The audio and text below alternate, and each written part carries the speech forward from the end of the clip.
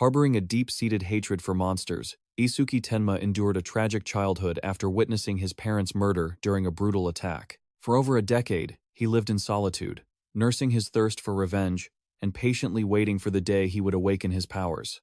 A crucial ritual can grant humans extraordinary strength. On that fateful day, while countless others were left disappointed by failing to awaken or receiving only mediocre abilities, Isuki succeeded. However, his joy was quickly crushed when he realized his level was 0, and it seemed he would be stuck there forever. Just as the door of hope seemed to close, that 0 didn't mean weakness.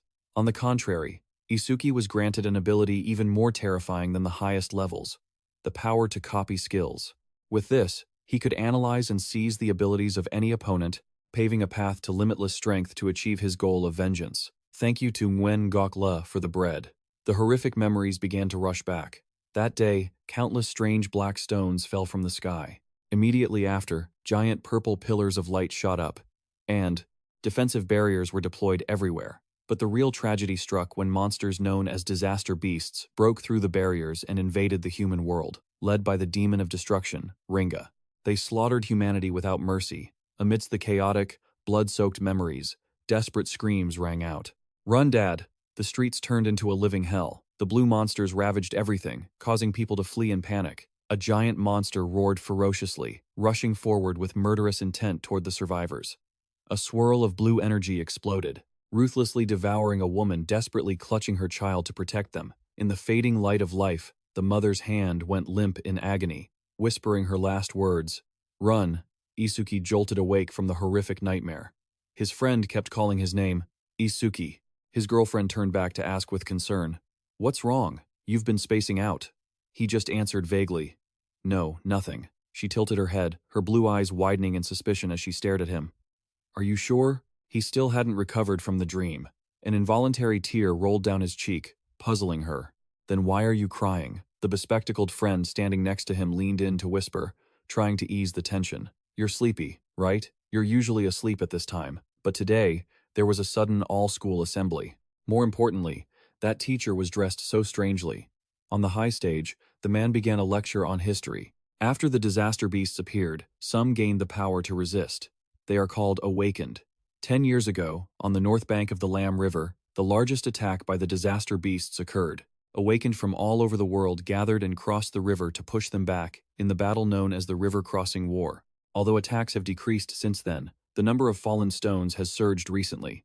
A large-scale attack on par with the River Crossing War may happen soon. The bespectacled friend whispered to Isuki with an air of knowledge. "That person is Izumi Nento, the commander-in-chief of the Northern Continent." "Did you know that? You're from the Northern Continent, and you don't know him?" Isuki thought. Izumi Nento, that name does sound familiar. I imagined him as a hunchbacked old man with a long beard, but he looks weirder than I thought. I get what you mean. But despite his appearance, he is the first awakened. Thanks to him, we know about the stones and the disaster beasts. His friend's eyes lit up with admiration while talking about his idol. By the way, he is the strongest, awakened. Even Taiwan Wazin, who holds the title of Humanity's Light, is his student. Up above, the man continued. Recent research shows that even normal people who haven't awakened have a certain probability of becoming an awakened by touching a stone. I am here today to let all of you try it. Become an awakened and dedicate yourself to the fight against the disaster beasts. Finishing his sentence, he waved his hand to unleash his power. The ground cracked open, and a brilliant golden light shot into the sky under the tight protection of his guards. The students were excited. The stone rose from the ground. Is this magic? That's not what you should be surprised by. It's like a dream. Please God, turn me into an awakened. The bespectacled friend turned to grab his hand, laughing brightly with hope. Did you hear that? Isuki, we finally have a chance to become awakened. Finally, before he could finish, Isuki silently walked forward, leaving his two friends confused as they called after him. Hey, don't leave me behind. Wait. Isuki, get in line properly. Isuki walked past his girlfriend, his back radiating a terrifying aura, his eyes flashing a demonic red that left her stunned in a cold sweat. A sinister, insane smirk appeared on his distorted face. Finally, this day has come. In the testing area, a student touched the giant black stone, but there was no reaction. The proctor coldly shouted, "Fail! Next!" The crowd below began to murmur in worry as the school's top student failed. He broke the school record in his first year. If even someone with his physical abilities can't do it, there's no way I can. Maybe physical ability isn't related, huh? It's too early to give up. Another female student pulled her hand away from the stone with regret. The proctor remained expressionless, urging, next, next, next. A stifling, confused atmosphere settled in as a series of people failed one after another. Hey, no one has awakened yet? Next. I thought it would be easy. Don't tell me our whole school is going to be rejected. Ignoring the gossip, the bespectacled proctor clearly read the name of the next person called for the test. Next, Oh Hikaru. In the crowd, worried murmurs arose when Hikaru's name was called. I don't want him to become an awakened. He's a bully. If he awakens, we're going to be in big trouble. Look, the stone is glowing on the platform. Oh Hikaru touched the stone, and fierce blue lightning surged around him, drawing gasps of shock from everyone. He smirked triumphantly, thinking arrogantly. With this, both Izumi Nento and the beauty standing next to him will definitely have to acknowledge me. The status board appeared, confirming, Oh Hikaru, human, level 0, class, elemental master. Gift, second tier lightning element. Status, undisclosed. Attack, 3. Agility, 4. Defense, 2. Magic 3. Total. The blue-haired assistant observed from afar, reporting through her comms, Father, we finally have someone. At level 0, total stats are usually 5, but his reached 12. Well, better than nothing. Standing on the pedestal, basking in the spotlight, Oh Hikaru lifted his chin arrogantly and shouted, Old man Izumi Nento, you have nothing to say to me? Were you the first awakened here? Suddenly, a shadow flickered past him at blinding speed, causing Oh to widen his eyes in shock. He couldn't believe someone dared to interrupt his moment of glory. He spun around, his face twisted in rage, screaming at the person who had just stepped up. What are you touching that dirty hand on, huh? Do you want to die? Ignoring the threat, Isuki calmly continued to touch the stone, causing the crowd below to stir. Who is that guy? He's cutting in line. That's Isuki Tenma from Class 5. He's doomed. Once O targets someone, they're as good as dead. But contrary to the commotion, Izumi Nento narrowed his eyes, sensing the strange energy radiating from this student. That student, I can feel incredibly intense emotions coming from him. Isuki placed his hand on the cold stone, his red eyes blazing with steely determination. Therefore, I will never forget my hatred for the disaster beasts. I have carved everything from that day into my mind. Izumi gasped. His determination is completely different from the other students. Suddenly, the commander-in-chief's pupils contracted. He widened his eyes in shock at the anomaly about to occur. Behind Isuki, a massive wave of blue energy gathered, forming the phantom of a majestic war god holding a sword. The black stone began to transform, glowing brilliantly and encased in a giant blue lotus-shaped energy field. The light exploded, covering the entire school area, creating a magnificent protective dome. Everyone was stunned. That pillar of light was hundreds of meters high. The students below gaped in amazement, looking up at the sky. Amazing. It's much grander than when O awakened. In the crowd, his two best friends cheered in joy. The bespectacled boy laughed loudly. Just as expected, Izumi Choha, the blue-haired assistant, couldn't hide her shock, stammering, This is a phenomenon that only occurs when the rarest class, the Order Breaker, appears. While Izumi Nento smiled enigmatically, I'm very much looking forward to seeing how capable he is. Witnessing that grand sight, O gritted his teeth, his face twisted with jealousy and humiliation. Meanwhile, Isuki's mind drifted into a mystical, spiritual space. He sat on the blue lotus, wondering, where am I? Have I awakened? The system board appeared before his eyes with detailed information. What is this? Isuki Tenma, an undefined class human. His unique gift, NIRVANA, is of a special rank. It fixes his level and boosts his stats whenever he gains a skill. It also removes all debuffs and fully heals his wounds. A notification keeps popping up. Absolute Simulation, a Z-rank skill. It analyzes enemy attacks and allows him to learn counter skills. Isuki looks at his blank stat board in confusion, muttering, Attack, 0. Agility, 0. Defense, 0. Mana, 0. Total, 0. Everything is 0? But suddenly, a series of notifications appears. Skill Absolute Simulation acquired. Special rank gift, NIRVANA activated.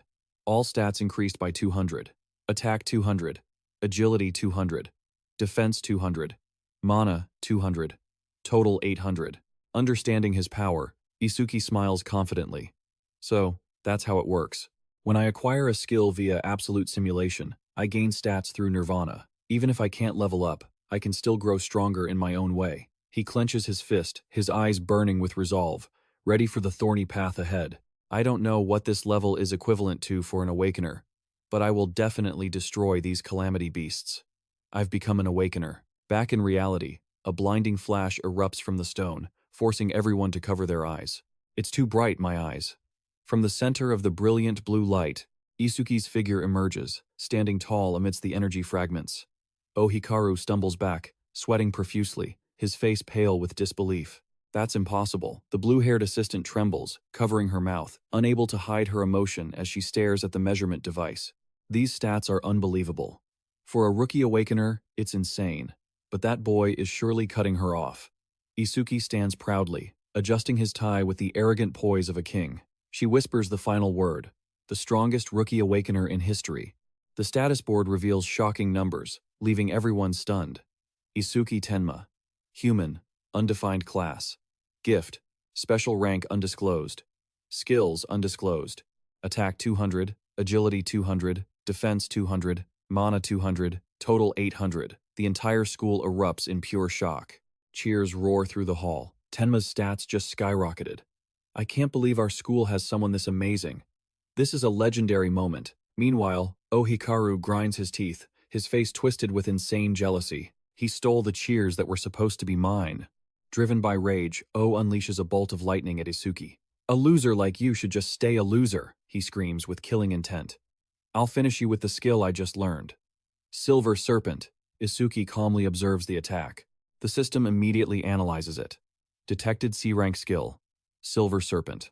Absolute simulation activated. Analysis progress, 27%.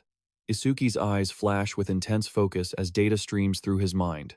57%, 69%. The lightning strikes the wooden floor, exploding and leaving a scorched trail, but Isuki is already gone.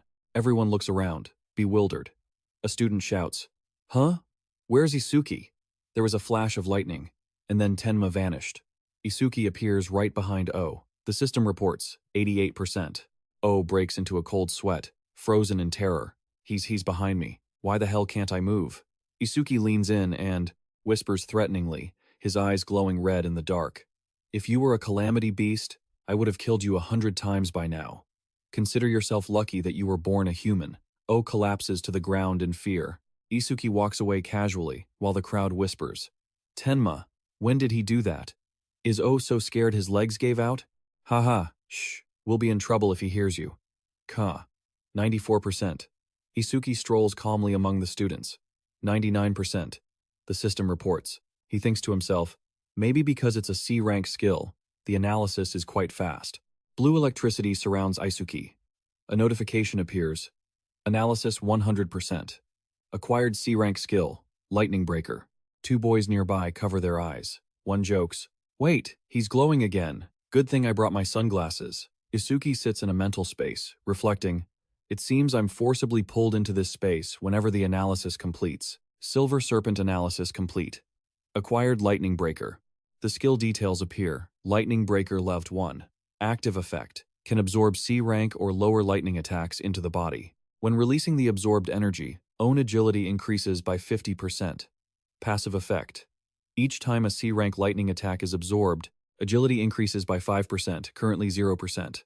Acquired Lightning Breaker LV. 1. All stats plus 10. Removes all debuffs and fully heals wounds. Isuki stands tall, glowing brilliantly. He spreads his arms, blue electricity churning around him, contrasting with O, who sits miserably on the floor. O's jaw drops in horror. The bodyguards are stunned, too. Isuki is now covered in lightning. That lightning is even brighter than O's. How the hell did he learn a skill like that? Isuki's stats continue to climb as the system updates. Stats have increased again. Attack 200 to 210. Agility 200 to 210. Defense 200 to 210. Mana 200 to 210. Total 800 to 840. The sky suddenly darkens. Everyone looks up, worried. It was sunny just a second ago. Is it raining? Something is falling. A massive black rock plummets from above. It tears through the rainy sky and crashes into the school grounds. Monsters are coming out of the rock. The blue-haired girl screams, barking orders. Why are there rocks here? Right here? Evacuate the school immediately. The campus reacts as if on drill. Without a doubt, their target is us.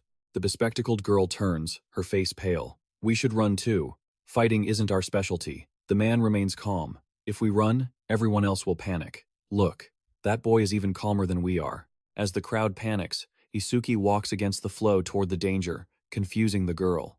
Why aren't you running?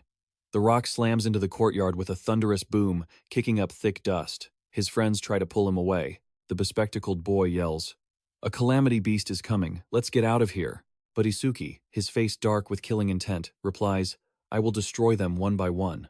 His girlfriend cries and begs, "What are you saying? You'll die if you don't run." Rikuru agrees. He's right. You just became an awakener. You're no match for them. Leave it to the other awakeners. Isuki turns to look at her with determined eyes. He says briefly to reassure her, "Trust me." The boy holds the blushing girl tight, yelling in despair as he pulls her away. "Fine, don't blame me if you die. Is it really okay to let him go?"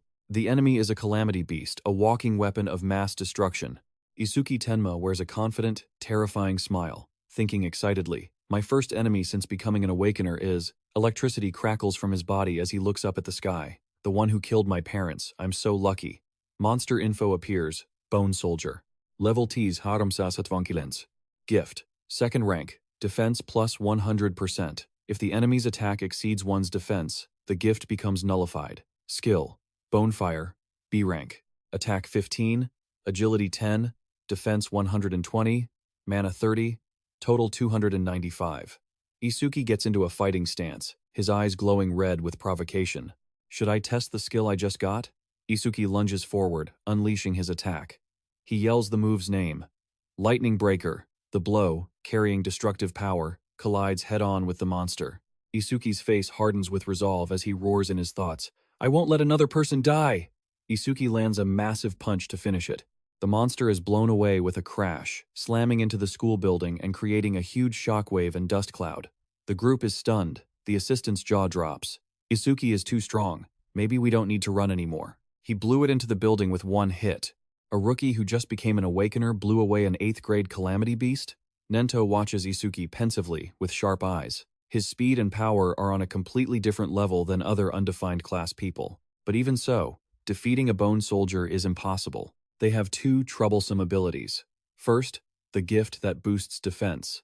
Second, the monster roars as blue flames erupt violently, scorching the air. A skill called Bone Fire will burn your body to ash the moment it touches you. Seeing Isuki engulfed in flames, his friends scream in pain. Oh, Hikaru laughs like a maniac, his face twisted in delight. "You idiot, you don't know your place. You'll just be burned to ash." Deep within the fire, Isuki's system works calmly. It is using Bone Fire, therefore analysis progress, 1%, 25%. He stood there, bracing himself, his cold eyes calculating as his analysis speed seemed to quicken each time the enemy's skills struck him. 39%, 57%. The blue-haired assistant broke into a cold sweat, unable to believe her eyes. Even a level 10 awakened wouldn't stand a chance if they took a direct hit. His flesh began to peel away, exposing white bone. Isuki gritted his teeth, enduring as it hit 77%. To think a genius who just appeared would be killed by a beast disaster before he could even grow. So, this is what it feels like to have your body scorched. It must be painful 81%. In the depths of his agony, the image of his mother appeared, haunting him. Mother Izumi Nento narrowed her eyes, observing carefully, muttering with suspicion. Isuki Tenma Isuki hasn't used his full power yet, has he? Suddenly, Isuki lifted his head with determination as his body regenerated. Once the analysis is complete, you're dead. Analysis progress, 100%. The crowd buzzed with hope as a blue lotus appeared. Is it too early? For a rookie who just became an awakened? I'm such a fool for finding hope in that guy, even for a moment. Look, that blue lotus flower appeared again. Tenma might show us another miracle. Isuki emerged from the lotus with a fully healed body. He wondered to himself, "All right, what kind of skill will I get this time?" 94%, 99%.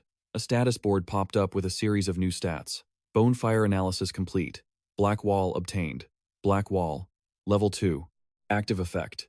When activated, it continuously creates ice on the body's surface by consuming magic power, capable of blocking fire-type skills rank B and lower. Passive effect. Defense. Plus 10% when blocking fire-type skills, rank B and lower. Current. plus 0%. Black Wall level 2 obtained. All stats plus 20. Removes all debuffs and fully heals all wounds. Attack, 210. Now 230. Agility, 210, now 230. Defense, 210, now 230. Magic, 210, now 230. Total, 840, now 920. He clenched his fists, feeling power surging through him. A moment ago, even my full-force attack couldn't break its defense, but with this boost in attack power, I'll be able to do it. A brilliant blue aura from the energy lotus covered the entire schoolyard. Isuki floated in a spiritual space. His body was surging with muscle and full of vitality. His friends jumped for joy, cheering excitedly. Thank God he's alive. That guy can definitely do it. Full recovery, that really is a miracle. The blue-haired assistant analyzed, stunned. Does he have a self-healing skill? But I thought he was using lightning-type skills earlier. They say the breaker class is the most mysterious profession, but Tenma stands out, even among them. Her eyes were glued to Isuki with intense curiosity. To recover so perfectly, can he even regenerate if his limbs were severed or his brain was destroyed? I'm curious about the limits of this self-healing, the bone soldier roared ferociously, rushing forward to attack again with intense killing intent. Isuki calmly reached out his hand, and a wall of black ice rose to block the flames. Black ice wall. The blue flames collided powerfully with the ice, creating a massive steam explosion. From within the smoke, Isuki's crimson eyes flashed with a terrifying light. He dashed at a speed impossible to track with the naked eye, leaving trails of blue light behind. A lightning-fast strike shattered part of the monster's body. Isuki summoned a giant ice sword and delivered a decisive, thunderous blow from above. The monster was slashed to pieces, bone fragments scattering in the blue lightning. The students watching could only stare in amazement. He had moved behind the beast in an instant like teleportation. Only awakened could track his movements. The assistant sweated in fear, her mouth agape. I couldn't see his movements at all. Is this guy really a rookie? It was the same as before. Izumi Nento admiringly watched Isuki after his resounding victory. Not only can he create solid armor to protect his body, but he can also create weapons in any shape. A divine skill that combines both attack and defense. In the ruined schoolyard, Isuki stood quietly as his friend Rikuru ran over from afar, calling out anxiously. Isuki! Rikuru rushed over and hugged Isuki tightly, breathing a sigh of relief. I'm glad you won. I was worried to death. What about C? Isuki looked around and asked with a puzzled expression. Huh? Didn't she come? Rikuru replied, lost in thought. A moment ago, she was watching with a face that looked like she was about to cry. Isuki tracked C, who was standing in the crowd far away. He thought to himself with concern, could she be angry? Meanwhile, assistant Izumi Choha was still stunned by the power of the boy who had defeated a monster that even a level 10 awakened would struggle with. Izumi Nento ordered, Izumi Choha, stay here and assist with the cleanup. Also, tell the principal that I'm taking this boy with me. Rikuru tried to explain to reassure Isuki. There's no way C is angry that you won. She's probably just afraid of being left behind by you, so she went to touch the stone.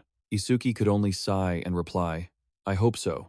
Suddenly, Izumi Nento stepped closer to Isuki. He looked him over and greeted him. You are Isuki Tenma, right? Isuki stood face to face with the dignified commander-in-chief. The atmosphere became formal as the two looked each other in the eye. The crowd of students began to buzz with gossip about the strange scene. Look, Izumi Nento is talking to him. Is he going to take him on as his student? No way. The only person to become his student is Taiwan Wazin, the strongest human in existence. So, no matter how strong Tenma is, that can't happen. Seeing that the commander had personal business, Rikuru awkwardly asked to leave. Alright then, I'm going to go find C. Only the two remained on the field. Nento remarked with interest. You're quite special. Isuki tilted his head, repeating his words with a suspicious look. Special? Nento's gaze deepened as he sensed the killing intent radiating from Isuki. It seemed his heart was filled with anger and resentment. He looked straight into his eyes and asked directly, I want to know why? Isuki fell silent, as dark memories from 10 years ago flooded back. 10 years ago, my parents were killed by the beast disaster while protecting me. The image of little Isuki appeared, full of pain, his face tear-stained as he witnessed the tragedy right before his eyes. He recalled the fateful moment of his life. At that time, I was almost killed too. But an awakened saved me right then, right in front of me. He choked back tears, remembering the moment his mother vanished into a sea of flames. I watched my mother pass away. She told me to walk the rest of the way on my own. Little Isuki stood frozen amidst the ruins, his soul completely shattered. Mom and Dad died because of them. The pain turned into extreme rage. The boy screamed in bitterness. No. The silhouette of the beast leader appeared threateningly in Isuki's mind. He affirmed that this thing was the root of all evil. His eyes burned with red hatred as he remembered his vow from years ago. That day, I swore that I would definitely kill this monster. And the present-day Isuki gritted his teeth, a tear rolling down his determined face. All of their kind. Izumi Nento watched Isuki silently, and then asked in a low voice, "Even when your heart is consumed by hatred, do you still shed tears?" Isuki covered his eyes, explaining his anomaly. "Ever since I witnessed the tragedy of my mother's death, my left eye stopped shedding tears, but my right eye started crying on its own. Remember that. I will never forget my hatred for the beast disaster." Izumi Nento nodded and made a sudden proposal. "Do you want to become my student? I will bring you into the Salvation Alliance and help you gain the immense power to take revenge on the beast disaster." Isuki was surprised, repeating, "The Salvation Alliance?" Nento began to explain this great organization, which was designed to fight beast disasters more effectively and scientifically. The government of the southern continent had gathered strong, awakened from around the world to establish this organization. Think of it as the official army fighting against beast disasters, and its members are called the Salvation Army. The Salvation Army was provided with resources like private training grounds and powerful weapons, while also guaranteeing a high salary. Even interns received 10,000 gold per month, enough to buy a car. Naturally, such generous benefits were not free. Salvation Army members were expected to constantly fight the beast disasters on the front lines and protect the safety of the citizens. Isuki thought to himself, "Heitan Akira Estli. I don't care about a high salary or resources. The most important thing is he clenched his fists, his eyes shining with the will to fight. To be able to fight the beast disasters right on the front lines, I want to become a member of the Salvation Army too." Izumi Nento began to explain the grueling selection process. The Salvation Alliance organizes an exam every February called the National Salvation Alliance Tournament, with over 10,000 participants. Contestants will be awarded points based on their performance, but only those who rank in the top 100 will earn the right to become Salvation Army members. Isuki immediately asked, "What is the highest point record in history?" Izumi Nento pondered, his eyes behind the mask growing deep. It won't help much as a reference, but he pointed to a huge number appearing. The highest record is 115,000 points, set by Wazin 11 years ago. You will pass the exam if you reach 30% of that number, and rank first if you reach 50%. Isuki froze when he heard that familiar name. The image of the legendary hero flashed through his mind. Taiwan Wazin.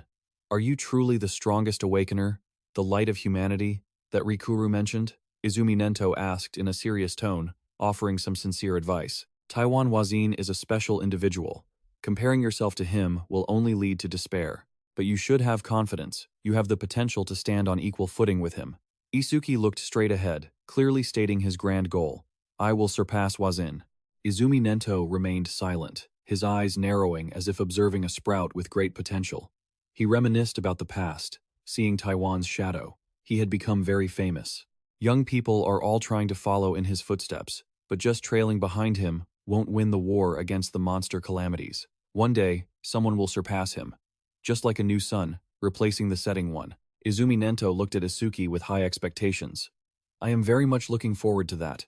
The dawn that Taiwan Wazin had been waiting for finally arrived. Both stood before a massive, glowing spherical structure.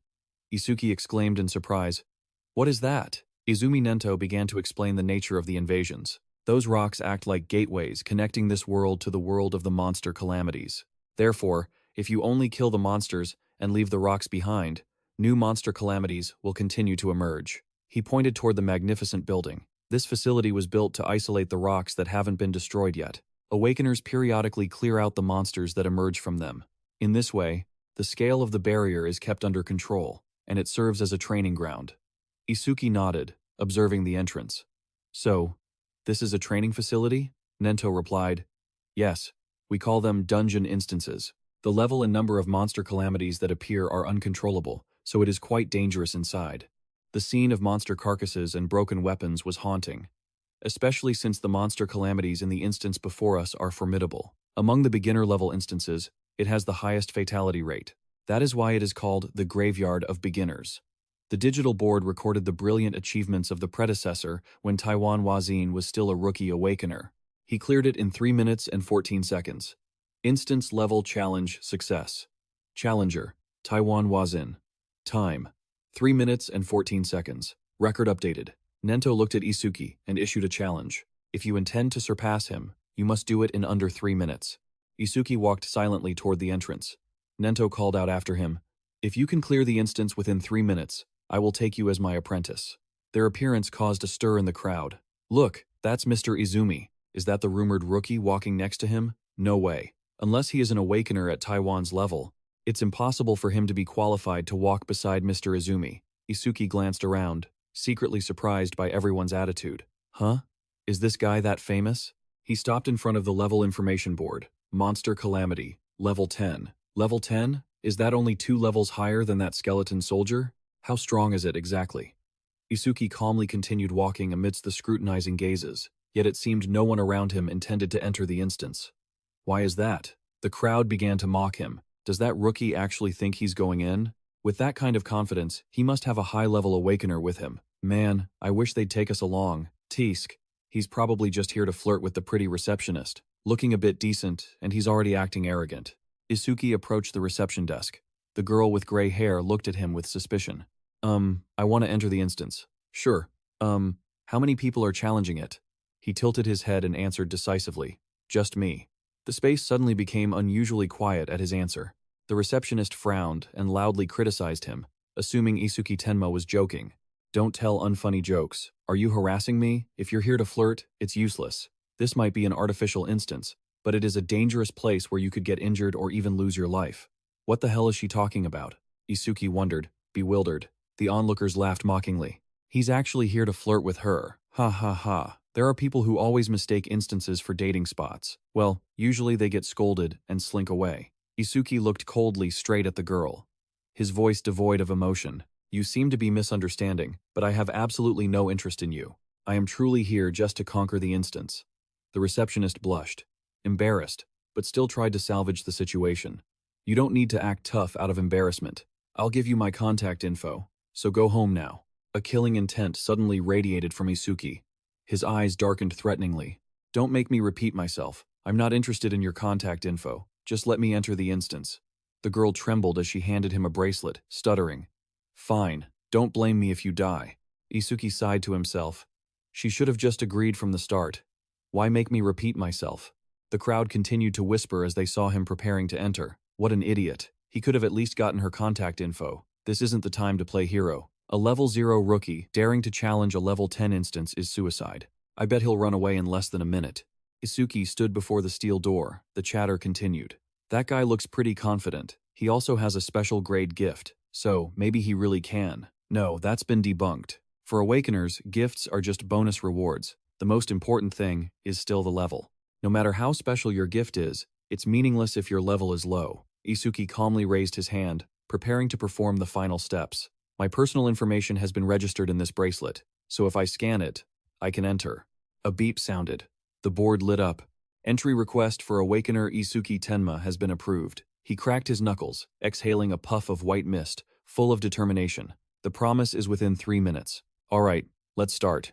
The numbers on the digital board began to jump from 0. The race against time had officially begun. 0 hours. Isuki lunged forward like a lightning bolt, leaving trails of burning energy behind. He stepped into a space so vast it was overwhelming. The space inside is bigger than I thought. This is my first time entering an instance, even if it is artificial. Isuki focused intensely, preparing for the true encounter inside the instance. It was coming. A giant wooden entity suddenly appeared. The system board displayed. Kodama, level 1307. Kodama tribe, level 4. Gift, none. Without a wasted movement, Isuki lunged to attack with superior stats. Attack 49, Agility 48, Defense 53, Mana 24, total 174. He swung his sharp ice axe, cleaving the monster in two, and gave a haughty smile. An axe is always best for these trees. How does it feel to see your comrade cut in two? Isuki stood defiantly before the pack of monsters surrounding him and shouted, "Are these rotten trees all there is outside?" Cho asked her father anxiously, "Father, there are many other beginner instances. Why did you let him enter this specific one?"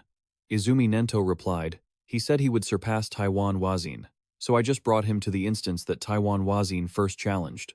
Cho insisted, "Unless he steps beyond the boundaries of humanity, surpassing Taiwan Wazin is impossible."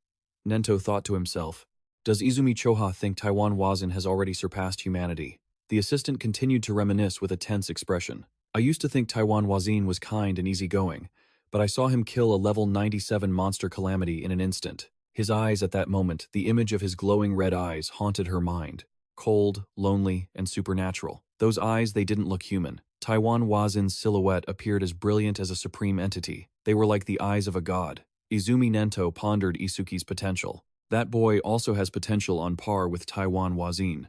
But for now, he is just an unpolished gem. If Taiwan Wazin can be compared to a godlike entity saving everyone, then Taiwan Wazin is a demon consumed by hatred, the complete opposite of Taiwan Wazin. He silently assessed as he watched Isuki holding the monster's level. Inside the instance, Isuki sighed, finding the monsters too weak.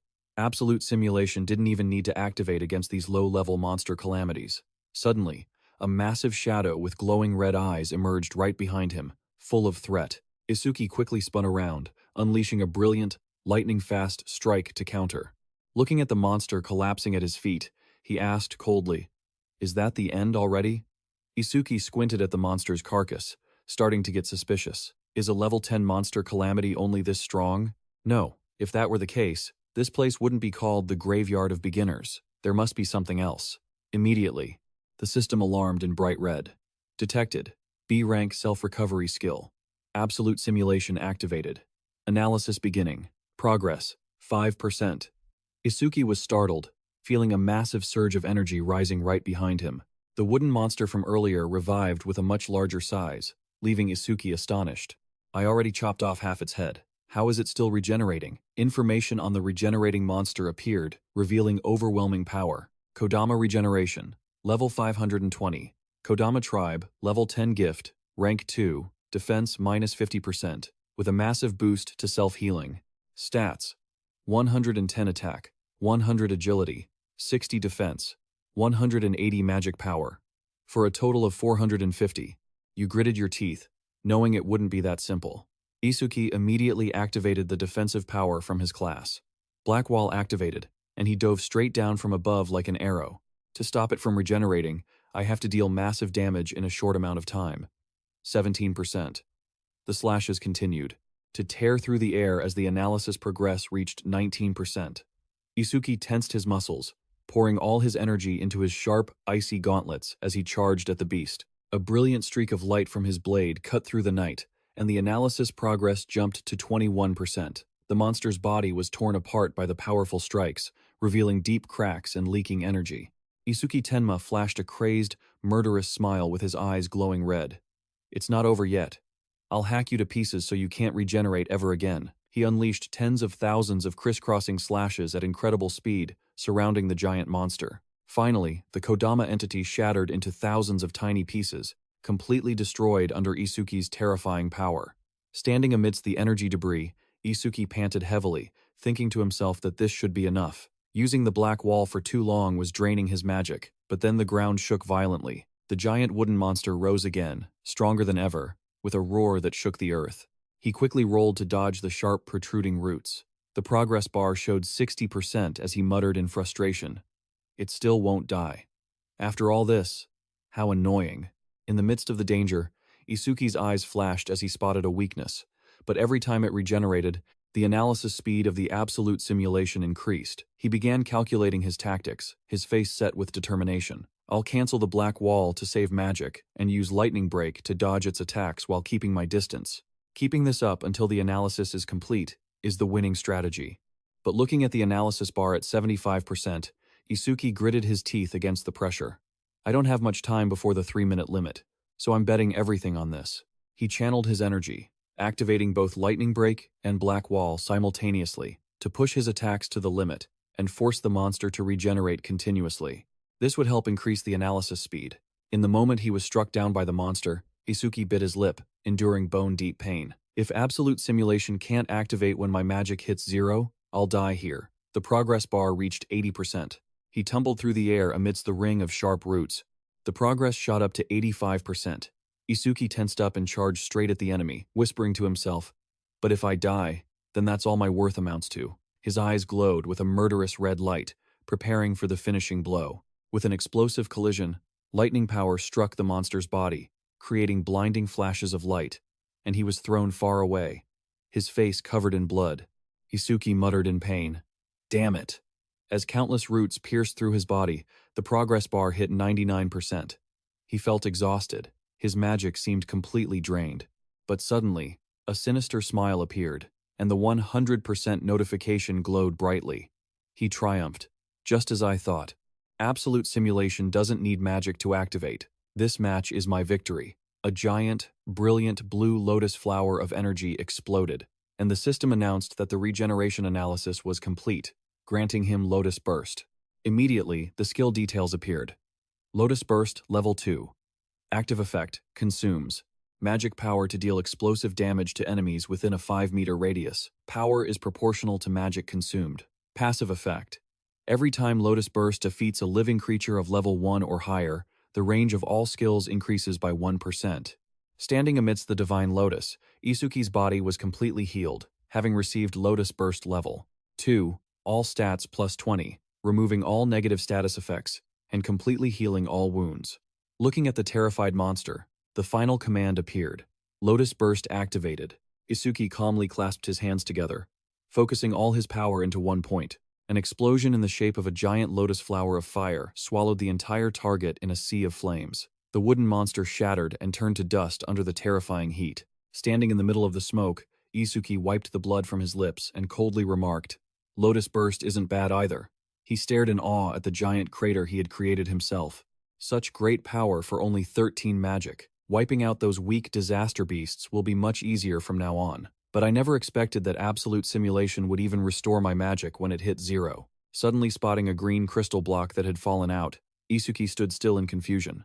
What is this? Meanwhile, outside, the receptionist frantically looked at the clock as it hit 2 minutes and 9 seconds.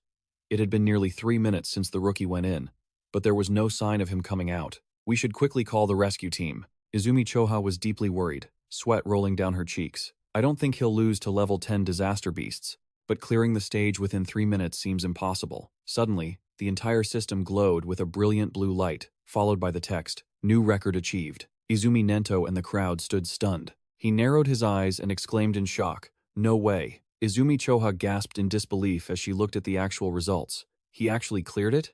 The crowd outside the board was collectively stunned to see the unbelievable number, and it hadn't even been 3 minutes yet. Challenge success. Stage level 10. Challenger. Isuki Tenma. Time elapsed. 2 minutes 14 seconds. Record for stage cleared updated. The stage door opened, and Isuki stepped out in tattered clothes, his cold gaze far surpassing the other competitors on the leaderboard.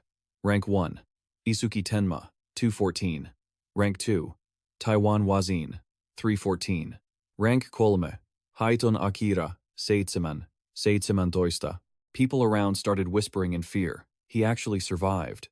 That blue liquid is the blood of a disaster beast. How is he a full minute faster than Taiwan Wazin?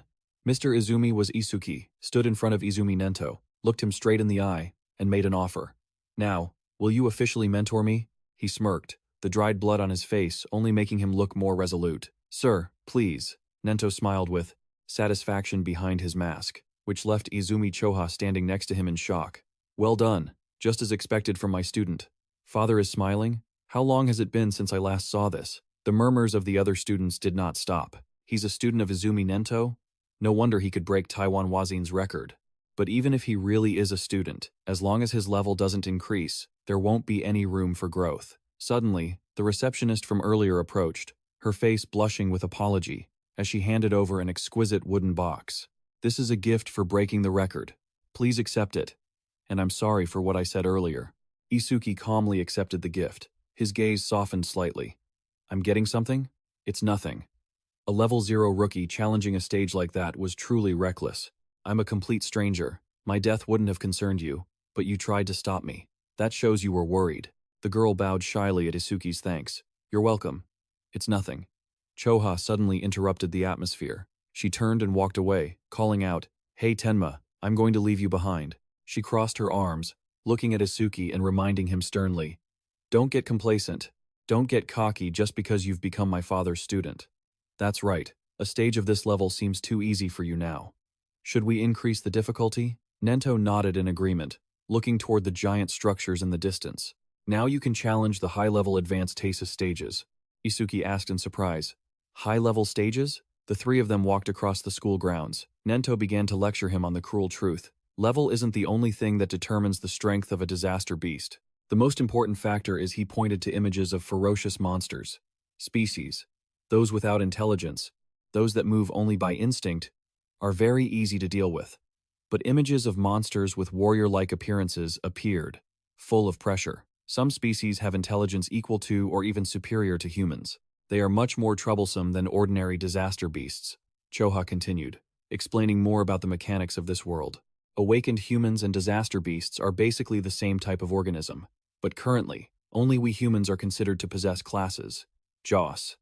In other words, the stats will vary depending on the species. She narrowed her eyes at Isuki, announcing the next challenge. High-level stages have powerful species or intelligent disaster beasts like those. Their difficulty is many times greater than normal stages, and most of the high-level stages on the northern continent are located in District B, so that's your next destination. Any other questions? Isuki's eyes flashed with a brilliant blue light, and terrifying thoughts raced through his mind. The two I defeated earlier didn't have intelligence, and they didn't even scream when they were attacked. Does that mean they didn't even have pain receptors? Intelligent disaster beasts have pain receptors, right? A jet-black aura surged around Isuki, causing Cho to turn pale with fear. What is this terrifying aura? What is he thinking? Meanwhile, in another area, a crowd was whispering about a powerful figure. Have you heard? Lord Izumi Nento is planning to let him challenge a high-level dungeon. The guy who broke the Taiwan Wazin record should be fine, but almost all the high-level dungeons in District 4 are under that man's control. More importantly, every awakened who enters a high-level dungeon there goes missing. Rumor has it that man killed them. By that man, do you mean Kinosita Rigi? A person hurriedly covered their friend's mouth, deathly pale. Shh. You'll be killed too if he hears you. After all, that guy is. In a luxurious room, a man named Kinosita Rigi sat back, relaxing. He let his subordinates polish his shoes. Kinosita Rigi, son of the governor of the Northern District 4. He sipped his wine with an arrogant expression when his subordinate asked, "When will you depart, sir? All dungeons in District B are under my control. I go whenever I please." Kinosita Rigi sneered contemptuously, radiating an overbearing sense of authority. Waiting in line is for the peasants. Back to Isuki, he slowly opened the gift box. A sharp click echoed under the shade of the trees as the three of them sat together. Isuki was stunned by what he saw inside. This is from that time Izumi Nento observed his reaction and asked, "Have you seen a karma stone before?" Isuki Tenma looked at the green crystal on the ground and compared it with the stone in his hand. Yes. After defeating the disaster beasts inside the dungeon, something exactly like this dropped. No difference at all. He lifted the stone to inspect it in the sunlight, noting it was green. But Izumi Choha suddenly stood up in a panic, her eyes wide with shock. An intermediate karma stone in a dungeon meant for rookies? What exactly is a karma stone? Isuki wondered. Izumi Choha sat down and began to explain patiently. Let me explain. Karma stones are also called EXP stones. Come to think of it, you're still a rookie. An illustration appeared showing the laws of the world. After a disaster beast or an awakened dies, from their remains, karma radiates a type of intangible substance that can be called experience points. Absorbing it increases your level. In other words, a karma stone is a stone containing karma. An awakened was shown absorbing energy from a stone. Using a karma stone to absorb the karma inside was one method to level up. But it's strange. Karma stones shouldn't appear naturally. Izumi Choha looked up at the sky, deep in thought, trying to find an answer. Why was it in that dungeon? Maybe it's Tenma's gift?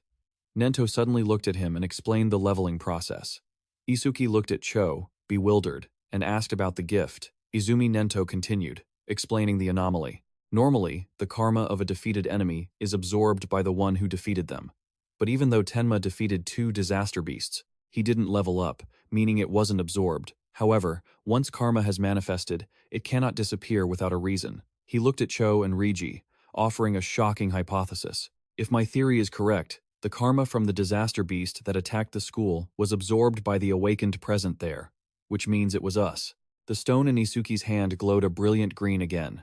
Meanwhile, A dungeon is a closed space. Isuki Tenma couldn't absorb the karma generated, and there was no substitute to receive it. Thus, it coalesced into a karma stone. Watching Isuki Tenma from behind, Cho pondered in confusion. He really can't level up? Then how exactly do his stats increase?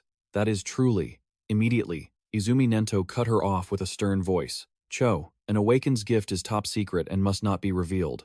You haven't forgotten that, have you? This made her turn pale with remorse. I'm sorry. Turning to Isuki, Nento gave careful instructions. I'll let you decide whether to keep that karma stone for yourself or sell it. I have a command summit of the 5 continents, so I'll be away for a while. In the meantime, Cho will look after you. But before I go, there are a few things I want you to remember. He laid out ironclad rules. First, keep our relationship a secret. Second, do not disclose your gift to others. Third, conquer at least 6 high-level dungeons before I return. Fourth, do what you believe is right without hesitation, because no matter what happens, I will always be here to support you.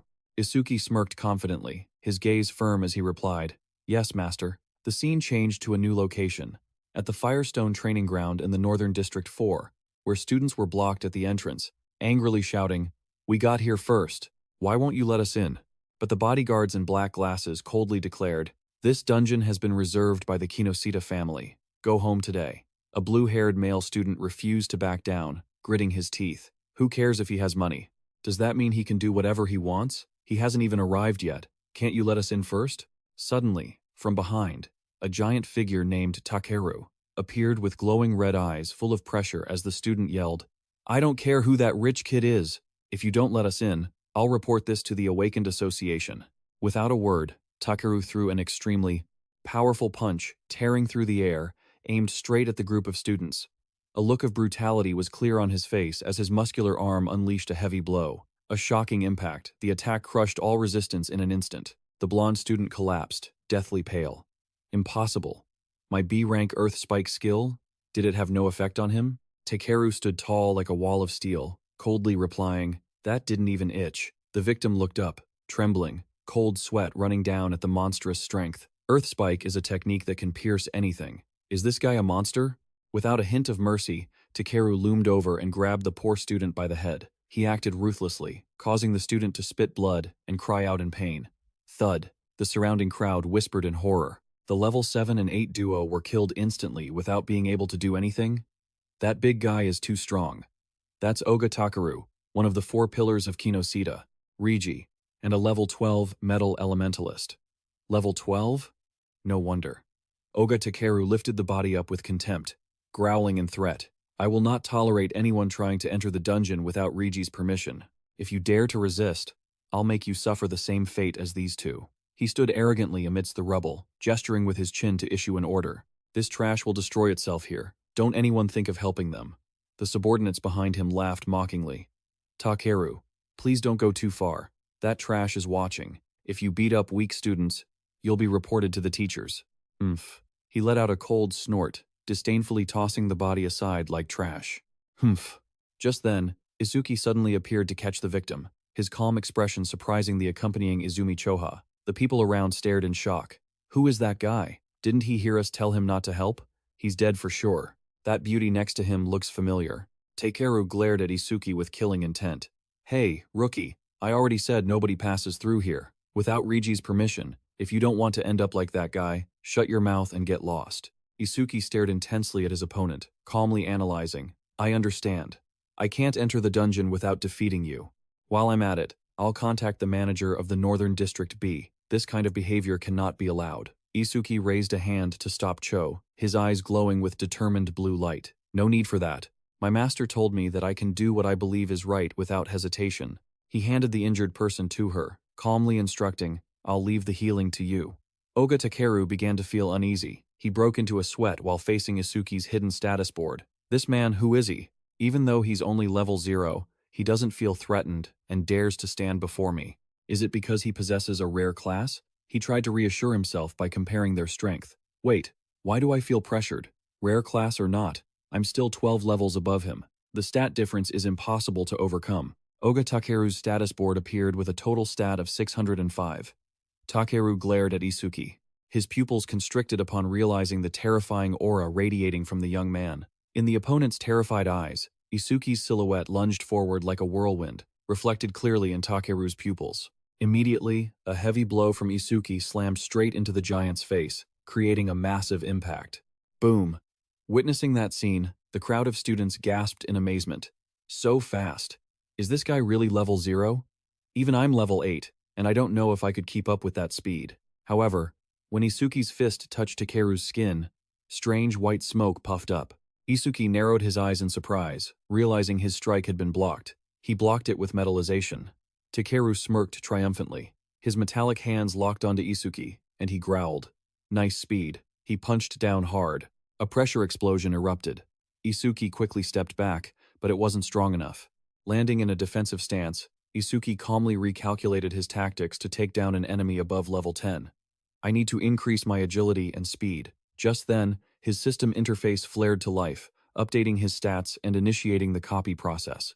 Isuki Tenma, level, unranked. Total stat points, 1000.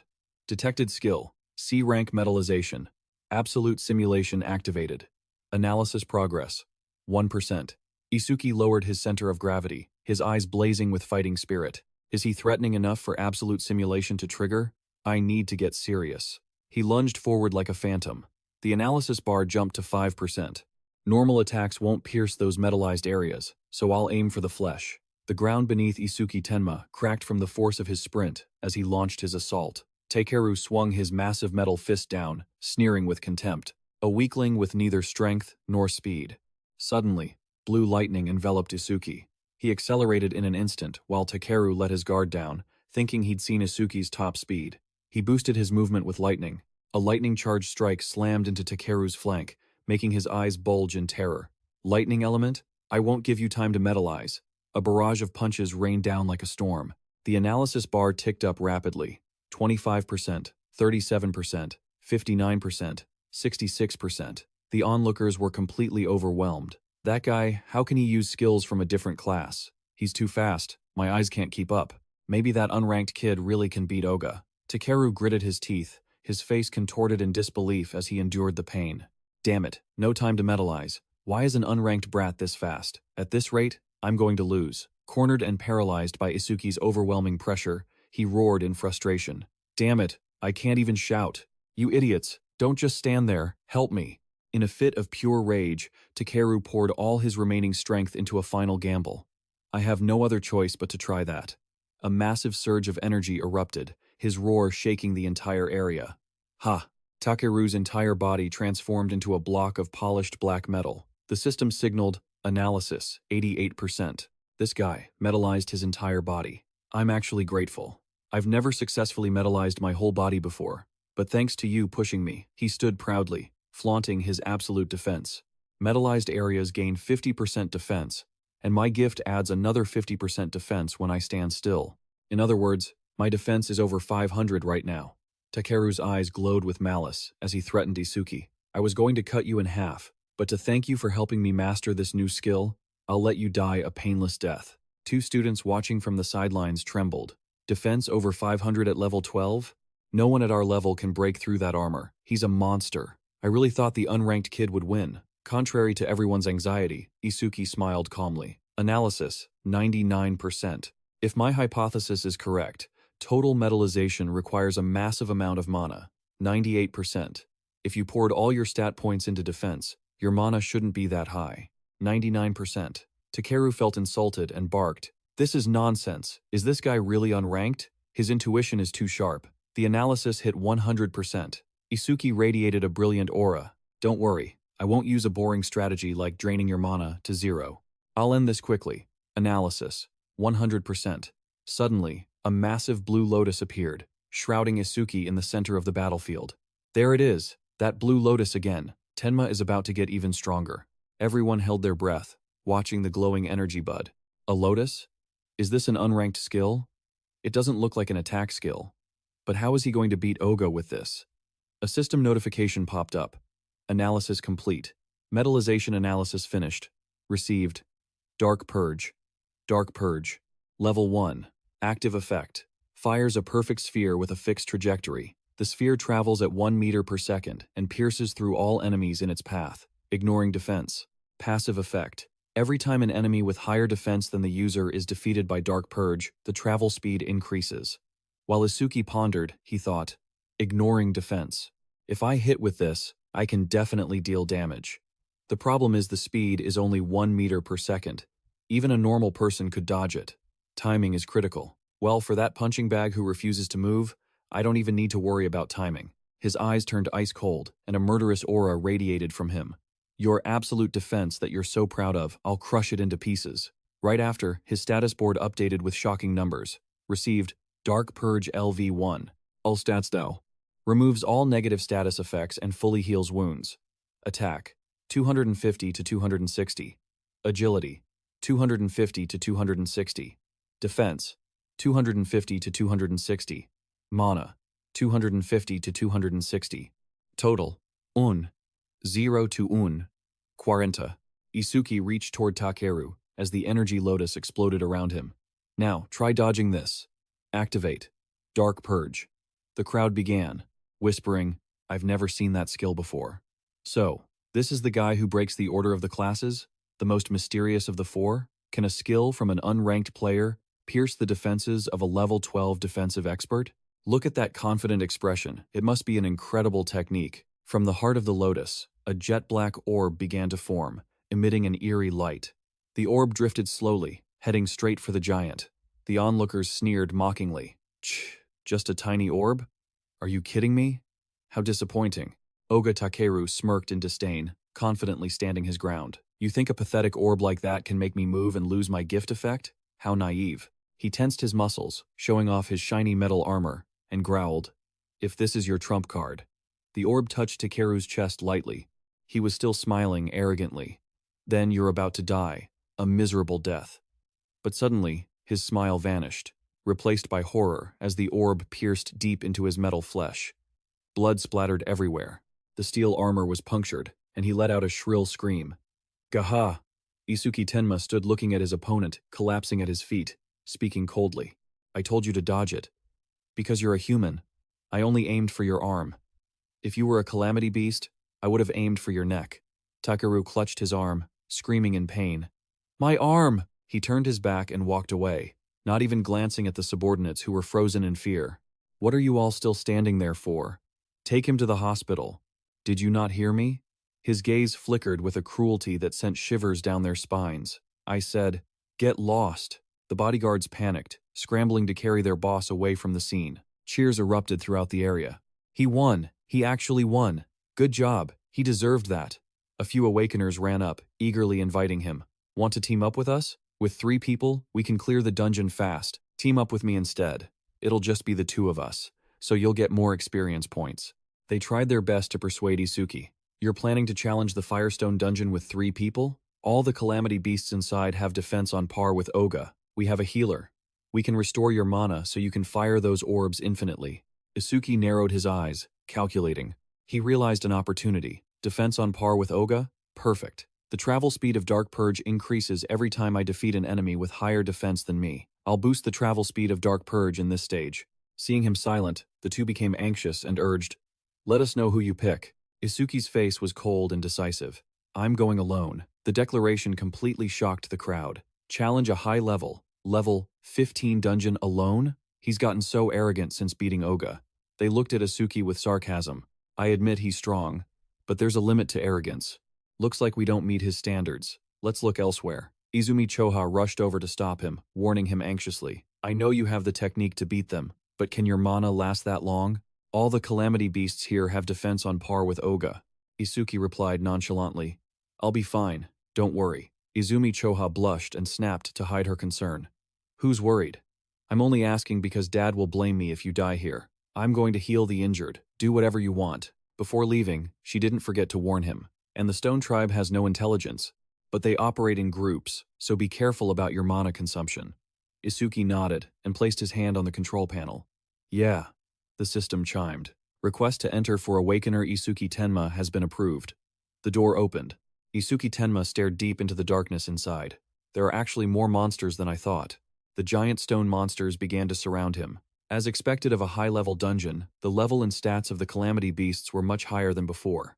A monster lunged at him with a roar. The system immediately displayed information. Stone statue, level 927. Stone tribe, level 9. Gift, rank 2. Convert all mana into defense. Attack power, 115. Agility 50. Defense 295. Mana 0. Total 460. Isuki raised his hand, preparing to unleash his finishing move. Let me check if these guys meet the activation requirements for Dark Purge. The purple lotus bloomed brilliantly once more, triggering Dark Purge. A tiny black orb slowly drifted forward, aiming straight for the stone monster. The orb pierced through the sturdy rock body in a flash. The level 9 stone statue was defeated. Suddenly, the orb accelerated to extreme speeds, shooting through a series of other targets. The flight speed of Dark Purge increased by 100%. Isuki smiled triumphantly, just as I thought. The savage stone monsters roared as they charged, but Isuki remained calm, surrounded by a flow of electricity. These slow-moving targets with poor evasion were the perfect prey for Dark Purge. The system continuously displayed victory notifications. The level 9 stone statues had been defeated. The flight speed of Dark Purge increased by 100%. A level 8 stone statue was defeated. The flight speed of Dark Purge increased by another 100%. After clearing out the smaller monsters, Isuki stood amidst the ruins, looking at his mana stat of 110260. He silently calculated that using Dark Purge once cost 50 mana, leaving him with 2 shots left. He calmly observed the battlefield ahead and assessed the situation. 2 monsters were charging at him, and 1 more was still hidden. 3 enemies left. This meant he needed to act immediately. Isuki channeled burning energy into his palm, his face set in determination. I have to take them both down at once with a single orb. A shocking explosion occurred. The attack pierced the ground, creating a powerful shockwave that obscured his vision. Taking advantage of the smoke and dust, he lunged straight at his targets with a sharp shout. Right now, Isuki's eyes glowed with a murderous red light. He roared as he unleashed his finishing move. Take this. The energy sphere crushed every obstacle, and the system delivered consecutive good news. A level 9 stone statue defeated. A level 10 stone statue defeated. The flight speed of Dark Purge increased by another 100%. As the battle died down, Isuki collapsed to the ground, panting from exhaustion. That feeling of total depletion right before my mana runs out is brutal. Hopefully, one day I'll get a mana recovery skill. He sat up, looking at his newly upgraded skill panel with satisfaction. Now my speed is 5 meters per second. I can catch up to enemies trying to flee. Dark Purge, level 1. Current flight speed increased by 500%. Suddenly, a giant shadow enveloped him. Isuki shuddered and turned around. The ground shook violently, dust billowing under the immense weight of the new enemy. A massive stone entity stood towering over him. The status panel flashed a red alert. Detected rank B skill. Giant Stone Golem, level 28. Stone Tribe level 15. Total stats 777. Isuki Tenma somersaulted to dodge a crushing stomp. He immediately boosted his status. It's huge, activating Thunderbreak. Agility increased by 50%. Standing before an opponent of this caliber, he pondered his tactics. Can I take this thing down with one Dark Purge? He narrowed his eyes, studying the monster's stone body, and told himself, maybe if I aim for the head. Finding a gap in the monster's attack, Isuki leaped high and shouted, a weak spot. But just as the orb flew, Isuki realized a miscalculation. Not good. The orb is too small. Even if it pierces through, it won't deal much damage. The monster roared and swung its arm, creating a whistling wind that tore through the air, sending him flying into the sky.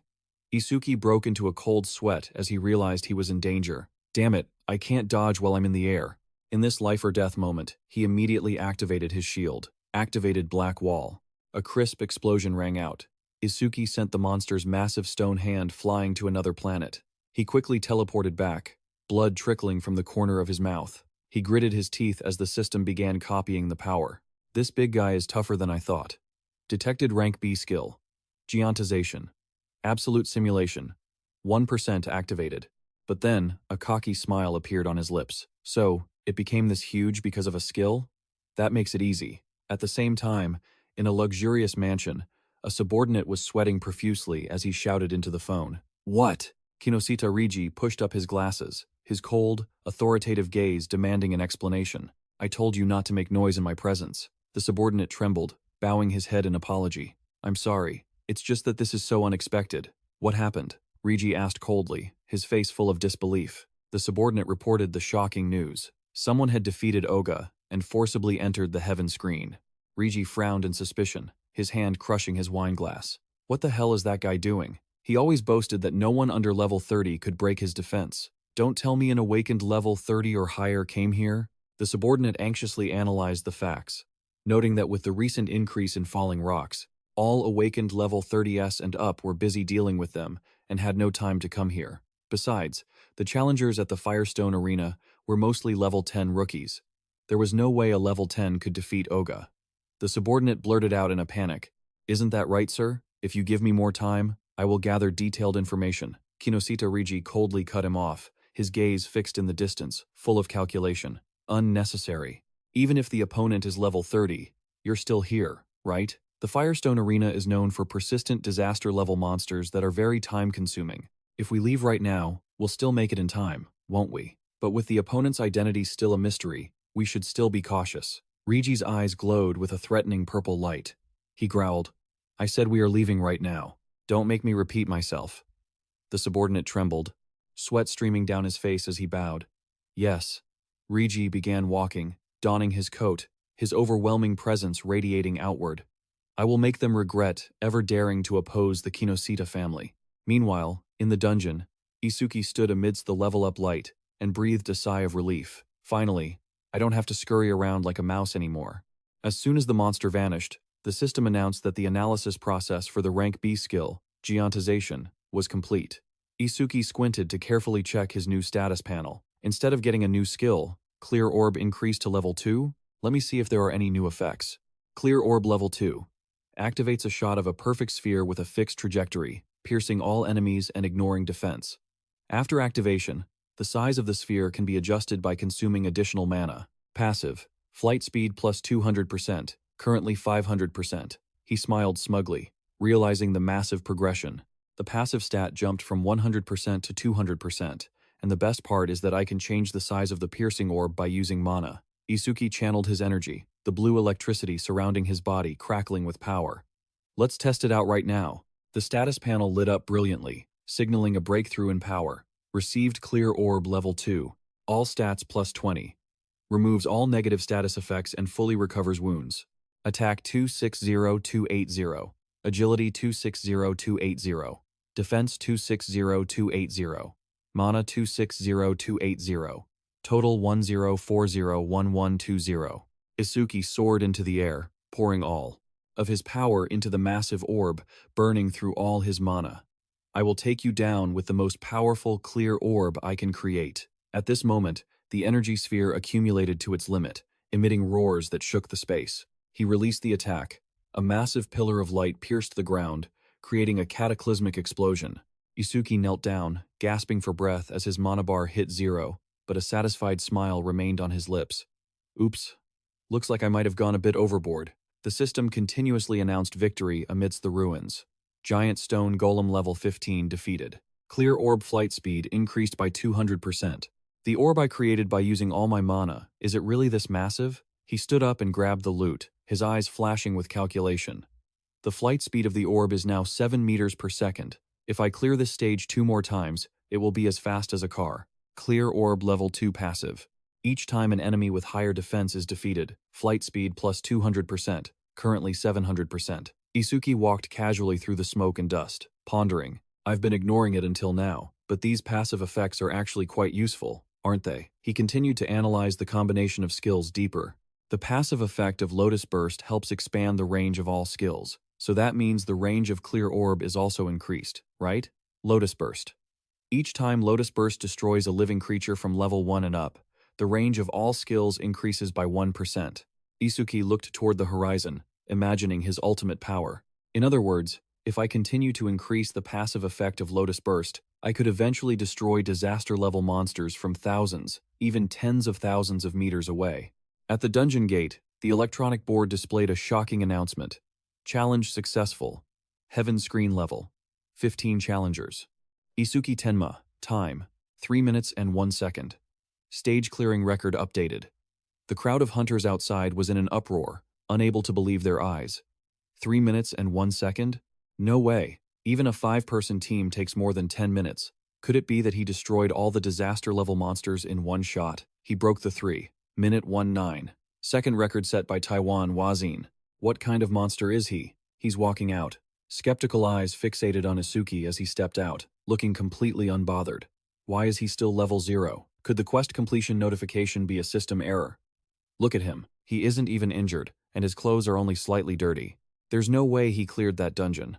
Suddenly, Izumi Choha approached, her eyes filled with admiration. You cleared the dungeon without a single scratch? And you've broken Taiwan Wazen's record again. You always manage to surprise me. Choha gently pushed up her glasses, observing Isuki scrutinizingly. The battle was faster than I expected. Isuki scratched his head and replied with a casual expression. Well, the disaster-class beasts inside seemed quite weak in defense, so I took them down easily. Isuki Tenma stared at the shimmering creature perched on her shoulder and asked curiously, Hey, Izumi Choha, what is this butterfly? Choha turned gracefully, an elegant aura radiating around her. My profession is a shikami user, and this is my familiar. Looking at the butterfly fluttering on her hand, Choha softly called its name. Tamaku. Isuki reached out to touch it, unable to help but exclaim internally. This is the first time I've seen a shikami, but it's truly beautiful. Isuki suddenly turned serious and asked a question that left Choha stunned. I've been wondering about this for a while. What kind of professions do awakened actually have? She widened her eyes, looking at him as if he were an alien. You don't know? That's common knowledge. Choha offered a captivating smile, holding up 3 fingers as she began a brief lecture for the clueless rookie. Professions are broadly divided into 4 main categories. With your abilities, you should have already seen 3 of them. Choha began explaining the job systems. First are the elementals, or elementalists. They possess the power to control 7 elements: fire, water, wood, metal, earth, wind, and lightning. She gave an example of a lightning user, like his fellow classmate. And that guy, OGA from earlier, also belonged to that type. Elementalists make up the largest portion of the awakened, and also have the highest minimum combat capability. Continuing her lecture, Choha introduced the second type, the shikami users. They can summon familiars that obey only their master. Choha's info panel appeared. Izumi Choha, level 6, shikami user, familiar, Tamaku, rank B, level 15. Familiars usually bond with their masters from the moment they are born. Choha smiled softly, confident, and asked Isuki, Do you have any questions so far? Isuki looked at her stat sheet and remarked bluntly, Your level is even lower than your familiars. Are you really a veteran awakened? Choha froze, her face flushing red from the shock. Did this guy not know the concept of sugarcoating things? She regained her composure, placed a hand on her forehead, and explained, It's true. Shikami also absorb experience and level up, so they are basically always at a higher level than their masters. Isuki's eyes suddenly flashed with a dangerous blue light. He calculated silently. In that case, when fighting a shikami user, aiming for the master themselves would be much faster.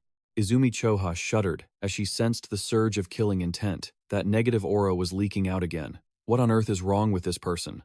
Isuki retracted his killing intent and calmly continued. Anything else? You've only introduced 2 types. Choha turned serious again, putting a hand to her chin. The third type is currently the most mysterious profession with the least amount of information. She looked directly at Isuki and affirmed that it was his profession, order breaker. Choha explained further. It's mysterious because every order breaker has different abilities, just like your Blue Lotus. Some can control their body size at will, some create countless clones, or some order breakers can stretch their bodies freely like rubber. She presented a skill tier diagram. Ordinary professions have skills divided into 4 ranks, from C to S. But order breakers possess only Z rank skills, a type that exists independently outside that framework. Choha's gaze became sharp through her glasses. Order breakers are treated specially because of their unique, exclusive skills. If their skills are known by an enemy, they lose their greatest weapon. Choha crossed her arms, deep in thought. That's why my father scolded me when I asked about his skills. You are an anomaly even among order breakers. Based on what I've confirmed, you can use at least 3 skills, and 2 of them can only be used by elementalists. Isuki stood stunned, worrying inwardly. The teacher isn't here, and I'll be in big trouble if she keeps talking about me like this.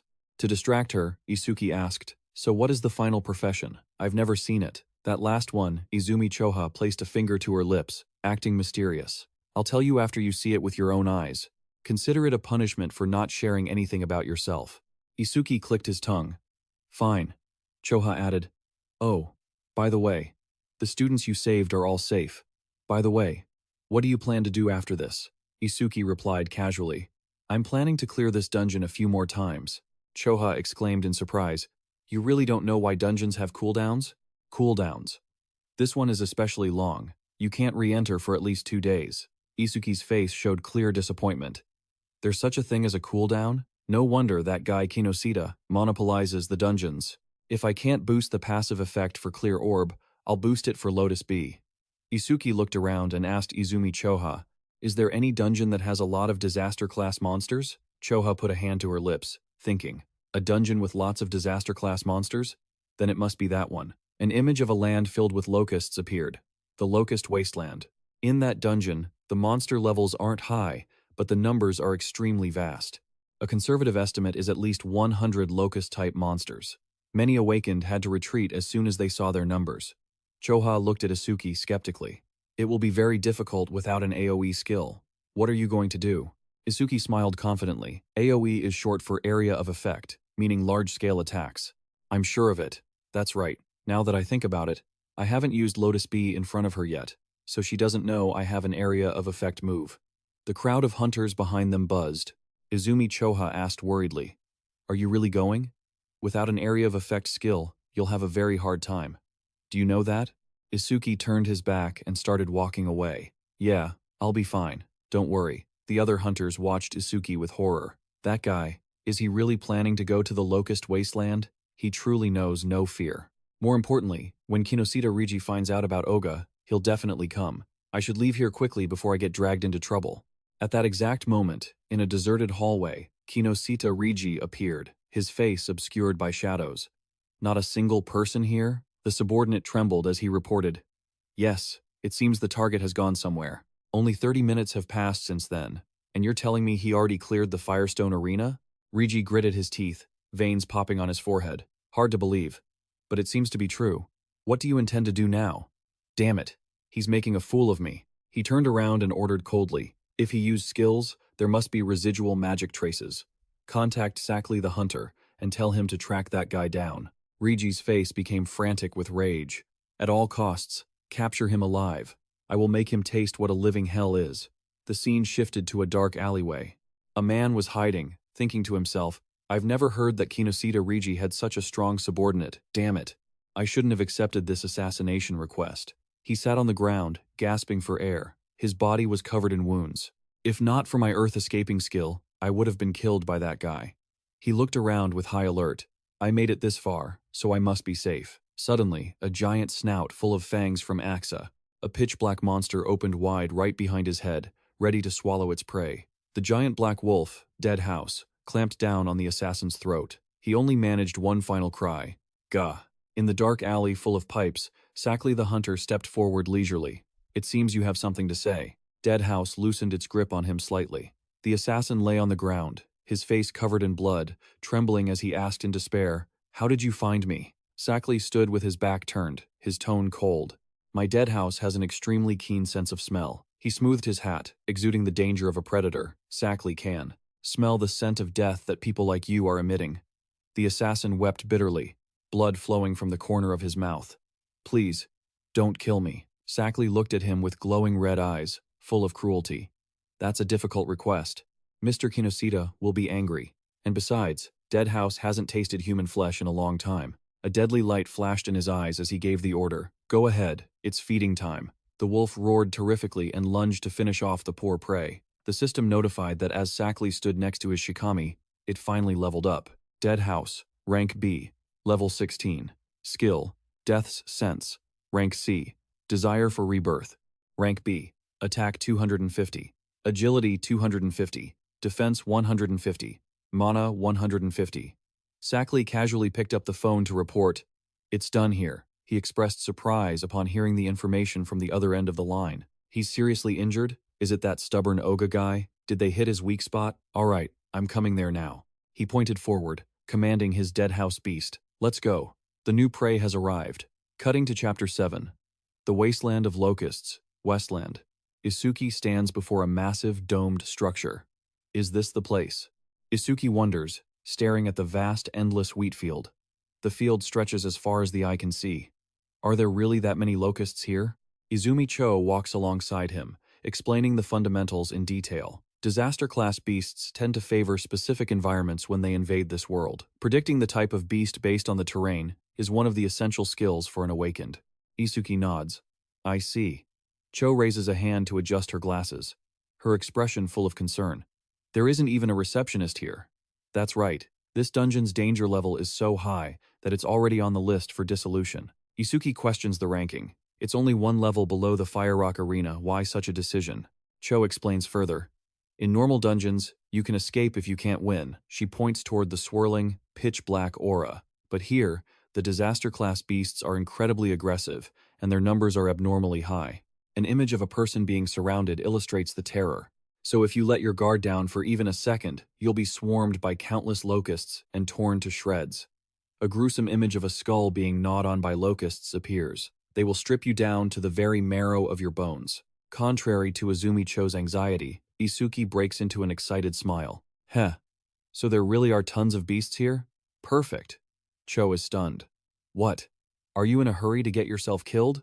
Isuki clenches his fist, his gaze firm as he looks ahead. I'm not so desperate that I want to die being eaten by bugs. Seeing Isuki casually step into the portal, Cho sighs, trying to reassure herself. Based on his attitude, he seems to be fine. She bows her head, whispering to herself. He entered that dungeon of his own free will, and I've already given him all the advice I could. If anything happens, it's his own responsibility. Suddenly, Izumi Cho's eyes widen in panic as she remembers something important. Wait, what should I do? I forgot to tell him that the locusts will keep spawning endlessly unless he defeats the boss. I have to go inside and warn Tenma.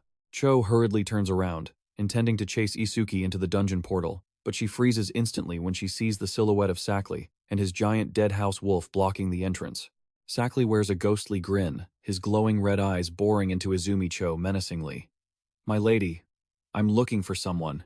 Meanwhile, Isuki is standing in the middle of the desolate field inside the dungeon, observing the scene before him and muttering, what a total mess. Isuki rubs his hands together, his eyes sharp and full of confidence.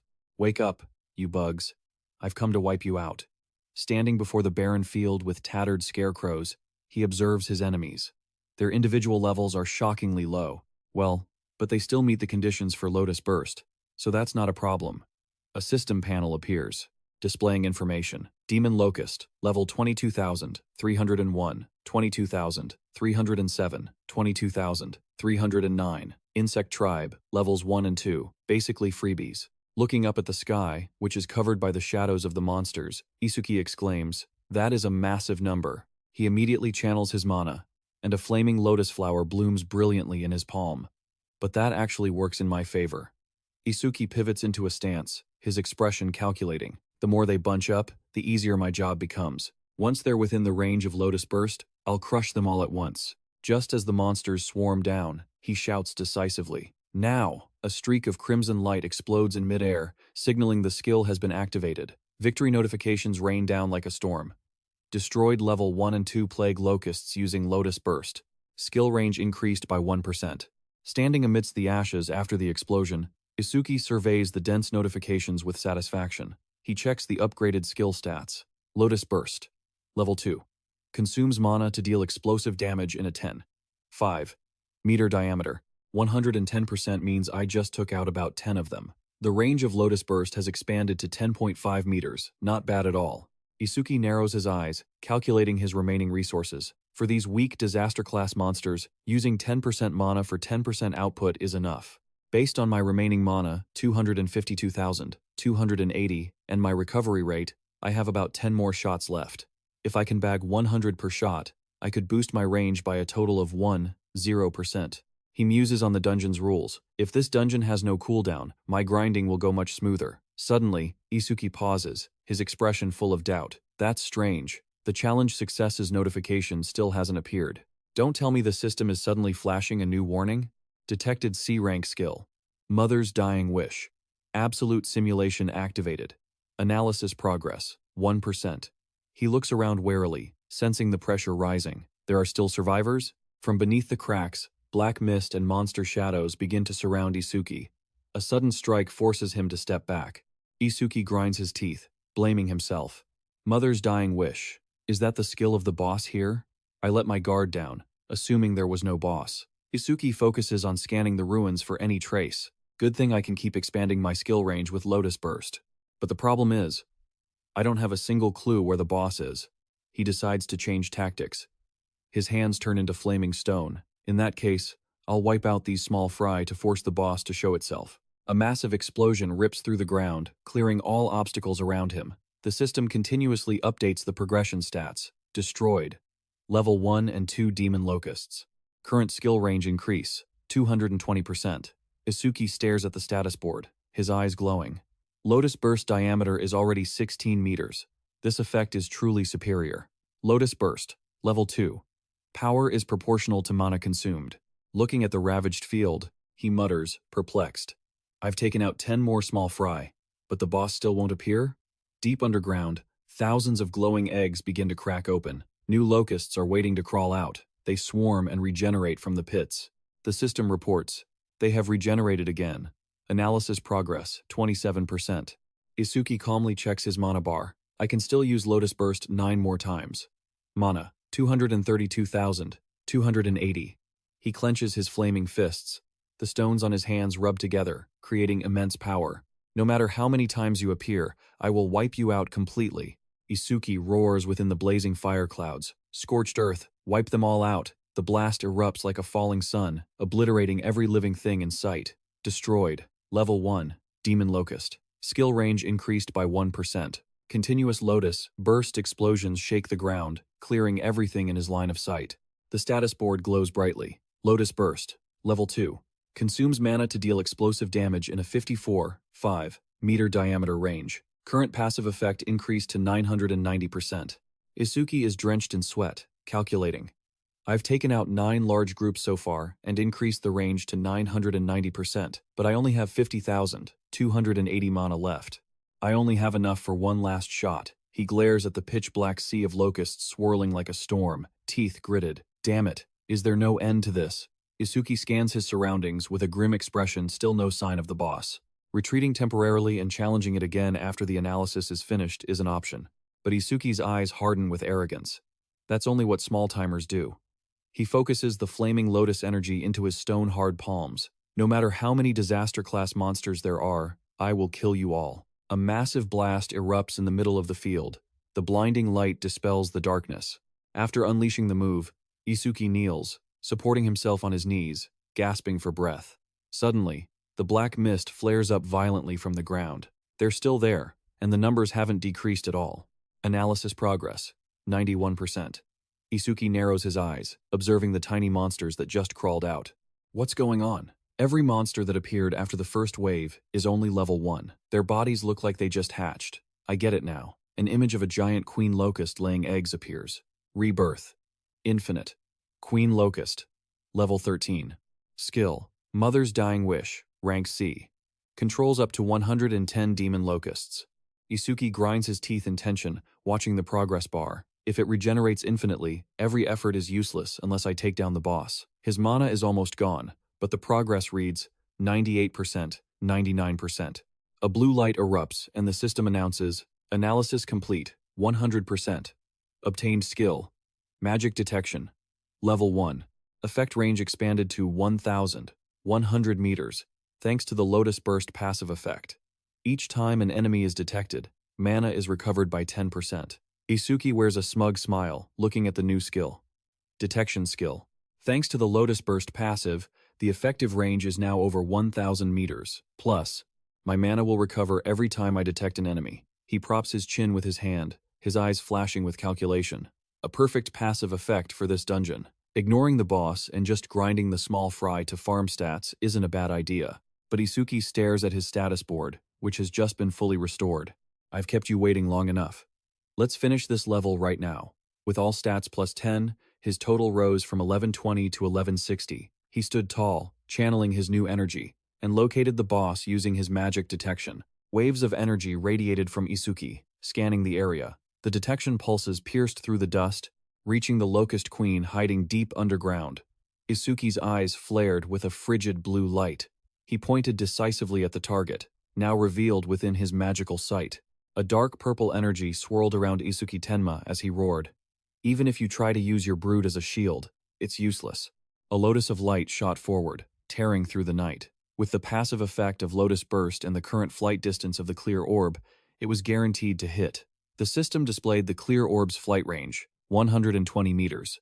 The attack pierced the ground, aiming straight for the nest. Sensing danger, the Locust Queen shrieked and scrambled out of the hole. Seeing this, Isuki lunged forward, his formidable stone armor crackling with blue electricity, locked onto his target. His eyes held a ruthless glint, and he wore a scornful smile. Checkmate. He unleashed a lightning-charged punch, shattering the beast's body. Blue slime splattered everywhere. He stood still, watching the locust swarm scatter in panic. They fell into chaos after losing their queen. Isuki Tenma poured his firepower into his stone arm to finish off the remaining monsters. Don't worry, I'll send you to join your mother right away. Once it was all over, he stood amidst the dust of the battlefield and let out a sigh of relief. His skill range had increased by 1,210%, and the blast radius of Lotus Burst was now 65.5 meters. The clear orb's flight distance also increased to 131 meters. The updated skill board read, Lotus Burst LV2, range 65.5 meters. Passive effect plus 1,210%. Actual orb flight distance 131 meters. Isuki looked at the loot in his hands with satisfaction. This was quite a harvest. Once the cooldown ended, he would challenge it again, and this time, he would push the Lotus Burst passive effect into 5 digits. He stepped into the deep blue portal to return, having set a new record. 17 minutes and 7 seconds. Did it really take me 17 minutes? Cho must be worried sick. Thinking of his friend, Isuki smiled softly as he returned to safety. She'll probably act indifferent again, but she's actually very kind and thoughtful. That stubbornness of hers is honestly pretty cute. Isuki stepped out of the portal with a smile on his lips. I'm home. Sorry to have kept you waiting. He froze when he caught sight of the fiery red eyes of Sakli, who was waiting for him. Sakli was choking Cho, who was already severely injured, and snarled. To be able to escape this level alone, that means you're exactly who Jai is looking for, isn't it? Sakli sneered cruelly as he watched Isuki stiffen. Perfect timing. I tried to get info on you from this one, but even in this state, she wouldn't talk. She's got more guts than most men. Isuki glared at his enemy. Take those filthy hands off her. Do that, and I might just let you live, instead of killing you right now. In response to the threat, Sakli let out a haughty, contemptuous laugh. Ha ha ha. Don't act so tough. You're just a level 0 rookie. As soon as he finished speaking, Isuki's energy erupted. He dashed forward like a purple bolt of lightning, causing the surrounding space to warp. Stunned by that speed, Sakli broke into a cold sweat and only had time to scream in terror. So fast, dead house. Just as the beast lunged, Isuki threw a lightning-charged punch. The system immediately announced, detected B-rank Shikigami, dead house. Absolute simulation activated.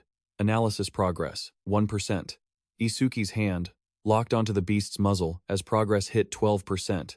He analyzed silently. That dog is a Shikigami, which means the guy in the hat is a Shikigami master. Watching from afar, Sakli narrowed his eyes, terrified by Isuki's skill. No wasted movements and incredible speed. No wonder Oga lost. He probably didn't even have time to activate his metallization. Regaining his confidence, Sakli sneered and tightened his grip on the suffering Cho. But I have dead house and a hostage. Seeing his friend in danger, Isuki gritted his teeth and shouted as the analysis progress reached 34%. Cho! Just then, the wolf dead house roared madly, opening its fang-filled mouth and aiming straight for Isuki with a vicious grin. Sakli was certain of victory.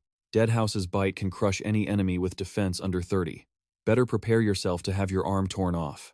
But his smile suddenly faded, his eyes widening in shock. What? Instead of dodging, Isuki Tenma used his petrified arm to block the bite, while his other hand prepared a glowing ball of energy. He landed the attack right inside the wolf's mouth. The blast of light was accompanied by a scream. Die! As the dust cleared, Isuki calmly watched the beast collapse. Analysis reached 77%. No Shikigami master, no self-defense. Sakli stood frozen, staring at Isuki in disbelief. This guy, he didn't know that? Just because he's a rookie? But then the wolf began to twitch. Sakli muttered smugly, the Shikigami is regenerating. With the B-rank skill Desire for Rebirth, the revival time is shortened significantly. The monster suddenly sprang up, rushing at Isuki Tenma from behind as its master shouted, keep being careless and become dead house's prey. In the split second of life and death, Isuki had activated his senses beforehand and triggered his magic detection. Thanks to the detection waves, he gently threw a kick, sending the lunging wolf flying. Maintaining magic detection continuously since I got it seems to have been the right choice. He glanced at Sackley as the progress hit 95%. The analysis would finish soon. If the Green Lotus appeared from absolute simulation, the enemy might become cautious. Opposite him, Sackley trembled, sweat pouring down his face in frustration. He has more strength and speed than Deadhouse. Plus that detection skill, I can't even launch a surprise attack. Driven into a corner, he frantically tightened his grip on Cho to threaten him. If you resist even a little more, this woman's life ends here. Isuki narrowed his eyes coldly, calculating his final move. He wanted to finish the analysis without revealing the Green Lotus. But just then, the system delivered the good news. 100% analysis of Deadhouse complete. Received, Shikigami Eater. Effect. By touching the Shikigami directly, you can claim ownership of the opponent's Shikigami. Flashing a smug smile, Isuki controlled the surrounding energy. Heh, so I can control its form? The analysis finished without needing to reveal the Green Lotus. A glowing status board appeared. Received, Shikigami Eater. Level 2. All stats increased by 20. Because absolute simulation was incomplete, the removal of status ailments and full recovery failed. Total, 1,160, rose to 1,240. Isuki's eyes flashed with a green light. He realized, so, there's a price for skipping the Green Lotus. I lose the healing ability. But I fully recovered in the previous level, so I can still fight with nearly full strength without extra recovery. Seeing the wolf Deadhouse lunge at him again, Isuki casually reached out. This skill clearly allows me to steal someone else's Shikigami. Isuki began to channel energy to create a lotus of light, whispering to himself, in that case, I'll take your dog. Isuki roared and pressed the lotus onto the dog's head. Immediately, a green energy enveloped it. Pressing his advantage, Isuki delivered a powerful lightning kick, knocking the monster far away to relieve the pressure. Witnessing this, Sackley gritted his teeth and shouted angrily, useless dog. Do you think I fed you all that experience for nothing? He immediately squeezed Izumi Cho's neck to threaten him, his face twisted with murderous intent. You bastard. If you resist anymore, I'll break this woman's neck. Izumi Cho, in pain, blood leaking from the corner of her mouth, still managed to whisper, don't worry about me. Seeing his friend in danger, Isuki calmly raised both hands to signal his surrender. Understood. Don't touch her. Sackley wore a triumphant, sadistic smile, seeing Isuki submit. If you had just been obedient from the start, this woman wouldn't have had to suffer. Isuki narrowed his eyes coldly and asked, why are you targeting me? I don't recall having any grudge with you. Sackley nonchalantly revealed the conspiracy behind it, still trying to probe him. Since you're curious, I can tell you. You're going to meet him anyway, in a little while. Lord Kinoshita Rigi is very angry because you entered the North B district level without permission. I am Sackley, here under his orders to capture you. Isuki's face tightened when he heard the familiar name. Kinoshita Rigi, that guy again. I need to meet him directly to settle this. Sackley sneered and threatened brutally. You'll see him soon enough, but in a shattered body. Deadhouse will bite off your legs. If you still value this woman's life, don't use that strange ice to defend yourself this time. He ordered the wolf waiting to attack. Deadhouse. Bite off both of his legs for me. Suddenly, Isuki's eyes flared with a terrifying, powerful red light. Deadhouse. Prove that you're worthy of being my Shikigami. A lotus seal glowed brightly on the forehead of the wolf, Deadhouse. Its eyes turned a loyal, fiery red for its new master.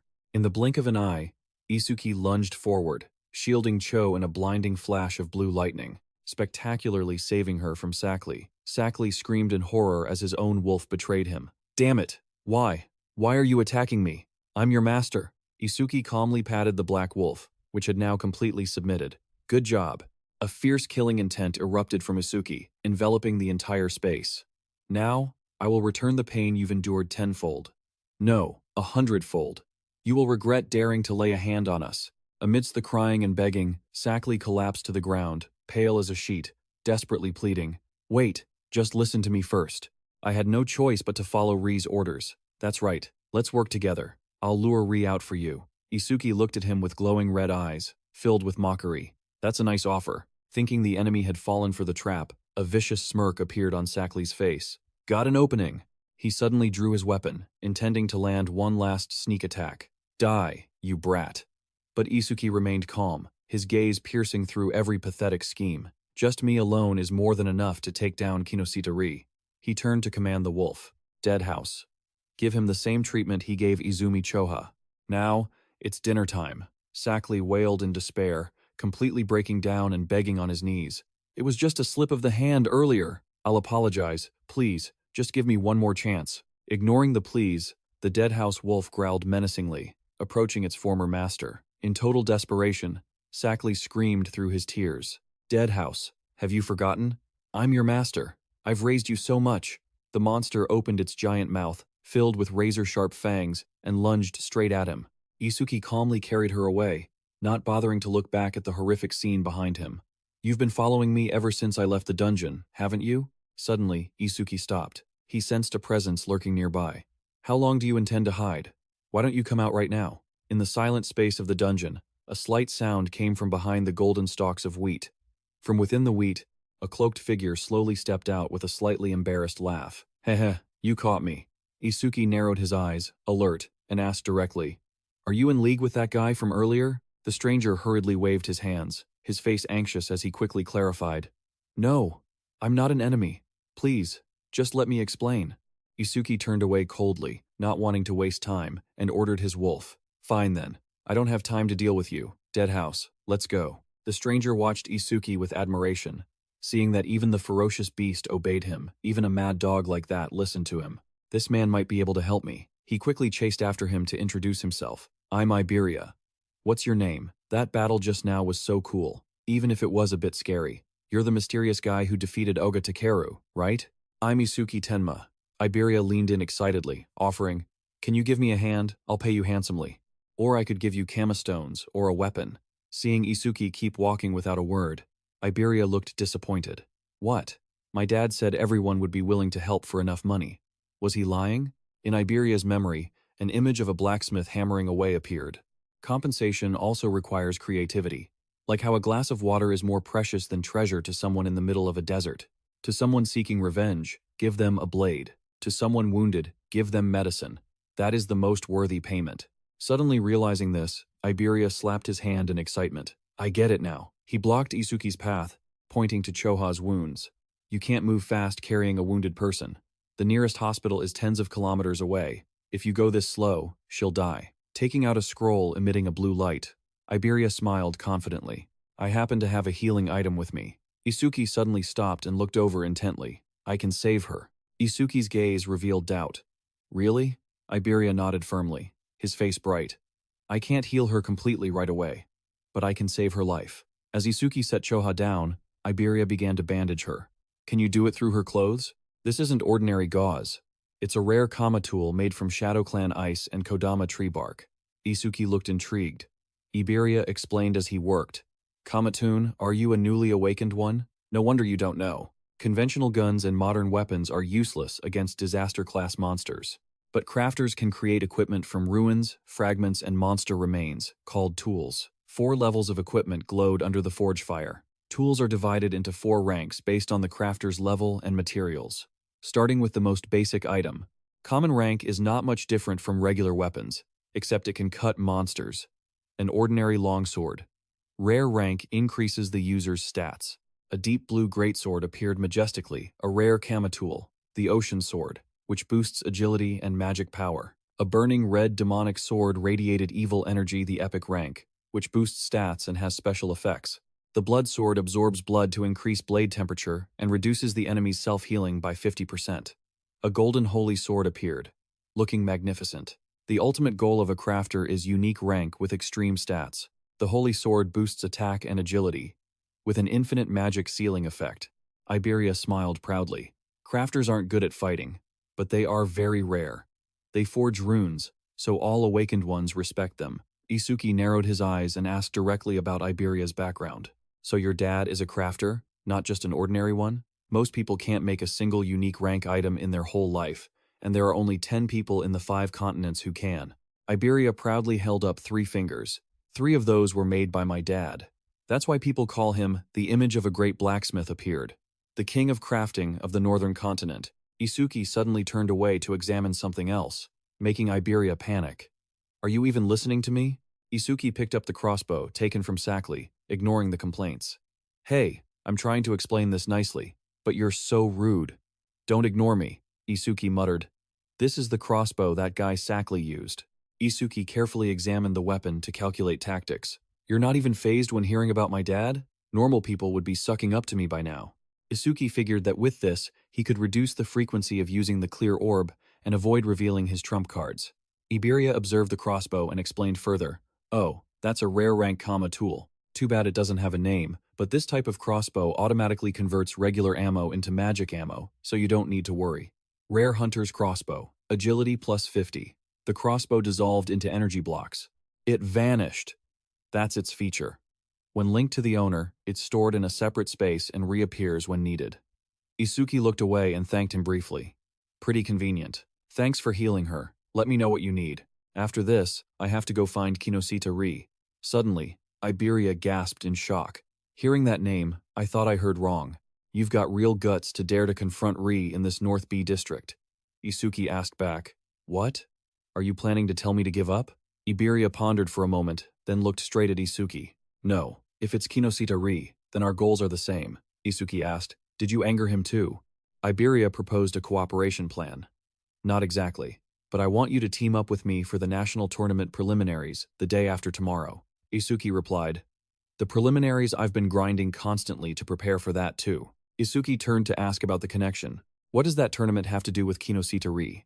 The preliminaries are organized by continent, and the location for the northern continent is North B District. His stronghold is there. As the son of the North B District Administrator, Kinoshita-ri is naturally aiming to compete in the main tournament. In fact, his older brother is also a savior. So if he doesn't make it into the top 10, it would be a disgrace to the Kinoshita family. Isuki listened intently while Iberia continued. That's why he's taken over every dungeon in North B District to level up. But why do you want to team up with someone like me? I've always been getting help from her all this time, Iberia excitedly affirmed his belief. Because you're very strong. My instincts tell me that if I team up with you, we will definitely pass the preliminaries. You're younger than me, right? You still have many chances to try. Then why are you so obsessed with this year? Iberia's face suddenly turned somber as he answered. Why do you ask? In Iberia's memory, the image of his great blacksmith father appeared. Since I was little, I've seen my father crafting tools with my own eyes. Every completed item was as perfect as a work of art, and my admiration for my father grew. The image of Iberia fighting with a weapon appeared in his mind. So I've always dreamed that one day I would become an awakened and fight against monsters with kama tools made by my father. Disappointment appeared on the teenager's face, and a month ago, I finally awakened. I excitedly asked my father for a weapon, but he said, It's too early for you, son. Only saviors can use my kama tools.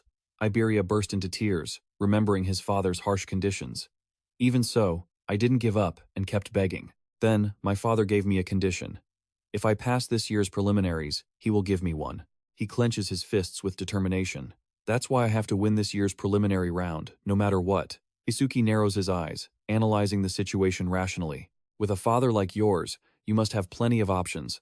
There's no need to team up with someone as low-ranked as me. Iberia shakes his head as he tells him about his father's strictness. My father considered that too. Before I left, he told me, Listen, pass the preliminaries using your own skills. If you just rely on strong teammates by using my reputation, I won't give you the kama tools. Zas, a strict father, he sighs, worried about the current situation. Besides, according to my intel, most of the strong participants have already been bought off by Kinoshita. The rest are just lone wolves who don't like teaming up, or squads that are already full, so I don't have much luck finding a partner. Iberia's eyes light up as he looks at Isuki. But 2 days ago, I heard someone defeated Oga Takeru, one of the 4 pillars, and even broke the dungeon record.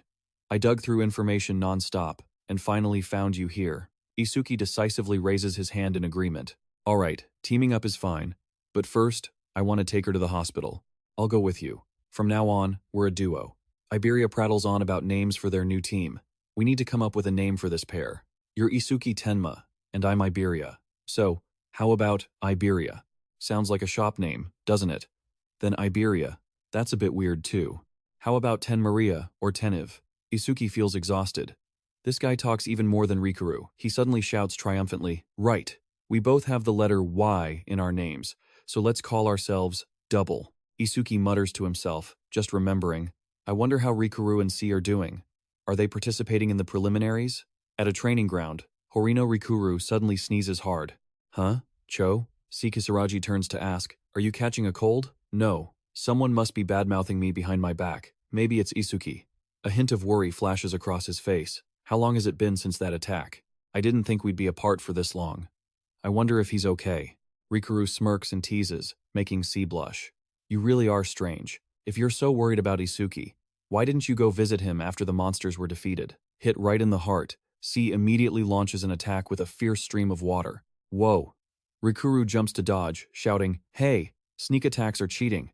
C coolly retorts, "Cheat or not, we're in training hours. It's your fault for leaving yourself open, right?" Their master, with a giant mechanical arm, appears to interrupt them. "Alright, you two. The national tournament preliminaries start the day after tomorrow. This is no time to mess around." C powers up with excitement in her eyes. Great. I finally get to fight other awakened ones. Being with Rikuru all the time is boring anyway. I've never been to the North District. I heard it's a prosperous town. I can't wait to see it with my own eyes. The scene shifts to R, who is opening a suitcase filled with black magic stones. C's status board, level 11, and Rikuru's level 10, appear. Rigi's subordinate reports nervously. Hasn't he arrived yet? His lateness is very unusual. Perhaps something unexpected happened. Rigi grinds his teeth in anger, dark energy radiating around him. Again? Did those stupid, useless idiots use the Kama stones? Having gained experience, he growls at his subordinate. Should I send someone to look for him? Forget him. The national preliminaries are the top priority now. If I fail, Father will lock me in that damn confinement room again. Rigi regains his composure and asks about the plan. By the way, how is that task I gave you? Among the 3,113 participants in the North region, I have convinced 87 people to cooperate. Per your orders, all of them are level 5 or higher. A sinister smile appears on Rigi's lips as he holds a glowing stone. Well done. You are the only one I can trust.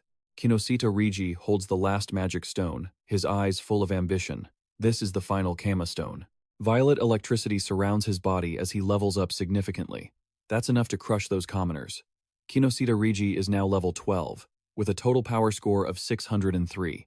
In the hospital hallway, Isuki stands frozen, watching the energy dissipate after rushing Izumi Choha to the emergency room, bowing his head in remorse. Isuki cannot hide his sadness in front of the master. I am sorry, master. I let it come to this. Izumi Nento looks thoughtfully at his daughter lying in the hospital room, then asks Isuki, "What do you want to do next? I can take care of him for you if you wish." Isuki's gaze suddenly becomes cold and determined. "No, please leave him to me. I will handle him myself." Izumi Nento turns and walks away, his authoritative voice echoing. "Very well. Tell me the details of what happened later." Iberia stands nearby, shocked as he realizes the man's identity. The supreme commander of the North region is Isuki's teacher? No wonder he didn't flinch when he heard about my father. Izumi Nento really is a mysterious person. I have to ask for his autograph later. In the hospital room, Isuki stands by Cho's bedside and explains, "And that's why I decided to participate in the national tournament preliminaries with Iberia. I see. Izumi Choha, how are you feeling?" Cho smiles softly. The spirit beast Tamaku perched on her shoulder glows softly. "Tamaku healed me, so I've fully recovered. It's also thanks to Iberia for using a rare Kama tool to treat me." Izumi Nento suddenly turns to look at Iberia, scrutinizing him, which makes the boy jump. "Since you have the rare Kama tool, the Kodama bandage made by Aiden, you must be his son, right?" Iberia breaks into a cold sweat, trying to maintain the dignity of a young master. "He knows all about Kama tools, and even knows my father. I have to act with the poise worthy of the eldest son of the King of Crafting." He confidently gives a thumbs up and declares, "That's right, I am Aiden's father." The entire room falls silent. Izumi Nento, Cho, and Isuki look at Iberia with speechless expressions. "You said that backward." Iberia turns bright red, covering his face in shame. "I'm sorry. Aiden is my father." Izumi Nento clears his throat to break the awkward atmosphere. "Ahem. Regardless, I am very grateful that you saved my daughter. After the preliminaries end, let me and Tenma visit Aiden." He sits down by the bed, waving his hand to urge the two boys. "You boys have to prepare for the tournament, don't you? Go now. Cho and I will come to watch tomorrow." Iberia and Isuki walk away, filled with determination. "Yes, please rest assured. We will definitely pass the preliminaries." Looking at Isuki's back, Cho thinks about his transformation. Father has really kept a close eye on Tenma. When he was with Taiwan Wazin, he always brought me to the meetings. Memories of young Isuki surface in her mind, due to the psychological trauma of her childhood. Whenever Tenma faces a disaster-level beast, strong self-destructive impulses rise within him. The image of Sekisaragi and Rikuru looking at Isuki worriedly returns, but only when there is someone by his side whom he wants to protect do those impulses weaken. Izumi Choha looks at her father, understanding his deep intention. That is why father put me by his side, to become his friend. She smiles gently, looking at her palm. To become his weakness, and to become the person Tenma wants to protect. The person Tenma wants to protect? The atmosphere suddenly becomes tense as Izumi Nento reveals a dark truth. By the way, regarding the monster attack at Isuki Tenma's school, it has been determined to be a calculated plan, not a coincidence. What? More and more traitors are defecting to the side of the disaster-level beasts. And although on a different scale, attacks targeting the Supreme Commanders have also occurred on other continents. Izumi Nento stands looking out the dark window, his voice heavy. Currently, the future of humanity is pitch black. His eyes shine with belief as he looks at his sleeve. But Isuki Tenma will surely light it up. He will become a light of hope. The scene shifts to a giant arena seen from above. The location for the North District 4 National Tournament preliminaries. Isuki walks through the bustling crowd, surprised by the scale of the tournament. There are more people than I thought. As soon as news that Master Izumi would come to watch spread, those who didn't intend to participate suddenly changed their minds, and the number of contestants jumped from 3,000 to nearly 5,000 people. Rigi stands high up, looking down at the arena with a sinister smile. Izumi Nento, that old man, he's increased the variables this much? Don't worry, sir. They are just trash who decided to participate at the last minute. They don't have time to form teams, so we still have the advantage in numbers. I have instructed the people we recruited to tie a red ribbon on their right arm, so it's easy to identify them as our allies.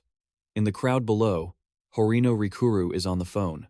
Red ribbons are in fashion? Should we wear them too? I heard Master Izumi is coming to watch, so maybe Isuki will come too. At the main stage, the host, Shinshihara Soryu, announces loudly, "Everyone, pay attention. I will explain the rules before the preliminaries begin." Shinshihara Soryu points to the large screen showing the map. He continues to introduce the preliminary locations, divided into two zones, the outskirts and the inner zone.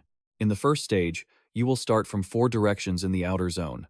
The rules of the brutal competition gradually reveal themselves. First, you will compete based on time to enter the inner zone. The moment you step in there, your ranking will be recorded on your bracelet, and only the 50 fastest participants will advance to the second stage. Standing in the crowd, Rikuru narrowed his eyes, staring at his bracelet. Huh? Does this bracelet actually have that function? Sei continued, sounding anxious. Eliminating thousands of people right from the first stage? That's just too cruel. Iberia urged Isuki to move as the announcement continued to blare over the speakers. Each person is only allowed to carry a maximum of 2 comma tools. Form teams with whoever you want. Use whatever methods are necessary. What matters is the result. Isuki pointed toward Ri, who was busy commanding a group of hunters. Look over there. That's Kinoshita Ri. He's telling his underlings, listen up. Stop everyone running ahead of us. Iberia whispered, mapping out their plan. The people beside him were clearly those he had bribed. Regardless, we need to enter the inner zone as soon as possible. We'll launch a surprise attack the moment Kinoshita lets his guard down inside. Suddenly, Iberia gasped, his face twisted in utter disbelief. Isuki walked straight toward Rigi's team, leaving Iberia panicked. Wait, are you even listening to me? Hey, who are you? Careful, this guy doesn't have a red ribbon. Now, the first stage began. Up in the VIP stands, Judge Soryu watched. More and more young people want to join the Salvation Alliance. It's encouraging, but having quantity without quality is meaningless. Elite hunter Hayton Akira crossed his arms, his expression full of arrogance. In our day, quite a few participants reached level 15 or higher. You call that quite a few? Hayton Akira, a job class expert, remarked, a gift. Soryu scanned the old record board. There were only 2 participants in your year, Akira. Taiwan Wazan at level 21, and you, Akira, at level 18. Akira smirked mockingly. That's why I said it's boring without rookies like Taiwan. I hope there's someone like that in this group. Soryu replied. Don't be stupid. A 1-in-100-year genius like that doesn't just show up. Heitan Akira suddenly turned to ask Izumi Nento. Lord Izumi, I heard a student in the northern continent defeated a level 8 skeletal soldier right after awakening and became your disciple. Is that true? Level 8 right after awakening? How ridiculous. Izumi Nento sat majestically and replied concisely, yes, it is true. Akira speculated excitedly. Could that person be among these contestants? A second disciple, recognized by Lord Izumi after Taiwan Wazin, must surely be someone with extraordinary talent. Soryu quickly scrolled through his tablet, looking deep in thought. I wonder who that could be. Rikuru's information popped up. Horino Rikuru, level 10, metal element user. His gift is only average rank 2, so it's definitely not him. Next was Kisaragi Sei, level 11, with a rank 1 gift. But she's a water element user specialized in support, so it's probably not her either. Soryu paused at a strong name. It must be this girl, Honda Kana, a wood element user, but with an unusually high level, reaching level 16. Nento silently stared at the screen. Soryu was confused. Are they all wrong? But Honda Kana has the highest level among all the participating contestants. Akira suddenly discovered something strange. Is there even a level 0 person among this year's participants? Every year there's someone who joins out of curiosity, only to get crushed and forced to retreat. Down on the field, Rigi laughed mockingly at Isuki. A level 0 actually dares to participate? Haha, kid, are you lost? Isuki didn't say a word, quietly raising his arm which held a magic crossbow. Rigi's eyes widened in horror as he recognized the weapon. That's Sakli's gear. What the hell even are you? Isuki's eyes glowed with a sharp, murderous blue light. You've been searching for me for a long time now, haven't you? Rigi gritted his teeth in anger, veins popping on his forehead. This piece of level 0 trash is the one who defeated Oga? No way I believe that. I get it. You came here under someone's orders to mess with me, right? He waved his hand, ordering his subordinates. Catch him. Leave him to us. We'll make him regret ever daring to provoke us. Violet electricity erupted violently around Rigi. I don't have time to waste on trash like you. Isuki stood, facing the crowd surrounding him, his expression unchanging. Akira observed through the screen and remarked coldly, 3 level 6s and 2 level 7s closing in on him alone? There's no need to watch the outcome anymore. If you kneel and beg for your life right now, maybe you'll survive. Iberia was sweating, worried for his teammate. I can take down one guy. But even though Isuki is very strong, dealing with 4 opponents at once is impossible. He reached into his pouch, his eyes set with determination. It meant he had no choice but to use that thing. One guy stepped forward with a scornful smile. I was wondering what kind of powerful enemies were waiting for me. But it turns out the first one blocking my way is this level 0 trash. Isuki's face sank into the shadows, and he let out a cold remark. Get out of the way. Suddenly, the opponent froze, his face showing clear astonishment and shock. Then, he suddenly burst into mad laughter. Ha ha ha.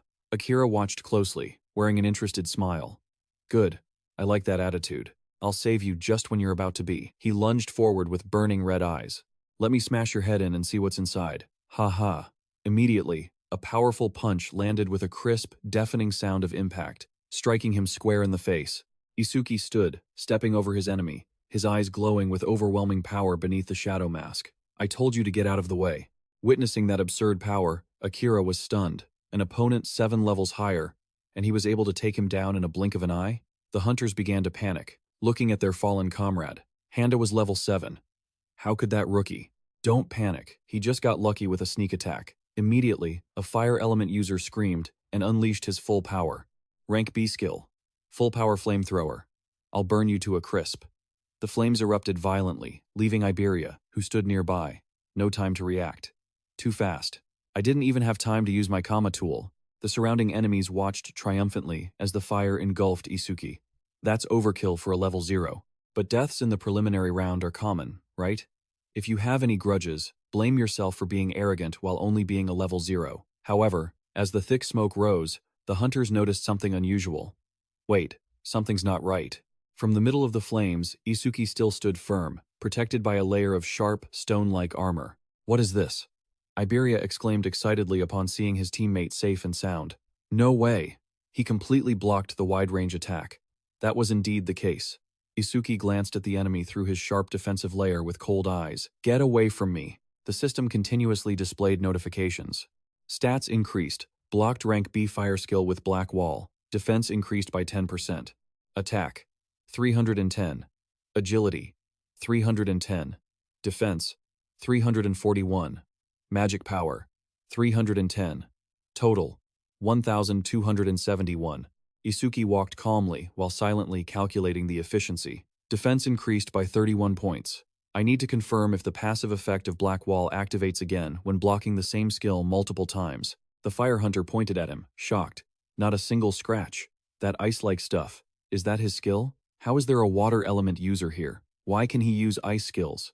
Isuki Tenma stood tall, extending his hand in a cocky challenge. Try using that move one more time. This time, I won't block it. The enemy was furious at being belittled. He channeled firepower into his hands. Are you mocking me? A real man wouldn't take back his words. Right? Isuki smiled faintly. Yeah, I promise. The enemy focused all his magic to launch his strongest attack. Rank B skill. Superheated flamethrower. This time, I'll definitely finish you off with my strongest technique. Isuki stood silently amidst the raging sea of fire with an unchanging expression. The power has increased compared to before, but it's still just a fire attribute skill. Immediately, his silhouette was swallowed by the churning, burning flames. Those standing outside trembled at the terrifying power of the attack. You're taking this way too seriously. This attack power is probably on par with a level 8. The fire hunter exhausted his magic power, his face pale and sweating. All of my magic power was drained in an instant. This is my ultimate technique. It feels like such a waste to use it on a level 0, but this farce ends here. Suddenly, he stepped back, his mouth agape in terror. Impossible. Isuki stood calmly amidst the embers to observe the skill's effect. When facing the same skill from the same target, does the passive effect of Black Wall not reactivate? So, that's how it is. He stood proudly in the smoke-filled arena and gave a firm command. Confirmation complete. Now, let me finish this. The hunter collapsed to the ground, unable to believe the reality. My ultimate technique was neutralized that easily? This can't be real. That ice skill is definitely very strong. But I've already spotted his weakness. Another guy lunged forward, attacking frantically with his hands ablaze. Rank B skill. Rapid Fire Blaze. Isuki immediately activated his protection layer once again to face the mob. Black Wall activated. Are you guys trying to win with numbers? A massive explosion erupted, accompanied by violent, jarring sounds. The enemy gritted his teeth and smiled cruelly, believing Isuki was about to run out of energy. No matter how strong your skill is, a level 0's magic pool is nothing. If we drain his magic until he can't create that water shield anymore, we'll win. Suddenly, an iron grip clamped down on his arm, making his eyes widen in terror. What? As Isuki closed in, the hunter stammered in panic, the distance between them vanishing in an instant. Isuki calculated silently. Even with all these fireballs hitting him, the passive effect only triggered once. The hulking subordinate roared with a ferocious expression. If your specialty is speed, mine is raw power. Isuki stared intensely into his opponent's eyes through the stone mask and asked coldly, Are you truly putting everything you have into that strike? With one swift motion, Isuki slammed the giant to the ground, causing him to cough up blood and scream in agony. Standing in the middle of the arena, Isuki calculated his defense stats.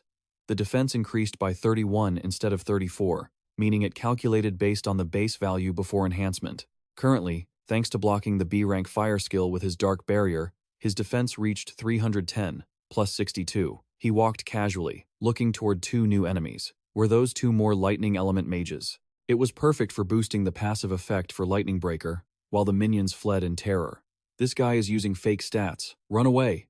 Isuki glanced after them with glowing, menacing green eyes. Do you really think you can get away?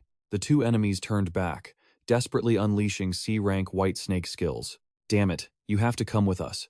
This isn't fire attribute, so don't even think about using your old tricks.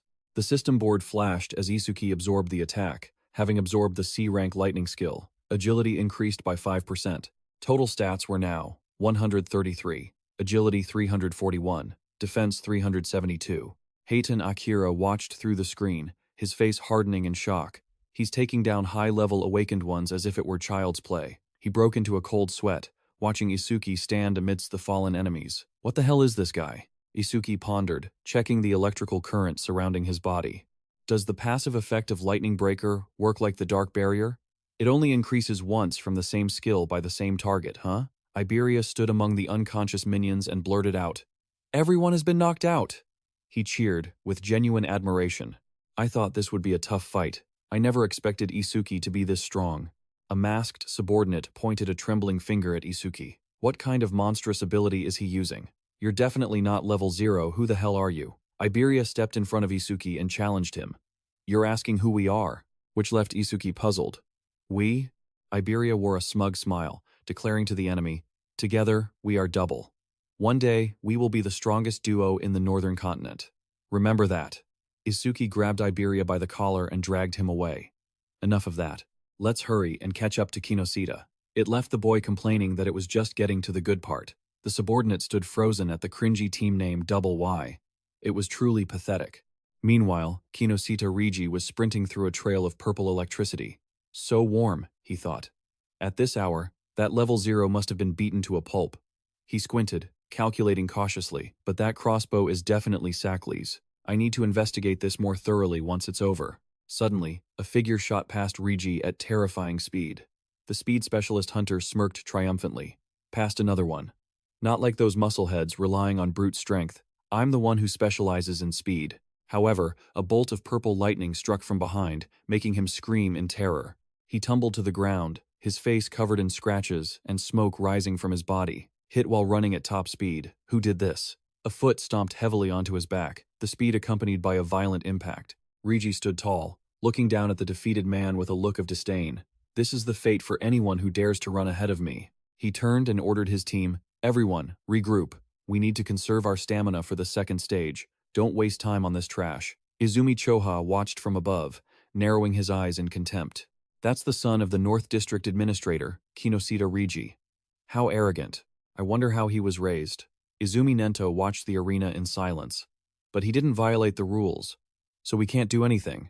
As Rigi's subordinates celebrated, thanks to those peasants cleaning up the mess, our stamina is still full. The second stage will be easy. The crowd of contestants surged toward the giant architectural structure in the middle of the desert arena. Kinoshita Rigi stood before the boundary of the inner district with a calm, arrogant posture. The inner district is right in front of us? This is unexpectedly easy. Suddenly, a resounding scream tore through the space amidst the crackling electricity. Kinoshita Rigi jolted in surprise, sweat pouring down his face as he felt an overwhelming pressure from behind. He turned around, furious, and shouted at the terrified contestants who were dodging away. Which one of you just called my name? It wasn't me. Don't look at me like that. I didn't do anything.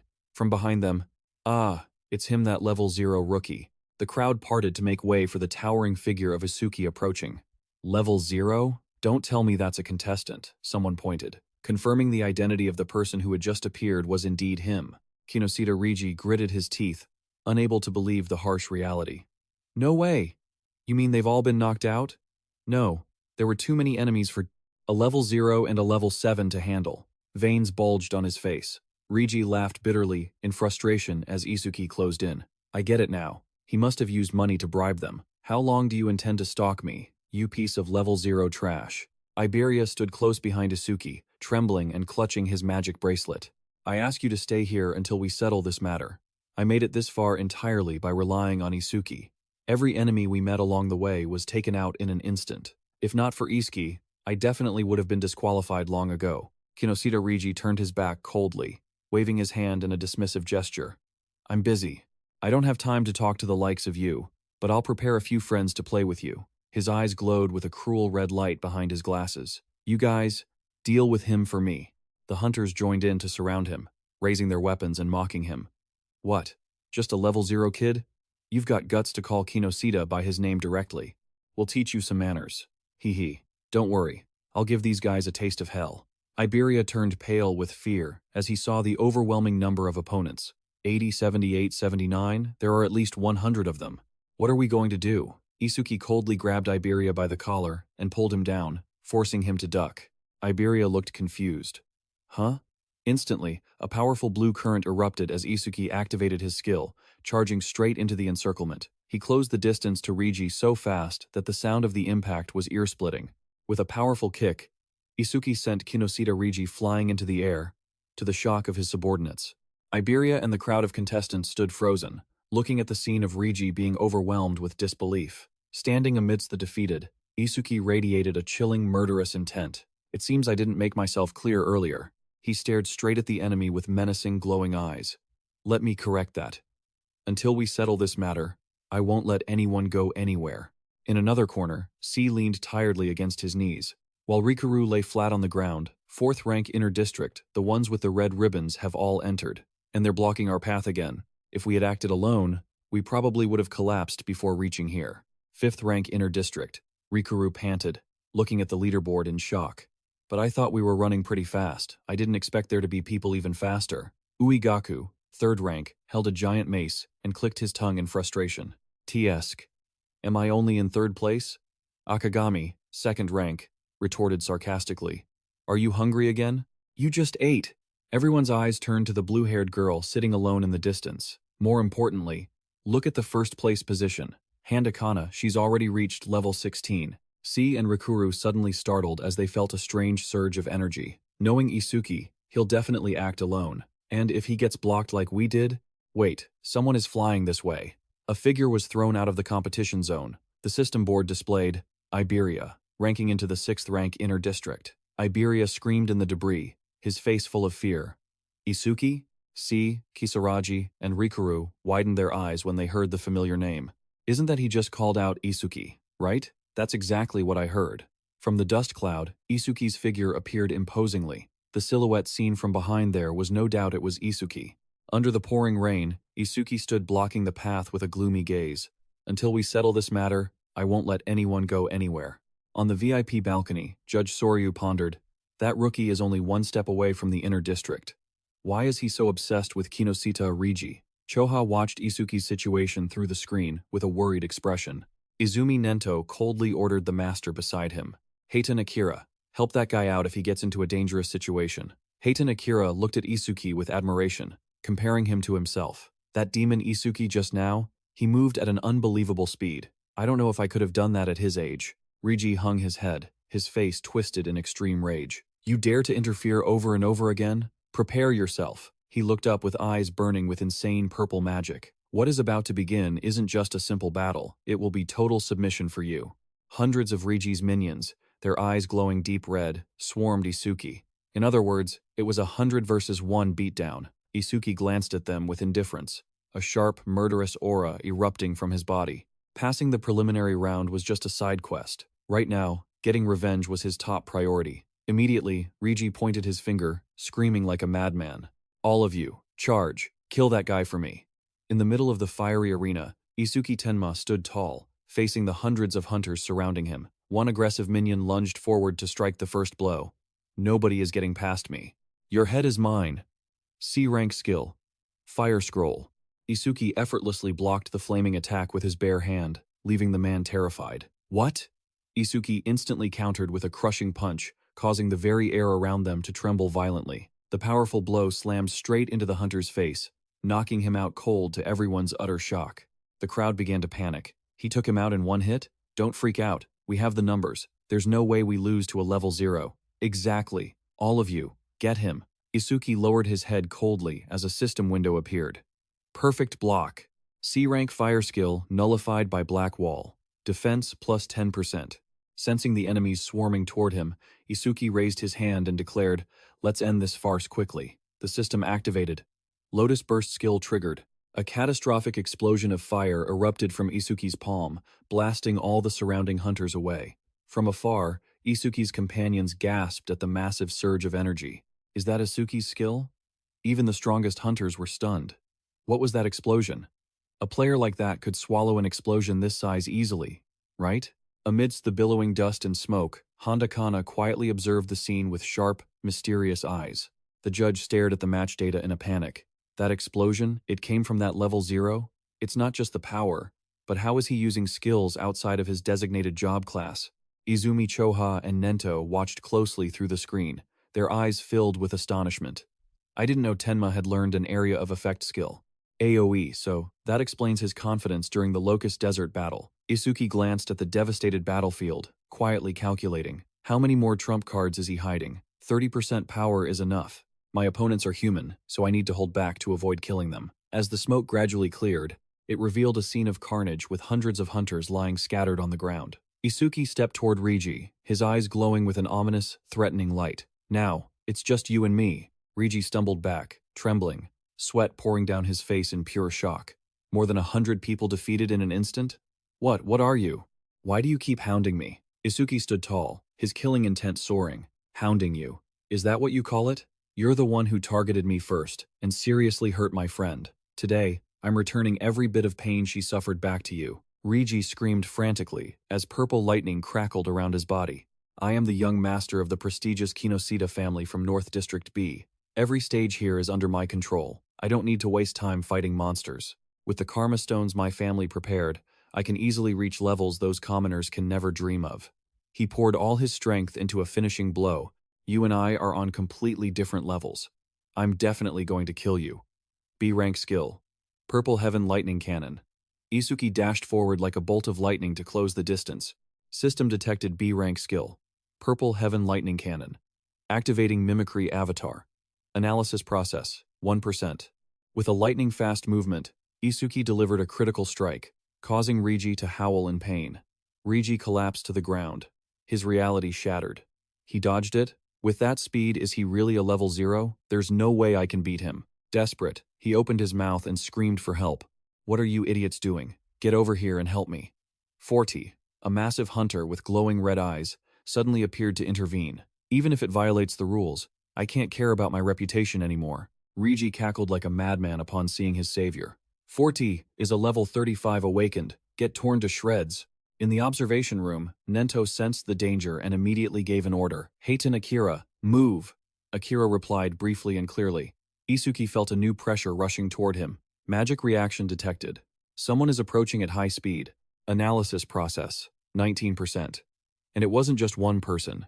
Through the torrential rain, more mysterious figures began to join the fray. In the thick smoke after the explosion, Isuki stood firm amidst the debris of the battle. In another corner, Ha easily neutralized a guard, trying to intervene, and signaled to Isuki, just keep going. Isuki walked up to Rigi, his eyes burning with electric energy, and coldly passed judgment. Looks like your life raft isn't coming. Rigi was in a state of absolute panic, tears and snot streaming down his face as he screamed in desperation. Wait! My father is an administrator for North District B, and my brother is a member of the Salvation Alliance. If you lay a hand on me, Isuki ignored his threats.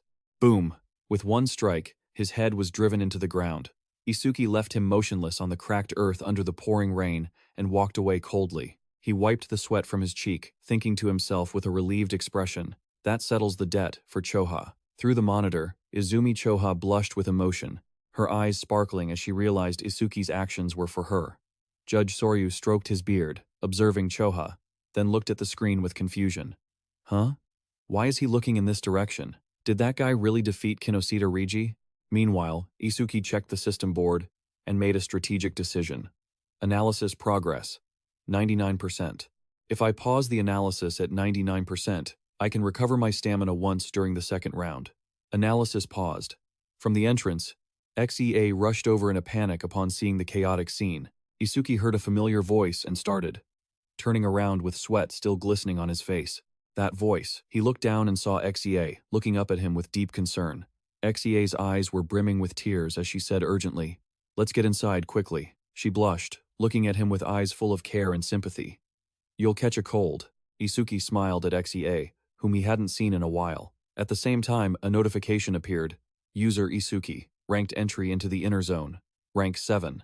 Suddenly, Iberia lunged forward and hugged Isuki tightly, sobbing, while Rikuru stood nearby with a bright smile. Isuki! Isuki! I wanted to see you so much, you jerk! I'm just glad you're safe. Rikuru adjusted his goggles and glared at Iberia with annoyance. Sparks seemed to fly between their gazes. What the hell are you doing, crying and hugging Isuki like that? Iberia looked confused. Me? She let go of Isuki, flicking her hair to strike a confident pose. I'm Isuki's partner. Rikuru immediately grabbed Isuki Tenma's shoulder and shook him, openly jealous. I didn't hear anything about you teaming up with someone else. See, standing nearby, covered her mouth to hide her laughter. Heh. It's rare to see Isuki making friends. Rikuru and Iberia started bickering fiercely. Isuki is a traitor? You formed a duo with her? What's the team name? Team name? Who thinks of childish stuff like that? We aren't kids. Do you guys even have a team name? Iberia put her hands on her hips, laughing triumphantly. Of course we do. Oh, really? Let's hear it then. Isuki stood in the middle, beads of sweat forming on his forehead, whispering to stop her.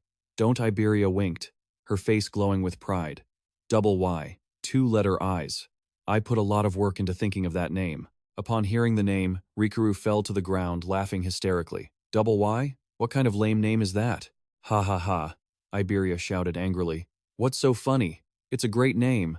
The fun was interrupted by the announcement speakers echoing throughout the arena, as 500 people had now entered the inner zone. Those who hadn't arrived yet were eliminated. The second stage was about to begin. The judge's image appeared on the giant screen to explain the rules. In the second stage, you will have to fight solo against a disaster beast in the training grounds for 1 hour. Isuki's group, Iberia, and Rikuru were all stunned by the brutal rules. Finally, the second stage is here. He solo. Huh? In a dark corner, Hate and Akira wore a wild, excited grin. The second stage is finally here. I've been waiting for this for a long time. The list of the most outstanding contestants from the first stage appeared in force. Let's see what you're made of. Handakana, rank Satu. Oogaku, rank 3. Horino, rank 5. Isuki Tenma, rank 7. Akagamisan, rank 2. Iberia, rank 6. Sikisaraji, rank 4. Looking down from above at the massive architecture of the next stage, the crowd of contestants began to enter the grand gates. The atmosphere became extremely tense. The second stage venue is inside here, right? Rikuru walked through the dark space of the arena, shuddering slightly as he remarked, "This place feels so gloomy and terrifying." He turned to ask, "It's been a while, but you're still level 0? Is your level really permanently fixed?" He continued to wonder with concern. "Then your stats won't increase easily, right? How can you get stronger?" That made Isuki awkwardly remember. "Teacher told me not to tell anyone."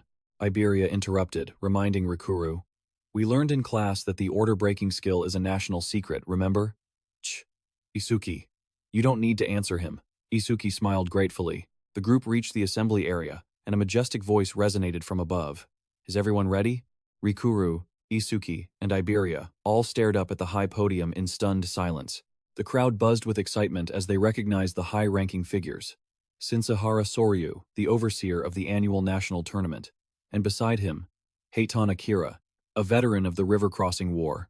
He was known for possessing the strongest physique, and the masked man next to him was the legendary Izumi Nento. "A room full of legends," Soryu began, announcing clearly, "I will now explain the rules for the second round. Listen carefully." He gestured to the virtual display board. Various disaster beasts would appear in the training arena, and the kill points would vary based on the difficulty. Disaster beast difficulty levels. 1,000 points for hard. The points were awarded based on difficulty. 100 for beginner, 500 for normal, 1,000 for hard, and 5,000 for nightmare. Soryu continued to explain the time rules. You have 1 minute of rest after defeating each disaster beast, then you must proceed to the next difficulty level. While the timer counted down, the rest time was at 56 seconds. Uegaku, a third-rank participant, tightened his grip on his weapon and smirked arrogantly. I'm heading straight for nightmare difficulty." The information board displayed, Uegaku, level 13 human, rank 2 earth spiritist. Suddenly, Isuki raised his hand amidst the silent crowd. I have a question." The other participants began to whisper and mock him. "That guy is level 0. How did he even pass the first round? He definitely got carried. Don't tell me he's scared now that he knows the second round is individual combat and wants to withdraw? Ha ha ha. Probably." Soryu looked down with an encouraging gaze. "What is it? Don't hesitate to ask." Isuki stood tall and asked a question that left everyone stunned. "Is nightmare the highest difficulty?" His wild question made Soryu widen his eyes in surprise. While Heitan Akira standing beside him wore an excited grin, the crowd laughed again. He's just showing off.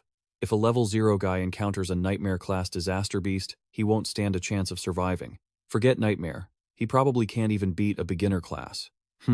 All bark and no bite, Soryu explained solemnly.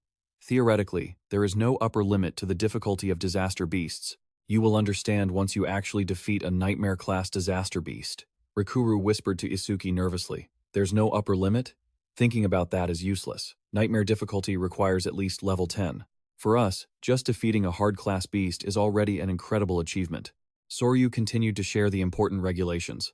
Points earned in the preliminary round would be added to the main tournament score. In other words, today's performance would greatly influence whether they could join the Salvation Alliance in the future. Hearing this, Rikuru and Iberia became more determined than ever. The points earned here will count toward the main tournament?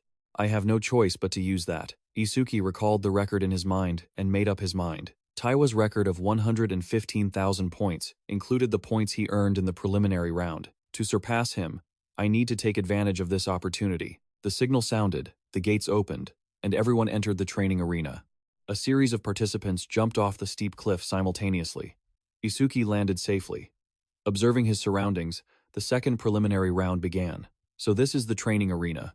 It's not much different from the usual arenas. Darkness shrouded the space, and suddenly, a series of glowing red eyes lit up with murderous intent from the darkness. The notification board appeared: Disaster Beast, Beginner Class, Plague Mad Dog, Level 1x10. Kill points, 100. Isuki thought excitedly. Finally, I can fight a disaster beast. Isuki activated his skill. Black Wall activated. He lunged forward with sharp, cold eyes. I can't increase my stats with these guys, so let's end this quickly. In the control room, Nento asked Soryu, "Are you monitoring him again?" Soryu replied, "While watching the screen, I also want to see the battle of that young girl." Honda Kana. Heitan Akira stood with his arms crossed, smiling with interest as he looked at Isuki's screen. This guy is more interesting. Suddenly, Soryu exclaimed in astonishment.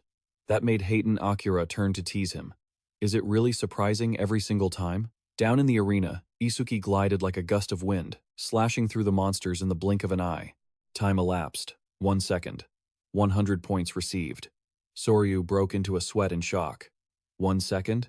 It usually takes several minutes. Heitan Akira laughed smugly. I told you, didn't I? This guy is much more interesting. Soryu tried to compose himself and analyze. The plague. Mad dogs are numerous but only level 1. Putting in full effort, one could certainly take them down instantly, but the next opponent is level 8. Taking it down instantly is surely impossible. Immediately, a giant, fiery monster appeared in front of Isuki. Disaster Beast. Normal class. Salamander. Level 8. Kill points, 500. Soryu stated with concern, facing a disaster beast 8 levels higher than himself, he will definitely have a hard time. But Heitan Akira smirked and asked back, You think so? I don't think a level 8 salamander poses much of a threat. Soryu turned to ask about the general situation. How are the other participants doing? He then operated the control panel. Sorry, I was too focused. Switching to multi-screen mode now. This way we can watch the top 10 at the same time. He observed the overall situation and commented with dissatisfaction. Most of the participants are still fighting beginner-class beasts. On the screens, one participant was using water magic, and another with a sledgehammer was struggling to fight their own beast. Soryu noticed another screen. Only Honda Kana is keeping up with Isuki Tenma's pace. The blue-haired girl was using green light magic to overwhelm the pack of mad dogs. Suddenly, Soryu exclaimed, looking at Isuki's screen, It's dangerous! Tenma is amidst everyone's shock. Isuki's figure seemed to be completely swallowed by the raging flames. Swallowed by the salamander's flames, Judge Soryu yelled in a panic. Did he expend too much energy fighting the mad dogs and couldn't dodge? Taking that fire head-on won't have a good outcome. Call the medical team, quickly. But Heitan Akira calmly stopped him. Wait, let's watch a bit more. With the speed he displayed earlier, dodging an attack of this level should have been easy. From within the sea of fire, a jet-black, spiked ice armor covered Isuki. The system board displayed, Black Wall activated. A sharp, icy sword slash tore through the space. Isuki swung his hand, slicing the flames and the monster's hard scales in just one swipe. The giant salamander was cut in two, its dragon scales shattering and scattering everywhere under the terrifying power of the attack. Isuki coldly walked away, leaving the dissolving corpse of the monster behind. The system announced the result. Time elapsed. 5 seconds. Received 500 points. Soryu stared at the screen in disbelief. He's completely unscathed. How? Did that ice armor cover his entire body? He could have taken it down instantly. Why did he deliberately take the opponent's attack? Isuki smirked with satisfaction as he looked at the notification board. Defense increased by 10%, thanks to blocking a C-rank fire skill with Black Ice Wall. He secretly thought that he had to take full advantage of every opportunity to raise his stats. His status board appeared in detail. Defense has become 434. Isuki Tenma. Human. Level 0. Unfixed profession.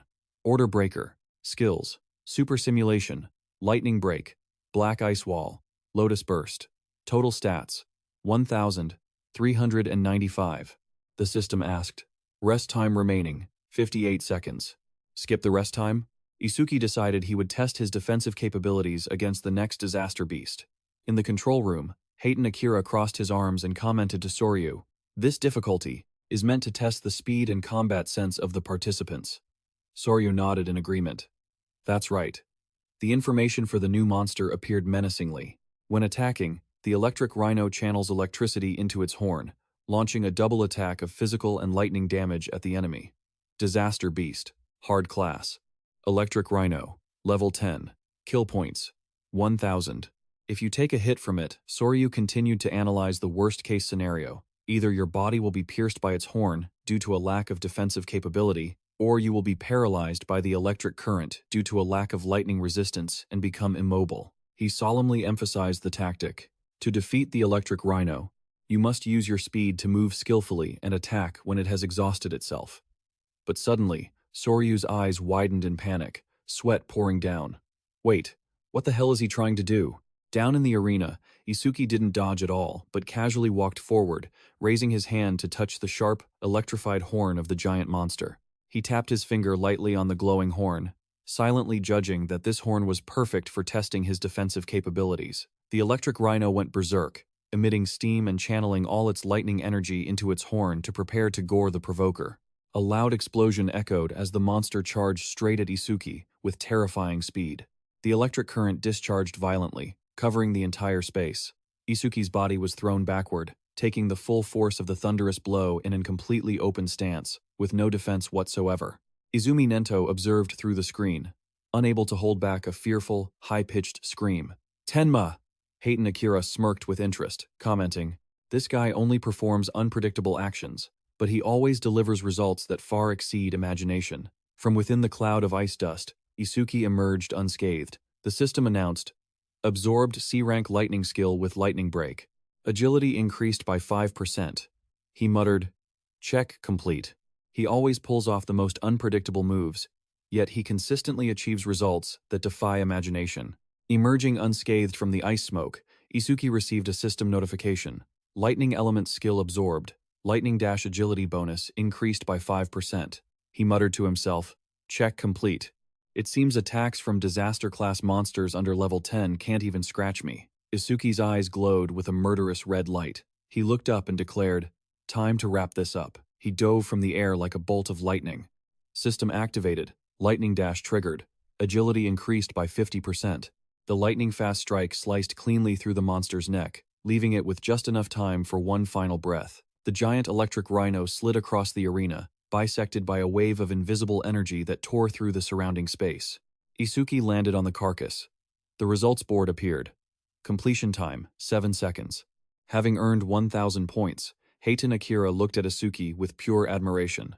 The total time so far is less than 15 seconds. Not only is he faster than I was in my youth, but I get the feeling he hasn't even used his full strength yet. However, Soryu's face suddenly turned dark and grave. But the next one is something else entirely. Judge Soryu began describing the next monster with a look of deep concern. It moves with agility, shredding enemies with sharp claws, spitting out iron chains, and possessing a giant mouth that swallows everything, all encased in an exoskeleton as hard as armor. He concluded with a cold, serious gaze.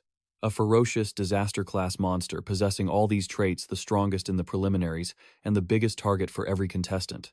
Before Isuki, a giant monster clad in jet-black armor appeared, radiating terrifying pressure. Nightmare-class disaster monster, Inferno Giant, level 15. 15,000 kill points. Simultaneously, the system activated the purifying orb. Instantly, a dark purple energy sphere streaked away at wind-tearing speed, slamming directly into the giant's body.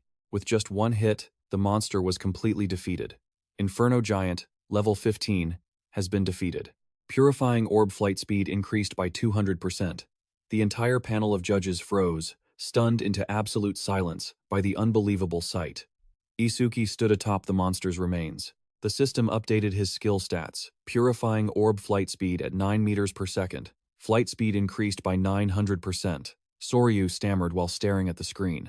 Even a nightmare-class Inferno Giant was taken down instantly. Completion time, 3 seconds. 5,000 points earned. Now, on to the next one. Meanwhile, in another arena, a roaring monster was also finished off in a single blow. She activated her skill. C-rank water bullet activated. See Kisaragi. If I defeat the remaining two, I can reach the normal rank. Primary rank completion progress, 80%. Uegaku was also facing a giant dragon. He smirked smugly, thinking, he skipped his break. I'll definitely reach the normal rank before Uwagaku. Normal rank completion progress. Handakana stood calmly amidst a pack of monsters, using recovery magic to restore her consumed mana before continuing. Handakana. Normal rank completion progress. 100%. Suddenly, a notification rang out, stunning everyone. Nightmare rank completion confirmed. Completion time, 21 seconds. Sei ranked first, gasping in astonishment. Isuki. There's someone even faster than me. Is it Handakana? Meanwhile, Handakana remained silent, with an unreadable expression. Isuki didn't stop. He continued to summon another energy sphere and declared, "Let's keep going." Soryu was still in shock, analyzing the situation. He took down a level 15 Inferno Giant instantly to pierce its armor. What on earth is that black orb? Heitan Akira smirked with excitement and ordered the difficulty to be raised. Let's see how far that kid can go. The system board updated immediately. Nightmare rank, Stage 2. Inferno Giant, level 15 times 2. Kill points, 10,000. 2 Inferno Giants appeared before Isuki Tenma, but he just nonchalantly remarked, "I was expecting something else. Is it just an increase in numbers?" The 2 monsters let out an earth-shattering roar and charged at Isuki simultaneously. Isuki raised his hand, creating another energy sphere with a calm expression. "While it's roaring, I might as well take one out first." The orb shot forth and pierced the body of one giant. In the blink of an eye, the purifying orb effect activated. Inferno Giant, level 15, has been defeated. Purifying orb flight speed increased by 200%. Flight speed at 11 meters per second. Flight speed increased by 1100%. Soryu shouted in absolute panic. "Another hit already? What is that orb? Is there no limit to its quantity?" Heitan explained calmly. "It's certainly powerful, but that skill has a fatal weakness." Soryu asked curiously. "A weakness?" The remaining Inferno Giant suddenly accelerated, charging forward at an unimaginable speed. Even Isuki was startled. This speed is faster than any disaster-class monster I've ever met. Izumi Nento spoke up to explain. Inferno Giants are often mistaken for being slow because of their massive size. But Soryu interrupted. "What do you mean?" Isuki focused all his energy into his hand, preparing for a direct attack. He fired directly at the rushing monster, activating his skill and the purifying orb. Heitan Akira continued to explain. The Inferno Giant's characteristics are a racial trait. They don't have magical power, but their other stats are significantly boosted. Despite its build, technically it is a speed type. Detailed info appeared as the monster rushed to dodge Isuki's attack. Inferno Giant, level 15. Race, Giant. Second-tier talent, cannot use magic, but other stats increased by 25%. No skills. Attack status, 320. Agility, 300. Defense, 320. Magic, 0. Total, 940. Isuki was stunned when his attack missed. It dodged. In the control room, Izumi Nento analyzed. That black orb definitely causes massive damage, but its flight speed isn't that fast. That kid definitely has good battle sense to utilize. The Inferno Giant's pre-battle roaring habit to launch a surprise attack. But he continued with a grave look as the giant swung a devastating punch toward Isuki. If he can't increase the black orb's flight speed, he won't be able to go any further. The monster unleashed a powerful spiraling punch, creating razor-sharp air vortices that tore up the ground. Isuki was blown far away. He realized that, from medium range, it could be dodged. Soryu commented anxiously. Knowing it wouldn't hit but using it anyway means he probably has no other moves. Heitan Akira crossed his arms, musing. Is that really the case? Soryu looked at the screen and wondered. Then why is he smiling? Isuki smirked defiantly. Speed isn't bad. Then I'll just close the distance. He stomped hard on the ground, activating a skill that caused a burst of blue electricity, triggering lightning dash. The two opponents clashed at terrifying speeds. The monster's punch created a massive explosion on the ground, hitting Isuki directly. Seeing that, Cho panicked, her mouth agape with worry. Soryu hurriedly grabbed the phone and shouted, "This attack is nothing like the electric rhinos. If he takes a direct hit, even that kid won't be able to walk out of there in one piece. Call the rescue team right now." But Izumi Nento stopped him just in time. "Wait," Heitan Akira commented calmly. "That blow certainly has terrifying power, but it's meaningless if it doesn't land."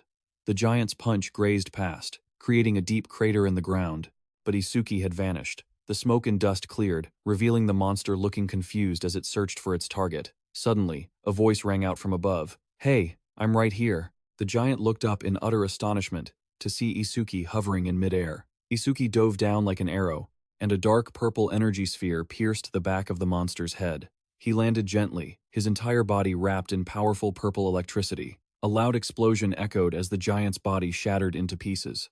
A notification appeared for Isuki's achievement. Inferno Giant, level 15, has been defeated. Purifying orb flight speed increased by 200%. Flight speed at 13 meters per second. Flight speed increased by 1300%. The system updated the total points. Completion time, 12 seconds. 10,000 points earned. Cho cheered joyfully. You did it, Tenma. Soryu looked at Izumi Cho in surprise. It was rare to see Cho so excited. Cho blushed, hurriedly explaining in an awkward manner, I was just praying for everyone's safety. Look, if the young people carrying humanity's future die, it would be a huge loss for us. Their families would be so sad.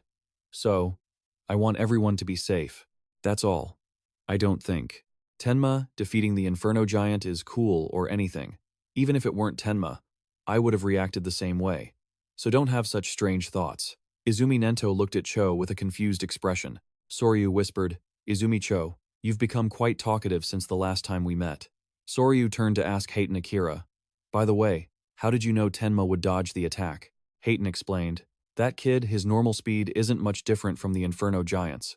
But when electricity flows through his body, his speed increases significantly. Once that happens, there's no way an Inferno Giant's attack could possibly hit him. Soryu nodded to himself. He had managed to take down 2 of them, though it had been a close call. With the points you have now, you've secured first place. If I were you, I'd stop here. But Isuki stood tall, his gaze fixed with unwavering determination on surpassing Wazin, the strongest of humanity. He poured his energy into his hands and roared, knowing he couldn't stop, not even for a second. 3 more Inferno Giants appeared before him. The system panel updated. Nightmare rank, Stage 3. Inferno Giant LV 15x3, kill points 15,000.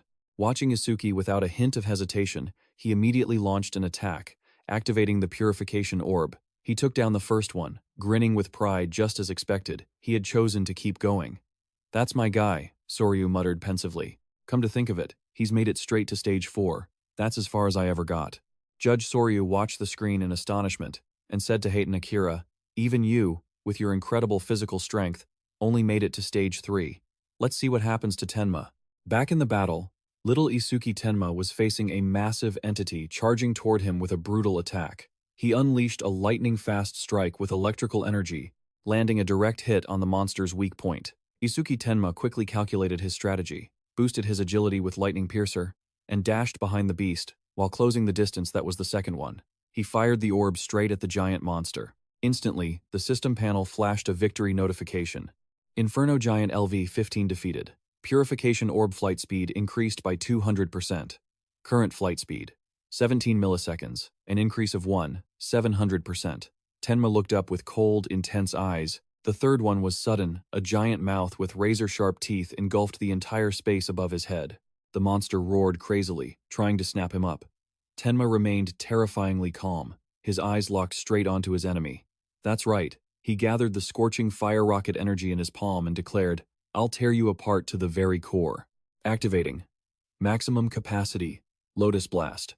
The attack exploded right inside the giant monster's mouth, creating a massive shockwave of fire.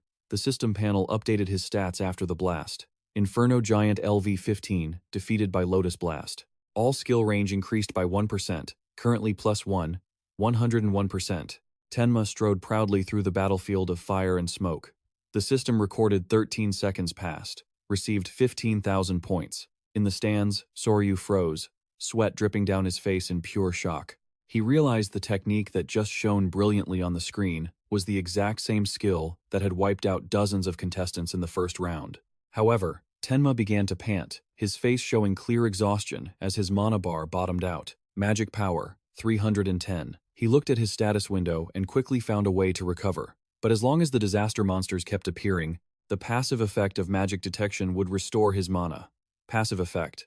Upon detecting an enemy unit, personal mana recovers by 10%. A new challenge appeared with overwhelming numbers. Nightmare rank, Stage 4. Inferno Giant LV-15x4. Kill points, 20,000. 4 enemy units detected. Mana recovery 40%. Current mana, 124,310. Soryu and Hayton Akira watched with extremely grave expressions. Stage 4 had begun. If he cleared this, he would surpass his past self. Yes, apart from Heitan, no one had ever cleared Stage 4. It'll be interesting to see how far that kid can go. Isuki Tenma glided effortlessly between the monster's lunges. He quietly noted that every time the purification orb's flight speed increased, the blue electricity surrounding his body allowed him to move like a ghost, increasing his accuracy. Facing the aggressive pack of monsters, he kept calculating. If he increased the flight speed a few more times, he wouldn't need to get into such close range to land his hits. His magic was limited. He couldn't waste even one purification orb. Tenma's eyes burned with determination as he poured all his strength into preparing for a decisive blow. Suddenly, giant iron chains lunged from the shadows, accompanied by a chilling sound. Isuki Tenma's eyes widened in shock as he saw the object hurtling toward him. It was too fast. The chain hit, and the monster roared, unleashing a lightning-fast attack that tore through the surrounding space. Tenma was caught off guard. He only managed to see the enemy's pitch-black silhouette before it deflected his attack. A loud crash echoed as the attack landed. He gritted his teeth in pain. Damn it!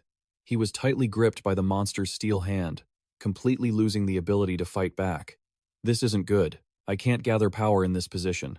A massive squeeze followed, shattering Tenma's bones. Cornered, Tenma collapsed under the overwhelming power of the Inferno giant. He lay motionless amidst the rubble, blood staining his vest. Witnessing this horrifying scene, Soryu couldn't keep his composure, shouting, "Heitan Akira, go help him." Heitan Akira stood in silence, his eyes darkening as he whispered, "So, this is his limit?" He remembered his own painful past, the image of himself collapsed on a blood-soaked battlefield with fierce determination. Heitan Akira prepared to act. "I'll help him right now, wait."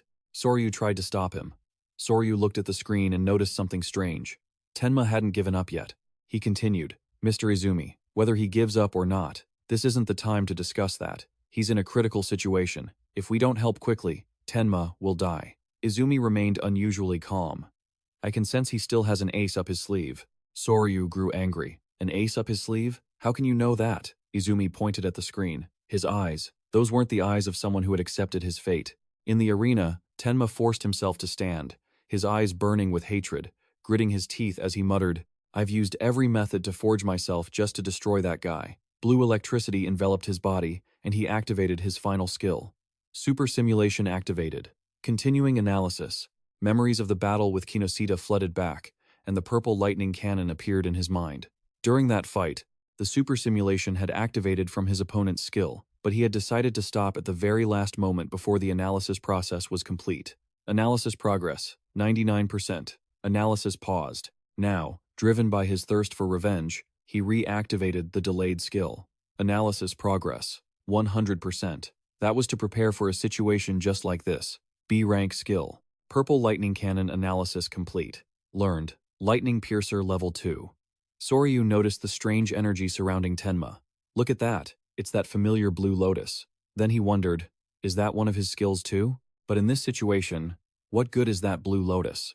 Choha wore a radiant smile like never before, making Heitan Akira gasp. She looked so happy. Does Choha know something? The system displayed the detailed information of the new skill.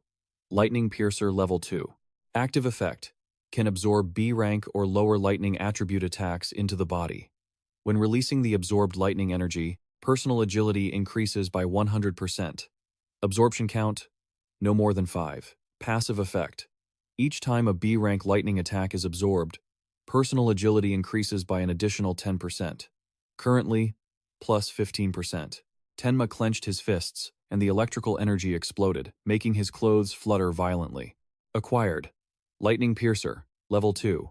All stats plus 20. Removes all debuffs and fully heals wounds. The monster swung its fist, crushing the ground. But Tenma had completely changed. He stood tall, blocking the attack with ease, head held high as he declared, "The warm-up is over. From now on, I'm going all out." Attack, 31,330. Agility, 31,330. Defense, 31,330. Magic, 33,330. Total, 124,013, 20. Soryu stared at the screen in disbelief. He was beaten to a pulp, yet he fully recovered in just seconds. This recovery power is even better than a professional healer, not to mention that absurd area of effect attack. Just how many more abnormal skills does he have? Meanwhile, Isuki Tenma surged forward at wind-tearing speed, blowing away 2 monsters with a single strike. Inferno Giant LV-15 defeated. Purification Orb flight speed increased by 200%. He continued to advance. Nothing could stop Tenma's pace. Nightmare rank. Stage 4 completed. Time elapsed. 31 seconds. Received 20,000 points. The me of now won't lose, no matter how many Inferno Giants come. Isuki Tenma fired an energy orb at the final monster. Inferno Giant LV-15 defeated. Purification Orb flight speed increased by 200%. Flight speed, 27 milliseconds, an increase of 700%. His strength now far exceeded all limits. He swept away all the monsters with ease. Nightmare rank, Stage 5 completed. Time elapsed, 57 seconds. Received 25,000 points. Finally, Tenma finished off the last monster with a critical strike. Nightmare rank, Stage 6 completed. Time elapsed, 1 minute and 34 seconds. Received 30,000 points. Soryu stuttered, speechless at Tenma's terrifying power. Wow. Hate and Akira watched the battle, letting out a gasp of amazement. Is this hell? Isuki Tenma? And the Inferno Giant? Who is the real monster here? I'm starting to lose my orientation. Isuki Tenma stood in the middle of the ruined battlefield, sweat beading on his forehead. He turned his gaze forward, his voice full of determination. What about the next stage? After this, no more Inferno Giants appeared. Judge Soryu stared blankly at the screen, shouting in utter shock. Impossible! I never thought this would happen. With trembling hands, he pressed the red button on the control panel to put an end to this chaos. Soryu's voice echoed over the loudspeaker. Sweat beaded on his forehead. Tenma, it's over. Looking down from above, a horrifying sight unfolded. He had defeated every single Inferno Giant we had prepared. The monsters' corpses piled up into a massive mountain, a testament to Tenma's destructive power. Tenma panted, the chains still wrapped around him. He asked in bewilderment, "Did I really defeat them all? Didn't you say there was no upper limit to the difficulty?" He walked through the blood-soaked battlefield, muttering to himself, trying to calculate how many he had taken down and how many points he had earned. Well, if I hit the ceiling, the gap between me and Taiwan Wazin shouldn't be that big. The system screen popped up, notifying him of the loot. Inferno Giant LV-15 defeated X-11. Purification Sphere flight speed +1, 100%. Current flight speed, 38 meters per second, a 800% increase. Not a bad haul at all. Isuki Tenma compared his new actual speed of 38 meters per second. It was even faster than the average car. Suddenly, Tenma froze, steam rising from his body after the intense battle. He stared at a stream of light in front of him, thinking for a split second that there was another enemy. Oh, right, I completely forgot. A shimmering blue stone appeared. Since he couldn't level up, any EXP from the disaster-grade beasts he defeated converted directly into karma stones. In the control room, Soryu and Hayten Akira stared wide-eyed. Is that a karma stone? Why is it blue if it appeared in the training ground? That's at least 10,000 EXP. Tenma couldn't absorb EXP, so all the EXP dropped in the training ground simply turned into karma stones. Soryu murmured to himself, I thought his fixed level meant he was just faking his stats, but it turns out he really can't level up. That means if Tenma joins a party and enters a dungeon, his teammates would get the full amount of dropped EXP. It's a good thing he was born a human. If he had been born a disaster-grade beast, it would be too terrifying to imagine. Tenma held the shimmering blue stone in his hand, a satisfied smile on his face at the unexpected loot. He turned and walked away, leaving the ruins behind. I've done what I needed to do. Time to head out. The heavy metal door opened slowly with a piercing screech. Seeing the door open, Soryu exclaimed, He's coming out! The result board flashed brilliantly, honoring the winner, Isuki Tenma, qualifying round stage 2 complete. Points earned, 106,600. Time taken, 3 minutes 55 seconds. Rank, 1. Soryu hurried over to block Tenma's path, inviting him enthusiastically. Tenma, I saw your performance with my own eyes. You have pure potential. Come with me. I will personally arrange a teacher worthy of you. Isuki Tenma coldly refused. I appreciate the offer, but I already have a mentor training me, so I'm fine. Soryu persisted. You don't understand. So what if you have a mentor? Not everyone is qualified to guide a young talent like you. You would be much better off following someone like me. Someone with connections and resources. Heitan Akira stood by, reminding Soryu as he saw Tenma getting annoyed. I said I'm fine.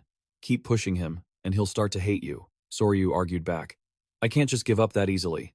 You try reasoning with him. Are you really okay with some nobody wasting Tenma's talent? Heitan Akira patted Tenma on the shoulder to reassure him. You're the one who dealt with Kinosita's goons back then. Don't worry about it. I only judge those who break the rules. Furthermore, Heitan Akira turned to Soryu with a smirk. He's a student of Izumi, after all. There's no way I wouldn't help him. Soryu froze upon hearing the familiar name. Huh? What did you just say? Whose student? Soryu asked, stuttering in panic. Is Tenma a student of Izumi? Meanwhile, Tenma bowed to Izumi Nento. Thank you again, sir, for what you did back then. Heitan Akira crossed his arms, confirming proudly, yeah, that's right. Soryu stood stunned, staring at the three of them. A youth who completely defied the standards appeared, and of course, he turned out to be a student of Izumi Nento. Sir? Choha stepped forward with a flushed face, stammering with concern. Great job. I've been following your performance closely. Are you hurt anywhere? If you are, I'll have you treated. He had been eager to challenge Stage 7, so there was no way he was injured. Isuki Tenma scratched his head and gave a wry smile. I'm not hurt, but I am a bit exhausted. I think I'll be fine after a little rest. Soryu sighed and smiled bitterly. If he was Izumi's student, it made sense he could make it this far. My other student also cleared every disaster-grade beast prepared for Stage 2. Curious, he asked, did Taiwan make it to Stage 6? Izumi shook his head. No, back then Stage 4 was the maximum. We expanded it to Stage 6 later, but it seems even that isn't enough. Maybe next time we should expand to 8. Heitan Akira turned back to the monitor. Anyway, just sit down and watch. For the other participants, Stage 2 has only just begun. On the screen, Rikuru was gasping for air from exhaustion. Hard difficulty progress, 100%. I can't even lift my arm anymore. It seems nightmare difficulty is too much for me. Horino Rikuru, Stage 2 challenge complete. Time, 17 minutes, 17 seconds. Points, 1,600. C was also at her limit. Hard difficulty progress, 100%. I don't have high damage skills, so I tried to suffocate them by trapping them in a giant water sphere. But it took too much time, and I'm almost out of mana. The next difficulty might be impossible. Kisaragi, Stage 2 challenge complete. Time, 19 minutes 1 second. Points, 1,600. Tenma looked at his friend's results and commented. So Rikuru and C both stopped at hard difficulty. I thought they would go a bit further. Soryu replied sternly. Don't assume everyone is as strong as you. Most participants can't even pass normal difficulty. With such a fast pace for taking down the electric rhinos, those two will surely be in the top 10. Tenma wondered, if their run ended in failure, why hadn't they come out yet? Soryu explained, unless they are seriously injured or a special situation occurs, they are not allowed to leave the training ground. You're just a special exception. Heitan Akira suddenly focused on another monitor. It looks like someone else has reached nightmare difficulty. Uegaku was swinging his weapon, delivering powerful blows to enemies with a rare karma item. Uegaku can definitely take down at least one Inferno Giant. On another screen, Akagami-san was commanding his familiar, and the user of that other familiar, Akagami, making it this far is also impressive. Yetran. The little black cat instantly transformed into a giant, ferocious monster. The complete form, familiar MY in its complete form, delivered a heavy blow to the enemy. The terrifying power shook the very ground. Witnessing that, Isuki turned to ask Izumi Choha, can familiars transform? Can your Tamaku do that? Choha replied, no. This is the first time I've seen it. The abilities of familiars remain a mystery. You should be careful. Isuki looked at the monster with a calculating gaze, realizing how strong familiars truly were. From now on, I'm going to funnel all dropped EXP to my black dog. He sighed, his face showing weariness but determination. Since C. Kisaragi and Rikuru had already withdrawn, there was no reason to stay here anymore. Time to head out. Wait, that's a surprise. He saw Iberia activating a brilliant red armor, radiating a powerful aura. Iberia, what is that? Did you get that armor from your old man? Iberia proudly clenched his fist as the armor gradually enveloped his body. This is the strongest epic-grade karma item my father custom-made for me. The system board immediately displayed the terrifying stats of the Dragon Equipment Epic Armor. Attack plus 100, Agility plus 100. Effect. For every minute equipped, stats increase by plus 20, up to a maximum of 15 minutes. Iberia recalled the arduous past to obtain it. This tool has its own will, and it chooses its master. I had to put in a lot of effort to even get my hands on it. He explained the risks of using this power. It's strong, but if I wear it for more than 15 minutes, the penalty is terrible. So, I have to end everything within 15 minutes. Saying that, Iberia launched into the air, his power stats skyrocketing. Current status increase. Attack plus 120, agility plus 120.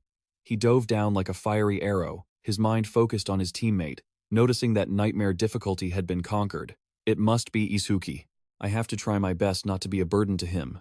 Iberia attacked the giant monster, shouting proudly, "After all, we are double E, double I, our duo." In the distance, Isuki stood watching and smiled gently. "It suits you well." Shortly after, the arena doors closed, and the notification sound echoed. Stage 2 ends. At the main hall, Judge Soryu stood before the remaining contestants, loudly announcing that only the top 10 highest-scoring individuals would proceed to the main event. The top 2 will receive special rewards. Below, Uegaku lay sprawled on the floor, panting but still full of confidence. Besides Handakana, there's no way anyone has more points than me. Heh. Those special rewards are mine. I won't keep everyone waiting. Soryu began reading the results. Now, I will announce the top 10. The leaderboard appeared on the big screen, sending shockwaves through the entire school. 1. Isuki Tenma, 3 minutes 55 seconds, 106,600 points. 2. Honda Kana, 16,600 points. 3. Uegaku, 16,600 points. 4. Iberia, 6,600 points. The crowd of hunters was stunned, buzzing with excitement. Over 100,000 points? Even Taiwan only managed 60,000. Just how many Inferno Giants did he kill to reach that number? At that moment, Uegaku jolted up, not believing his eyes. What? I'm ranked 3rd? Who the hell is this Isuki Tenma guy? I've never even heard of him. In contrast, Handakana gripped her sword, her eyes sharp and filled with desire. Isuki, Tenma, Isuki. I definitely want to duel him. Meanwhile, C stared at the scoreboard, feeling deeply insecure. Thinking about the massive gap between herself and Isuki, she wondered if the combat profession had never been right for her. Soryu continued to announce the leader with a proud tone. Leading the nation with a massive lead, 65,000 points ahead of second place, is Tenma. Standing quietly to the side, Izumi Nento thought to herself, I can't see his face, but I can feel that he is satisfied. A new dawn for humanity is growing brighter. Back at the arena, Iberia lay flat on the cold ground, smiling contentedly despite being exhausted. Over 100,000 stars? If it's Isuki, taking first place is just expected. Looking at the carcasses of the monsters chained around him, he whispered to himself, but I did well enough not to embarrass the name Double E. Isuki walked over to look at his friend, sprawled on the ground. Yeah, you did great. You surprised me. Iberia shed tears of emotion and exhaustion, stammering, Really? The camera panned from high above, capturing the epic scale of the 21st Savior Alliance National Qualifying Tournament. In the end, Isuki carried Iberia on his back, walking off in the glow of victory. Coming to an end in District 1 of the southern continent, the morning sun shone on a vast square filled with ancient and dignified architecture. A group of guards stood whispering noisily. We were woken up at the crack of dawn just to watch some old man meditate? Watch your mouth. That is the commander-in-chief of the southern continent, and he can see the future. The soldier continued to explain with respect. A prophet, Southern Commander-in-Chief Ban Ga. Another soldier wondered, then why did we only receive notice after the barriers were deployed? If he truly sees the future, he should have told us the impact points of the stone tablets beforehand, right? The other soldier replied, It is true that Elder Ban can only see a small fraction of what is to come. Even so, the reason he is compared to Northern Commander-in-Chief Izumi Nento as a pillar of humanity is. Suddenly, the old man opened his eyes wide, breaking into a sweat as the soldier finished his statement with conviction, because his prophecies are exactly 10% accurate. Ban collapsed in a panic. His subordinates rushed to support Elder Ban Ga. Are you okay, sir? The old man gasped, warning, the northern continent is in danger. His face turned pale with horror as he uttered the prophecy. A fierce attack by calamity-level monsters will soon descend upon the north. Among them are calamity beasts with levels exceeding 100. Cut to the northern continent. A quiet night covered the trees rustling in the wind. Isuki Tenma stood alone, checking his own status board. My total stats have finally exceeded 1,500. The system board displayed the details. Attack 330. Agility 380, increased by 15% from Breakthrough Defense. 462, increased by 40% from Black Wall Magic. 330. Total 1,502. He recalled the basics. I think ordinary people receive 50 stat points when they level up. Let's decide how to allocate them to each ability. Isuki mused, comparing it to 1,500 points. It was equivalent to a level 30 awakened person. Agility and defense could be increased infinitely through the passive effects of his skills. A holographic image appeared to illustrate his thoughts. Agility plus 10%, defense plus 10%. He continued to analyze his weaknesses. Magic also recovers infinitely with the magic detection passive, but there is no way to increase attack power. Is there any method? His train of thought was interrupted by a voice calling out, "Dinner is ready." Rikuru was holding a cooking spatula, with C waving beside him. "Isuki, I made a lot of dishes you like." Isuki walked toward them, putting his calculations aside. "Well, I'll think about that later. Besides, I might be able to get an attack-boosting skill through the simulation." The group gathered around the sumptuous table. C said happily, "It's been a long time since I've eaten food cooked by Horino Rikuru." Izuki looked around the table and realized someone was missing. "Where's Iberia?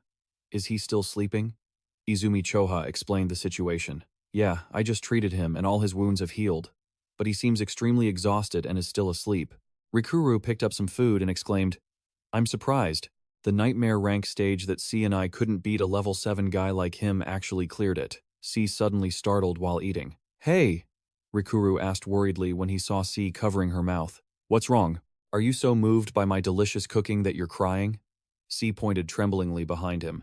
A huge shadow with glowing red eyes appeared behind Rikuru. The guy looked clueless. "Huh? What's behind me?" The shadow let out a ghostly haunting moan like a starving demon. "Food, give me food!" Rikuru screamed. "Gah!"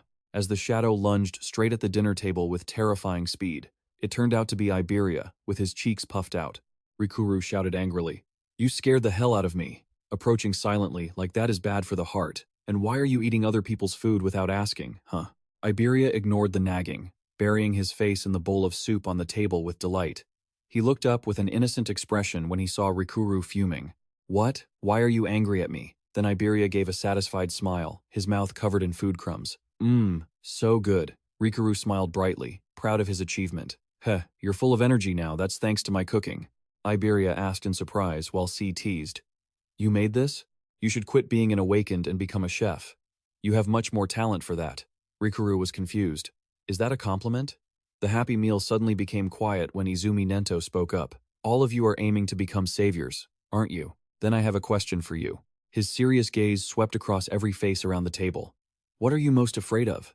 Rikuru rested his chin on his hand, thinking simply. "Fear? Like, the opposite of what we expect? My dream is to become a savior and save enough money so I can travel around the world and enjoy delicious food while I'm still young." He started to imagine the worst-case scenario. "So, the opposite of that would be growing old, I guess. If I grow old, I won't have the strength to travel the world anymore, and my taste buds might decline to the point where I can't distinguish flavors. Just thinking about it gives me goosebumps." It was C's turn. She hesitated to share. "What about me? I was born into a family of doctors, so I grew up in a hospital." Memories flooded back. She recalled the cold hallways. "Since I was little, I've seen so many people suffering from all kinds of illnesses, both big and small. That became a psychological trauma for me. So now, I feel horrific fear, even if I just have a cold or fever." Rikuru finally realized, "Is that why you ran away just because I sneezed the other day? So, that's the reason." Izumi Nento reassured the young girl. "The lifespan of an awakened person is double that of a normal person, and they almost never get sick. You can say goodbye to that fear now." Iberia was startled when he felt everyone's gaze. "Is it my turn?" He answered seriously. "The thing I'm most afraid of is not being able to pass the qualifying round." But then Iberia smiled, looking at his companion. "I'm afraid I won't be able to fight alongside Isuki." Then he excitedly turned to ask, "What about you?" "Isuki, what are you most afraid of?" Isuki was surprised. "Why are you asking me all of a sudden?" C curiously joined in. "Does Isuki even have things he's afraid of? Tell us." "Don't tell us you're not afraid of anything," Rikuru added. "What Isuki is afraid of? I can't imagine it at all." Isuki mused, his eyes looking down sadly. "After my parents passed away, I didn't know how to continue living. I was very worried." C was surprised. "Isuki, images of a lonely past returned. Shrouded in darkness, helplessness, anger, sadness, hunger. These negative emotions took over my body." Isuki recalled the image of himself curled up in the darkness until C and Rikuru appeared before him. Why are you crying alone in a place like this? There's such a beautiful sky. Looking down at the ground is such a waste. The memory of the smiles of his two childhood friends warmed his heart. Do you have a cold? Should we go to the hospital? Let's go eat something delicious. Then all your worries will fly away. Isuki teared up, looking at them with deep gratitude. The warmth that the two of you brought pulled me out of that negative world. After that, I also met Teacher Cho and Iberia too. Isuki looked at everyone around the dinner table with a gentle gaze. Like comrades, or rather, like family. I've grown. He smiled gently, enjoying the rare moment of peace. This sense of safety, it's been such a long time. Sometimes I think I wish this moment could last forever. What I'm most afraid of is having to live alone. Izumi Choha blushed as she silently observed him. Tenma's atmosphere right now is so calm and peaceful. It's completely different from the feeling of insecurity before. Suddenly, Iberia lunged to hug Isuki tightly, shouting, "Isuki, I will never leave your side, not even for a step." Isuki panicked and pushed him away. "No, that's not what I meant." Izumi Nento explained the meaning behind his question. "I asked this to confirm if any of you would regret choosing this path. Once you become a savior and face real danger, regret is the one thing a savior cannot afford." He stood up, his towering figure exuding authority. "Remember this. Dying without regrets is the goal of every savior." The group replied in unison. "Yes, we will carve that into our hearts." Izumi urged them. "Then finish eating and get some rest. See, Kisaragi and Iberia need to return to the North 6 District tomorrow." The next morning, Iberia waved goodbye to Isuki Tenma.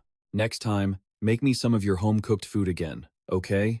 Isuki Tenma shouted back while running. "Yeah, leave it to me, just try not to cause any trouble for Izumi. See you at the main tournament." Isuki stood there watching them leave, then curiously asked Iberia, "Since when did you and Isuki Tenma get so close?" Iberia turned away, secretly wiping her tears. Isuki turned and walked away with Izumi Nento. "Let's head back, too." As they walked, he remembered, "I have something I wanted to ask you, something I can bring up during the main tournament." Suddenly, Isuki stopped dead in his tracks when he saw the look on Izumi Choha's face. Why was she in such a rush? She was sprinting toward them, her expression filled with worry and tension. Izumi Nento also sensed something was wrong. "What happened?" Choha gasped for air as she reported, "Top secret information from the southern continent." She hesitated for a moment. "What is the content?" This was classified info with an extremely high security level, meant only for saviors level 50 and above, and the continental commanders. Izumi looked at his two students and confirmed, "Do you trust me that much? It's fine for these two to hear it. Tell us." Izumi Choha spoke with gravity. "The prophecy. A new prophecy from the Southern Continental Commander, Elder Ban. Within the next 3 days, a large-scale attack by disaster-class beasts will occur in the northern continent." Isuki asked anxiously, "Elder Ban, is that prophecy reliable?" Izumi Nento explained in a low voice, "Elder Ban is the most famous oracle in the 5 continents. His prophecies are equivalent to a confirmed future." Choha immediately offered a suggestion with an urgent look. "Then, Father, we must evacuate the northern continent quickly. There must be a reason why the disaster-class beasts are launching such a massive attack. This time, the target of the attack might be Father himself." The Northern Continental Commander, Izumi Nento, bowed his head in thought, realizing his own perilous situation. That meant if he stayed here, he would surely become a sitting duck. Izumi Choha continued to persuade him, "Combat isn't even your specialty, Father. If you know you're the target, there's no need to risk your life by staying. Evacuate to the central continent right now." Izumi agreed. "I agree with Izumi Choha. If we're short on manpower, I will stay and fight."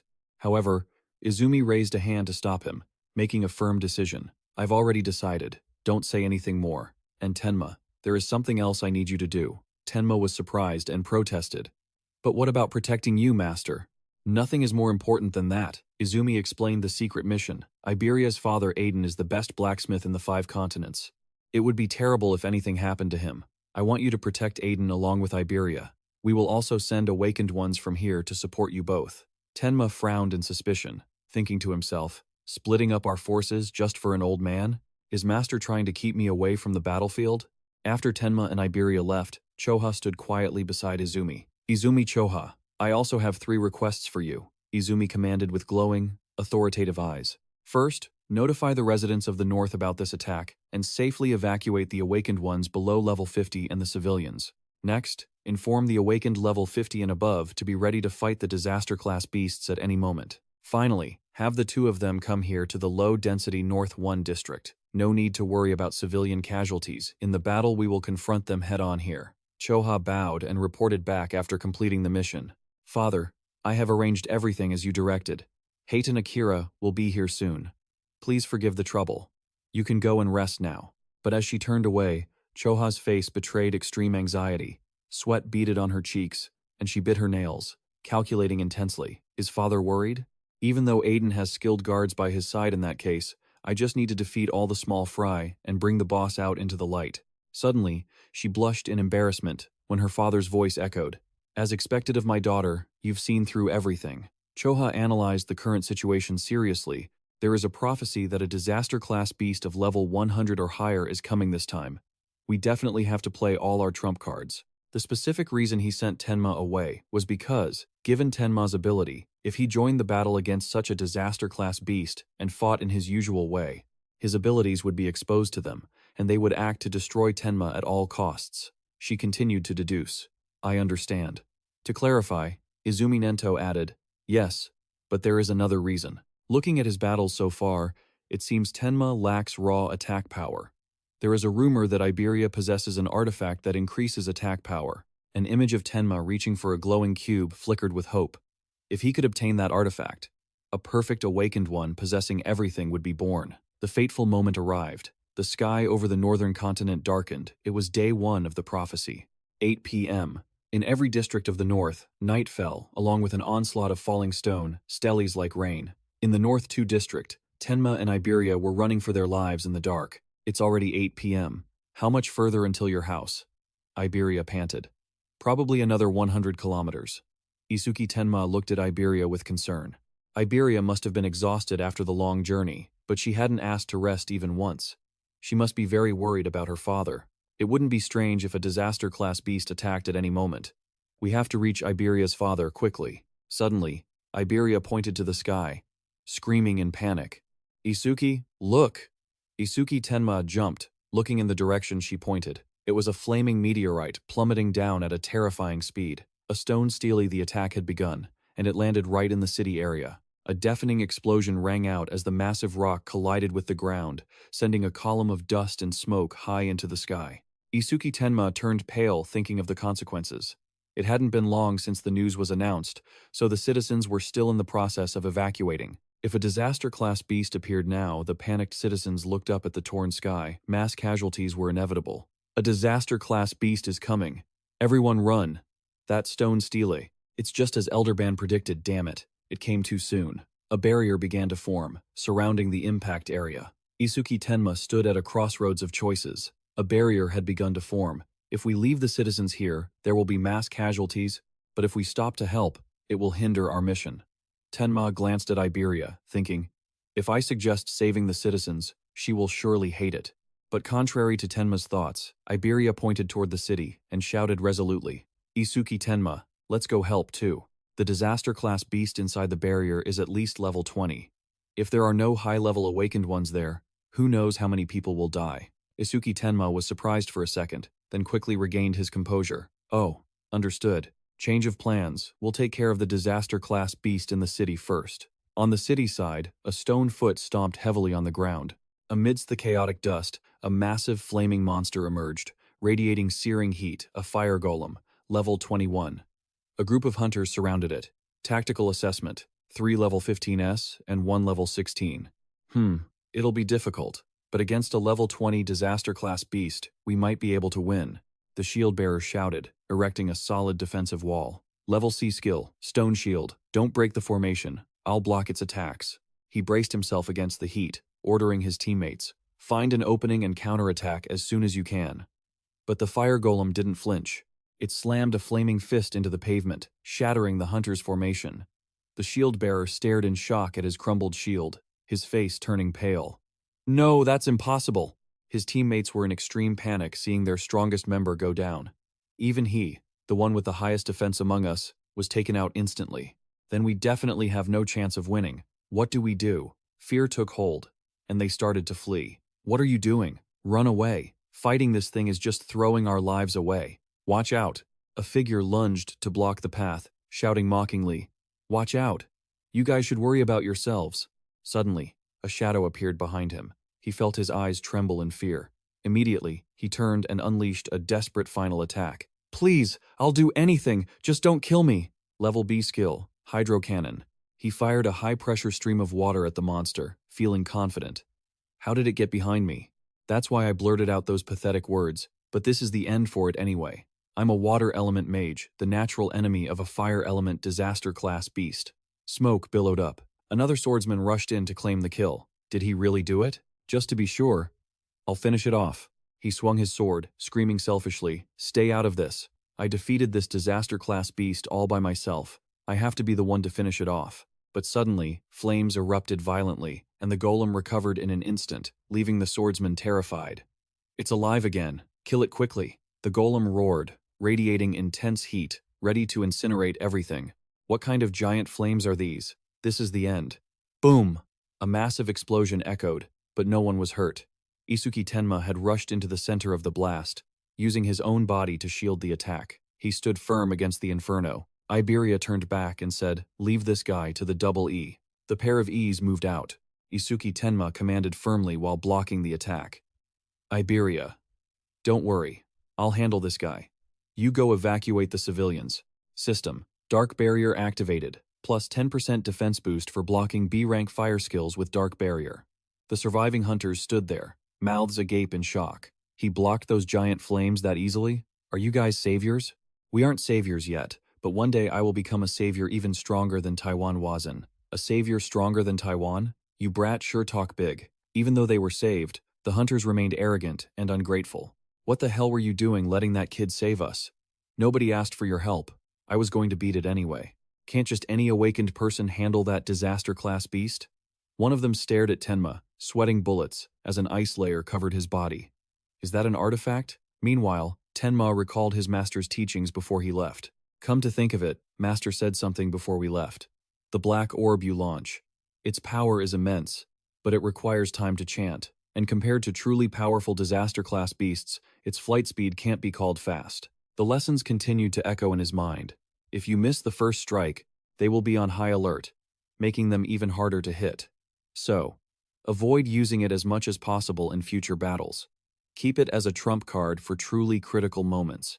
Listen carefully. Only use that black orb. Tenma observed the surrounding crowd and reasoned. Since I'm confident I can take down the opponent for sure, I can't use the piercing bridge in the middle of this crowd.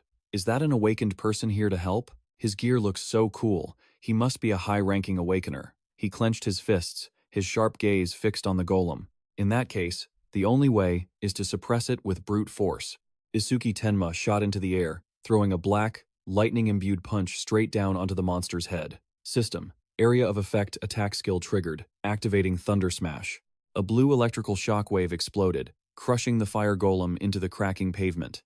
The giant monster was completely crushed under the overwhelming power. The flames on its body gradually faded as everyone watched. He lunged again, delivering another lightning punch from above, smashing the fire golem's head into the cracked ground. Looking down from above, a terrifying explosion radiated outward, knocking everything back within a close radius. The fleeing civilians saw the scene and began to buzz with excitement. Is the disaster class beast actually being pushed back? Wasn't it supposed to be super strong? I saw the face of that awakened one. He looks only about 18. The disaster class beast must be heavily injured. A hunter standing nearby was stunned. Are you kidding me? Before his eyes, a giant level 21 fire golem was being completely overwhelmed, unable to fight back. A level 21 fire golem can't even strike back? Who exactly is this young guy? The crowd of hunters whispered in astonishment. Right after defeating the disaster class beast, he went somewhere with that blonde girl. The fact that a level 0 like him can do so much is thanks to him getting the golem's HP down to the lowest level. Even I, a level 15, couldn't track that speed with the naked eye, let alone the strength to blow away a fire golem with bare hands. Leaving the astonishment behind, Isuki Tenma dashed through the ruined city, thinking to himself, a level 0 he can even compare to a level 30. Even for a disaster class beast at that level, instant elimination is impossible. This isn't a good omen for the future. He analyzed his situation while running. He had to find a way to increase his attack power somehow. The clock struck 10:30 p.m. on day 1 of the prophecy. Isuki Tenma threw a punch at a monster, but it dodged. That's amazing. Isuki, your speed just now, I couldn't even track you with the naked eye.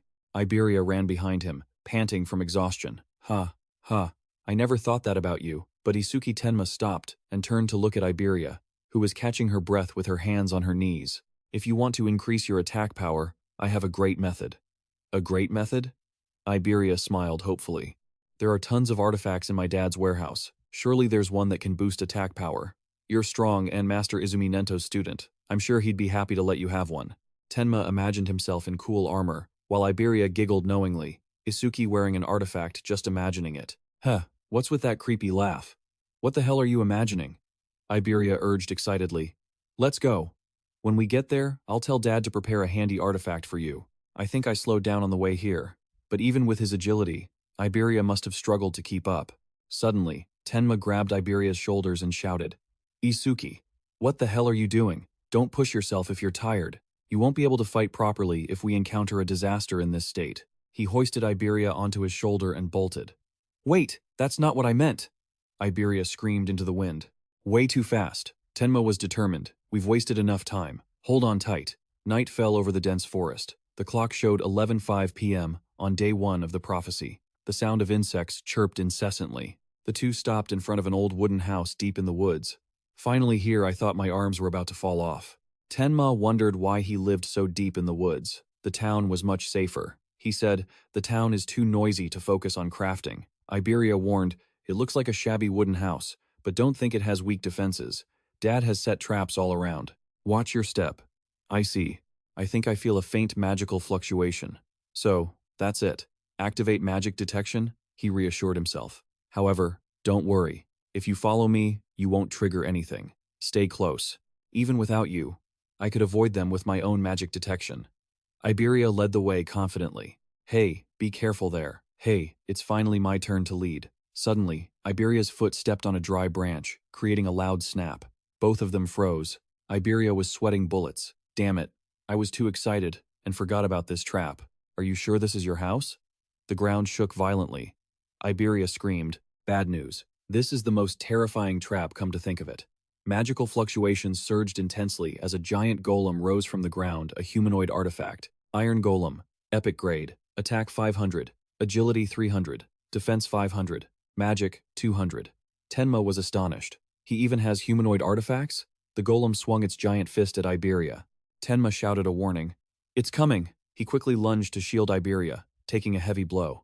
The two attacks collided, creating a massive explosion. Isuki Tenma skidded across the ground, silently assessing. Even an artifact has higher attack power than me? It was an artifact created to protect Iberia's father, so I can't destroy it with the piercing bridge. This is tough. He turned to ask Iberia. Iberia, is there any way to stop it? Don't aim for the Karma Stone on its chest? Iberia pointed out the weakness. That's its power source. Destroy it, and it will shut down. The green jewel on the golem's chest flashed. Isuki Tenma smirked confidently, activating Thunder Smash. Knowing the weakness makes this easy. It might have strength, but I have speed. He dashed forward like a bolt of lightning, dodging the golem's attack, and threw a lightning punch. The punch hit, but the golem was unfazed and countered even harder. He quickly dodged and aimed straight for the green jewel on the golem's neck. He leaped and grabbed it. The giant golem stopped, motionless. After the intense battle, a towering shadow suddenly loomed over Isuki Tenma as he thought, that's enough, isn't it? Witnessing the terrifying scene, Iberia shouted in panic, Stop, Josuke! Suddenly, a sword slash cut through the air with incredible speed, aiming straight at Tenma. The blade stopped right at the top of the young man's head, leaving him shocked. When did he get close to me? The swordsman, named Bokuto Josuke, sheathed his sword, looking coldly at Iberia. Iberia, I thought you were stray bandits. Isuki Tenma stood up calmly, dusting himself off, and wondered, why didn't I sense any magic until he attacked? And who is this? He looked in shock at the sight of the recent attack. The sword, it vanished. Iberia introduced him excitedly. This is my partner, Isuki Tenma. He's level 0 but super strong. We've formed a duo. The team name is Tenma. Josuke interrupted. Forget about that. Where's your dad? Josuke pointed toward the wooden house. Master is in the back. But be careful. Iberia ran off. Oh, right, Dad. Josuke watched her go with a serious expression. He doesn't look too happy. As soon as he saw his father, Iberia excitedly showed off his achievement. Listen, Dad. I cleared the qualifiers. He continued rambling on. 4th place in the region on nightmare difficulty, just like I promised. Let me choose any artifact I want. Whack. A fierce slap landed squarely on Iberia's face. Iberia clutched his cheek in pain and asked, stunned, Dad, why did you hit me? The old man, Aiden, roared in anger. Give back the dragon device. You stole it, didn't you? Iberia argued. What the heck? I just borrowed an artifact-grade item. You didn't have to hit me. The old man growled. The dragon device causes irreversible damage if worn for too long. If you ever take it again without asking, I won't hold back. Feeling deeply wronged, Iberia threw the bag to the ground and stormed off. Fine. I'm never using any of your artifacts again. The old man turned to Tenma with a cold, piercing gaze. You're Izumi Nento's second student, right? Tenma replied respectfully. Yes, I am Isuki Tenma. Master sent me to protect you, Aiden, due to a prophecy about a catastrophic attack in the north. I've heard, Aiden said, looking him up and down with suspicion. That guy is very picky and rarely takes apprentices. Why would he choose a kid who looks as ordinary as you? Suddenly, he froze, his eyes widening in shock. Wait, is your level fixed? Before Aiden's eyes, Tenma's status window appeared. Isuki Tenma, human, level fixed, no class, order breaker, talent skill, undisclosed. Aiden asked suspiciously, Are you using some kind of karma artifact to fake your stats? Tenma replied calmly. No, not exactly. The old man pondered, looking ahead. I see. No wonder Nento Izumi asked for that special item.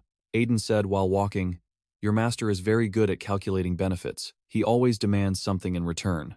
Isuki Tenma was puzzled. Master only asked me to protect you. I haven't heard anything about a reward. Aiden explained further. He contacted me and said that in exchange for his student's protection, I had to give that student a specific karma artifact. Isuki Tenma was surprised. Did Master really do that for me? It's okay, Aiden. Even without the artifact, I would still protect you. Aiden shook his head. I have plenty, so I don't mind giving it to you. I'm just curious why he chose a broken item. Isuki Tenma was surprised. A broken item? Aiden recalled and described the original legendary item. It was a masterpiece. A unique critical crystal. Doubles attack power upon a critical hit, with a 99% critical rate.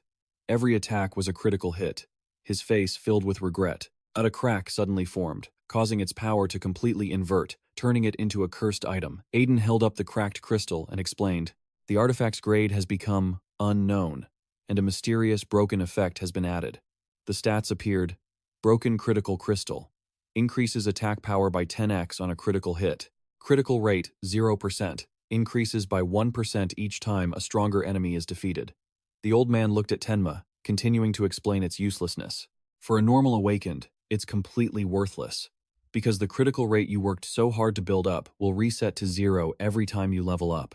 Aiden's eyes flashed as he saw the strange compatibility. That's why I found it strange that Izumi Nento asked for this broken item. But looking at your stats, I understand why. You're quite special, aren't you? I don't know how you got strong, but since you never level up being fixed level, this artifact is absolutely perfect for you. Tenma held the stone, and a vision of the future flashed in his mind. As he continued to defeat calamity beasts, his critical rate would eventually hit 100%. In the future, every single attack would be amplified 10 times. Destructive. Strike the system notified him that the broken critical crystal had been equipped. Current rate 0%. Tenma contemplated the item's harsh conditions. The critical rate only increases when I defeat enemies with higher attack power than me. That's a bit harsh. I'll figure out a way to deal with it after clearing this wave. Aiden nodded in satisfaction as he saw the light from the artifact resonate with Tenma. It seems it's equipped correctly. It really suits you. Tenma replied, I've really been struggling because of my low attack power. This item helps a lot. Thank you, Aiden. Aiden turned away, his expression becoming distant. I create the artifacts, and you use them to fight the calamity beasts. We're all doing this for the survival of humanity. No need to thank me. Suddenly, he stopped as he saw a streak of light crashing down from the sky. Unless someone knew my location, there's no way these beasts would attack such a remote place. You guys should get some rest for now. Suddenly, a massive explosion rocked the middle of the forest, and dust billowed into the air. The pressure from the blast forced Josuke and Tenma to cover themselves as the ground shook violently. Iberia screamed in a panic amidst the ruins. What is this? What just happened? A giant magic circle appeared in the sky. Iberia was terrified. A barrier? Why is there a blue barrier here? Aiden gritted his teeth, realizing there was betrayal or a sinister plot afoot. Only the commanders of the 5 continents knew my location. Is this tablet falling here a coincidence? Or, Josuke drew his sword and shouted to warn everyone, "Back away! The calamity beasts are coming. They're heading straight for us." Isuki Tenma stood still, his eyes glowing with a cold blue light. I can feel something approaching at terrifying speed.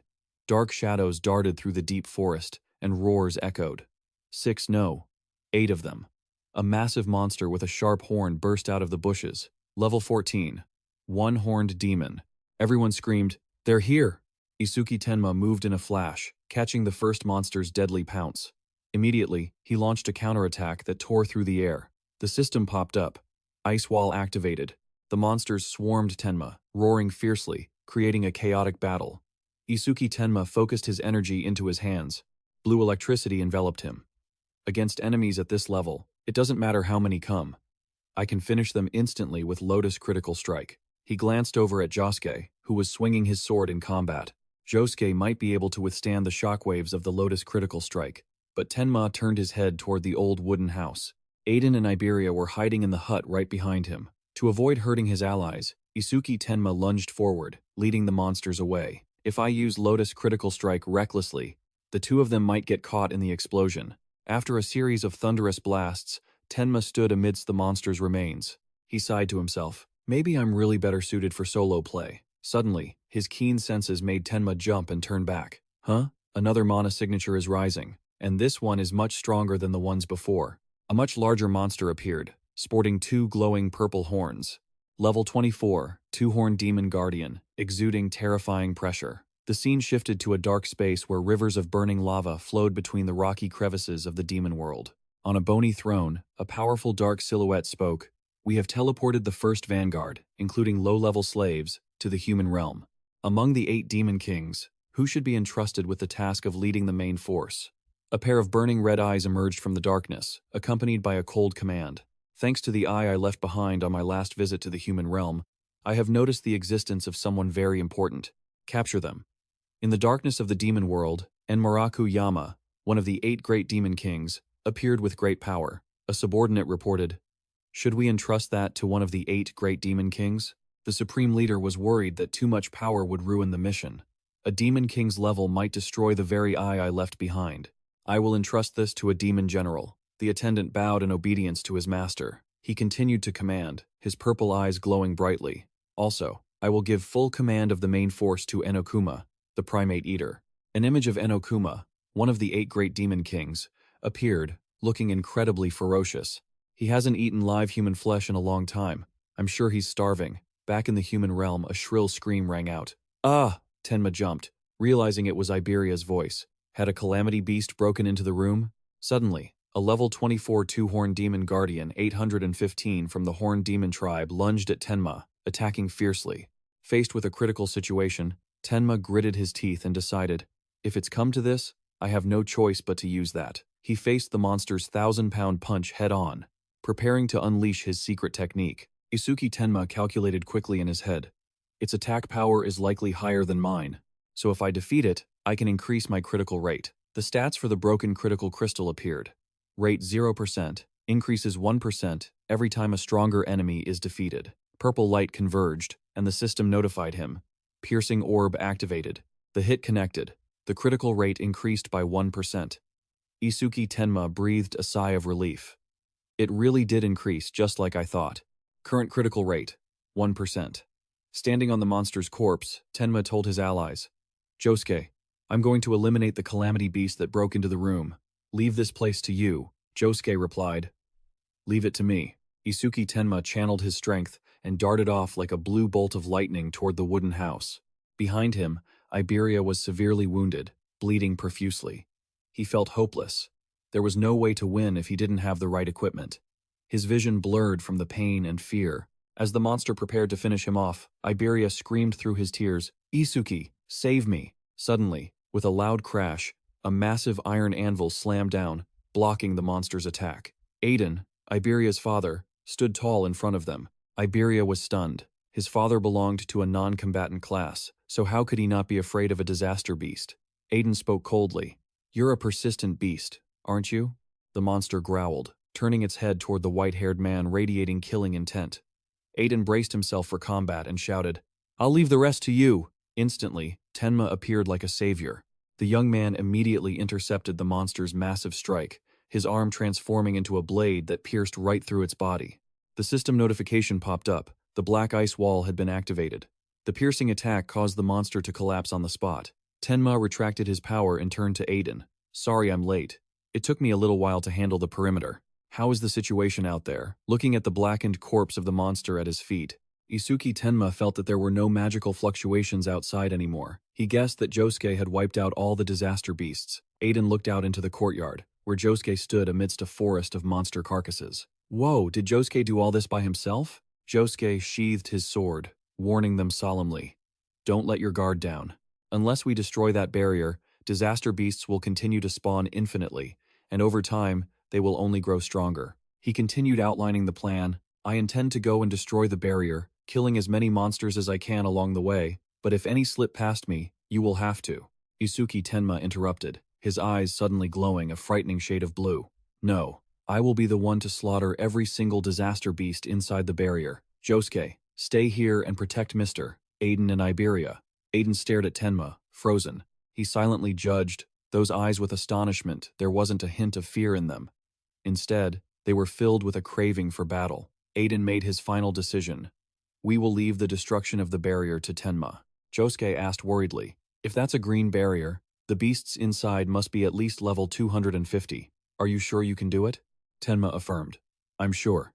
The scene shifted to Tenma, sprinting at breakneck speed, feeling exhilarated. "Finally, I can fight to my heart's content." Iberia struggled to stand up. "If Isuki is going, I'm going too." "All right, Josuke, keep an eye on my father." Aiden stopped him. "No, you're not." Iberia was stunned. "Why not? We're a team." Aiden looked at his son with a cold gaze. "Stop playing house. It's pathetic. You and Tenma live in two completely different worlds." Iberia shouted in frustration. "We've been together this whole time. What the hell are you talking about? Different worlds? A team is supposed to support and compensate for each other's weaknesses." Aiden barked, cutting his son off. "But you didn't support him at all. You were nothing but a burden, getting in his way. At this rate," the old man hissed bitterly, "you'll end up getting Tenma killed." Aiden turned away, deep in thought. "And obviously, I'm not just talking about you. Tenma is a special existence. No one of his generation stands on the same level as him." He watched Tenma's retreating back as he faded into the forest. Have you ever seen his eyes when facing a disaster beast? Those are the eyes of he. Paused, watching Tenma, silently assessing that these were the eyes of someone consumed by hatred. Tenma dashed like a blue lightning storm. The system notified him that the mana search had detected 5 enemy targets. 50% of the user's mana had been restored. He launched himself into the air, eyes sharp, and shouted, "5 disaster beasts? They must have just crawled out of the barrier. This will fill my mana back up. Get out of my way." A fiery explosion engulfed the entire forest. The system appeared. Lotus Critical Strike activated. 5 enemies eliminated. Skill radius plus 5%. Currently plus 110%. Critical rate plus 1%. Critical crystal damage 2%. Tenma glided through the night, clicking his tongue as he calculated. "The defense of that 2-horned guardian is too high. I wasted 80% of my mana just to take it down with a Lotus Critical Strike, but I won't let any of them get to Iberia and the others." From afar, Iberia watched in shock as a pillar of smoke and fire rose higher than the treetops. He hurriedly turned to ask Josuke, "Where did that explosion come from?" Josuke narrowed his eyes, recognizing the familiar surge of power. "That's Isuki's skill. He must have encountered the disaster beasts in the forest." Josuke's gaze deepened as he pondered. An explosion of that scale isn't something a level 0 player could create. Is the reason Tenma can't level up due to the stat reduction effect of his innate talent? At this moment, Tenma stood before a massive energy wall. So, this is the green barrier. These disaster beasts seem to be on a completely different level than the ones I've faced before. Mana search activated. Tenma was stunned. He hadn't expected his search skill to be blocked. "I can't gauge the quantity or the power of the monsters inside." He recalled his old knowledge. His master once taught him that one could identify a monster's level through the color of the barrier. Gray barrier is level 1 to 25, green 26 to 50, blue 51 to 75, purple 76 to 100, red 101+. Since this was green, the beasts inside would be level 26 to 50. Tenma looked at the glowing white lotus seal on his palm. If he killed them all, they would drop a massive amount of experience points. He waved his hand, commanding a stream of black smoke to condense into a grotesque shape, summoning his Shikigami. A death hound, a giant black wolf, appeared with terrifying stats.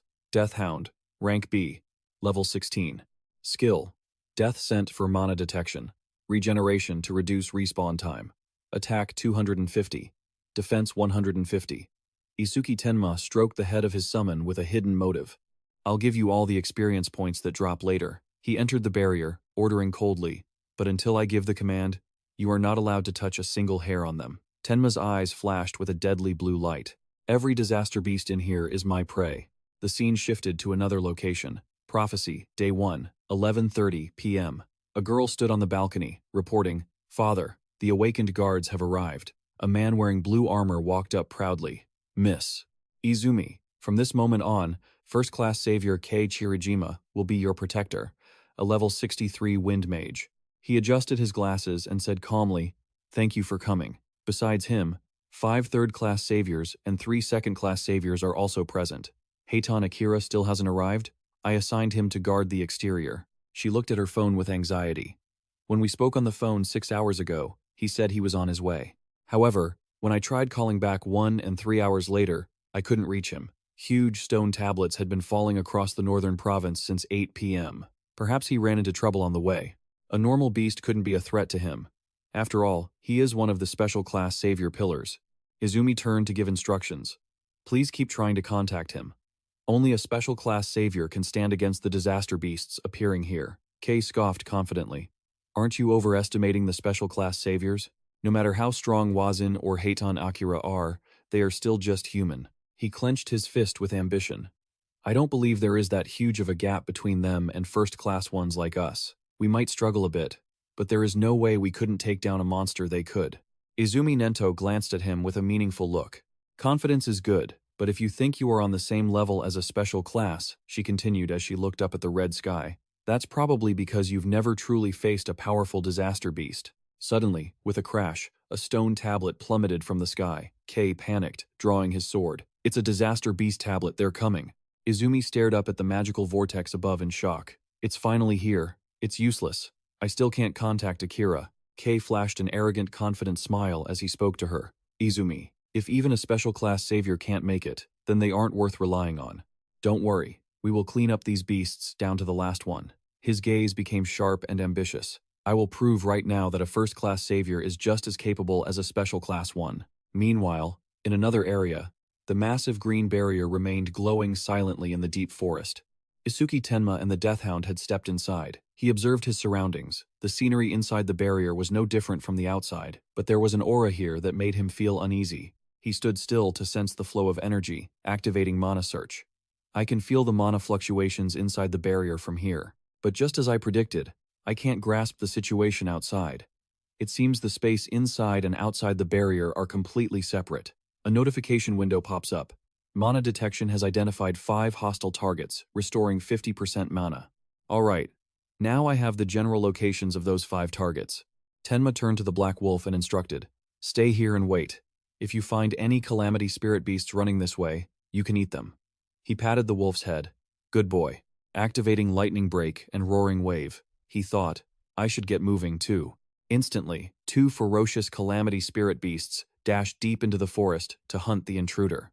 Tenma suddenly appeared, closing in on one of the monsters, with unbelievable speed. He landed a powerful punch, knocking the beast back, then activated Black Wall and Black Ice Wall. A massive blue lightning bolt slammed down from the sky with a thunderous explosion. The terrifying power tore through the night, blasting the pack of calamity spirit beasts away.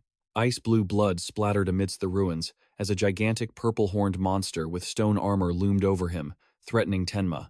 Unfazed, Tenma pointed at it and activated Clear Orb Piercing Sphere. The sphere fired a dense beam of purple light, piercing the giant beast's head in an instant. The system notification scrolled by. Critical hit rate plus 1%. Broken critical crystal. Current critical hit rate 3%. Tenma landed gracefully, looking toward the faint blue light pillar. My critical hit rate went up to 3% again. According to the stats, for every 100 attacks, there will be 3 critical hits. Maybe I'll see my first critical hit soon. Still, this was his first time seeing a magic stone stela up close like this. He approached it. If I destroy this stele, the barrier should disappear, right? Go. One strike should be enough. The system detected an enemy. 10% mana restored. Tenma's eyes narrowed in vigilance. There's still one more hiding somewhere. Whoosh. Suddenly, pitch-black tentacles tore through the air, attacking Tenma from behind the stele. Isuki Tenma somersaulted just in time to dodge. If I hadn't sensed the mana fluctuations and stayed on high alert, I would have been impaled. He stared into the writhing shadows. It had been hiding behind the stele. This was a completely different type of calamity spirit beast compared to the ones before. A bizarre black shadow began to emerge from the stele's blue light. A vast, brilliant blue barrier enveloped the area, signaling an imminent, grueling battle. Outside, Hosuke looked at Iberia, who was bowing his head in shame. Even Tenma might not be able to stop all the beasts. It's dangerous out here, so please wait in the room. Iberia was shocked. Josuke, will I really be the reason Isuki dies someday? Josuke tried to comfort the young man. Master often exaggerates, so don't worry about that too much. Iberia was despondent, but looking back at what had happened, he felt, it seems I really am just a burden. Josuke pointed at the energy shield. The level of spirit beasts in a blue barrier is between 20 and 50. Do you have the confidence to defeat even one level 26 spirit beast? Iberia trembled. I don't at all. Josuke smiled reassuringly. Don't be so discouraged. I'm not saying you're no good. When I was your age, I didn't even have the courage to enter a blue barrier and fight a calamity spirit beast. Iberia looked up in surprise. Even you, sir? Josuke nodded. The difference between spirit beasts in gray barriers and blue ones isn't just about their levels. Josuke explained further to the curious Iberia. Is there anything else? The calamity spirit beasts in gray barriers have no intelligence. They are just creatures that repeat an endless cycle of slaughter and destruction. Josuke recalled the battles. They are strong, sure, but there are many ways to defeat them if you have a plan. But inside a blue barrier, they are just like us humans. A massive, imposing entity appeared. General Square, level 34. Isuki Tenma thought to himself, there are calamity, spirit beasts that possess intelligence. Did I underestimate them? It seems he has a tracking skill. Among those of Tenma's generation, very few were strong enough to withstand a beast of that level. Isuki Tenma thoughtfully observed his opponent through his bangs. Just as I thought, the calamity spirit beasts in this barrier are completely different from any I've encountered before. Josuke turned to look at Iberia, who was hanging his head. So, the reason you are a burden to Tenma isn't because you're immature, but simply because he is too strong. Tenma stood tall and defiant, having seen through the beast's skill in mere seconds. And above all, it could speak human language. I've finally met you, the intelligent calamity spirit beast I've heard rumors about. The monster sneered, revealing sharp teeth. What are you mumbling about? Are you begging for your life? It looked down at Tenma with contempt. I thought you were strong, but you're just a level 0 coward, shaking just from the sight of me. Isuki Tenma flashed a crazed grin. I'm just excited. I've wanted to ask one of your kind a question for a long time. Since you can talk, why not give me an answer? The monster channeled lightning power around it. Fine. If that's your final wish, I'll grant it. Tenma's eyes blazed as he asked coldly. Do you know pain? The demon general smirked dismissively. Do you think a puny human could make me feel pain, you arrogant brat? The pitch-black tentacles whipped up to attack. Inflicting pain on others is our exclusive privilege. Whoosh! The wind-tearing attack lunged forward, but Tenma quickly dodged. He suddenly appeared in front of it, his body surging with intense lightning. He unleashed a cataclysmic punch, sending the demon general flying hundreds of meters away. His crimson eyes stared toward the smoke. Did I hit the target? No. His mana is surging even more violently. The black tentacles erupted, attacking relentlessly, and their speed had even increased. Isuki Tenma glided like a bolt of lightning, closing in on the opponent. But when it comes to speed, I'm still one step ahead of you. A slash came down, but it didn't inflict significant damage. Tenma clicked his tongue. Damn it, a lack of raw power means I can't even cut his head off. Even when I hit him, it doesn't do much damage. The monster watched his agile form in surprise. I can't believe a level 0 could move that fast. What is your true level? It swung its tentacles, whipping them at Tenma. Regardless, no matter how fast you are, you're nothing more than a bug. The monster launched countless attacks, declaring with authority, your pathetic attacks could hit me 100 times and I wouldn't feel a thing. But if you take even one hit from me, it's over. But suddenly, Tenma flashed in front of his face and landed a solid punch right on it. At that very moment, The beast's tentacles lunged, slamming straight into him, grazing Tenma and leaving a glowing mana trail. He leaped onto a high tree branch and challenged, "If you think you can do it, then try." Blue electricity erupted from Isuki Tenma, and he quickly flashed away. That lightning is just a speed-boosting skill, isn't it? Let's see how long your mana can hold out. Isuki Tenma calmly analyzed his opponent's body. Those tentacles aren't a skill, they're part of his body. That's why overmimesis couldn't be activated. He fought while mentally counting the attacks. What number is this? The 18th, or maybe the 19th. The system status showed mana plummeting. Mana was at 97,330. I've overused my skills. My mana is about to run out. Sweat drenched Tenma's forehead, but his eyes remained steady. My stamina is also dropping fast. At this rate, even my speed will decrease. In that case, I'll put everything into my attacks. Tenma rushed in with terrifying speed, banking on that meager 3% chance. I will keep attacking, again and again. If I can just land one critical hit, I'll win. The clashing sounds rang out incessantly as Tenma fiercely engaged the monster. He gritted his teeth, concentrating intensely. The only way to trigger a critical hit is to accumulate more hits. Faster. I have to increase the frequency. The beams of light and blue lightning intertwined, creating a frenzied, chaotic battle within the barrier. Suddenly, Tenma froze, blood gushing from his mouth as he was pierced through. The monster looked triumphantly at Tenma, who was pinned in place, rushing in so recklessly. What a complete idiot. It leaned in close to Tenma, mocking him. "What's wrong? Weren't you going to make me feel pain?" Tenma chuckled. Heh. The monster squeezed Tenma's shoulder in shock. "You're still alive? It seems your defense is quite high." Isuki Tenma flashed a murderous smile, blood streaming down his face as he received the notification. "You're finally here." The notification from the broken critical crystal. The next attack has a 100% chance of being a critical hit. Instantly, he threw a lightning-charged punch directly into the monster's chest. The words "critical hit" glowed bright red amidst the breathtaking collision. The monster roared in pain, its face contorting under the devastating power of the blow. The pressure from the explosion sent soil, rocks, and leaves flying, creating a scene of chaos. The demon general collapsed under a tree, trembling as he asked, "What the hell is this? What just happened? Why do you suddenly possess such terrifying power?" Isuki Tenma casually wiped the blood from his mouth, his gaze cold.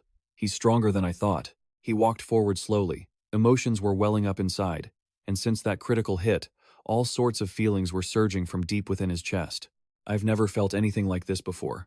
Blood was soaking through my clothes, but I didn't stop. Blood was pouring from my stomach, yet I felt no pain at all. I looked up at the sky, my breath misting in the night air. It was truly unbelievable. Isuki Tenma stepped closer and gripped the dying monster tight. "Well, do you feel the pain now? This terrifying monster, what on earth is this thing? Aren't humans supposed to be weak, filthy creatures? It's clearly level 46 or higher. Faking its stats like that, how pathetic." "Hey, what do you think you're doing?" Tenma's eyes glowed a cruel crimson red as he struck. Until now, the Calamity Beasts had no intelligence, so they wouldn't even make a sound when killed. But this monster let out a massive scream. I curled my lips into a wicked, satisfied grin. Just as I thought the screams of a Calamity Beast that can actually feel pain are something else entirely. Isuki Tenma ruthlessly finished the monster off in a pool of blood. The beast was in total despair. Is he trying to crush my head? This isn't a human, he's a demon. When everything went quiet, the system notification finally arrived. Critical hit rate plus 1%. Critical crystal broken. Current critical hit rate, 4%. As the adrenaline faded, Tenma collapsed from the pain. Perhaps because the danger had passed, I started to relax, and that strange sensation vanished. A sharp, intense pain surged from my wound. I looked up at the energy barrier that was fading away. The color of the boundary was becoming transparent. That meant there were no Calamity Beasts left inside. Isuki Tenma clutched his wound and walked heavily toward the center. All that was left was to destroy the stele. I poured my remaining strength into a punch that shattered the magical tablet. It was more fragile than I thought. The stele crumbled. Isuki Tenma leaned against the debris, gasping for air. Before heading back to Iberia, there was one thing I needed to check. I whispered a mystical word. Dead house. Immediately, a massive shadow descended from above, answering its master's call. "Show me your face." The black wolf stepped out of the darkness. Isuki Tenma was surprised. Haven't you grown bigger than before?" I stared deep into its glowing eyes and realized. And what's more, the familiar's status window appeared, looking impressive. My level had jumped by 3 levels all at once, and I'd gained another 150 attribute points. Dead House. Rank B, level 16. Offense and Defense. 250, 150. Isuki Tenma stroked the wolf's fur, deep in thought. I see. As the level goes up, its body grows larger too. So I wasn't imagining it. That meant he smiled with anticipation as he looked at the beast, now taller than him. If it gained a few dozen more levels, who knows how massive it would become. I'm really looking forward to it. Scene change to the Izumi mansion, the first day of prophecy, 11:35 at night. Darkness blanketed the forest with a sinister aura. Iberia pointed at the sky, stunned, and said to Josuke, "The barrier is gone, Isuki Tenma, he actually did it." Josuke watched the atmosphere shift, lost in thought. He destroyed that silver barrier in just 10 minutes. Maybe there weren't any intelligent ones inside, but even so, that speed is incredible. At the very least, he's much stronger than I was before. Back to Tenma, he was slumped against a cliff, his breathing fading. After such a long journey and consecutive battles, I barely have any stamina left. And with this much blood loss, my body has truly reached its limit. Even though he was severely wounded, Tenma still managed to grip his familiar's shoulder. Dead House. You can track mana signatures, right? Follow my mana and take me back to Iberia. The black wolf let out a loud roar and darted through the dense forest under the silent night. At the same time, at the cabin, Josuke froze, on high alert when he heard the howl. The roar of a calamity beast, but the barrier should have been destroyed. Why? Sensing danger was near, Josuke immediately turned and shouted to protect his teammate. Iberia, get back to your room. Iberia stood frozen, her face filled with anxiety as she whispered, I've heard this roar somewhere before. From deep within the darkness, a massive shadow with razor-sharp claws was charging at a terrifying speed. Josuke drew his greatsword, taking a defensive stance in the darkness. It's getting closer. I don't know where it came from, but if it's a calamity beast, I'm going to chop it to pieces. A clash erupted as Josuke swung his sword hard at the beast, leaping toward him. Iberia suddenly cried out in surprise. That's the beast that Isuki Tenma turned into a familiar the other day. Seeing Josuke about to deliver a finishing blow, she screamed to prevent a mistake. Wait! Bokuto Josuke. That's Tenma's familiar. The sharp blade tore through the air, missing the charging black wolf by mere inches. Josuke froze, stunned as he looked down at Tenma's unconscious body lying right next to his familiar. Ugh. He began to piece together the unusual things about this young man. Only a familiar user can command them, right? His combat strength far exceeded his peers, a level that never increased, and he even possessed skills from other classes. Iberia rushed over, tears welling up. Are you okay? Isuki Tenma, you really are full of secrets. Seeing the pool of blood on the ground, Iberia panicked and lifted her friend's head. What happened here? There's so much blood. Iberia. Tenma's lips barely moved, his voice weak as a whisper. Let me rest for a moment. Tenma's eyes closed, causing Iberia to break down. She sobbed uncontrollably. What are we supposed to do? Josuke checked Tenma's condition and calmly, yet reassuringly, said, He isn't dead yet, so there's no need to cry like that. Iberia stopped crying and looked up at Josuke with eyes full of hope. Josuke, he's still alive? Josuke pointed to Tenma's gently rising and falling chest. Look, he's still breathing normally. Immediately, Josuke picked Tenma up and ordered Iberia. Iberia, you have the Kodama bandages, right? But this wound needs to be treated right away. Iberia replied. Yes, I'll take care of it. In the quiet room, Tenma lay motionless with bandages wrapped around his stomach. Iberia secretly made a resolution. It's true that I might never catch up to Josuke in combat strength, but I have something that only I can do. She thought about her own innate magic. Her class was a wind mage, a controller of air and wind currents. This was a versatile class with both combat and support capabilities. But the status window showed her special talent. Her talent was Tier 2 Healing Focus. Wind element attack damage is reduced by 50%, but the recovery speed of wind element healing skills is increased by 50%. A low-level Tier 2 talent that could only heal herself or teammates. Iberia stared at her hands, her eyes burning. I used to hate it, so I never used this skill even once. But for Isuki Tenma, I'll use it as many times as I have to. Green mana exploded around Iberia. The system announced, Tier C skill activated, healing window. A warm light covered Tenma. Iberia prayed silently, please, get better soon, for the sake of our duo. Meanwhile, in the vicinity of the Isuki Tenma mansion at 11:35 at night, a massive purple barrier was deployed from a stone stele that had just fallen. A massive attack descended, shattering every layer of defensive protection. Chirijima lay miserably in the gray smoke, only having enough strength to scream in despair. Chirijima. She hurried to use healing magic on Chirijima and urged him to hold on. I'll heal you right away. How is the situation outside? Chirijima could only whisper weakly. Wait. Run. Hurry. Chirijima's face contorted in fear as he looked at the massive shadow behind her. Size, defense, strength, speed, everything was on a different level. Even an elite-class savior couldn't fight it. Humanity has no way to defeat a monster like that. A powerful entity emerged, towering over them. Warrior number 14, Ui Clan, level 81. In the midst of despair, Nento appeared to protect them. Chirijima screamed, Izumi Nento, run! The monster growled when it saw the new opponent. That strange outfit? You're Izumi Nento, aren't you? It laughed arrogantly as it prepared to attack. Finding the target this easily, this is pure luck. With this, we don't even need to bother Kinoshita Rigi. Izumi Nento replied calmly. So, your target really is me? If that's the case, then that's a relief. Boom! A world-shaking impact erupted, and a blinding white light covered the entire area. She yelled in panic. Nento! While Kei Chirijima despaired, it's all over. Everything is finished. The dust slowly settled. Izumi Nento stood tall, looking at the figure that had just appeared. You're late. A man with eyes burning red with murderous intent revealed himself. Heitan Akira.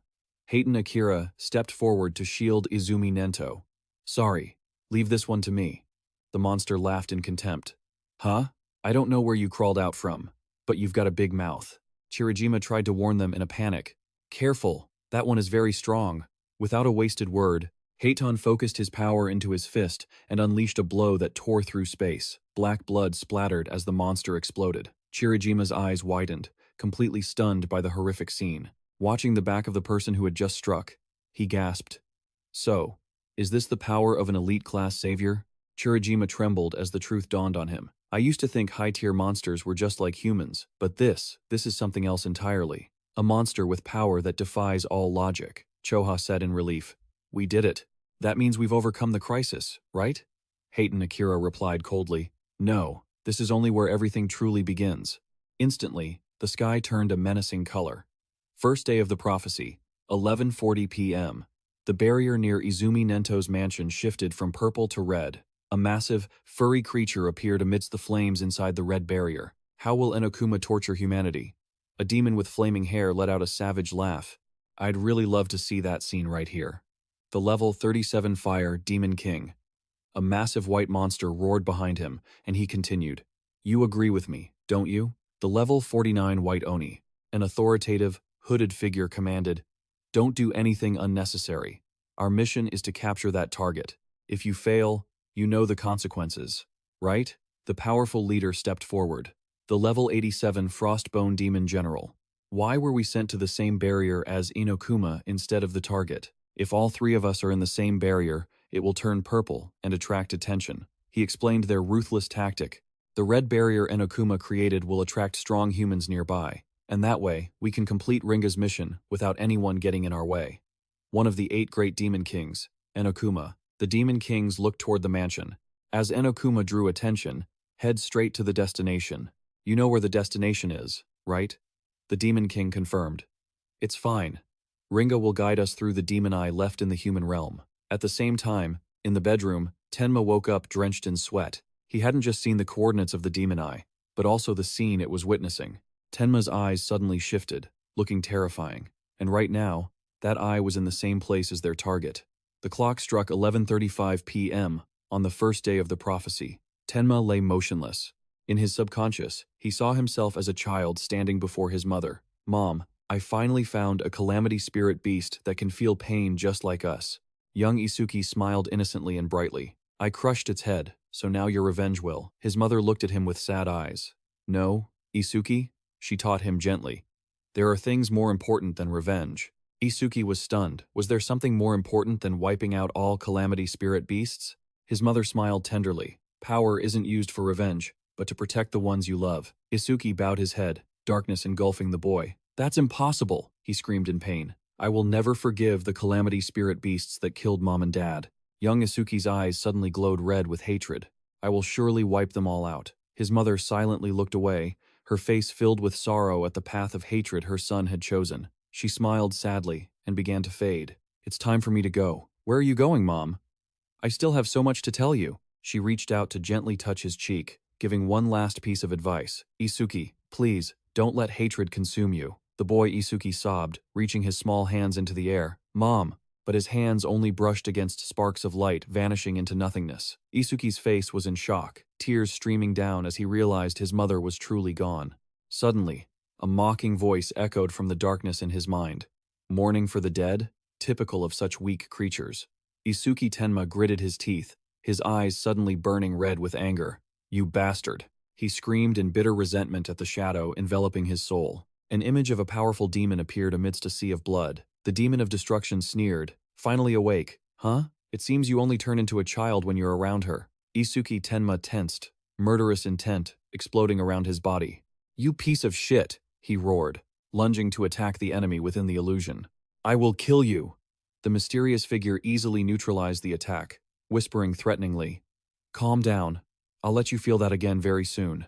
He dealt a critical blow to Tenma's mind. Absolute despair. Isuki Tenma screamed in hopelessness as he was thrown back. "Ringa, I will kill you no matter what happens." Back in reality, Iberia was struggling to use magic to protect Tenma from the monsters. "I have to protect Isuki Tenma." Tenma drowsily opened his eyes, looking at the faint breeze around him. A wisp of wind like this wouldn't even scare a calamity spirit beast. Iberia cheered excitedly when she saw him move. "You're awake! Isuki Tenma." She rushed over and hugged Tenma tightly, making him think shyly. "Thank God. It seems my healing spell really worked." She still hugs me whenever she gets excited. "As usual, how long have I been out?" Iberia let go and replied, "Not long, probably about 3 hours."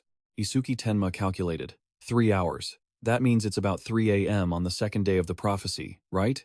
Are Bokuto Josuke and Aiden-san safe? Iberia smiled brightly to reassure him. "Yeah, no calamity spirit beasts appeared after that." Isuki Tenma still felt dazed, remembering the voice in his dream. "Don't rush. I'll let you feel it again soon." Even though it was just a dream, those words kept haunting him. It felt too real to just be a dream.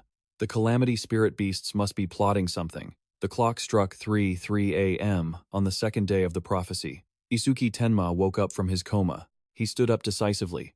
"I can't let my guard down." Iberia looked at him with admiration. "Great, you look like you've fully recovered." Isuki Tenma walked quickly to the door, not forgetting to instruct. Master said, "Reinforcements will arrive soon. I'll go check the situation with Bokuto Josuke first." On the way, Iberia curiously asked about the Black Wolf. "What is the name of that Shikigami dog? Is it just a dead house?" Iberia excitedly suggested, "You know, Shikigami users can give them any name they want. Do you want me to give it a really cool name?" "I'm very good at naming things," Tenma replied curtly. "I'm not a Shikigami user." Iberia pouted in disappointment. "Oh, that sucks. I really wanted to name it." Tenma thought, sweating. "There's no way I'm letting her name it." Tenma looked at the golem outside in the yard, secretly assessing his healed wounds. "Spirit wrap alone couldn't have healed me this quickly." It seems Iberia finally used her real power.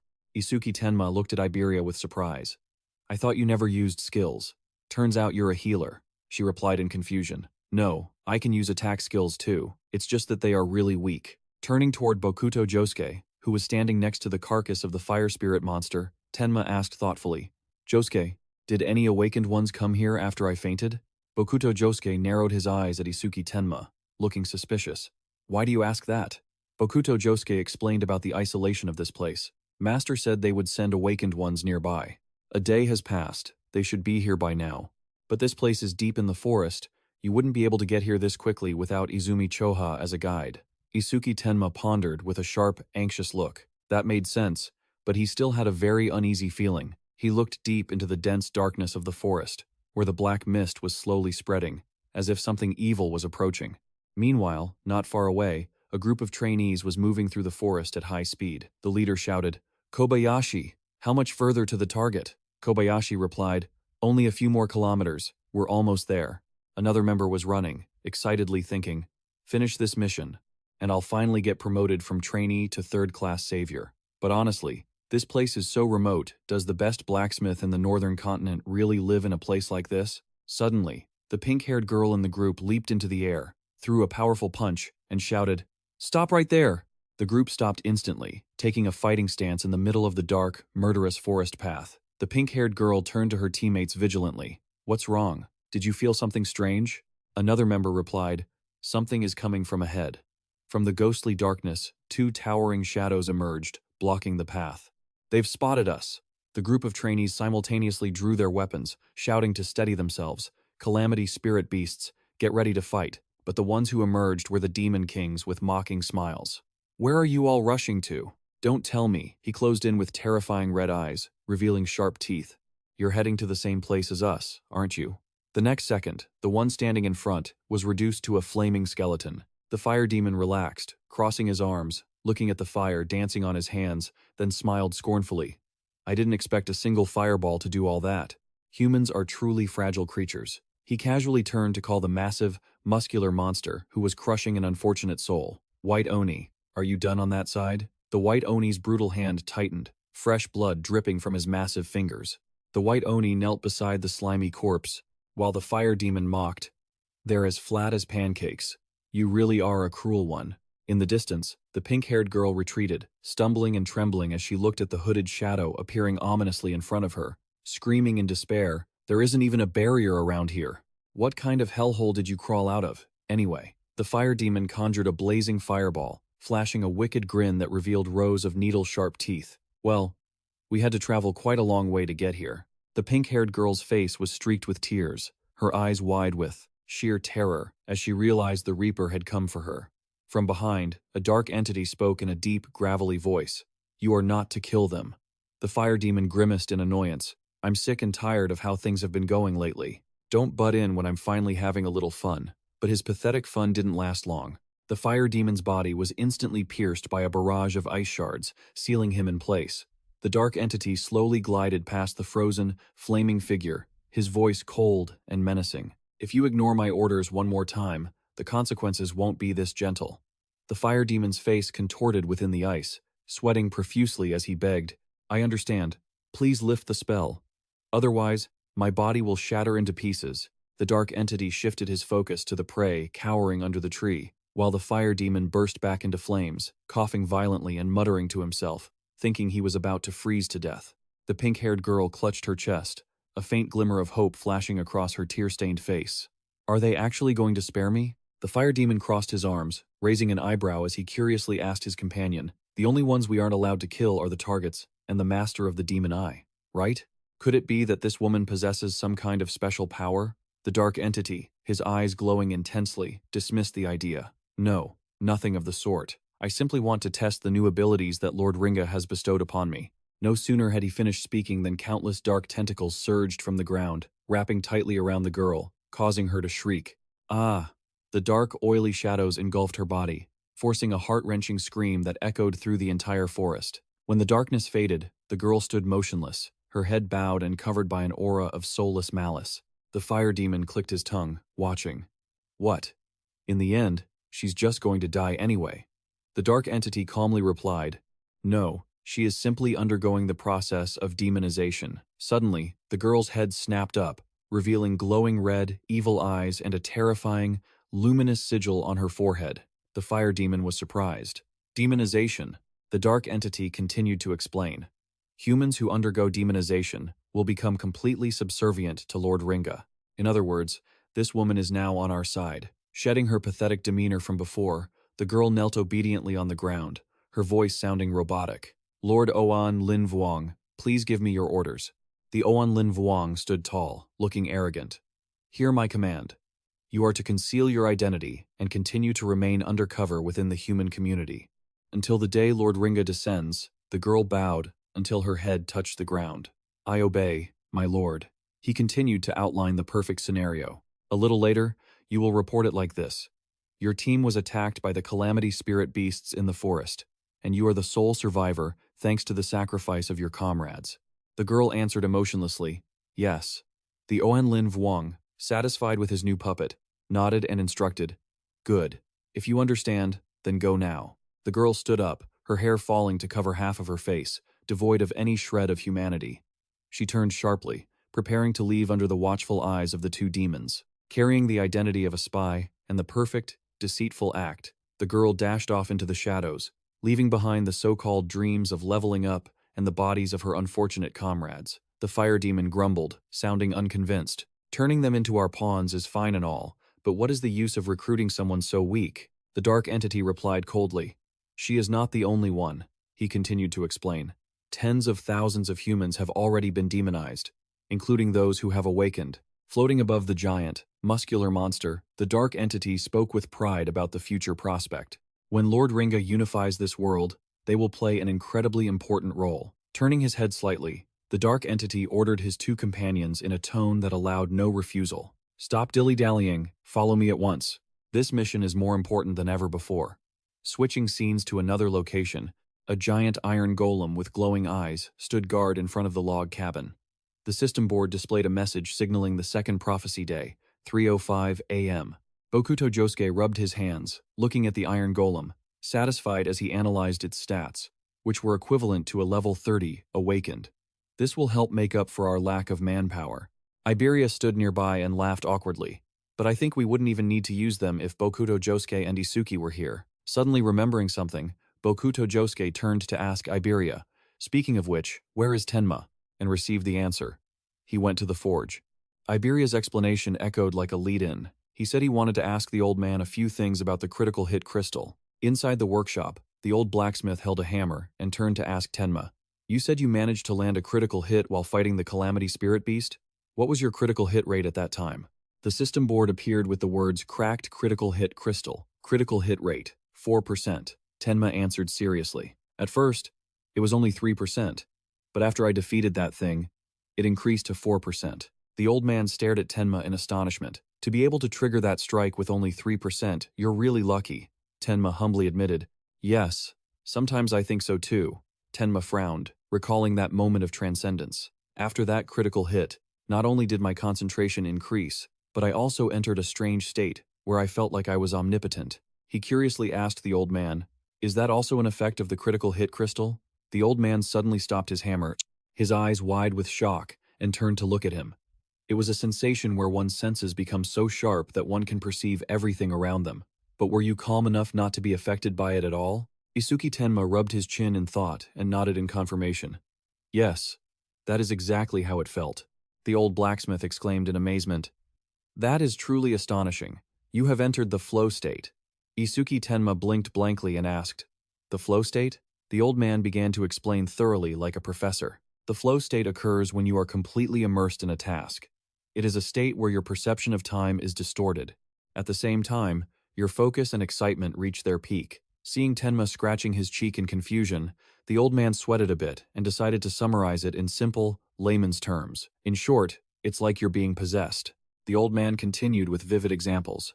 Like an artist who forgets to eat because they are so passionate about their work, or an athlete whose body moves by instinct as if it has a life of its own during a match. A student who loses track of time while solving a difficult math problem is also a sign of the flow state. The system board illustrated this. The old man added, when an awakened enters the flow state, they don't just achieve focus, their senses become incredibly sharp. The second stat board flashed with numbers skyrocketing. He explained its overwhelming power. At the same time, their stats and skill effects will increase to 120% of their original value. Isuki Tenma exclaimed in surprise, wow, I've never heard my master or other awakened mention this. And besides, I've never met anyone who truly entered the flow state before. The old man scolded him affectionately. You think the flow state is just some common vegetable at the market? You can count on your fingers the number of people capable of doing that. Still keeping a strict tone, the old man emphasized, it requires the awakened's own skill, a clear mind, and a massive amount of luck. Lacking even one of those, entering the flow state is impossible. Isuki Tenma muttered, I didn't expect the requirements to be so strict. The old man clasped his hands behind his back and stated firmly, it is no exaggeration to say that entering the flow state is the boundary between a genius and an ordinary person. Among the awakened of the 5 continents, including Taiwan Wazin, there isn't a single person who can enter the flow state at will. Even Taiwan Wazin can't. Recalling the days of his youth, hammering away until he was drenched in sweat, the old man reminisced with pride. I first entered the flow state 2 years after becoming an awakened. The old man's eyes glowed with admiration, mixed with a bit of shock as he looked at the young man. 2 years is already quite early. but the fact that you did it after only 1 month of awakening is just percent. But before the old man could finish his praise, he saw Tenma's face go blank, his eyes staring fixedly toward the door, making him angrily shout, "Hey, are you even listening to me?" Ignoring the old man's words, Tenma's face became extremely tense. There are 3 beings with massive amounts of magic approaching. The old man waved his hand, dismissing the worry. It must be the awakened ones that Izumi Nento sent to be my bodyguards. But Tenma's eyes were now sharp as knives, immediately refuting this. No. This raw, stagnant energy feels more like a calamity spirit beast than an awakened. Saying this, Isuki Tenma turned and dashed toward the door, shouting back, "I'll go check to be safe." While running, Isuki Tenma gritted his teeth and calculated in his head. I already cleared out the calamity spirit beasts in the barrier, and there's no sign of any new ones being released nearby. I hope that was just my imagination. Pushing aside all distracting thoughts, Tenma firmly tore the sliding door open, ready to face the danger lurking in the night. Seeing him rush out, Iberia cheerfully spoke up, "Isuki, you're out?" Meanwhile, Bokuto Josuke frowned with concern. "What's wrong? You look so tense." Tenma broke into a cold sweat and replied seriously, "I felt a mana surge. I thought it might be a calamity-level spirit beast." Iberia waved her hand dismissively, laughing. "No barrier was created around here, so that can't be it." Bokuto Josuke confidently joined in. "Even if it were a calamity-level spirit beast, it's fine. I've reactivated the Iron Golem, so we can easily handle any regular monster." But the smile on Iberia's face instantly vanished. She gasped in horror as an invisible surge of power tore through the air. Before anyone could even blink, the proud Iron Golem, the pride of Bokuto Josuke's defense, was punched through the chest by a terrifying force, shattering into pieces amidst a cloud of dust. Bokuto Josuke hastily drew his sword to take a defensive stance, his face pale as a sheet. He stammered, "The Iron Golem was taken out before it could even react?" From the night, the uninvited guests finally revealed themselves. The Fire Demon King sneered contemptuously. "Only 3 of them? Easy as pie." Meanwhile, the system board displayed a power disparity that made our side want to scream. Red Flame Demon King, level 37, Frost Omen General, level 87, and White Demon level 54. The system clock accidentally signaled the second prophecy day. 3:00, illuminating 3 evil entities towering over the sky. Tenma gritted his teeth, his tense gaze locked onto the enemy. They're even stronger than the ones inside the barrier. He shuddered while staring at the shadowy figure in the lead, especially the one standing at the front. I've never seen such massive magical waves before. Ignoring the alertness of the weak humans, the Omen General coldly ordered, "I will go capture the target. I'll leave this place to you." His glowing eyes narrowed, threatening his companions. "No matter what you do, you must not destroy the magic eye." The fire demon played with the scorching flames on his hands, smirking cunningly. Yeah, don't worry." Iberia trembled, asking, "What does he mean by the target?" Meanwhile, Tenma broke into a cold sweat, shock setting in as he realized another terrifying truth. Are the calamity-level spirit beasts talking? Noticing the Omen General about to move away, Bokuto Josuke lunged forward, swinging his sword and shouting, "I won't let you pass here." But the Omen General's figure moved like a ghost in the wind, effortlessly tearing through the distance between Tenma and Bokuto Josuke without making a sound. Bokuto Josuke's eyes widened in horror. His brain couldn't process the situation in time. When did he? Even Tenma turned pale, muttering, "Too fast." Refusing to give up, Bokuto Josuke turned around and launched an attack. "No matter what happens, I will stop you." Tenma also lunged to assist. "I won't let you get near Aiden." But the Omen General just slightly raised his hand with eerie sharp claws, batting them away as easily as if shooing a fly. A terrifying shockwave erupted, blasting both of them back to the ground. Bokuto Josuke's body slammed hard against a cold, slippery surface. He gritted his teeth and groaned.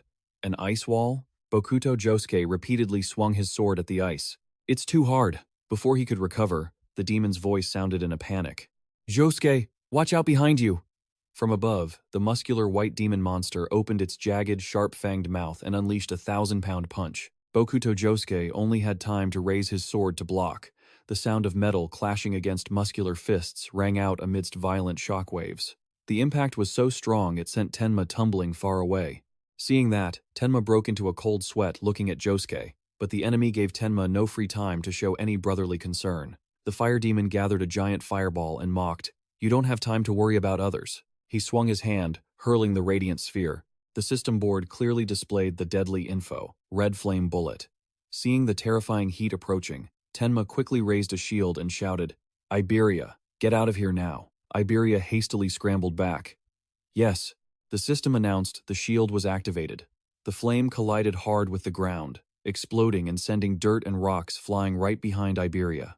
Tenma's prideful black shield was gradually melting and dissolving, with a hissing sound under the overwhelming heat of the fierce fire. The green system frame appeared, analyzing the dire situation. Detected A-rank red flame bullet. Simulation overloaded. Analysis progress. 1%.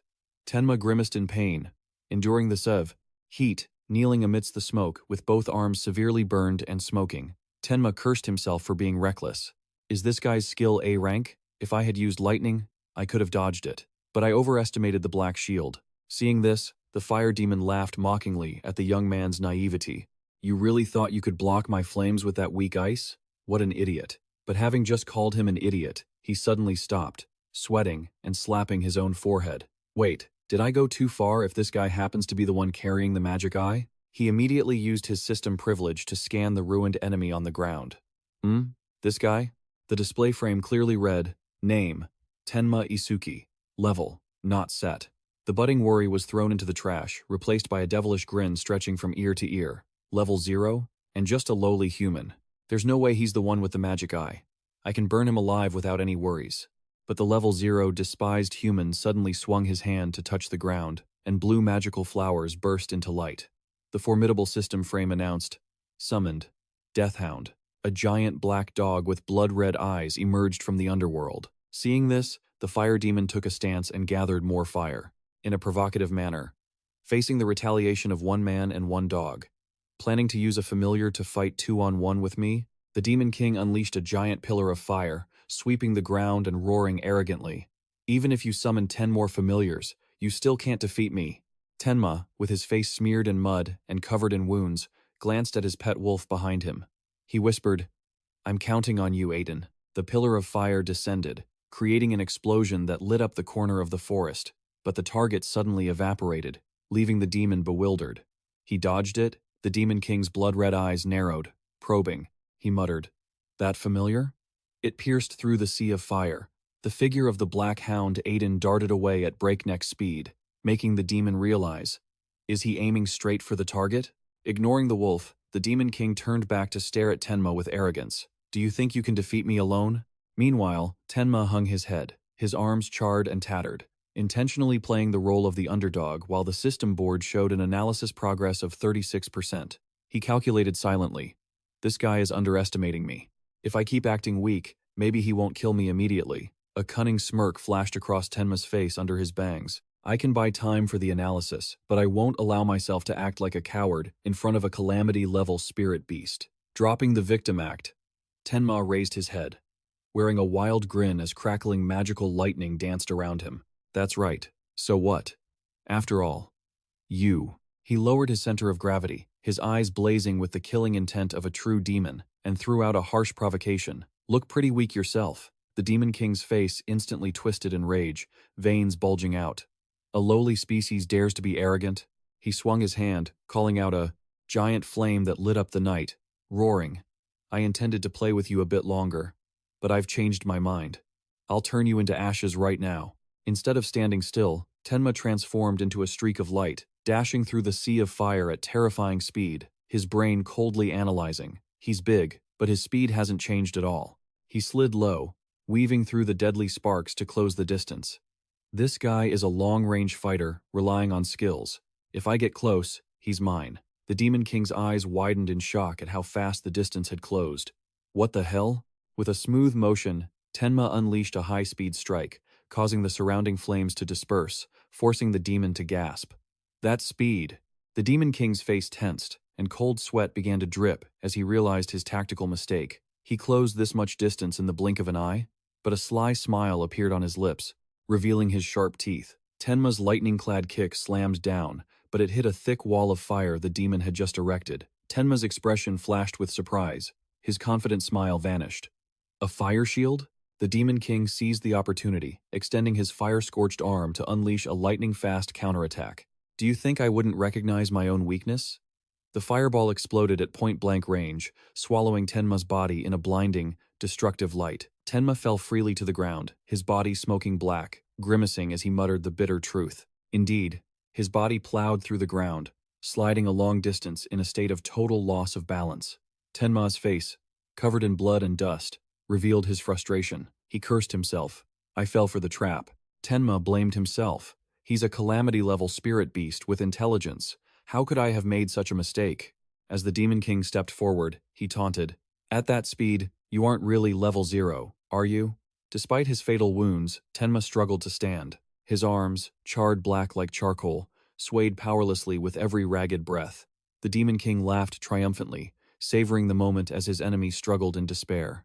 You managed to fool me completely. He pressed his grotesque face with its burning red eyes against Tenma, whispering deadly enticements. You'd die much easier if you just stayed down.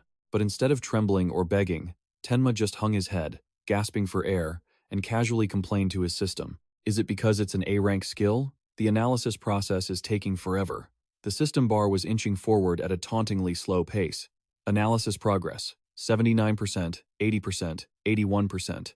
The clock coldly ticked past 3:14 a.m. In the distance, the threatening growl of the hellhound echoed. The scene shifted inside the blacksmith's workshop. The giant shadow of the Wraith King loomed over the old blacksmith, beginning a performance of praise reeking of threats. It was said he had created 3 unique rank relics, 16 epic rank relics, and countless rare rank relics. You are the most talented blacksmith in humanity. Even facing the Grim Reaper, the old man remained strangely calm. He asked coolly, Is that the summary of my life's work? Are you planning to kill me? The Wraith King replied with a patronizing tone. Calm down. As long as you are useful, I have no reason to kill you. The old blacksmith leaned forward, hands hidden behind his back, his eyes narrowing dangerously. I see. Too bad I'm not the type to take orders from others. With a fierce and decisive expression, the old man suddenly drew a razor-sharp dagger, determined to fight the intruder to the death. But reality is always cruel. In the blink of an eye, the old man's entire body and weapon were sealed tight in a jagged block of ice before he could even touch a hair on his opponent's head. Frozen and unable to move, cold sweat dripping down his face, the old man realized in terror the vast difference in their power. He had encased his body in ice in an instant. This skill had to be at least A rank. Floating arrogantly in midair, the Wraith King looked down at the old man as if he were an ant. Give up. Whether you live or die is my decision. Hiding in a nearby corner, Iberia's face went completely pale. She covered her mouth, trembling and calculating. At this rate, father will be kidnapped. What should I do? Should I launch a surprise attack? Just as she hesitated, a giant shadow tore through the air, diving straight into the workshop. Iberia's eyes widened in shock as she recognized the savior. It was Isuki's familiar. The hellhound, Aiden, with glowing red eyes and bared fangs, pounced valiantly into the air, aiming for the Wraith King's throat. But his opponent merely glanced at him, the eye emitting a deadly blue light through the crack in his mask. Without lifting a finger, a wave of freezing cold instantly spread, encasing the hellhound's lunging body into a stone-like statue. The wolf statue fell freely and crashed hard onto the workshop floor, becoming a broken, immobile block of ice. The Wraith King glanced at his reluctant sculpture, then turned to the old blacksmith, speaking in a puzzled tone. What the hell are those two outside doing? Letting a familiar slip past? Have reinforcements arrived? Witnessing the gap in power crushing every hope, Iberia sank to her knees, her eyes losing focus from sheer terror. Even a familiar that strong couldn't get near him. Despair began to consume the young man. There's no way I can win this. Should I go find Isuki? If I do that, then surely. Suddenly, the harsh scolding from his father in the past echoed in his mind like a bucket of cold water. One day, you'll get Tenma killed. The image of Tenma with his charred, smoking arms appeared, reminding her of the cruel reality. That's right, Isuki was already heavily injured before he even got here. Bowing his head in the darkness of remorse, he shed tears, thinking to himself, if he had any strength left, he would have come to save him himself, instead of sending a familiar. If I go find him now, it might put Isuki in even greater danger. Suddenly, Iberia's gaze changed. Fear gave way to a burning flame of determination. I can't let that happen. I will save father myself. A glimmer of hope flashed in his mind. Right. The dragon equipment.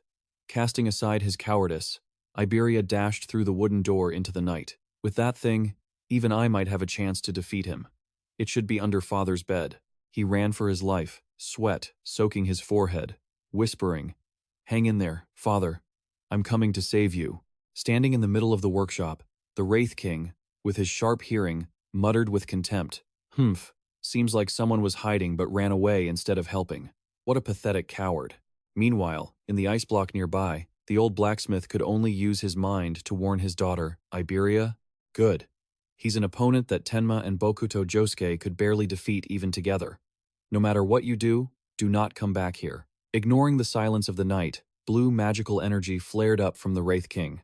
Now, I'll take you to our gathering point. Returning to the fiery battlefield outside, the Demon King, his entire body blazing with red flames, declared loudly, "We'll leave the cleanup to those two." Crimson Flame Bullet. Just then, the system interface flashed with the activation of Black Ice Barrier. Facing the devastating barrage of fire, Tenma gritted his teeth and summoned ice magic to cover his tattered legs, muttering as he calculated, "I'll use the Black Ice Barrier to cover my burnt leg. This will allow me to move a little."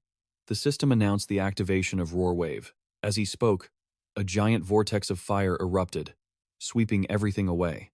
The Demon King smirked triumphantly. "Still trying to dodge with that mangled body? You're stubborn, but your speed has dropped significantly," he roared, continuing to gather a massive, deadly fireball. "Let's see how much longer you can dodge."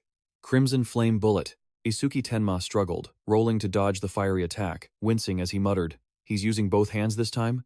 The Demon King waved his hand, carpet-bombing him with a relentless barrage of fireballs. Tenma gritted his teeth, sweat soaking his forehead, his eyes tense as he saw the rain of fire descending.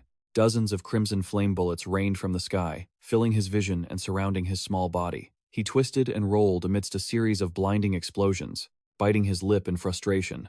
There are too many fire bullets to keep up. Glancing at his charred arm, he assessed the dire situation. Normally I could dodge all of these, but in this state, a massive fireball appeared right in front of his face, and Tenma cried out in panic. "Oh no!" The explosion hit Tenma directly, sending him flying back into the dense sea of fire. He gritted his teeth, using his body to shield the flames, while the system coldly reported the target was near. Analysis progress 90%, 92%. More fireballs threw him into the air like a broken doll. The system continued to inch forward. Analysis progress 94%, 96%. Tenma's body was nearly incinerated in the red flames. The system reported, analysis progress 98%. He vaguely recalled the fire. It was exactly the same as that time. In his mind flashed the tragic image of a girl smiling, her face half charred by an eerie, blue flame. Returning to reality, the Crimson Flame Demon King laughed maniacally through the sea of fire, enjoying the death he had created. He swung his hand, unleashing the cruelest finishing move, Die, piercing Crimson Flame Bullet. But at that life-or-death moment, a blue shield unfurled, blocking the beam of fire. System alert. Analysis progress 100%. Tenma whispered, "Did I make it?" The magical shield flared intensely, completely deflecting the Demon King's fatal attack. The Demon King stared, his smile warping. What was that? The system flashed a series of notifications. Analysis of Crimson Flame Bullet complete. Received Black Ice Barrier Level 3. Tenma thought calmly. Just as I expected. I didn't get a new skill. The level of Black Ice Barrier simply increased. The system continued to show the description. Black Ice Barrier. Level 3. Active effect continuously creates ice on the body surface, by consuming mana, capable of blocking fire-type skills from A rank and below. Passive effect. Defense plus 15% when blocking fire-type skills. A rank or lower, currently plus 50%. The system generously threw in an ultimate recovery package. All stats plus 50. Remove all negative effects. Wounds fully healed. The stat window simultaneously soared from 330 to 380. Tenma's body was restored completely. He thought in surprise, all of my stats increased by 50 at once? Isuki Tenma sat up straight, a glow of magic surrounding his powerful body. He confidently analyzed that this amount of stats was equivalent to a 4-level increase for a normal awakened person. Not bad. I don't need to fear his fire bullets anymore. Once I close the distance, the victory will be mine. The Demon King stared blankly at the invisible shield. The Crimson Flame Bullet didn't even scratch you? Is that some kind of defensive skill? Shh. Regardless, with that mangled body of yours, you won't be able to maintain it for long anyway. Ignoring the taunt, a freezing, azure aura erupts from the demon, blossoming like giant foxtails that tear up the ground. The Demon King laughs with a foolish, wicked grin. I knew it. He's acting confident again. He booms with a fiery, thunderous declaration. The game ends here. It's time to put an end to this.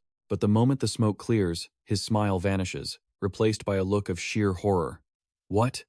Isuki Tenma stands tall, his body unscathed, revealed from beneath his tattered clothes. The demon screams in a panic. Your body was just shredded to pieces. How are you completely healed now? Isuki Tenma slightly bows his head, shielding his eyes with the shadow of his hair, and speaks coldly. At first, I intended to leave you for later and go save Aiden. He steps out from the ice, radiating pure killing intent. But your flames stirred up some unpleasant memories. I've changed my mind. His eerie, blood-red eyes glare through the darkness. Isuki Tenma delivers the death sentence to his enemy. I'll crush you first. Elsewhere, deep in the forest, violent gusts of wind whip up dry leaves from the ground. Bokuto Josuke is being pushed back across the rugged terrain, gritting his teeth against the overwhelming impact. So strong. He recalls the giant white demon growling as it closed in, and Bokuto Josuke breaks into a cold sweat, analyzing what would have happened if he hadn't used his gear to block that last hit. He slams his heavy sword into the ground to halt his momentum. If not for that, I'd be meeting the Grim Reaper by now. Dust and debris fly everywhere as he finally comes to a difficult stop. Bokuto Josuke wonders how far he was sent flying. The moment he stops, he becomes deeply worried about his teammates. They're all monsters. I have to get back there quickly. But before he can even take a step, an invisible force slams down into the ground right behind him, creating a violent shockwave that shreds the dry leaves. Bokuto Josuke's eyes widen, and he glances back in astonishment. Did that thing follow me here? The giant white demon, its hideous, long tongue lolling out, dripping with slime, lunges forward with the intent to tear its prey apart. Bokuto Josuke grips his gleaming heavy sword, his eyes sharp with killing intent as he mutters to himself. Perfect. This will make things much easier for Isuki Tenma. He narrows his crimson eyes, his brain racing to analyze the situation. Isuki Tenma could run away if he wanted to. But the biggest problem right now is his master and Iberia. Bokuto Josuke takes a sturdy stance, blue mana glowing intensely on his sword, determined to unleash his power.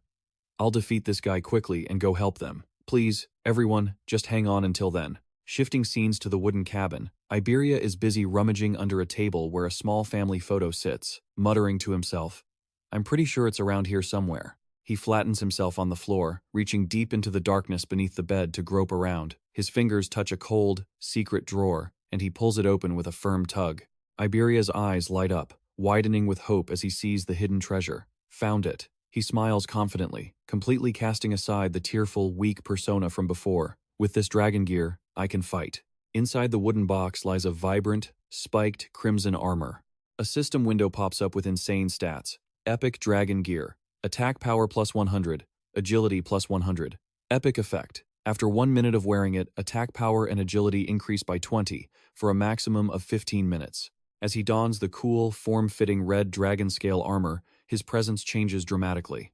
He sends a silent message in his mind. Isuki Tenma, just stay focused on the enemy in front of you. He clenches his armored, sharp-clawed hand, his gaze more determined than ever. This time, I won't hold you back. Flaming red mana radiates intensely around the armor.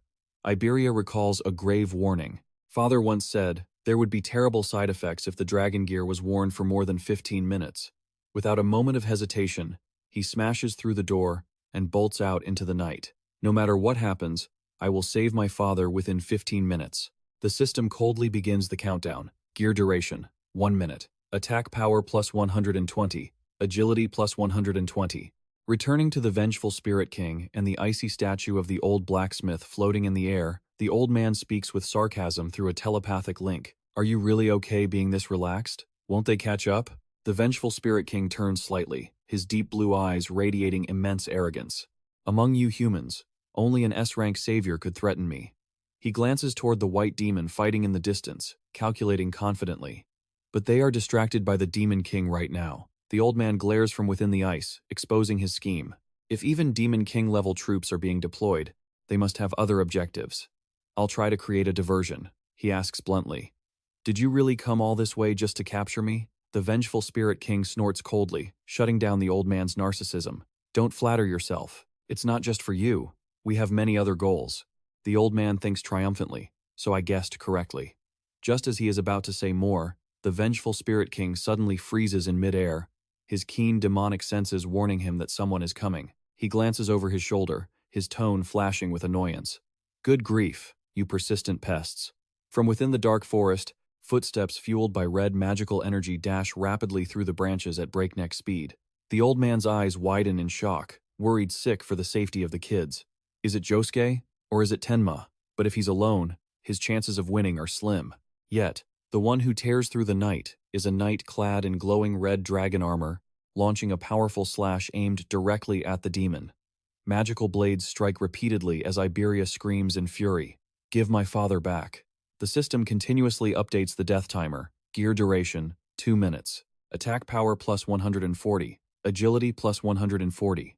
The vengeful Spirit King tilts his head slightly to dodge, his tone filled with boredom and palpable contempt. First a summon, now a human brat? Meanwhile, in another corner of the forest, the Crimson Flame Demon King stands stunned, looking toward the vengeful Spirit King, muttering incomprehensibly. "What the hell are they doing?" he gasps, staring blankly ahead, sweating as he mutters. His entire body is clearly charred black. As the smoke clears, it reveals Tenma with defined six-pack abs, his body perfect and without a single scratch. The Demon King screams in a panic.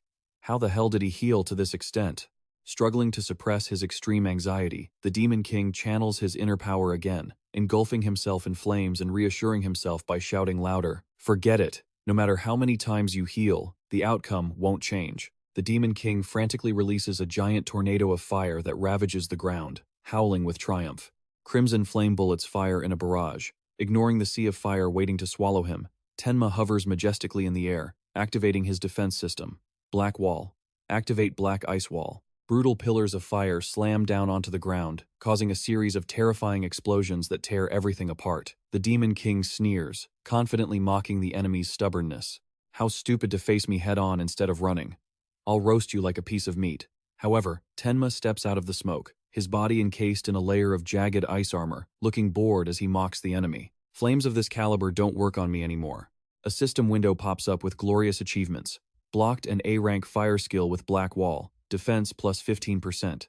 Defense 627 plus 65 from black ice wall. Tenma's entire body crackles with wild blue lightning as he lunges forward with a cold, villainous grin.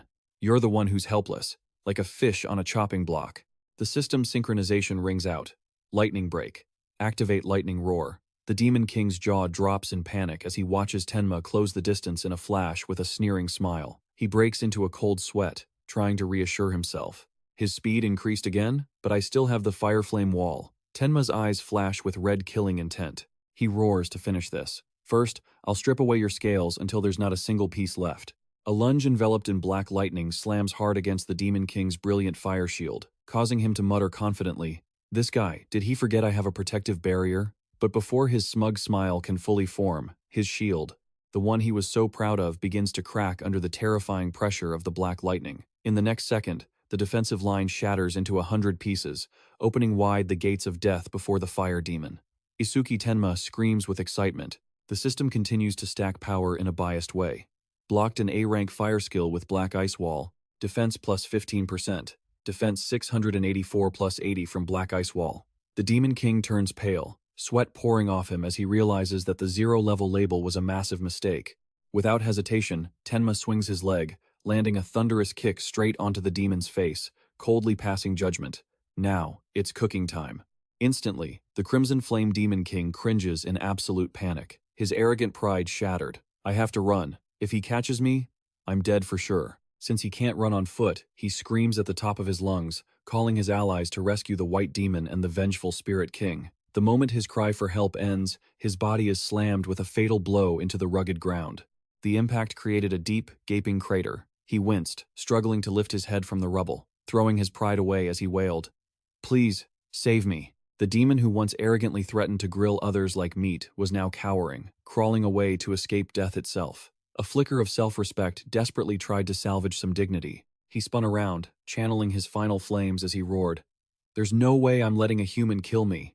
But a deadly shadow with electrified eyes was already closing in on him. As swift as a ghost, the Demon King's jaw dropped as he collapsed onto the ground, his eyes vacant, whispering in sheer disbelief, "Just a lowly level 0? Dark purple magical energy surged in the boy's hand, manifesting the phantom of a colossal ghost dragon. The system coldly finalized the verdict, sending a notification as the critical crystal shattered. The next attack was guaranteed to be a critical hit with a 100% success rate. Facing that overwhelming pressure, the Demon King's eyes welled up with tears, terrified as he uttered the most accurate assessment of the entire battle. Ah, a monster. He fell backward, abandoning all futile resistance, desperately repeating, "He really is a monster." Ignoring the flattery, the boy extended his arm, glowing with a violent blue and red aura, and unleashed a fatal finishing blow. The punch shattered the very space before it, slamming into the target and creating a terrifying explosion that tore through the night. Dust and debris flew everywhere, shaking an entire section of the deep forest. As the smoke slowly cleared, the boy stood tall, his six-pack abs on full display, standing over the gray, stiff corpse of the Crimson Flame Demon King. Having just crushed the parasitic core, he clicked his tongue in annoyance, his eyes gleaming with killing intent as he grumbled, "Tisk, why now of all times? Why did a critical hit have to trigger right now? I've entered the flow state again." Isuki Tenma turned his back on the ruins of the battle, his bare back, covered in scratches, exuding a sense of regret. I wanted to make him suffer more. Then, he sighed again.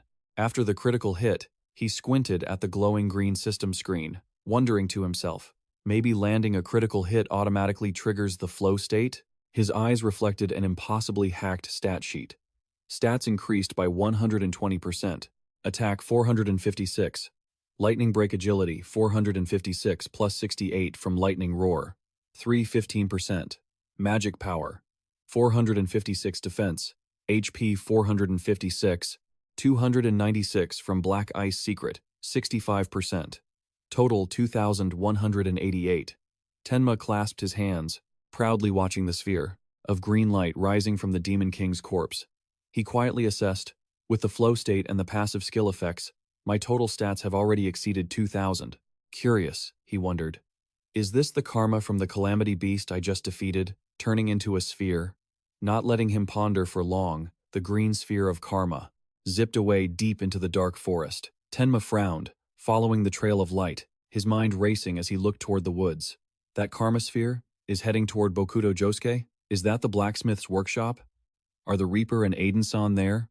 It should have split in two based on the life signals. So why didn't it? Without wasting a single second, the boy stomped hard on the ground, transforming into a bolt of black lightning as he dashed away. While running for his life, he reasoned tensely, the Reaper is an immortal spirit beast, unless I recall it. Don't tell me Aiden-san has. At the same moment, at the blacksmith's workshop, a shadow encased in glowing red armor dove from above like a spear, aiming straight for the Wraith King. Iberia gritted her teeth, her face tense with extreme pressure inside her dragon mask. Even her full-force attack, enhanced by the Aimstopsu, dragon gear, couldn't break his defense. Even so, she didn't back down, bracing herself for the next attack. If one hit isn't enough, I'll just keep attacking. Behind the evil spirit, the old blacksmith remained frozen solid. The Wraith King scoffed coldly, spitting out an insult. You really are a stupid little girl if you still don't realize the gap between us. Only then did the old man panic and scream, Iberia! The old man's face twisted with anger and extreme worry. He roared, You fool! I don't need your help. Take that dragon armor off right now. I told you that set has terrible side effects. If you don't take it off, I'm disowning you! Ignoring her father's threat to revoke her inheritance, Iberia stomped hard, cracking the stone floor as she prepared to rush forward. She transformed into a streak of crimson light, cutting through the wind with a vow echoing out, Even if you disown me, I'm still going to save you, Dad. In that life-or-death moment, the silhouette of her comrade flashed through her mind, acting as a source of motivation. If Isuki Tenma were here, he would definitely make the same decision. Seeing his daughter charging into her own death, the old blacksmith widened his eyes, helplessly screaming, Stop! The Wraith King used magic to lift the ice block, containing the old man high into the air. The old man could only moan. Ugh, the evil spirit sneered mockingly. Is this what you call family love? Humans really are creatures with such disgusting emotions. He casually waved his hand to clear the obstacle. I don't have time to play with you anymore. A giant, sharp, icy hand immediately erupted from the ground, delivering a massive, earth-shattering slap to the little girl. Iberia was sent flying into the bushes, gritting her teeth and moaning, while the Wraith King coldly turned away. Know your place. Half of the old man's face, the part not frozen, revealed shock and despair as he witnessed his daughter collapse. Iberia slumped onto the grass, the ruthless system interface reminding her that time was running out. Equipment duration: 3 minutes. At the same time, the system clock chimed. Prophecy Day 2, 3:20 a.m. The ice statue trapping the black hellhound suddenly cracked, accompanied by a blinding level-up notification. Level up to 1920. The ice block shattered into 100 pieces. The black hellhound reaper let out a roar that shook the ceiling, its glowing red eyes burning with power as it broke free from the seal. Just then, Tenma rushed to the workshop door, saw his spirit beast, and called out, "Reaper." He looked at his spirit beast with a contemplative expression. It leveled up again. Just as I thought, the Reaper absorbed its karma. The wolf-like creature nuzzled against him as if to report the situation. Isuki Tenma asked anxiously, "Then what about Aiden-san and that calamity beast?" Listening to the information from his spirit beast, Tenma's eyes widened, his pupils shrinking in shock. He bolted inside the blacksmith's workshop, and what met his eyes was a space of shattered, freezing ice. He gasped in horror. What on earth happened here? Looking at the dark purple magical miasma still swirling and leaving giant shards of ice behind, Isuki Tenma assessed. This intense wave of magic, I can't hesitate any longer. He wrapped himself in blue lightning again and took off at maximum speed. There was no time to wait for Bokuto Josuke. Scene shift to the Battle of the Forgotten Man. Bokuto Josuke was swinging his greatsword, carving a long red streak into the white demon's arm. Instantly, he had to jump back to dodge the giant beast's counterattack. The white demon, with its disgusting, long tongue, used countless slimy tentacles to rush toward him. Bokuto Josuke's crimson eyes narrowed in tension. He frowned as he analyzed. The wound I just dealt has already healed. A calamity beast with regenerative abilities, exactly the kind I hate the most. Suddenly, a streak of green light zipped past him, leaving him stunned. Is that a karma sphere? Isuki Tenma must have already defeated that other one. I have to hold my ground. His aura exploded, and Bokuto Josuke's greatsword emitted a glowing red light. He calculated his tactics. It seems it has regenerative abilities, but it always uses its arms to block attacks aimed at its head and neck. Realizing the fatal weakness, he unleashed a powerful slash straight at the arm the giant beast was raising to defend itself. Bokuto Josuke's red-hot blade sliced clean through the white demon's arm, and fresh, slimy blood splattered everywhere. He squinted with a smug grin. That's definitely its weak point. Bokuto Josuke's entire body erupted with a brilliant red aura of killing intent and magic. He confidently affirmed his strategy. Now that I know that, I can definitely handle it. With agile footwork, Bokuto Josuke used the momentum to leap high into the air, swinging his greatsword down with a roar, easily dodging the beast's deadly tentacle swipe. The red light from his sword drew a beautiful arc that shattered the beast's defense. He calculated silently. First, I'll chop off both of its arms. Bokuto Josuke's face hardened, his eyes sharp as daggers and highly focused. The regeneration process takes at least 1 second. That meant for that one brief second, the white demon staggered back, its two severed arms gushing blood. Bokuto Josuke seized the golden opportunity. Its weakness will be completely exposed. Bokuto. Josuke's eyes were blood-red with killing intent as he lunged straight at his prey. The giant sword carried terrifying power as it sliced vertically from above, splitting the massive body of the beast in two amidst a screen of fresh red blood pouring out like a waterfall. The giant corpse of the white demon collapsed onto the ground, lifeless. Bokuto Josuke stood there panting, drenched in sweat, muttering, I can't believe I struggled this much with just one calamity beast, one that can't even speak. Exhausted as he was, he didn't allow himself to rest, immediately turning and rushing toward the blacksmith's workshop. I need to rendezvous with Tenma as quickly as possible. At the same time, at the workshop, the Wraith King was gliding along, waving his hand to control sharp ice shards flying around him. He complained, that ice-controlling calamity beast is such a nuisance. Seeing the old blacksmith still stuck tight in the ice block with a look of extreme fury, the Wraith King spoke indifferently. You seem to have wanted to say something for a while now. The evil spirit stood with his arms crossed, mockingly using the typical human bait. Go on, speak. I will accept any condition, just please let my son go. The vengeful Spirit King's deep blue eyes flashed from behind his mask, and he said coldly, At this distance, I can no longer control those ice shards. Besides, all of you will soon be under our control anyway. He glanced toward the young girl who had just been knocked away, and warned, Still, I recognized that armor the moment I saw it. An image of a blazing red dragon, engulfed in billowing flames, appeared majestically to illustrate his words. It's made from the Magic Dragon tribe, isn't it? The Magic Dragon tribe prides itself on an incredibly powerful life force. Even after death, their blood, flesh, organs, and even their scales can develop a will of their own. Evil lightning crackled all over Iberia's glowing red armor. The vengeful Spirit King smirked, concluding, "Equipment made from the magic dragon tribe retains their lingering will. Therefore, if worn for too long, the user's consciousness will gradually be devoured." Iberia writhed in pain, struggling against the armor's power, while the evil spirit passed judgment, knowing that eventually, their entire body would be overtaken. The small body was enveloped in a layer of thorny scales, as if preparing for a horrific metamorphosis. The scene exploded with murderous intent as burning text appeared. Dragon gear, complete assimilation. Suddenly, the story flashed back briefly to the first day of the prophecy, when the demon was heading toward the blue barrier. Back then, Iberia bowed his head, hands clasped, worried. "Please, Isuki Tenma, stay safe." Bokuto Josuke walked right behind him, squinting at the young girl before remarking, "Iberia, you seem to really admire Tenma, don't you?" Iberia turned around, clenching her fists with determination. "Yes, I want to become someone like Isuki Tenma." Bokuto Josuke tilted his head and retorted with a single, sharp word, "Why?" Iberia was caught off guard, looking confused and dazed. "Huh? What do you mean by why?" Bokuto Josuke's face was calm, but his blood-red eyes were incredibly sharp, carrying the weight of experience.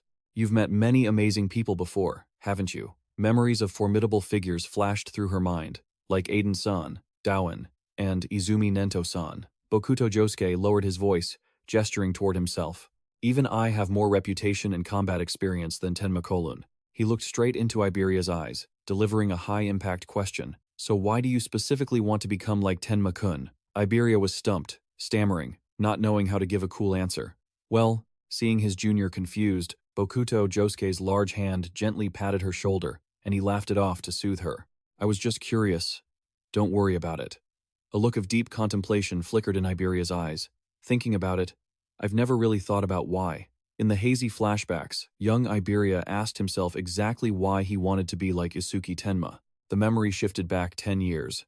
To a young boy with blonde hair, wearing a blue t-shirt, excitedly holding a wooden sword and running around the yard.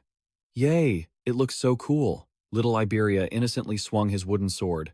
His kind mother smiled gently and asked, "Iberia, do you like your birthday present?" The boy excitedly replied, "Yes."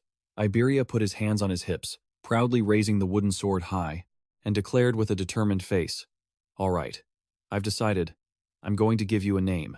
You are the invincible sword of heroic justice." His mother broke into a cold sweat at the cheesy name, giving a forced compliment. That's a great name." The boy held the wooden sword high under the bright sun, beaming with a wide smile, and shouted, "An awakener has appeared. Prepare yourselves, you calamitous beasts." Carrying his childhood delusions of grandeur, Iberia happily ran out of the house gate. "I'm going out to show everyone." Leaning against the door with his arms crossed, his gruff blacksmith father asked worriedly, "Be careful out there," before turning to his wife, suspicious. "Does Iberia actually have any friends?" The scene shifted to the square, where little Iberia was proudly brandishing his wooden sword, standing in the middle of a circle of neighbor kids who were admiring him in awe. Suddenly, 3 large boys with cunning faces approached. The chubby one sneered. "Huh, huh." The largest boy in the group stepped forward, reaching out his hand with a mocking expression. "That looks cool. Let me borrow it for a while." Iberia immediately clutched his wooden sword tightly, eyes wide with fear as he stepped back, stammering, "Huh?" The group of bullies surrounded him, threatening him. Cruel words rained down on the boy. "Your dad is a famous blacksmith, right? He can make tons of stuff like this." "That's right. I'll give it back right away." Surrounded by shadows, Iberia trembled, clutching the wooden sword to his chest, tears welling up. "I just got it. I have to say no. Hurry up." "But this is mine." The leader leaned down, pressing his scary face close to the boy, growling a threat. "You weren't planning on saying no, were you?" The boy bit his lip hard, trying to hold back his extreme fear, but he couldn't get a word out. Finally, with a crooked, tear-filled smile, Iberia reluctantly held out the sword. "Yes, here." The bullies grabbed the toy and took off running, jeering as they went. "An awakener is here, you calamitous beasts. Prepare yourselves," leaving little Iberia slumped on the cold ground. A while later, Iberia trudged back home, his blonde hair disheveled, biting his lip to comfort himself. They promised to give it back. His mother was reading on the porch, and seeing her son walk in, she smiled to welcome him. She asked affectionately, "Oh, you're back? Did you have fun?" Iberia tried to force a bright smile, hiding the deep sadness in his red-rimmed eyes. Yes, it was fun. Suddenly noticing something was wrong, his mother squinted at her son, worry evident on her face. From the workshop, his father walked out, carrying a hammer, asking bluntly, "Oh, where's the wooden sword? Did those kids take it again, didn't they?" His mother stood up in anger. "They took it? Then I'm going to get it back." His father raised his calloused hand to stop her, his voice sad but realistic. "Stop it. Even if you get it back, it'll just happen again." He slammed his hammer onto the table and turned to scold his son with harsh words. "You can't even protect your own precious things, and you don't even have the courage to ask for help." The scolding landed like hammer blows.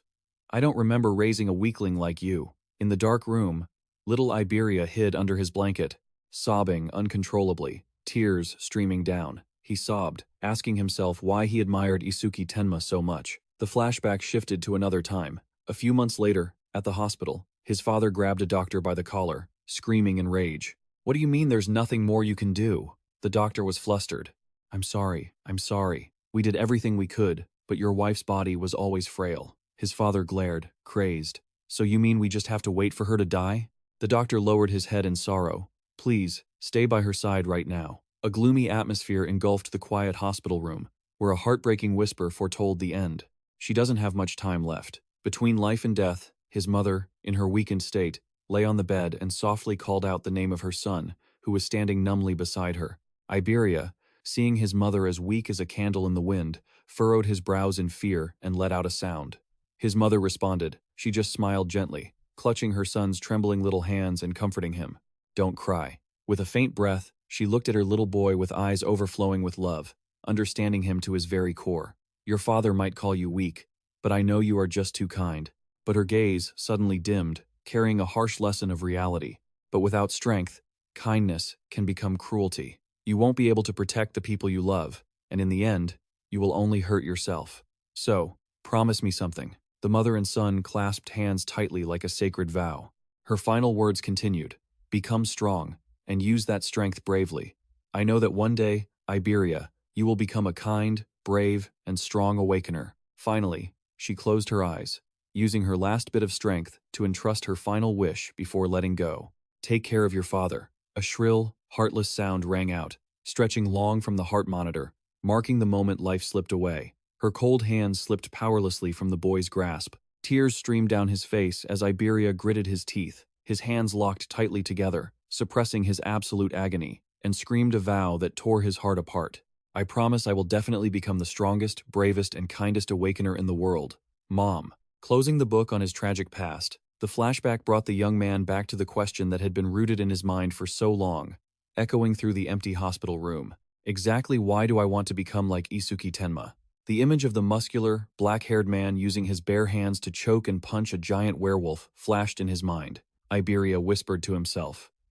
"When we first met, I trembled before his overwhelming power." The scene shifted to the two of them, standing in a windy wheat field, Iberia, rubbing his hands together and flattering him. "At first, I only intended to form a temporary alliance. But as we spent time together, I realized that Isuki Tenma isn't just someone strong.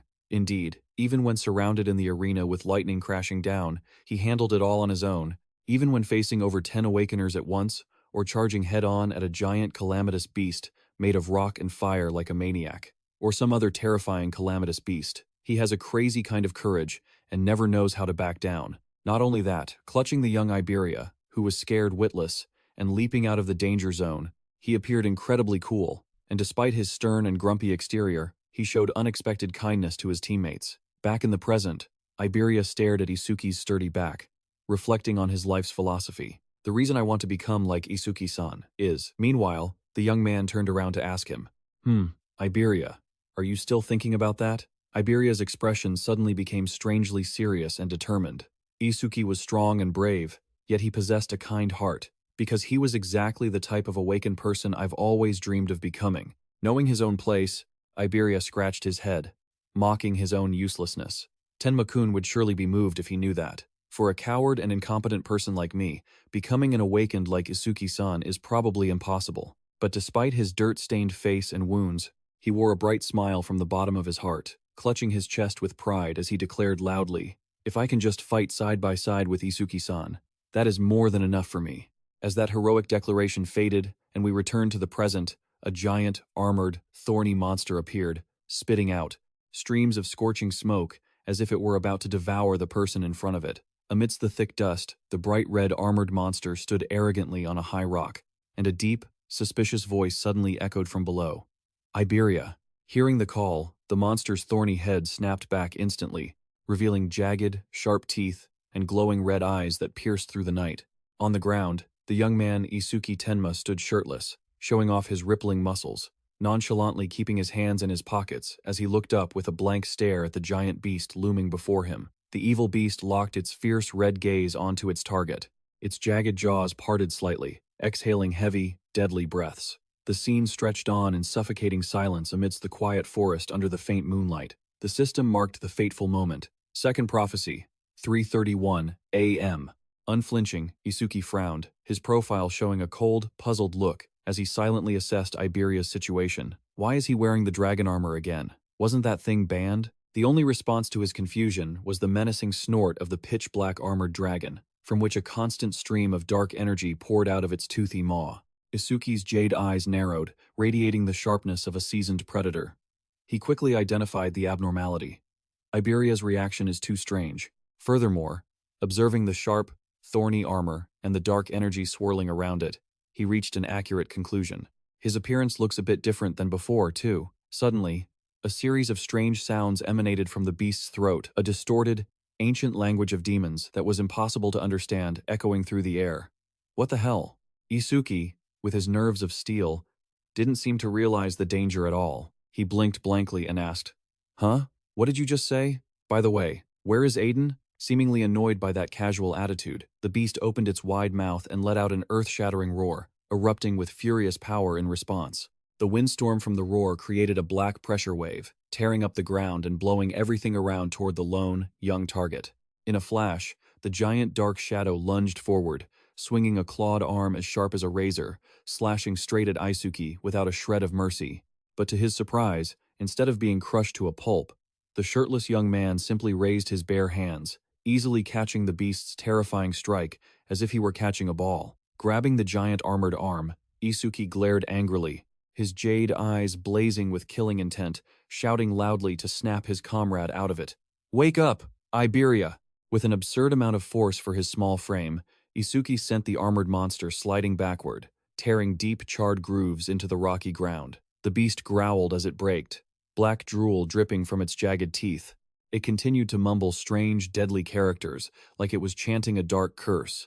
Its sharp, clawed hand extended, and a swirling mass of dark energy gathered into a sharp tornado. The system notification rang. Death command, Gale trigger. With a powerful swing of its arm, the beast slashed a giant crescent-shaped air pressure wave, carrying the power to tear through space, moving at a terrifying speed. Yet, facing the fatal blow, Isuki's face remained ice-cold, his eyes suddenly glowing a brilliant blue. His personal system coldly countered the attack by activating Mana Sense. The giant crescent magic slash tore through space toward him. Isuki cursed under his breath, realizing the bitter truth. This is clearly a wind attribute mage skill. Immediately, he leaned to dodge. Things were getting heated. Isuki tensed up, green lightning crackling around his rippling muscles. He frowned and said coldly, "I don't know if this is a side effect of the dragon armor or if you're being controlled by a sub-spirit beast." "Iberia," he shouted with authority. "Just stay put for a second." The personal system immediately flashed, activating thunder suppression. A massive pillar of lightning split the air, striking the target like an angry bolt. The young man lunged into the air and dived down, grabbing the armored beast's toothy maw. The monster struggled madly, spitting scorching smoke from its sharp teeth, writhing in helpless frustration. Pinning the target to the ground, Isuki's expression darkened as he assessed the situation with extreme gravity.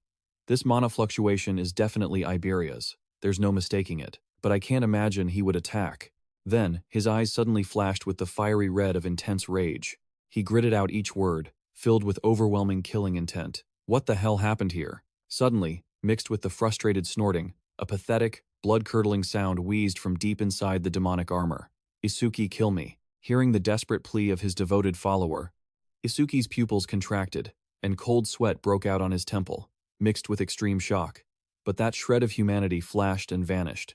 the monster flipped faster than a pancake, opened its mouth, roared shrilly, and flung his benefactor standing right in front of it away. Seizing the opportunity, the giant, sharp, armored claw struck with a blow meant to pierce Isuki's defenses. In that split second, a heavy greatsword flew out, batting away the deathly claw, followed by an urgent scream that tore through the air. "Watch out." Following the sword, a figure in heavy silver armor flew through the air like a meteor, crashing into the battle. The landing crushed the grass, creating a chain of tremors that tore up the ground and successfully knocked the armored beast far away. As soon as he stood up, Bokuto Josuke's face was extremely tense, and he spoke up hurriedly. Bokuto Josuke Isuki cut him off in a deep voice. "I know the worst has happened." Not giving them a second to breathe. In the distance, the monster instantly curled its thorny body, turning into a brutal, blood-colored tornado, and darting away. The whirlwind furiously raked the grass, creating a giant ring of wind, trapping both men in the center of the deadly storm. Looking at the swirling chaos, Isuki frowned as he analyzed. At this speed, Iberia has completely lost control. Meanwhile, Bokuto Josuke added his cold judgment from the side. He has been completely swallowed by the dragon armor. Even standing in the eye of the storm, Isuki remained calm, decisively suggesting, "Just as I thought. It's a side effect. We have to get that damned thing off him immediately." Answering that hope, Bokuto Josuke frowned tightly, his eyes filled with helplessness. "It's useless. It has completely fused with Iberia's body." As terrifying memories flooded back, the captain recounted in a choked voice, "I once witnessed an awakened person whose body was consumed by the dragon armor before." Tightening his grip on his sword hilt, Bokuto Josuke cruelly delivered a truth that shattered all hopes of saving him. It will never come off unless the user dies. Hearing this like a bolt from the blue, Isuki's pupils trembled violently. He muttered in complete denial, "That's impossible." Bokuto Josuke bit his lip and made the cruelest decision. "We have no choice but to kill Iberia ourselves." Pointing his sharp blade toward the bloodstorm, he clearly took on the brutal responsibility. "I will be the one to end this. If you can't bear it, then leave." But contrary to his earlier agitation, Isuki stepped forward, his voice suddenly becoming cold and decisive. "I'll do it." Immediately, Bokuto Josuke reached out to stop him. "No, I can't let you carry such a terrible sin on your shoulders." Brushing away the arm, the young man steered the conversation in a completely resolute direction. "Aiden has been kidnapped by the ice attribute Calamity Spirit Beast, hasn't he? I'll let you handle the chase, so please, hurry and go save the boy." But facing the stunned look of his teammate, Isuki's blue eyes filled with a poignant sorrow. As he begged earnestly with his head bowed, the system displayed the command to summon the Hellhound. "I still have things I need to say to Iberia in private." Faced with Isuki's stubborn insistence, Bokuto Josuke could only let out a heavy, weary sigh, closing his eyes in resignation and stepping back. "Fine, I'm counting on you. If Iberia escapes, he'll only become stronger and more deranged. So, no matter what happens, you must finish him here and now." Accepting the order without another word, Isuki transformed into a streak of blue lightning, shooting into the sky with a roar that tore through the night. "Let's go." Deadhouse. As the two opponents clashed, the crimson monster growled, slamming its claws into the ground to break, carving deep, smoking furrows into the pavement. Not giving its enemy a moment to breathe, it snarled with its jagged maw. The system chime echoed, and the Windblade skill immediately unleashed an invisible, razor-sharp cyclone that shredded everything in its path. Facing the incoming killing intent, Isuki remained as calm as a mountain, his cold eyes flashing with meticulous calculation. He had just used a skill, but his over-M hadn't activated. The price for that recklessness was a lacerating gash across his cheek, with fresh blood spraying in a bright red streak right before his eyes. Yet, despite the bleeding, the muscular, shirtless young man stood as steady as a rock. He smirked, sensing the internal struggle within the monster. "You don't actually want to hurt me, do you?" As if his deepest secret had been exposed, Iberia roared in a frenzy. The monster crossed its armored arms, condensing all its rage into a suffocating, massive surge of energy. Instantly, the cold system interface flashed a death notification, triggering Heavenly Gale Blade to signal that a destructive wrath was about to descend. From mid-air, thousands of colossal wind blades tore through the night, interlocking, forming a deadly net that plummeted toward Isuki, intending to crush him into dust. He didn't evade or defend. The young man squeezed his eyes shut and stood still, letting the countless invisible blades slam into him, carving and shredding his bare body. Flesh and blood splattered everywhere, but he didn't take a single step back. Covered in blood and battered, Isuki simply trudged forward, gritting his teeth through the storm of blades. Seeing his benefactor enduring such torture for his sake, tears welled up and spilled from the monster's burning red eyes, rolling down its spiked armor amidst a cry of absolute, sorrowful rage. Just as the battlefield reached its breaking point, the camera cut to the dark lair of the villains, where a henchman knelt to report. "We've made a successful capture, Lord Ringa, but the Red Flame Demon King and the White Ghost were killed by the humans." Hearing that his comrades had been wiped out, the leader marked with a bizarre symbol on his forehead didn't even blink. He raised his pitch-black claws with a cruel sneer. "There's no shortage of warriors at that level. Capturing aid is more than enough." However, the henchman timidly added more bad news. "Furthermore, it seems Lord Saru Enokuma is running into trouble." The superior waved it off, calculating coldly. "It doesn't matter. We never expected to defeat Izumi anyway. His only role is to stall those special-class saviors." Suddenly, the weird subordinate wearing a hood with countless red spider eyes spoke up in confusion. "But it seems Saru Enokuma is only facing one special-class fighter." Interest flared in the leader's eyes as he raised an eyebrow in surprise. "Oh? So besides Wazan, there's another human who can hold off Saru Enokuma alone? What's his name?" The multi-eyed creature clearly recited the threat report. "According to our informant, that man possesses the strongest body. His name is Hayton Akira." As if to prove the strongest label, the camera cut back to the fierce battlefield, where the muscular man threw a tyrant's punch, creating a crimson shockwave that leveled everything in its path. The two energy streams collided, causing a massive explosion that turned the ground into dust. The shockwave from the punch blasted everything away, creating a deep, long trench that stained a corner of the sky red and tore through every obstacle in the way. Stunned, the blue-haired special-class fighter broke into a cold sweat, stammering in shock. "What is this? The battle started yesterday afternoon, and it's still not over? My wounds have almost healed already." Amidst the blinding, earth-shaking explosions, he muttered in extreme awe, never expecting to witness a battle of this caliber from such close range. Tearing through the dust and smoke, the white-furred demon ape with glowing red eyes roared madly as it charged. The system info confirmed its extreme danger level. One of the 8 demon kings, Saru Enokuma. Watching every beat of the fight, the woman in glasses was so tense that sweat poured off her. She bit her lip, noting, "That guy is taking hits directly that have enough power to shatter the earth." Unable to stand by, she immediately dove forward like an arrow, her determination blazing. "If he falls, no one will be able to stop that calamitous beast. I have to do something." But just as she took a few steps, a black-gloved hand calmly placed itself on her shoulder, forcefully halting her impulsive actions. Turning back, she saw her father standing there, his tone indifferent yet filled with absolute confidence. "Don't worry. Hayton Akira isn't weak enough to die from these little tickle attacks." And as if to provide a firm affirmation, from the top of the cliff, Hayton Akira unleashed a terrifying punch at the Demon King, with force so great it split a massive stone mountain behind it in two. The blue-haired man dropped his jaw, yelling in extreme panic. What kind of hellish level is this? Witnessing such an absurd display of power, the father nonchalantly reminded the stunned, bespectacled girl. "All special-class fighters are monsters at the peak of humanity. Don't be foolish enough to underestimate them." Sure enough, as soon as he finished speaking, the Demon King's giant arm suddenly trembled violently, pushed back by an overwhelming power from beneath the earth. Realizing he was being overpowered, the Demon King's hideous face twisted in extreme distress, sweat pouring down. In stark contrast to his opponent's massive size, the muscular man below was using just one hand to lift the beast's giant arm into the air with total ease. Seeing that surreal scene, the father nodded indifferently. "It's been a long time since I've seen Hayton Akira's second form," he said, making the bespectacled girl turn to him, bewildered. "Second form?" As if to answer her question, Hayton Akira's body began to emit a roiling black aura. His muscles bulged to the limit, and his eyes glowed with the blood-red light of an incarnate demon. Sweating profusely, the girl analyzed in shock that his presence was completely different from before, as if he had become another person entirely. The masked man calmly added the cruel truth. When he enters this state, all his stats explode, but in exchange, he becomes incredibly aggressive and brutal. As if to prove those words, Hayton Akira roared with a chilling sound, the black aura exploding to stain a corner of the sky like an evil god descending. Without hesitation, he slammed a blow onto the ground, the destructive force crushing the demon ape and creating a horrific explosion that flattened everything.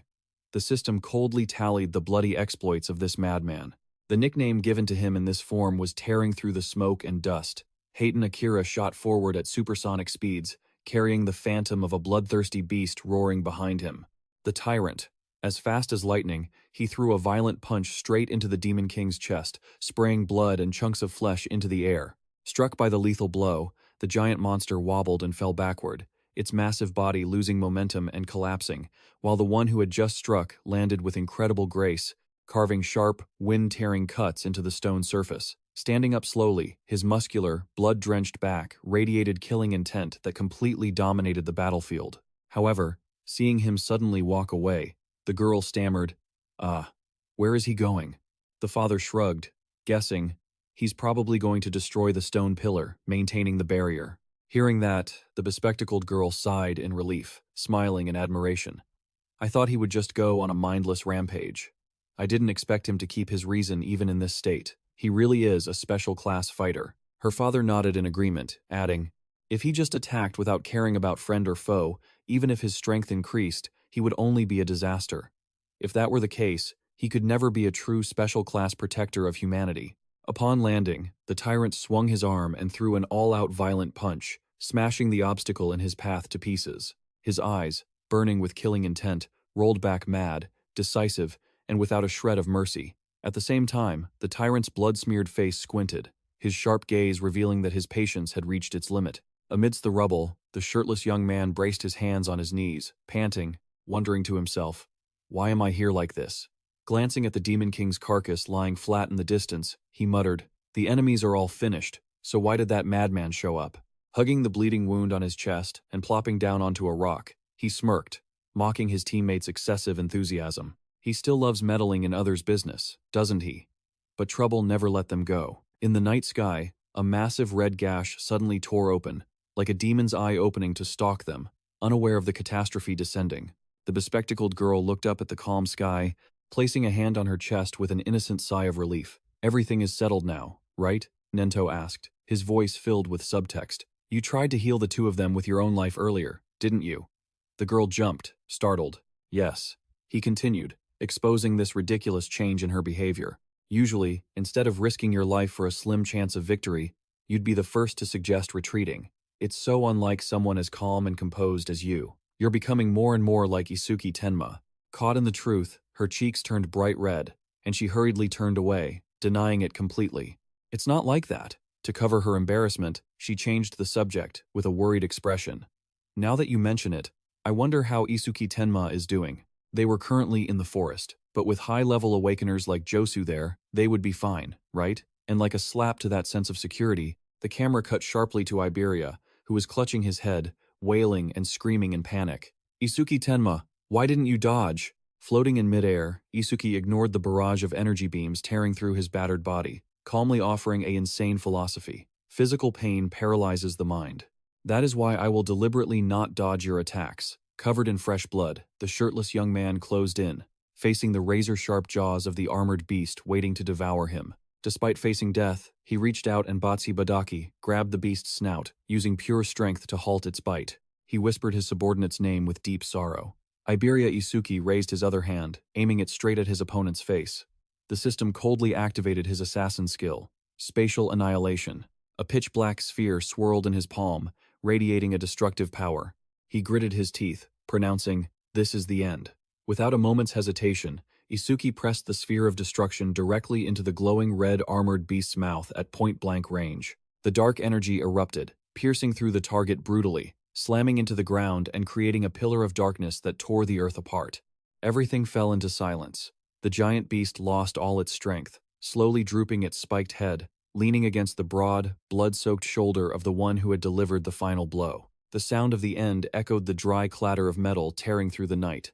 Pieces of the demon armor shattered, clanging onto the blood-soaked ground. Losing its wicked shell, the beast completely collapsed. It fell helplessly onto the young man's broad, bare shoulder. The armor on its neck shattered, revealing the familiar blonde hair of Iberia. Returning to his human form, blood gushed from the corners of his mouth. Iberia gasped out words filled with sobbing guilt. "I'm sorry I messed up again." Tears streamed down, mixing with the blood. The boy screamed, in the absolute regret of someone who always felt inferior. "I just didn't want to be a burden to you." Hearing this, Isuki Tenma bowed his head, brushing aside that insecurity with a sincere, bone-chilling sentence. "I have never, not even once, thought of you as a burden." Hearing that absolution, A tearful but radiant smile appeared on Iberia's bloodied face. Really? In response, a gentle comfort followed. Yeah, we're just good at different things. Using his last remaining strength, Iberia gripped his savior's arm tightly, whispering the most bitter secret. Just now, I vaguely heard that calamitous beast. It doesn't want to kill my father. It wants to manipulate him. The light in his eyes slowly faded, but his faith held on fiercely. If it's you, Isuki Tenma, you can definitely save my father from its clutches. I'm leaving it to you. Hearing the last request, the massive, pitch-black figure of the wicked mastermind immediately appeared in the young man's mind. The one named the calamitous beast had sown all this miserable tragedy. His self-restraint snapped, tears rolling down his cheeks, but his green eyes burned with sky-high killing intent. I will crush it with my own hands. As if waiting for that promise, Iberia's heavy eyelids closed, even as fresh red blood continued to flow down his chin. The final smile left on his lips was peaceful, a tragic sight for such a short life. I'm happy because I finally got to talk to you again. Clinging to the cooling body of his fallen comrade, the young man whispered a heartbreaking command into the void. Double E, I'm counting on you. Amidst the tragic scene, the ruthless and indifferent system delivered the fateful notification of the prophecy. The second day, 3:33 a.m. Iberia has died. The camera suddenly cut to a fiery lair, where the masked demon sat cross-legged on his throne, sneering at human efforts. Not bad, kid, but this is only the beginning. Adding to that, the evil face with a grin stretching to his ears promised a dark future. I will wipe out everything you cherish in an even more twisted way than this. Leaving behind those bone-chilling threats, the scene zoomed out to cover the silent, nocturnal forest, where small figures were moving urgently through the misty sea of trees. Pushing through the leaves, the blue-haired swordsman grumbled irritably. I thought things would be smooth after defeating that calamitous beast. Who would have thought I'd have to escort Izumi Nento-san deep into the mountains like this? He glanced at the battered body of his teammate being carried. He clicked his tongue. This should have been the job of the two of them, but the other guy couldn't even stand after the battle. Suddenly, the fairy butterfly Gyokuchu flapped its glowing wings violently.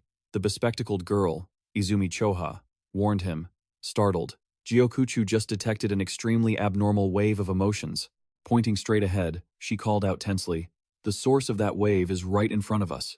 There, the back of a man holding a body, kneeling silently under the moonlight." Reacting like a flash, the blue-haired swordsman drew his sword from its scabbard, chin raised, standing in a defensive stance. Who's there? Is it another humanoid calamitous beast? Taking a step forward, Izumi Choha squinted into the darkness.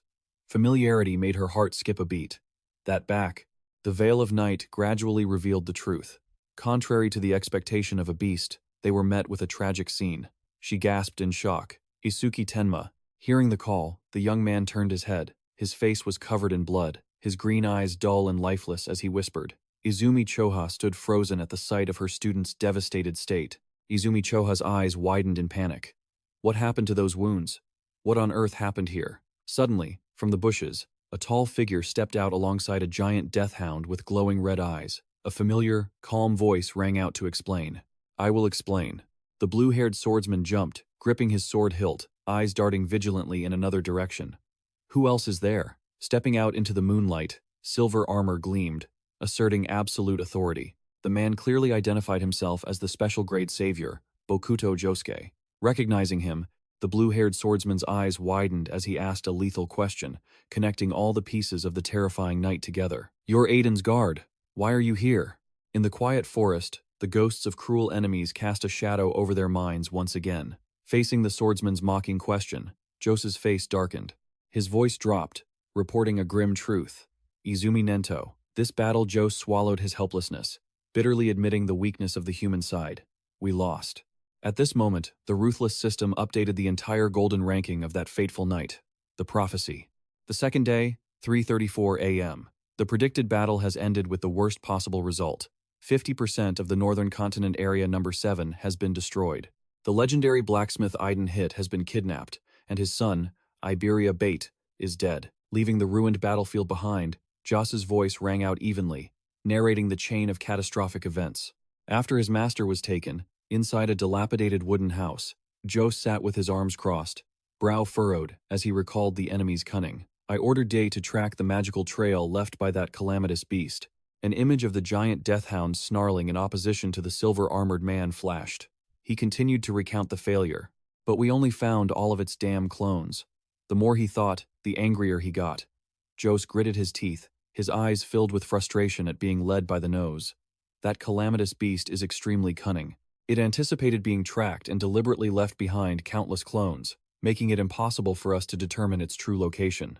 Interrupting the report, Izumi Nento asked with a worried expression, "Tenma, how is he?" Izumi Choha glanced through the door ajar, sadly sharing the condition of her prize student. Most of it is just superficial scratches, so the bleeding has stopped. But the boy is stubbornly refusing my treatment. Her gaze dropped, hiding a deep sense of unease, and I could feel the fire of hatred within him, burning more fiercely than ever before. She muttered, as if predicting a grim prophecy. At this rate, his heart will soon be consumed by hatred. Inside the dark room, Isuki sat huddled on the edge of his bed, motionless as a soulless statue, ignoring the giant death hound standing guard beside him. His hollow eyes were locked on a framed photo on the table, where a warm family portrait smiled happily, mocking the harsh reality. In the photo, a burly blacksmith father laughed heartily, a gentle mother smiled, and young Iberia with his blonde hair beamed, having never tasted the cruelty of this world.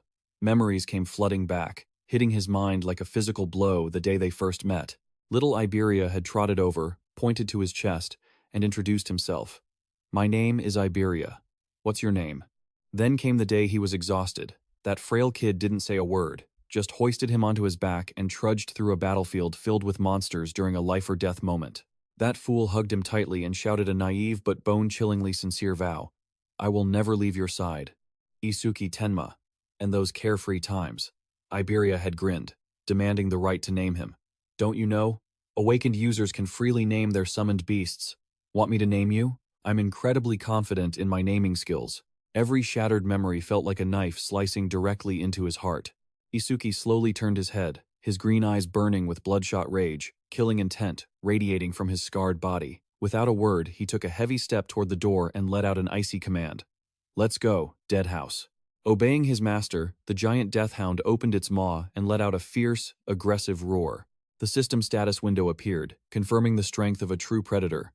B-rank death hound, level 20. Attack, 350. Speed, 300. Defense, 200. Magic, 150. Carrying the burning flames of vengeance, Isuki stepped out of the room, every footstep heavy with resentment. "We will track down that calamity-rank beast and crush it with our own hands." A crimson light flickered in his eyes, the look of someone pushed to the brink of insanity, with nothing left to lose but the hunger for slaughter. But as he reached the main hall, his footsteps were forced to a halt. Right before the exit, Izumi Nento appeared, blocking the path. His black cloak completely obstructed the only way out. Seeing the sudden appearance of the higher-ups, Isuki frowned, confused. "Sensei, everyone, what is actually going on?" The three of them, Josu, the blue-haired man, and the woman, Izumi Choha, stared at him with complex expressions, half pitying, half scrutinizing.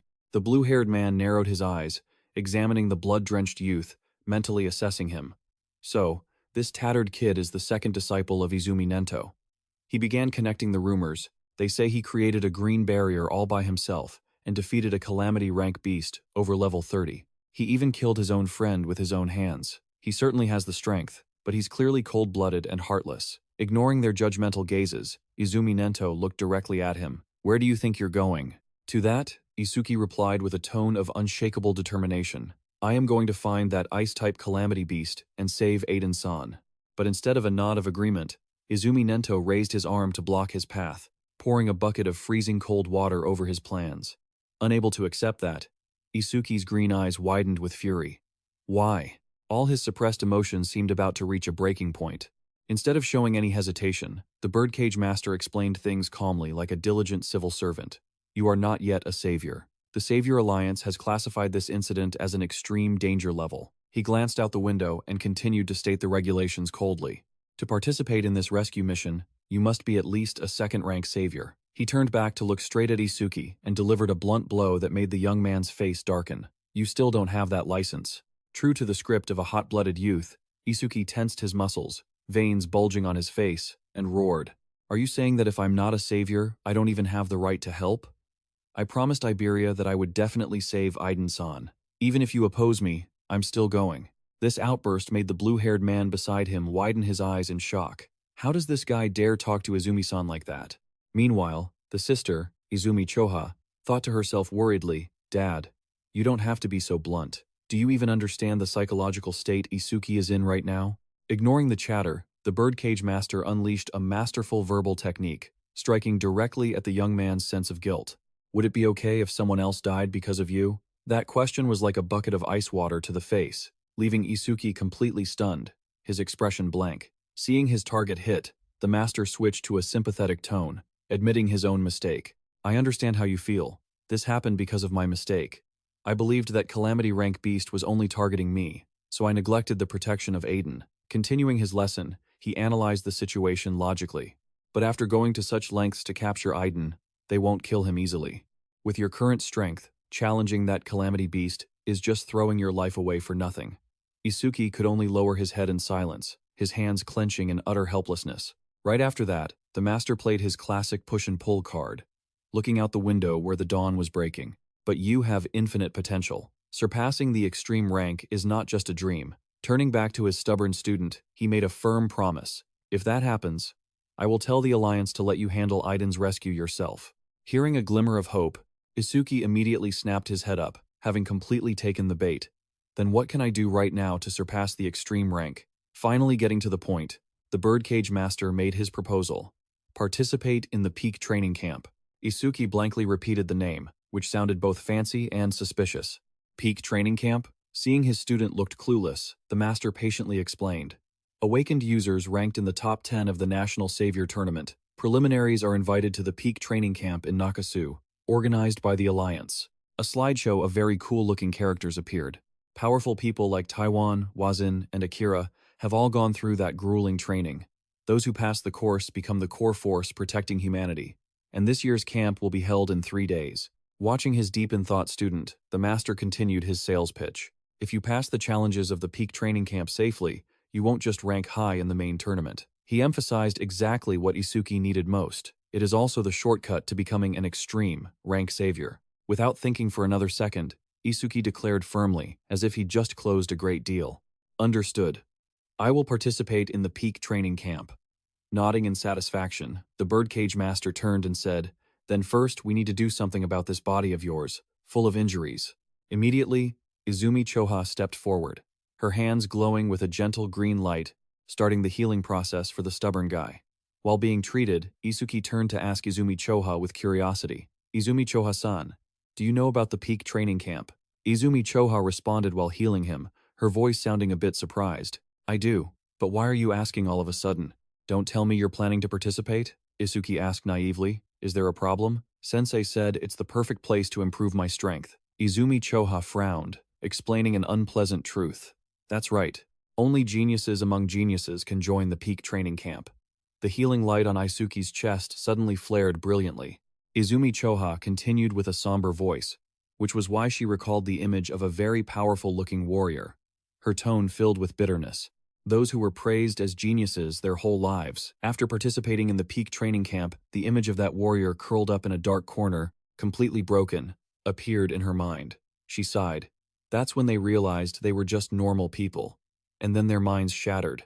"I've seen so many people like that." Her gaze became cold and serious, warning him sincerely. "It's a training ground for geniuses, but it's also a graveyard for them."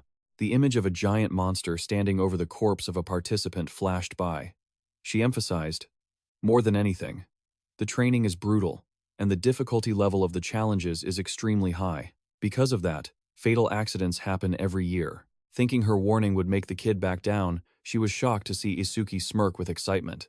"Then that's perfect." Izumi Choha jumped, nearly stopping the treatment from the shock.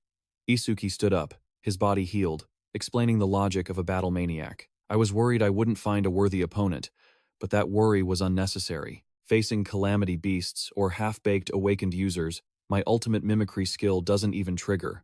His eyes flashed with determined green light. "I can only become stronger by fighting powerful calamity beasts on the edge of life and death. Fighting against powerful disaster-class spirit beasts is the duty of the awakened." After hearing that impassioned speech, Izumi Choha suddenly froze, her cheeks flushing in a strange way. Izuki, with his infinite-level emotional ignorance, turned to look at her and asked a very naive question. "Izumi Choha, your face is turning bright red. Are you exhausted from healing?" Caught off guard, Izumi Choha jumped in surprise. quickly waving her hands as she stammered an explanation. Not using a skill for a long period of time will cause the body to heat up. Don't you even know that? She turned her face away, clutching her chest, thinking to herself while her heart pounded. This is the first time I've been able to hear my heartbeat so clearly. Her face was flushed, her head spinning, and she scolded herself internally. What on earth am I thinking? After Isuki put his jacket back on, Izumi Choha tried to regain her composure. All right, your wounds are almost completely healed. Isuki nodded, thanking Izumi Choha, then turned and walked away. Seeing that, she hurriedly asked, "Where are you going?" Isuki's shadow stretched long into the night, and he replied coldly but with a heavy heart to bid farewell. The scene shifts to a quiet forest, where Isuki and Ja stand before a newly built grave, the atmosphere suddenly turning somber. A close-up of the tombstone reveals the inscription Iberia, with a bouquet of yellow roses and the poor boy's sword placed below, a combination as tragic as it gets. Joss turned, his voice full of regret, apologizing for forcing him to do such a cruel task, but Isuki only calmly replied, "It's fine. It was my own choice." Jos asked with concern, "Are you leaving?" Isuki gave a firm nod, not forgetting to paint a bloody future. "Yes, I will join the peak training camp and improve my skills so that one day I can personally kill that disaster-class spirit beast." In return, Isuki also asked his comrade, "What about you?" Joss was prompted to open up about his own hardships. "If I hadn't met my master, I would have been killed by a disaster-class spirit beast long ago and would never have become an awakened." He looked down at his equipment, his voice deepening. "This armor, these weapons." Joss stood tall, his gaze as steady as a saint's. "I swear, even my life was given to me by my master. Therefore, no matter what, I will find them."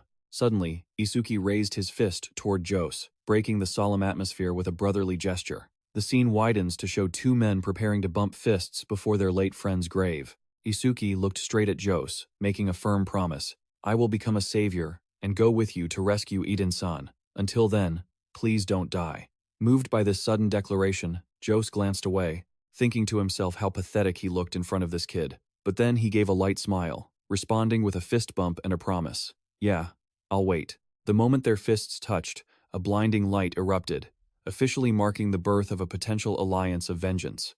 The scene changes to Izumi Choha, reporting to her father with a look of pride exactly as expected of Tenma. Just a few hours ago, he was completely broken both physically and mentally. Yet he had recovered rapidly. He was just temporarily bottling up his negative emotions. The man's eyes flashed behind the bars of his helmet. Izumi Choha continued her psychological analysis like an expert, so that one day he can release them. Standing in the middle of a gloomy forest, the man issued an order. "There are many suspicious points in this attack. I will gather the commanders from every continent and hold a meeting." Before flying off, he did not forget to entrust the babysitting duty to his beloved daughter. "While I do that, I'm counting on you to take care of Tenma." Izumi Choha immediately puffed out her chest, wearing a confident smile that couldn't hide her joy. "Leave it to me, father." And just like that, whether from being too happy or some other reason, she suddenly turned to stone on the spot with an awkward smile. Isuki, with his EQ still unimproved, scratched his head and asked, "What's wrong, Izumi Choha? You look strangely happy." After unfreezing, the two continued on their way. Isuki curiously asked, "Where are we going this time?" Izumi Choha immediately cleared her throat, acting mysterious. "Ahem, that's classified information, so I can't tell you." She stopped suddenly, hands on her hips, posing dramatically. "Hear this. My father asked me to look after you. From now on, I am your guardian. Understand?" Isuki muttered in protest. "A guardian? I'm not a kid, you know." But he reluctantly accepted. "Fine." Isuki continued to ask, "So what do we do now?" Izumi Choha pointed ahead, her voice full of excitement. "Isn't it obvious?" She held out her hand, officially kicking off the chaotic journey. "We are going to Nakasu immediately to join the peak training camp." Isuki followed along, surrounded by a green aura. And here is a memory of some unfortunate soul. A dark shadow with glowing red eyes lunged from the dust, moving as fast as lightning. A poor man, not even understanding what was happening, took a heavy punch to the face, sending his glasses shattering into pieces. The unfortunate man fell to the ground, completely unconscious. Behind him, a massive figure stood tall, body covered in lightning. Red eyes glowed in the night, looking terrifyingly familiar. A red glowing fist, filled with destructive power, was raised, pointing straight at his face. Back in reality, the unfortunate man who just took that punch was now wrapped in white bandages from head to toe like an Egyptian mummy. screaming in agony on his hospital bed. Seeing her precious baby crying and complaining, a luxurious lady rushed over to hug him, coaxing him like a toddler. "Don't be afraid, Mother is here." With teary eyes and a pained, angry expression, she asked caringly, "Are you dreaming about the one who hurt you again?"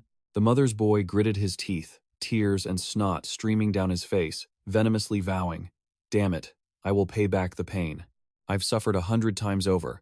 I will make them live in a living hell." At that moment, the lady's cold, sharp gaze flashed with cruelty, and she loudly declared a shocking piece of news to comfort her precious child. "Don't worry, your brother has returned. He will definitely take revenge for you."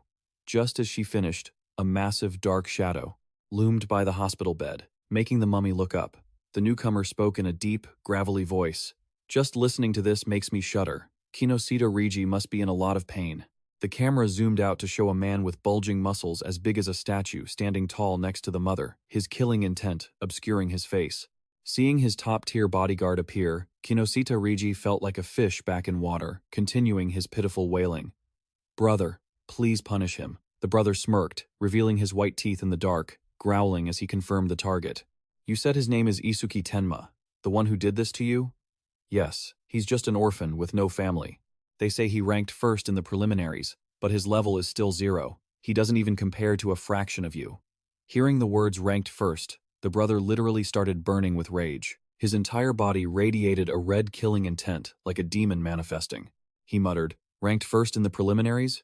Then he will definitely participate in the peak training camp." He wore a savage grin that stretched from ear to ear, closing his plan for revenge with a cool-sounding line. "In that case, I will crush him there." While someone was cursing and planning his assassination day and night, our protagonist, Isuki Tenma, was casually heading to camp. His babysitter, Izumi Choha, looked up at the sky and announced with a sigh of relief, "We've arrived." Before them appeared a giant glass-domed structure that reeked of science fiction. Isuki stood dumbfounded, mouth agape, exclaiming, "Impressive. It's completely different from what I imagined." The two followed the crowd toward the main gate of the building. Isuki muttered in realization, and sure enough, just as Izumi Choha had said, the surroundings were filled with giants in golden armor, carrying massive shields or players walking their skeletal monsters. Isuki assessed the tough guys around him. Everyone here seems very proud of themselves. While walking, Izumi Choha suddenly stopped, pushing up her glasses as she sternly instructed, "I can't go inside, so from here on, you're on your own." Isuki nodded curtly. "Got it." She took out a modern-looking bracelet and handed it to him. "This is your registration bracelet that I've been keeping for you. You'll need it for this training." The boy took it, offering a dull word of thanks. "Thanks." Looking at the bracelet resting in Isuki's palm, his sister didn't forget to add one earnest piece of advice. "Listen, try not to do anything that draws too much attention. You don't want to become someone's target." Ignoring that worried warning, the stubborn young man turned and walked straight into the light of the gate, leaving only a short, defensive reply. "I know." Watching the boy's defiant back, beads of sweat began to form on Izumi Choha's forehead. She sighed softly, lost in her own thoughts. Knowing full well what Tenma was like, she couldn't help but feel anxious. Entering the reception area, Isuki walked up to the registration desk and spoke with extreme politeness. I'd like to register as a participant." Behind the counter sat an employee with a haggard face and scruffy stubble, chewing on a toothpick like he hadn't slept in days. He didn't even look at him. He just lazily held out his hand, demanding the registration bracelet. Isuki obediently placed his registration bracelet into the palm of that rude receptionist. The employee indifferently placed the bracelet on a machine. Instantly, the device emitted a floating blue light that scanned the bracelet to extract the data. Isuki's green eyes narrowed slightly as he mentally sized up the lazy employee in front of him. Even a receptionist was level 40 or higher. The peak camp was truly on a completely different level. Just then, the system screen displayed a line. It was his profile, as pathetic as it could be, yet extremely mysterious. Name: Isuki Tenma. Level: no class. Title: Breaker of the skill grade hierarchy. Seeing that round 0, the receptionist smirked, toothpick still in his mouth, and whispered with contempt, "A level 0 can actually get in here?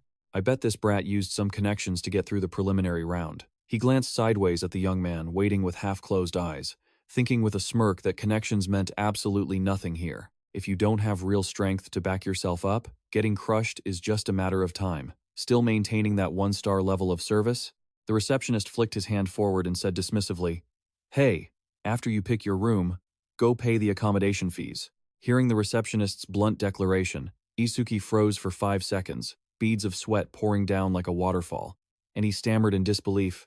I have to pay to stay here? The employee shot him a scornful look and spat out a harsh, cynical truth. Obviously, this isn't a charity organization. Isuki's face darkened as if the sky were about to collapse. He hung his head low, silently sighing in despair. Izumi Choha, why didn't you tell me? I don't have a single coin. Seeing him standing there like a statue, the employee spoke up, pretending to be reasonable. You passed the preliminary round, so you must have some points, right? Isuki Tenma asked blankly about the points. Thinking he had found a total fool, the receptionist began a basic lecture on the camp's currency. Your assets here are determined by the points you earned in the preliminary round. For example, if you earned 1,000 points, that amount is transferred to you the moment you step in here. A series of illustrations showing luxurious or miserable lives based on point totals appeared. He could also earn more points by completing missions. Points are basically the currency here. You need them to buy food, daily necessities, and even to pay for your room.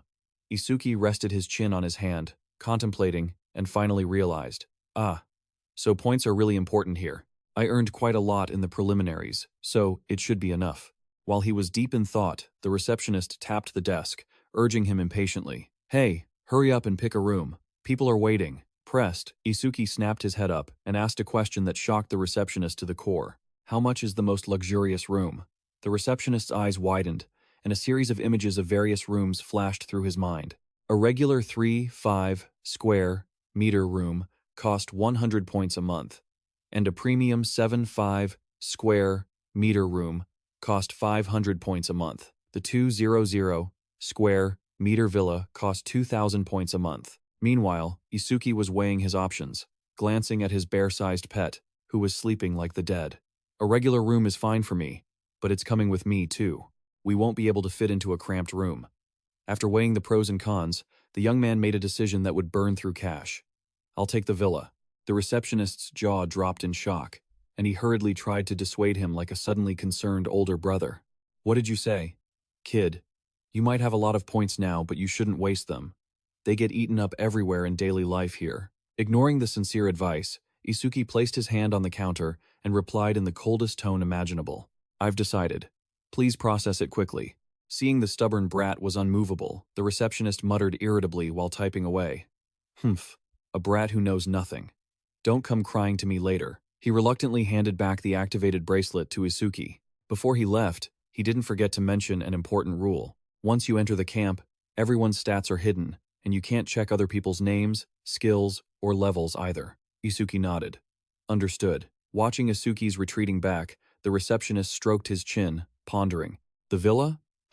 How many points did that kid actually earn in the preliminaries? Curiosity piqued. He hovered his mouse over the computer screen, and then his eyes bulged, cold sweat broke out, and his mouth hung open, speechless. What? He rubbed his eyes repeatedly, muttering in a panic. This isn't a system glitch, is it? Is this really the kid's points? The computer screen displayed an unbelievable number. 106,600 points, the receptionist exclaimed in horror. Over 100,000? He fell back into his chair, his soul nearly leaving his body, silently comparing it to his own meager stash. I only have 1,600 points. Meanwhile, outside, Isuki was walking among a crowd of people who didn't look like pushovers, and he realized that too. Young people these days are truly scary. As he walked, he suddenly stopped, his face darkening. Oh no. He pulled at his hair, a drop of sweat the size of a bean rolling down his cheek, cursing his goldfish brain. I forgot to ask where the villa is. Sighing, the young man, despite having money to burn but suffering from a goldfish brain, had no choice but to turn around. He'd have to go back to the front desk. As soon as he turned his back, he was blocked by two guys who looked very friendly. Isuki looked up at the two strangers and asked coldly, "Need something?"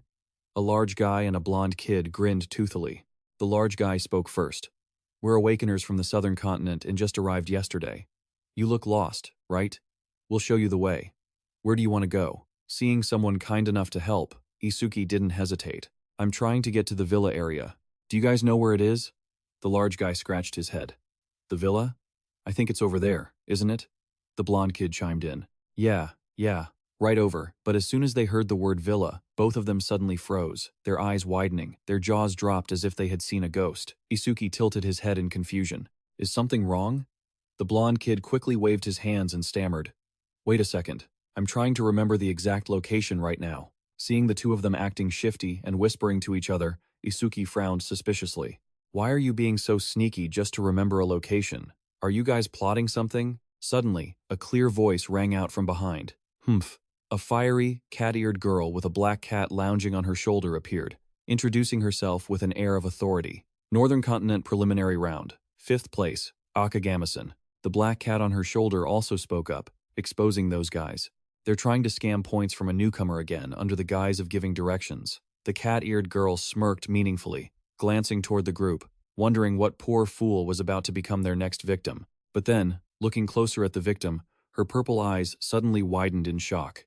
That person, the large guy and the blonde kid, still didn't know the Grim Reaper was standing right in front of them. She realized immediately that he was the monster who had earned over 100,000 points in the preliminaries. She licked her lips, her eyes flashing with interest. This is getting interesting. The two scammers were still whispering to each other. The large guy was skeptical. He's in the villa. Maybe he's the champion of some continent's preliminary round? The blonde kid dismissed it. Even a champion wouldn't spend 2,000 points just for accommodation. The kid continued to analyze with the look of a veteran con artist. He's probably just a pampered rich kid who doesn't know the value of points, the large guy asked blankly. What do you mean? The blonde kid's eyes flashed with cunning. He gritted his teeth and concluded firmly, these pampered rich kids in glass cages are always weak. Truly, the perfect prey. He tilted his chin and declared arrogantly, we're going to take all the points he has. Meanwhile, Isuki had lost all patience and turned to leave. You guys don't remember? Then I'll find it myself. Seeing their prey about to slip away, the kid hurriedly grabbed his accomplice's shoulder, laughing and calling out to him. Oh, right. I remember now. I'll take you there. And so the trio began their journey to find the villa under the brilliant sunset. From afar, two young men who looked more mature were watching the scene. One recognized the notorious scammer gang immediately. Aren't those the guys kicked out of the southern continent, Fumiya Futaki and Ichitora Sano? Looks like the kid in the middle has already fallen into their trap. The other clicked his tongue, showing pity for the victim.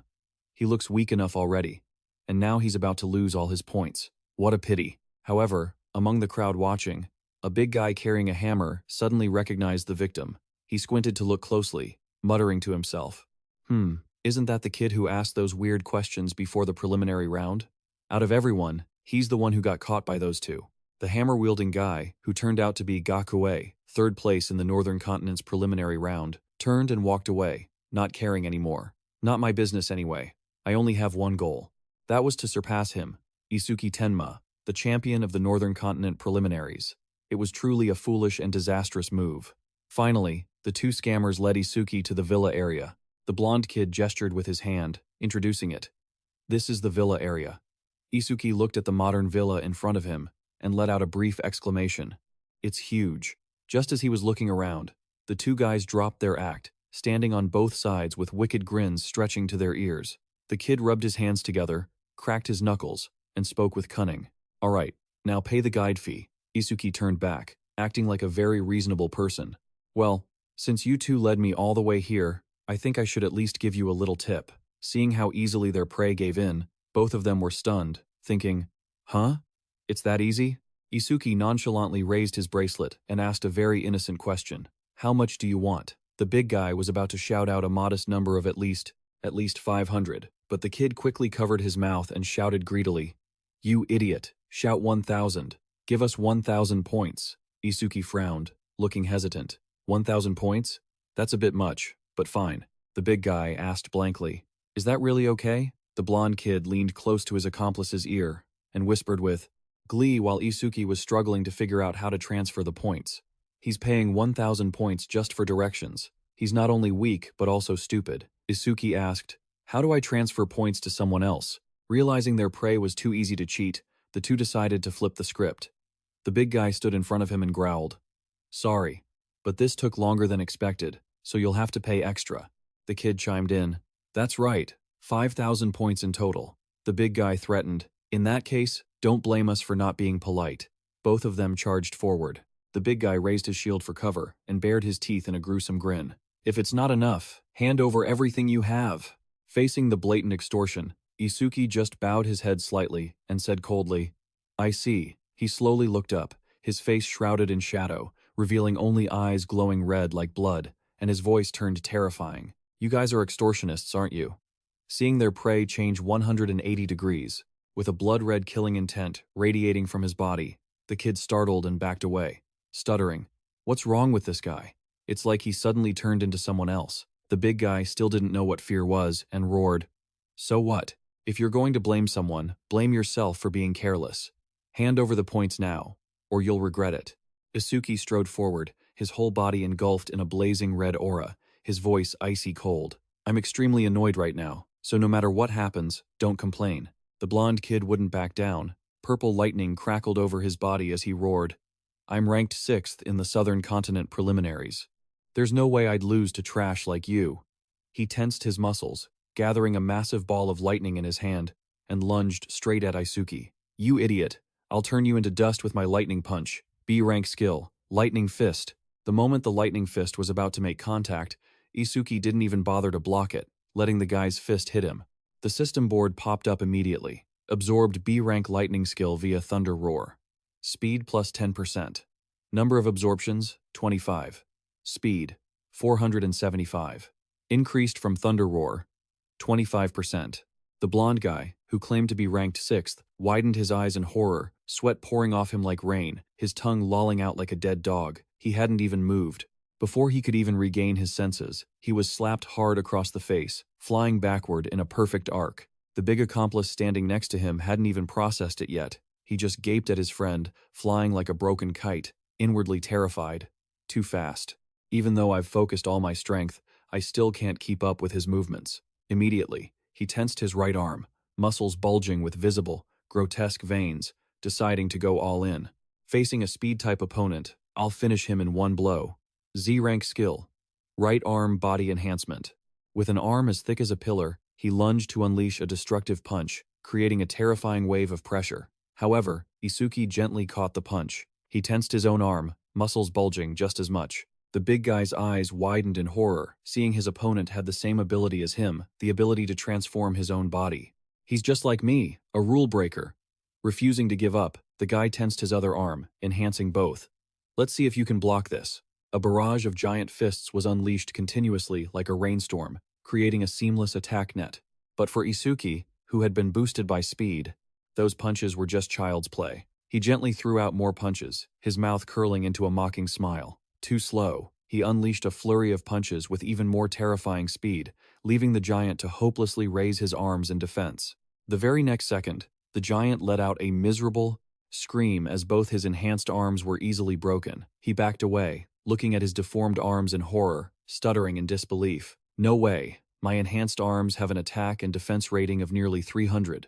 What on earth are you? Isuki Tenma appeared right in front of him, leaning down to whisper something truly damaging. Even after enhancing, your stats can't compare to mine. The giant collapsed to the ground, completely losing the will to fight. Stuttering in despair, You're not a student.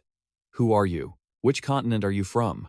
Isuki's body flared with a dark purple aura, and he growled, officially declaring the name of the Reaper, Isuki Tenma of the Northern Continent. He raised his fist, ready to finish it. The system board suddenly displayed a critical notification. Critical crystal shattered. Next attack will be a 100% probability critical hit. The big guy felt the terrifying murderous intent from the fist hurtling toward him. Sweat poured out, his eyes rolled back, and he stuttered. He stopped. Isuki froze right in front of him, his fist just a few centimeters from that terrified face. He thought to himself, if a critical punch lands head-on, his skull will definitely explode. That was almost irreversible. He pulled back his fist, his bloodshot eyes glaring at the two trembling on the ground, and coldly muttered a dismissal. Get lost. Hearing that, the two scammers scrambled to run for their lives, screaming incessantly, Run! He's a monster! From a nearby building, the cat-eared girl, Aka Gamison, witnessed the entire incident. She crossed her arms and frowned, observing, They're ranked 5th and 6th from the Southern Continent, yet I thought he'd have to struggle a bit, but it ended in an overwhelming victory for him. He really is a terrifying man. Suddenly a voice rang out from the camp's loudspeakers. All contestants, please gather at the Apex Plaza immediately. The entrance exam will begin in a few minutes. Hearing this, the cat-eared girl readied herself to enter the fray. Let's go, M. Y. Tran. Time to work. The black cat on her shoulder let out a meow in response. Hearing the announcement, Isuki also looked up at the loudspeaker, muttering, "The entrance exam." According to Izumi Chohasa, 50% of participants would be eliminated at this stage. He strode toward the plaza, his shadow stretching long on the road, his determination rising. I'll have to give everything I've got. Amidst the crowd of formidable big shots, Isuki walked leisurely, assessing them silently. So these are the elites from the continents. They all look really fierce. The atmosphere around them was tense as a guitar string, with menacing faces and glittering weapons gathered everywhere, ready for battle. While preoccupied with observing the world, suddenly, a hand unceremoniously patted our young man's shoulder. With reflexes fast as lightning, Isuki's eyes instantly flashed with a murderous red light. He spun around, swinging a storm of a punch at whoever had dared to touch him. However, the Reaper's fist had to screech to a halt, just inches from the victim's nose, revealing the panicked and terrified face of a familiar pink-haired girl. The killing intent vanished in an instant. Isuki was stunned, blankly calling out, "Say, is that you?" His best friend Rebo stood right next to him, stroking his hair and laughing. "What the hell? That's a violent way to greet each other, isn't it? Have you grown some guts today to swing a punch at Seichan?" Looking at his friend, who was still looking pale, Isuki scratched his head. Sorry. I thought you were an enemy." Sei just sighed, exhausted. "Oh my god. You're still suffering from that severe paranoia, aren't you?" Seeing a missing member of the group, Raibo curiously asked, "So, where's Iberia? Normally you two are always stuck together like glue, aren't you?" As soon as the words left his lips, a painful memory flashed through Isuki's mind, with images of his blonde friend being beaten tragically, causing his face to suddenly darken. Sharply noticing the atmosphere suddenly dropping, Sei hesitantly asked, "Was she injured in the previous attack?" Isuki looked up at the aimless sky, sadly letting out a heartbroken remark. "Iberia, she stayed back home." To break the somber mood, Rebo threw his arm around his friend's shoulder, laughing and consoling him. "Don't be so gloomy. If it's just an injury, she'll recover with some rest. And more importantly, listen closely. Ever since the attack started, M.Y. Tran has been completely spacey during practice, just because he's so worried about you." Annoyed that his friend had so blatantly sold him out, Sa turned bright red and landed a massive punch right on Rebo's face, leaving him howling while she ignored their pathetic comedy act. Isuki contemplated his thoughts, admitting, "That last attack made me realize just how weak I really am. I'm determined to become stronger here, with everything I've got." Hearing the protagonist speak with such extreme humility, Raibo's eyes went wide. "Weak? You? You think you're weak?" Isuki didn't even have a chance to wonder further before C quickly gestured for him to be quiet. "Hush. The entrance exam is about to start." From a towering platform, a mysterious proctor unleashed a move, his voice booming like thunder through a super speaker. "Silence, everyone." The sound echoed across the Aphian's plaza, forcing the entire crowd to look up. The proctor announced clearly, "Before life at the Apsh camp begins, there is one extremely important thing I must tell you all." As the proctor ranted on, he stated that at this place, all personal information except for their names would be kept strictly confidential. In other words, regardless of how glorious or brilliant their pasts were, all of you must start from absolute zero here. This blunt verdict made the trio Isuki, C, and Rebo immediately tense up. Rebo scratched his chin and muttered, looking completely confused. "All info except our names is classified? I need to verify that right now." Rebo scoffed and said, "I'll pull up my status board. Take a look yourself and you'll see if it's true." Sure enough, the notification board appeared, showing name, Rebo Harino, level, secret, talent, secret, skills, secret, status, secret. Isuki nodded in confirmation. Yeah, everything really is completely hidden. Just then, a massive, glowing blue space portal opened, and the proctor's voice boomed again.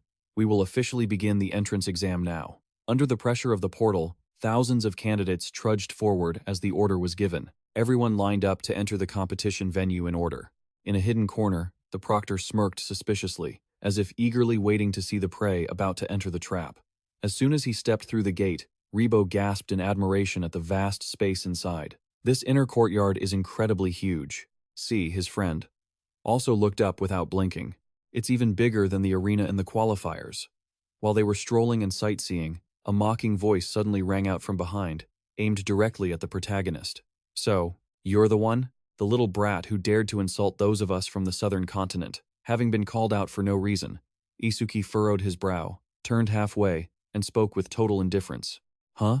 The person who spoke out appeared with an arrogant demeanor. The system immediately identified him, Kagan, first place in the Southern Continent qualifiers, hiding behind his boss.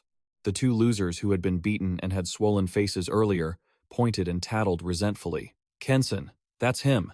We were kind enough to lead him home, but when we asked for a little compensation, he suddenly went crazy and attacked us. Not only that, he dared to insult the awakened of the Southern Continent, calling us worthless trash. Kagan raised an eyebrow, shot Isuki an icy look, and threatened, "Oh?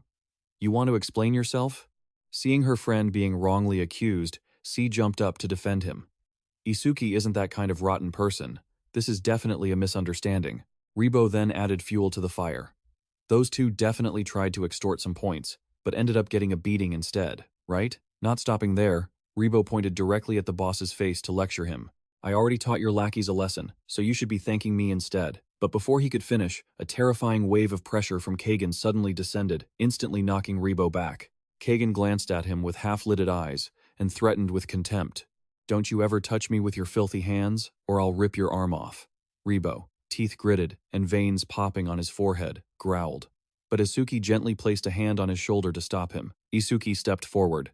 I don't have the time or energy to explain every little trivial thing.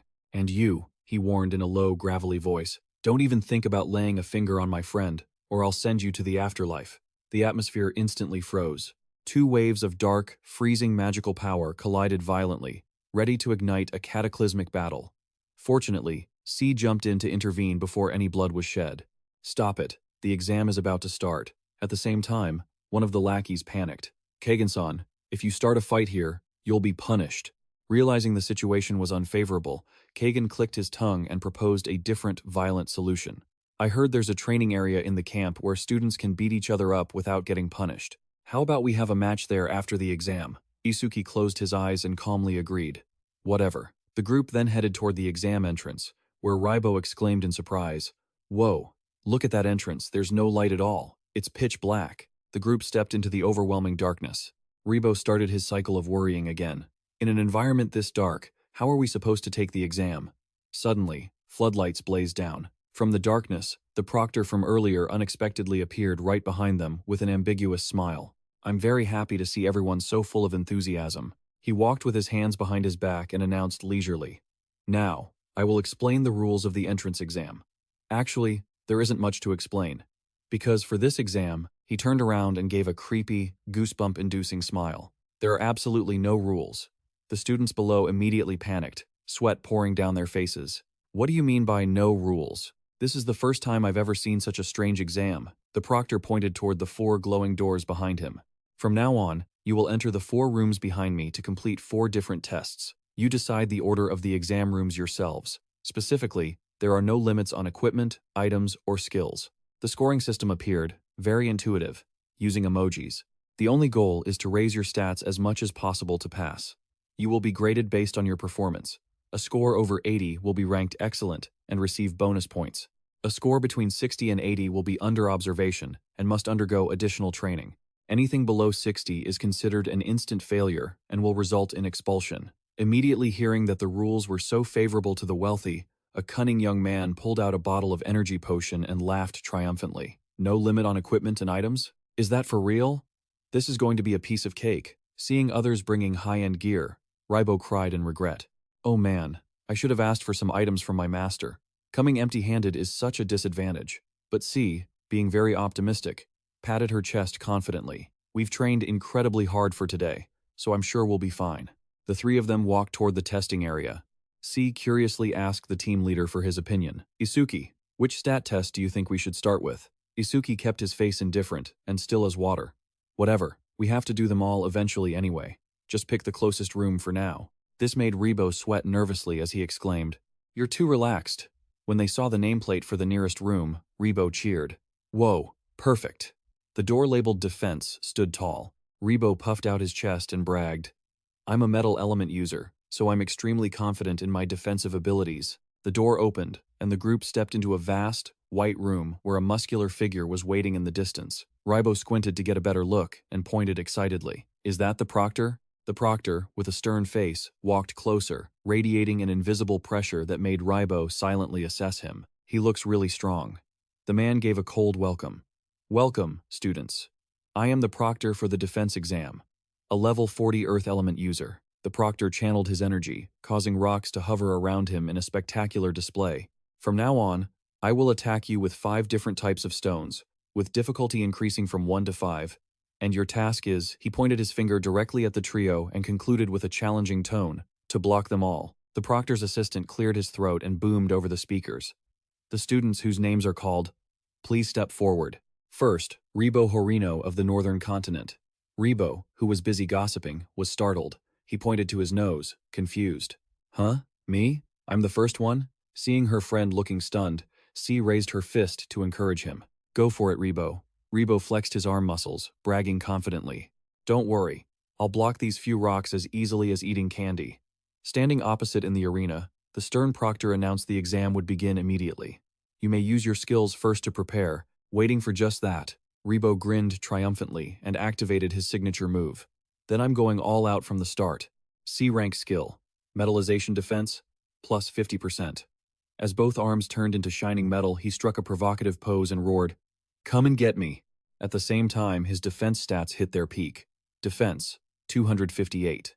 The proctor, with no expression, lightly lifted a small, golden glimmering stone. First, difficulty level 1. Just then, he swung his arm and hurled the stone with such blinding speed that it whistled through the air, aimed straight at Ribo, who was braced in a steady stance. The stone easily struck his metallic arm and bounced off. Ribo grinned smugly. Is that really all you've got? I don't even feel a thing. Feeling emboldened, he waved his hand dismissively, acting bored. Hey, examiner, this is boring as hell. Just bump it up to level 2 already. The examiner nodded slightly in agreement. Very well. He immediately condensed a flaming stone orb in his palm. The massive, fire-wreathed boulder was launched with several times more power than before, hurtling toward Ribo in an instant. Sensing the pressure was no joke, Ribo hurriedly brought both of his metal-coated arms up to protect his chest. A violent collision triggered an explosion, sending up a thick cloud of dust that completely swallowed Ribo's figure on the arena floor. Watching from the sidelines, Sarah shouted in panicked concern, "Ribo, are you okay?" From within the billowing dust, Ribo gave a confident thumbs up, though beads of sweat were dripping down his face. No problem at all. Noticing something unusual, Isuki silently activated his technique, triggering his magical sensors. His eyes glowed with a brilliant blue light as he peered into the nature of the attack. Those weren't ordinary rocks. They were magic stones created from the examiner's own mana. He mentally analyzed the threat level of the test, realizing their hardness was in a completely different league compared to regular stone, and the potential damage was terrifying. However, looking closer, he noticed Ribo's ironclad hands were actually trembling uncontrollably. Ribo was screaming internally. Even with his metallic hardening, his arms were going numb. They're way stronger than I imagined. The examiner asked coldly, Han, do you wish to continue the challenge? Because of his pride, Ribo puffed out his chest and boasted, Of course! Next, let's go with level 3 difficulty. His mouth was loud, but inside, he was shaking like a leaf, trying to console himself. It's only 1 level higher. I'll be fine, right? The examiner didn't bother showing mercy, and immediately condensed a flaming rock twice the size, launching it forward with terrifying pressure. Seeing the giant boulder rushing toward him as if to devour him, Ribo could only close his eyes and brace for the impact. Don't think I'm going to be scared just because it's a little bigger. A massive impact erupted, shattering all of Ribo's iron defenses. The poor guy was sent flying back like a leaf in a storm, foaming at the mouth. Witnessing the pathetic sight, Sarah covered her mouth, speechless. Meanwhile, Isuki stood with his arms crossed, watching with a serious expression. Ribo lay face down on the ground, motionless, his body covered in wounds, and his metallic coating completely shattered. The two quickly ran over to help their friend up. Sarah asked loudly in concern, Ribo, are you okay? Ribo mustered his remaining strength, raised a trembling, blackened hand, and wheezed, I'm still okay. He struggled to sit up, gasping for air. He bitterly blamed himself for being so pathetic. I never expected level 3 to be this strong. It's at least 3 times more powerful than level 2. The examiner stood with his arms crossed, looking down, and offered a rare word of praise. Taking a direct hit from level 3 without passing out, you're not bad. Glancing at the next candidate list, he called out clearly, Next, Isuki Tenma, from the northern continent. Hearing his name called, Isuki gently helped the battered Ribo to his feet and handed him over to Sira to take care of. Ribo leaned on Isuki and wheezed out some hard-earned advice. Listen, every time the difficulty goes up a level, those stones get several times stronger. Don't push yourself too hard. Isuki nodded slightly. Yeah, I got it. Standing opposite the new recruit, the examiner asked coldly, Now, what level of difficulty do you want to start with? Isuki stood in silence, mentally calculating his own superior stats. Even after hardening, Ribo's defense was definitely under 300, but thanks to his Blackwater wall, his own defense was already at 627. Seeing the young man standing there like a statue without saying a word, the examiner smirked with contempt. Scared after seeing what happened just now, right? I can't really blame you. He waved his hand, suggesting a safe solution. If you can't choose, let's just start with level 1. Isuki coolly uttered one short word, 5. The examiner's eyes went wide, and cold sweat dripped down, unable to believe his ears. What did you just say? Isuki held his hand out, his gaze radiating overwhelming confidence, and repeated his deadly request. I want to challenge level 5. Ribo clutched his wounds, trembling, and shouted in worry. Hey, I told you not to push yourself too hard. He tried to use his own limits as a reference. Even with metallic hardening, level 3 was my limit. Attempting level 5 is just insane. The candidates nearby started whispering and gossiping. Starting from level 5 right away? What rank was he in the qualifiers? What a show-off. Another person asked timidly, Isn't the first rank of the northern continent also the first rank in the country? One guy recalled vaguely. I remember, his name is Isuki. Don't tell me, is that him? But the guy next to him brushed it off. No way a guy who looks that weak could be the top rank in the country. The examiner condescendingly condensed a giant flaming boulder, thinking, every year there are kids who are delusional like you. Just another attention seeker with a death wish. He thought about the tragic ends of those who liked to show off before. They all ended up severely injured or unconscious, sometimes even unable to participate in other tests, and eventually getting kicked out of the training camp. A terrifying aura radiated from the examiner, with the giant boulder floating above his head, ready to launch. If that is what you want, I will grant it. The crowd of onlookers behind them gasped in fear. That difficulty level 5 stone, is it really that huge? If you get hit by that, you're definitely toast. Now I understand why the Apex camp is considered such a dangerous place. The examiner casually gave a final reminder. You can use your skills first. But Isuki just stood still and replied curtly, I don't have any skills to use. This is fine. Hearing such a wild response, the examiner's eyes flared with anger. This kid, is he looking down on us? Without holding back, he roared and threw the massive boulder with all his might. Then take this. The stone collided with immense force, creating a massive explosion of light and dust that swept across the testing room. The pressure from the blast blew sand and debris everywhere, forcing everyone nearby to cover their faces to avoid being swept away. As the dust gradually cleared, it revealed the devastated arena after the destructive blow. Several onlookers broke into a cold sweat and whispered, That power, that was basically a meteor. The guy next to him shook his head in resignation. He's definitely done for. The examiner let out a long, weary sigh. Good grief, what an idiot. He pulled out his radio and made an emergency call for the medical team. We have a case with extremely serious injuries. Suddenly, a candidate standing nearby opened his eyes wide and pointed at the dust. Look, there's a figure. Hearing that, the examiner immediately froze, his eyes widening in horror as he stared at the debris, cutting off his own words. Through the swirling dust, a tall figure still stood perfectly upright, sending shockwaves through the crowd. He's still standing? On the other end of the radio, the voice of the medical team blared urgently. This is the captain of Medical Team 1. Report the location of the injured person. The radio continued to emit urgent sounds. Hello? Can you hear me? Walking out of the debris with perfect grace and completely unscathed, Isuki gently brushed the dust off his shoulder and asked nonchalantly, Was that supposed to be level 5 difficulty?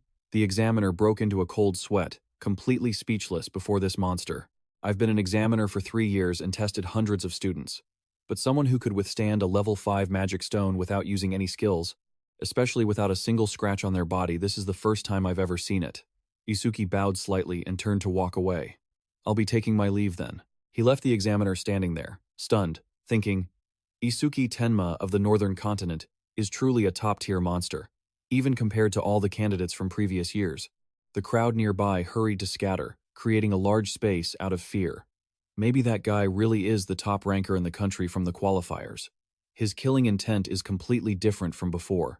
Everyone get away, quick! This left Isuki scratching his head in confusion, thinking, why is everyone suddenly avoiding me? Sarah excitedly ran over and clapped in applause. That was amazing, Isuki. Meanwhile, Ribo clutched his face and sighed miserably. I thought I could beat you in terms of defense, but who knew you'd pull the gap even further apart? Seeing his friend feeling down, Isuki smiled warmly to console him.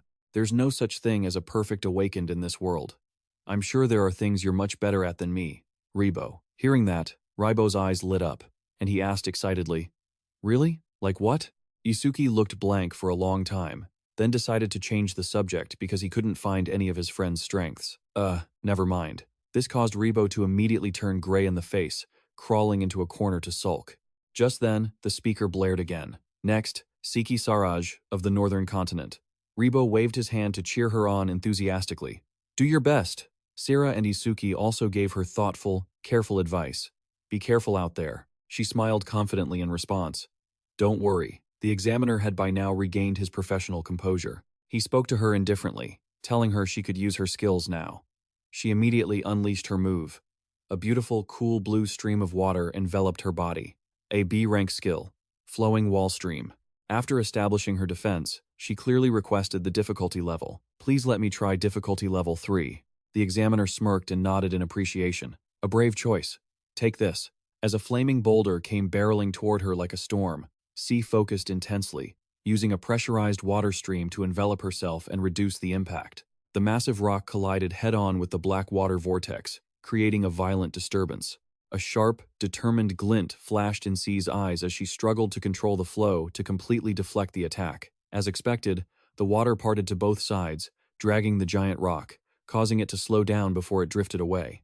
As the remnants of the explosion cleared, C dropped to her knees, panting in the dust. Sweat dripped down, but she was completely unharmed. The examiner nodded solemnly, approvingly. Smart move.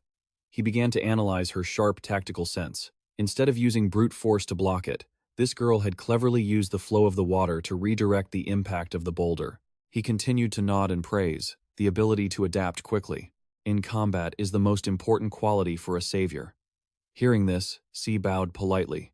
Thank you very much, examiner. Walking toward her two friends, C immediately received praise from Isuki. That was amazing just now. Meanwhile, the examiner continued to call out over the loudspeaker. Next, Mana Magari from the Eastern Continent. She was absolutely thrilled, smiling to herself as she walked. Isuki noticed me.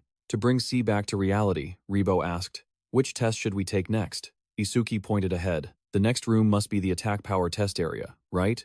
The door opened, and they were greeted by a massive hall crowded with other examinees.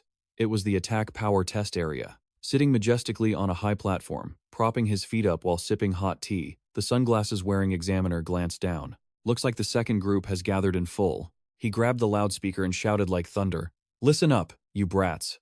Pointing a finger with authority, he clearly explained the rules. In the attack power test, you will be scored based on the power of your strikes. Hearing this, Ribo leaned in to whisper to C.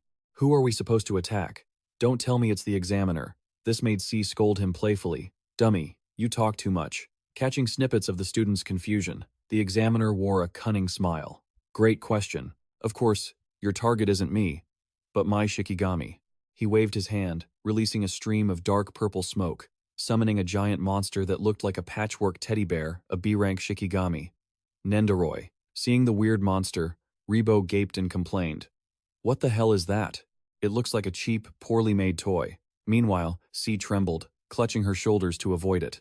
It's too scary. Contrary to her two friends, Isuki blushed, his eyes sparkling as if he had seen a treasure, shouting inwardly, "It's so cute." The examiner patted the giant teddy bear's stomach and continued to explain, "You can use your bare hands or any weapon. Attack this monster with all your might." A red-haired youth in the crowd laughed mockingly.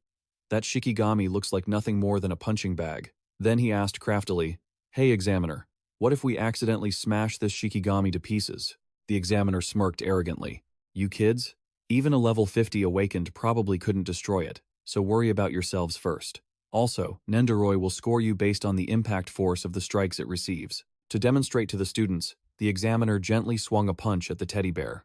For example, like this. The punch sank deep into the teddy bear's cheek upon contact, and the scoreboard instantly jumped to 50 points.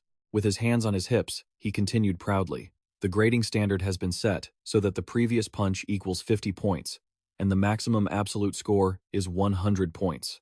He leaned in close with a sinister, challenging smile. Although theoretically, the highest score achievable is 99. To get the absolute score, you must at least be at my level, that is, level 40 or higher. So, no matter how much you level 0 kids try until you're bruised and battered, the absolute score is impossible. After explaining the rules, he retreated leisurely, sitting cross-legged on a rocking chair. All right, the official test starts now. The assistant loudly called out the name. The first one to step up. Ruiro from the Eastern Continent. The ponytail guy stepped forward arrogantly, calculating confidently to himself. If his casual punch was 50 points, then when I unleash my full power, I'll definitely snatch that 100 points easily. Standing below, Rebo frowned and commented, "That Shikigami looks really weak, doesn't it?" But Isuki reminded him seriously, "Don't be fooled by its flashy appearance. That examiner is already past level 40.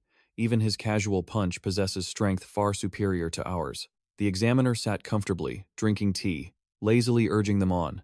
"Once you're ready, just attack Nendoroy. Don't make me repeat myself." A display panel appeared showing stats. Level 45. Profession: Shikigami Master.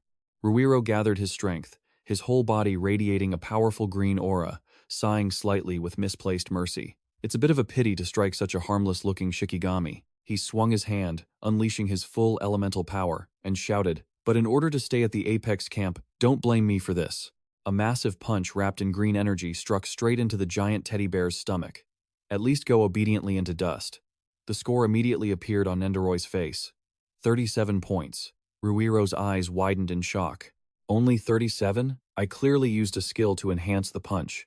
The examiner took a sip of hot tea and waved his hand dismissively, cutting him off. "Stop whining. Next." The following students stepped up one by one, but the results were pathetic. One only scored 28. Another used a sword to strike with all his might, but could only crawl up to 49 points. Only one guy using a blue ice-imbued move fared slightly better, denting the teddy bear's cheek to score 77 points. The examiner kept his eyes glued to a magazine of models in skimpy bikinis, reading the next candidate's name sluggishly. Next, Gak from the Northern Continent. The red-haired guy carried a giant hammer and walked up arrogantly, glancing contemptuously at those who had failed. "You couldn't even reach 80 points? How pathetic." He observed the patchwork teddy bear carefully, secretly judging that this Shikigami seemed really tough indeed. He poured all his fire magic into his arm, roaring with confidence. "But I am extremely confident in my own absolute strength." He swung the giant, burning hammer, tearing through the air as he slammed it down. The thunderous strike created a fiery red explosion right on the body of the giant Shikigami. The powerful shockwave made the examiner glance over the edge of his bikini magazine and nod slightly. "Not bad." On Nendoroy's face appeared a record number since the beginning of the test, 91 points. The red-haired guy clicked his tongue, appearing not very satisfied. "Tsk, didn't get 100 points? Then he smugly rested the hammer on his shoulder and walked down arrogantly. "Anyway, no one here can match my strength. So, 91 points is more than enough." He weaved through the crowd, searching for someone. "Where are you, Isuki Tenma? Let's see how many points you'll score." The examiner flipped to a new page of the magazine, lazily calling out the name. Next, Isuki Tenma from the Northern Continent. Upon hearing the familiar name, the red-haired guy stopped in his tracks. He whipped his head around, his eyes flashing with a cunning light.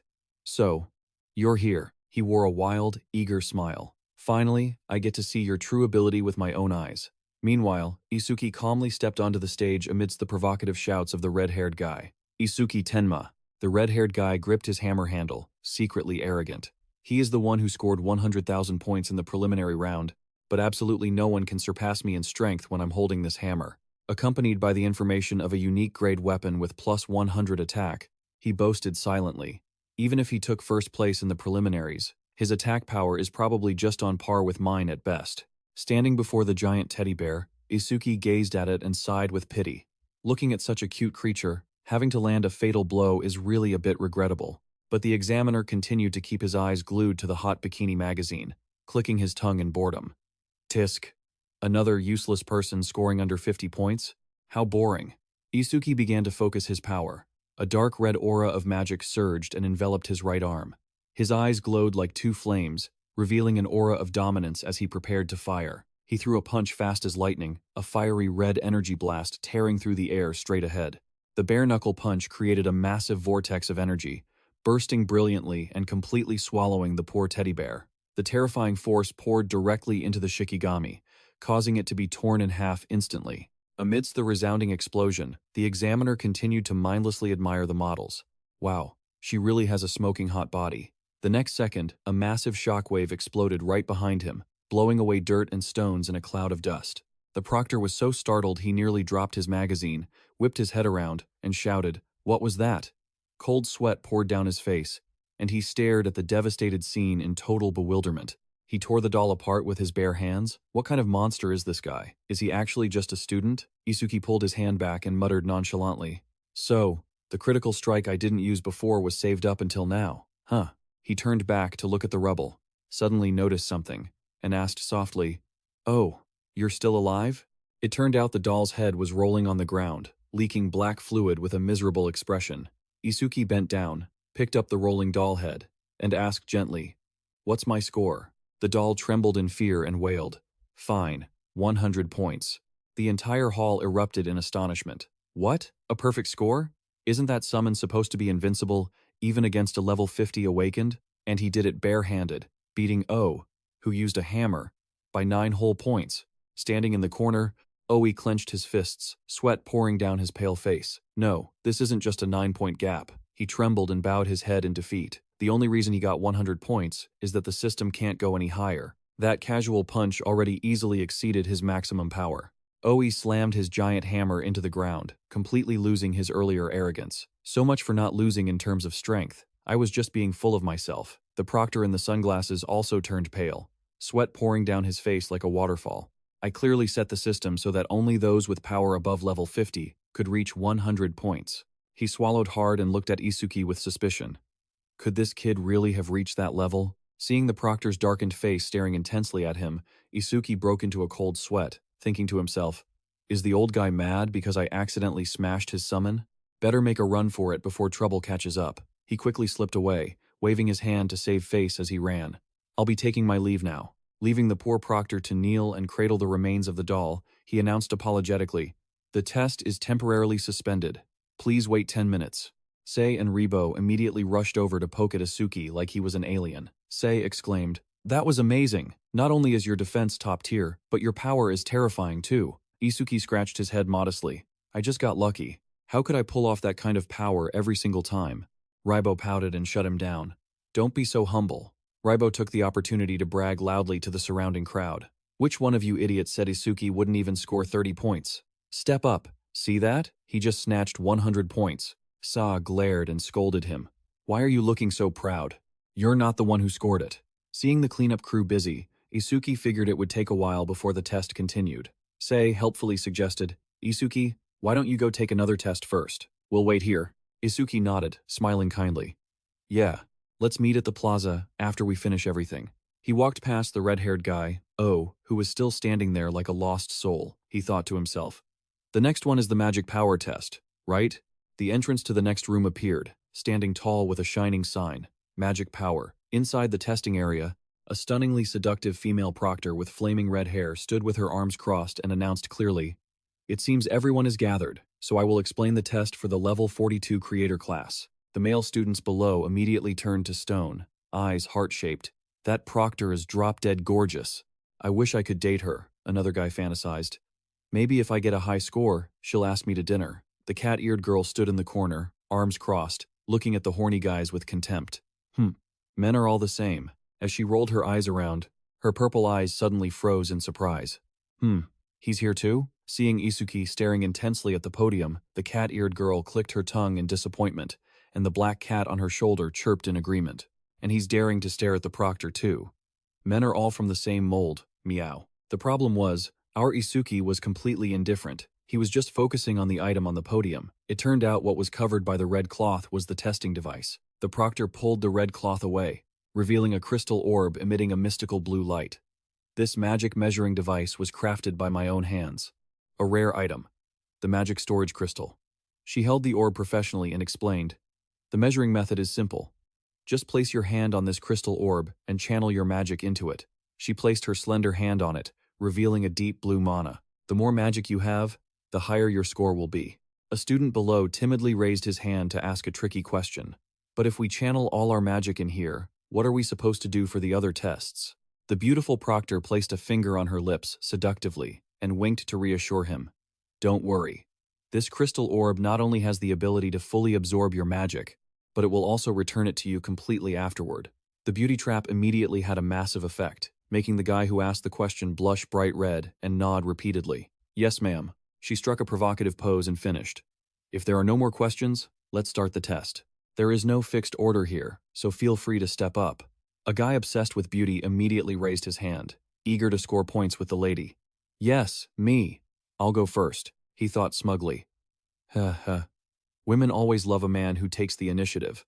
The proctor leaned in close, flashed a deadly, seductive smile, and whispered, You can start whenever you're ready.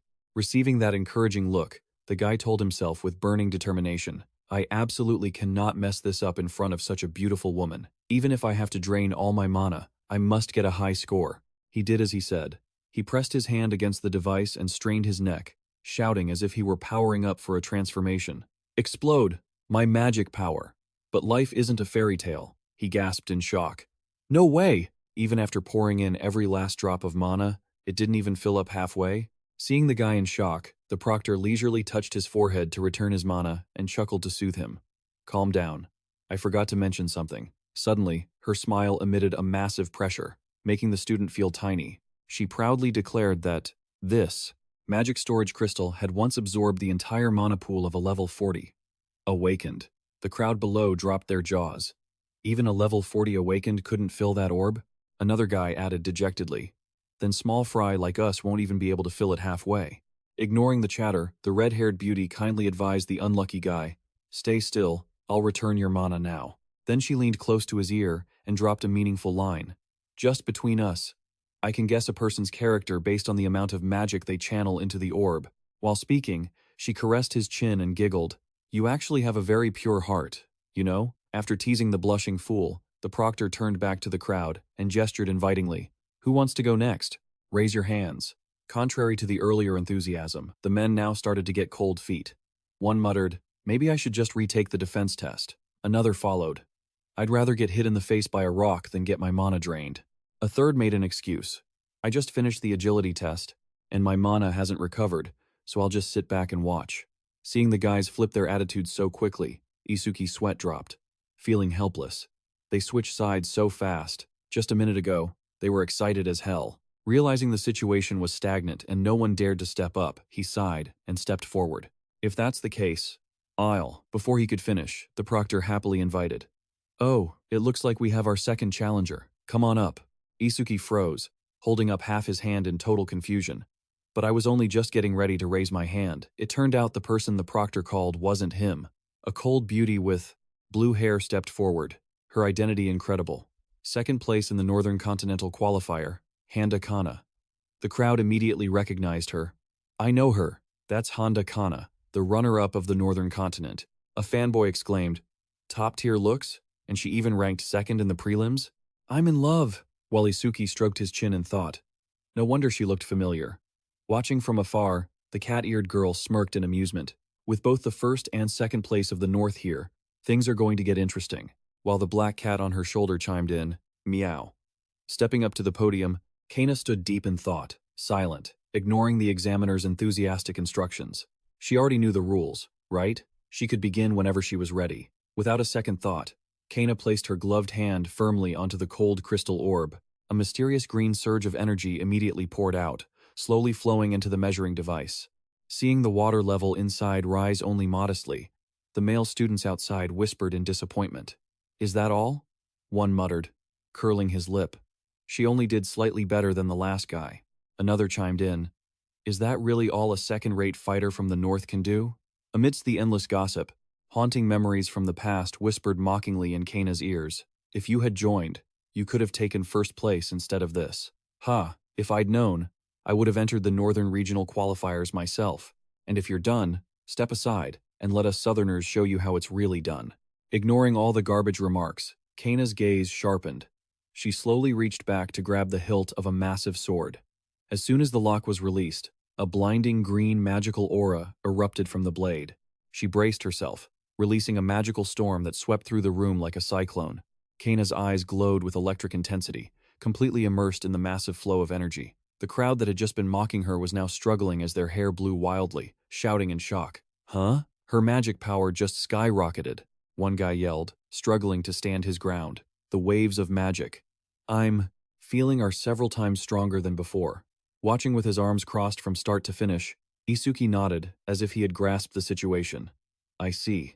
So that sword is her source of power. Isuki analyzed quietly. When she pulls it out, all the stored magic flows directly into her body.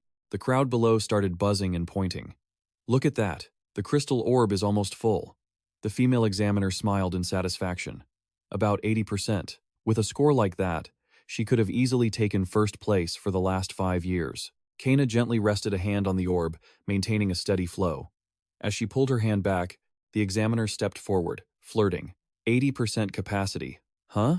I'm so happy to meet a girl who is both strong and adorable. Kana immediately poured a bucket of cold water on the situation. I'm a boy. The harsh truth turned the male students behind her into stone, screaming in despair. Give me back my fluttering heart. But your name and face are completely feminine. Even Isuki broke into a cold sweat, mentally slapping himself. I've really thought he was a girl all this time. His voice and face just don't match at all. The beautiful examiner was also left feeling incredibly awkward. Really? The boys must be absolutely devastated. She cleared her throat to regain her professionalism. Anyway, I'll return your magic power now. Ready? Kana nodded calmly. Yes. The return process finished. The examiner wiped sweat from her brow and sighed in relief. Phew, finally done. Returning that much magic at once is more exhausting than it looks. Regaining her composure, she smiled and beckoned. All right, who's next? Raise your hands. Learning from his hesitation earlier, Isuki immediately raised his hand high. Please, let me go next. Seeing a handsome guy, the examiner's eyes lit up again. Oh my, aren't you a handsome one? All right, start by introducing yourself. He stepped forward and spoke clearly. I am Isuki Tenma, from the northern continent. The crowd immediately started whispering. The north again? Isuki Tenma. He's the one who took first place in the northern preliminaries, right? One guy sneered, judging him. Him? He doesn't look any stronger than Kanahanda at all. Passing each other on the platform, Kana glanced at Isuki and threw out a provocative remark. Let's see what you're made of. The audience below continued to chatter. He doesn't look like a magic-specialized fighter either. Maybe magic is his weakness. He doesn't even have a weapon. There's no way he can beat Kanahanda. I'll bet 50 points. His max magic is only 300. The examiner ignored the noisy crowd and signaled, If you're ready, you may begin. Isuki nervously clung to a sliver of hope. My base magic is only 380, so I won't be able to fill even half the orb. He placed his hand on the device. But I have my magic detection passive skill to support me. The system immediately reported, Magic Detection Level 1 activated. Continuously consumes magic after activation and detects magic flow within a 1200-meter radius. Passive. Every time you detect an enemy unit, your own magic restores by 10%. A dark energy began to erupt around him. He smirked. As long as I detect one person using magic within 1200 meters, my magic will increase by 10%. The space darkened, forcing everyone from the students to the cat-eared girl to look up. Isuki Tenma thought to himself. In other words, that includes the examiner. He swept his eyes across the vast hall. Every awakened person here, a massive, pitch-black aura swirled, lifting his cloak. Is my source of magic. The system notification popped up continuously. Enemy unit detected. Your magic increased by 10%, he affirmed with absolute certainty. As long as they are here, my magic is infinite.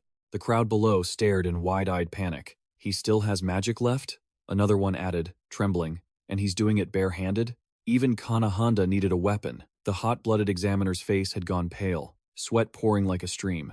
The crystal orb, it's almost full. The poor orb shook violently, cracking under the immense pressure.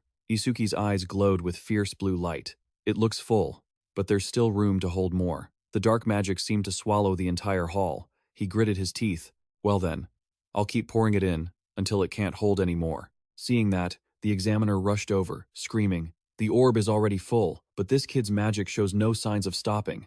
At this rate, she reached out a hand, commanding, Enough! Any more, and Isuki turned back with a confused look, but it was too late. The orb exploded, creating a dense, black shockwave that tore through the space. Students scrambled to cover their faces. Is it about to blow up? What the hell is this? The examiner had no choice but to brace herself, squinting her eyes. Kano winced, fighting against the gale. A moment ago, there was a sound like something cracking. The black fog dissipated, leaving only a smoking, ruined measuring device. Isuki scratched his chin, giving a sheepish smile as he glanced at the frozen examiner. I was just channeling my magic, and it sort of shattered on its own. You're not going to make me pay for that, are you? The hall suddenly exploded in horror. The crystal orb exploded because it couldn't handle his magic power? Is he a monster? Ignoring the commotion, the beautiful examiner stepped back, biting her nails in a tremble. How many years has it been since this happened? Her brain automatically rewound to the past. The last person to achieve this appeared in her mind, a glorious figure wreathed in flames. 10 years ago. That's right, it was Taiwan Wazin. Her red eyes widened to their limit, pupils twitching in extreme surprise. And now, 10 years later, an anomaly just like him has appeared. Quickly regaining her composure, she offered a relieved smile to save Isuki's wallet. Don't worry, I have a spare. She then asked with concern. More importantly, all your magic is depleted. Will you be okay for the remaining tests? Isuki sighed in relief, thanking the heavens, and nonchalantly delivered a shocking reply. Don't worry about the tests. I still have plenty of magic. The examiner was left stunned. Huh? Watching his proud back as he walked away with his hands in his pockets, the examiner was still shaken. Even after using that much, he still has magic left over? Still curious, she muttered, while looking at the faint energy residue left on the device. There's still a bit of his magic residue here. Maybe I should take a peek to see what kind of person he really is. Just as her slender finger touched the hazy smoke, a terrifying face with wide, glaring eyes was instantly seared into her mind. The overwhelming pressure made the beautiful examiner stagger back, sweating profusely as she clutched her chest and gasped. What the hell is this? Her beautiful red eyes contracted in fear as she felt the true nature of that power. Boiling rage, bone-deep regret, and cold killing intent. It was like a tangled mess of nothing but negative emotions. Staring blankly at Isuki's back as he faded into the crowd, she shuddered, thinking, a vortex of dark emotions like this, an ordinary person could never endure it. Meanwhile, the culprit behind the storm, Isuki, was walking leisurely and self-reflecting with a sense of guilt. Using magic detection in a place this crowded really is a bit like cheating. But then again, using skills isn't forbidden anyway. Now, only the agility test is left. He had just stopped when a familiar voice called out from behind. Isuki, wait up! It turned out to be C, rushing over with Raibo. C blinked excitedly, asking, Have you finished the magic test? Isuki smiled and nodded. Yeah, I'm heading to the agility test now. Glancing at Raibo, who looked as limp as a what happened? C immediately covered her mouth and whispered to spill the tea. I guess his pride is just hurt. He scored even lower than I did on the combat test. As soon as those words left her mouth, the depressed young man turned into a red-eyed demon, roaring from behind. Hey, I heard that. Immediately after, Raibo slumped back down, arms hanging limp, surrounded by a gloomy aura. At this rate, getting an elite student rating is impossible. All I can do now is pray my score doesn't drop below 60. Seeing his friend in such a miserable state, Isuki smiled, offering some heartfelt camaraderie. Don't be so down, you two will definitely make it. Little did he know, the comfort backfired. Raibo lunged forward, grabbing Isuki by the shirt and shaking him like a rag doll. It's easy for you to say. You're set. You handled that level 5 difficulty boulder and took down the Shikigami with a single blow. You've clearly got that elite rating in the bag. But even if we stay, we'll just end up in the observation group. It's completely different from your situation. Sa, frustrated, put her hands on her hips and scolded him. That's because you're always lazy during training. Don't take your anger out on Isuki. Raibo ignored her, looked up at the ceiling, and cried out with his hands clasped. I don't care how much extra training they make me do. Please, just don't let me fail. Giving up on his comedic friend, Sa turned to Isuki with a determined look. Don't mind him. Just focus on the final test. We'll give it our all, too. She didn't forget to add a caring reminder. Make sure you get some rest afterward, okay? You look absolutely exhausted. Giving a small nod to acknowledge her concern, Isuki turned to walk away. Yeah. He waved goodbye to his two friends, saying, Do your best. Sa waved back brightly. You too. See you later. She left Raibo alone, still wallowing in his self-pity. However, the moment Isuki's back was turned, the smile on Sa's face vanished instantly. replaced by an expression of pure, murderous intent. She furiously delivered a lightning-fast strike to the back of the loud-mouthed guy. "You idiot, Ribo. Why would you go and say something like that to Isuki?" Ribo rubbed his head, wincing as he tried to justify himself. "He won't take it to heart. How many years do you think we've been friends?" But Sa clasped her hands together, biting her lip in worry. "I'm worried he'll be influenced by your words. He might intentionally try to join the observation group with us. I'm really afraid Isuki will purposely go easy on himself." Ribo laughed, waving her off. He must have already scored high on the previous tests. Even if he takes it easy on the last one, his score probably won't drop below 80. He continued his logical analysis.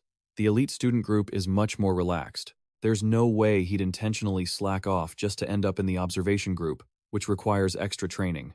Isuki isn't stupid, but Sa still muttered, restless.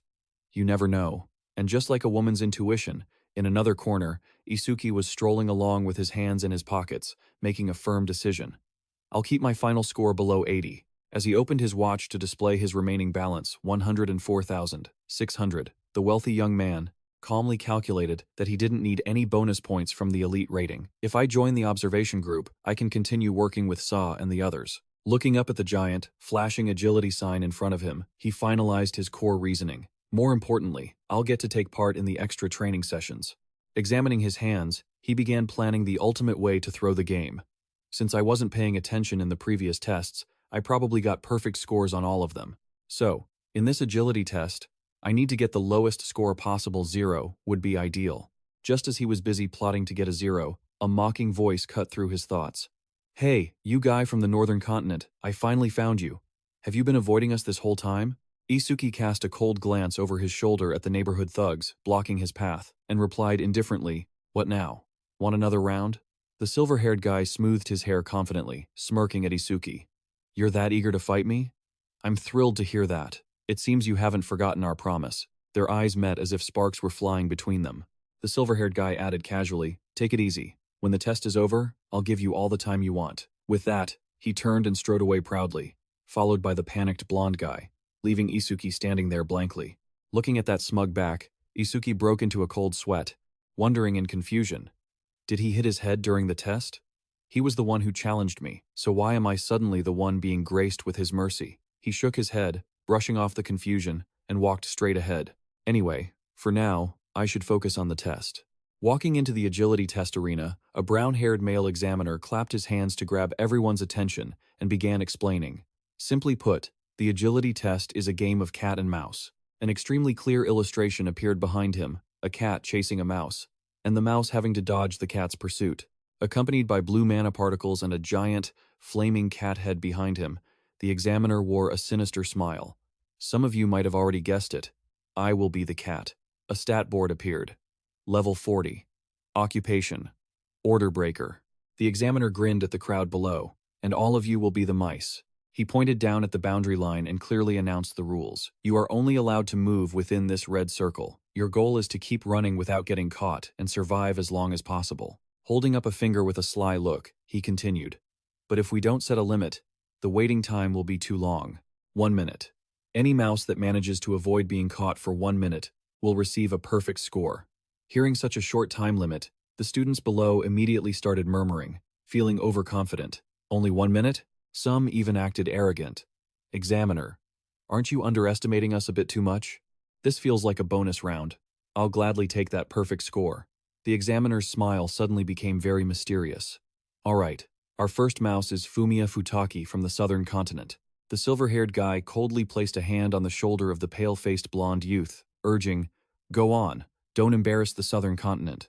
Trying to act cool, Fumiya gave a thumbs up and a confident grin, even though he was sweating buckets. "Don't worry, I'm very confident in my speed. After all, I am a lightning user." From afar, the examiner dropped a lethal additional rule I forgot to mention. "If I touch you, you will be eliminated immediately. Now, are you ready?" Purple lightning instantly enveloped Fumiya's body. He smirked provocatively. "Of course. Be careful not to let a mouse lead you around by the nose." The examiner narrowed his eyes and replied with a sly smile. "That depends on which mouse we're talking about." In the blink of an eye, the examiner's figure blurred and vanished, leaving Fumiya startled. He disappeared. The very next second, a giant dark shadow with red eyes, like a devil, silently appeared right behind him. A cold, black-gloved hand gently rested on top of the unfortunate lightning user's head. The examiner's voice whispered right in his ear, making his skin crawl. A noisy mouse with slow reflexes like you is the perfect prey. Before Fumiya could even make a sound, his head was pressed to the ground, his face twisted in confusion. What just happened? The examiner stood up straight and calmly announced a record time, 0.47 seconds. The audience around them immediately gasped in shock. He was caught in less than a second? Another guy panicked. Since when did the examiner get behind Futaki? The one next to him stammered.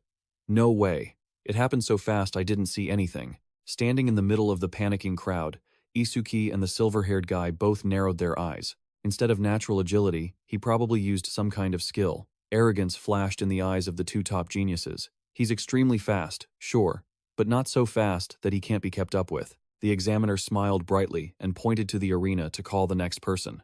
Now, the second mouse is also from the southern continent, Kagen Imamichi. The underlings behind him waved and cheered enthusiastically. Do your best, Kagen-san. The silver-haired Kagen just gave a confident wave back. Don't worry, he glanced at Isuki with a challenge before stepping into the starting area. I'm going to get a perfect score, so watch closely. The examiner smirked at the silver-haired guy. So, you're the #1 figure from the southern continent. As expected from a member of the prestigious Imamichi family, Kagen coldly cut him off. He lifted his chin and proudly declared, Don't misunderstand. My family has nothing to do with me being #1. It's simply because his eyes glowed with arrogant mana as he gritted out, I am strong. The examiner grinned and suddenly vanished into a blur. I see. I hope that confidence isn't just talk. Fumiya, standing outside, panicked and pointed, shouting over the others, It's that move again. Kagen-san, behind you. Watch out behind you. Suddenly, the examiner's hand, coated in blue mana, tore through the air, lunging for Kagen's head from behind. But Kagen had already turned around, his eyes glowing like electricity, cool and collected. I saw it coming. He slid across the ground in a spectacular display, effortlessly dodging the examiner's ambush. His subordinates outside cheered in admiration, dodging instantly at a speed too fast for the eye to follow. Amazing! Kagen-san! The young man, Imamichi, hurriedly took credit. It's all thanks to my warning. Standing with his arms crossed, Isuki observed calmly. No, his body reacted before Futaki could even warn him. He studied Kagen's evasive movements intently. He doesn't seem to be using his eyes, so how is he detecting the examiner's position? The examiner brushed off his hands with a smirk. Oh, not bad. Kagen gritted his teeth, sweating triumphantly. That was tough, but not impossible to handle. Before he could catch his breath, the examiner lunged like a bolt of lightning. Is now really the time to be thinking? Kagen's heart skipped a beat as he focused completely. That's right. Facing an expert like this examiner, I need 100% focus. The examiner kept pressing him, not giving him a moment to breathe. There was no time to rest. The two of them dove into a frenetic game of cat and mouse, their afterimages tearing through the air. The surrounding crowd was overwhelmed and awestruck. Incredible. I can only see afterimages, but this exchange of blows is stunning. Is Imamichi really a trainee just like us? The #1 from the southern continent isn't just for show. At this rate, a perfect score isn't impossible. Isuki's eyes glowed with electrical mana. After activating my lightning wave, I can see both of their movements clearly. Imamichi is likely in an overload state, boosting his stats temporarily. He continued to analyze his opponent's decline. He's dodging well, but his speed is starting to drop. This is bad. He's reaching his limit. If he can't speed up again, being caught is just a matter of time. Having read Kagen's breathing, the examiner raised his demonic claws and closed in. You've shown your tail, little mouse. Kagen clenched his teeth in desperation. Taiwa Wajin would definitely have lasted longer. Once I've decided to surpass him, he swung his arm to unleash his hidden technique. I can't get caught here. C-rank skill, air cannon. The system interface immediately popped up to explain. C-rank skill, air cannon. A wind attribute user compresses the air around their hand to the limit and releases it instantly. Since it deals almost no real damage and generates strong recoil, many wind attribute users dislike it.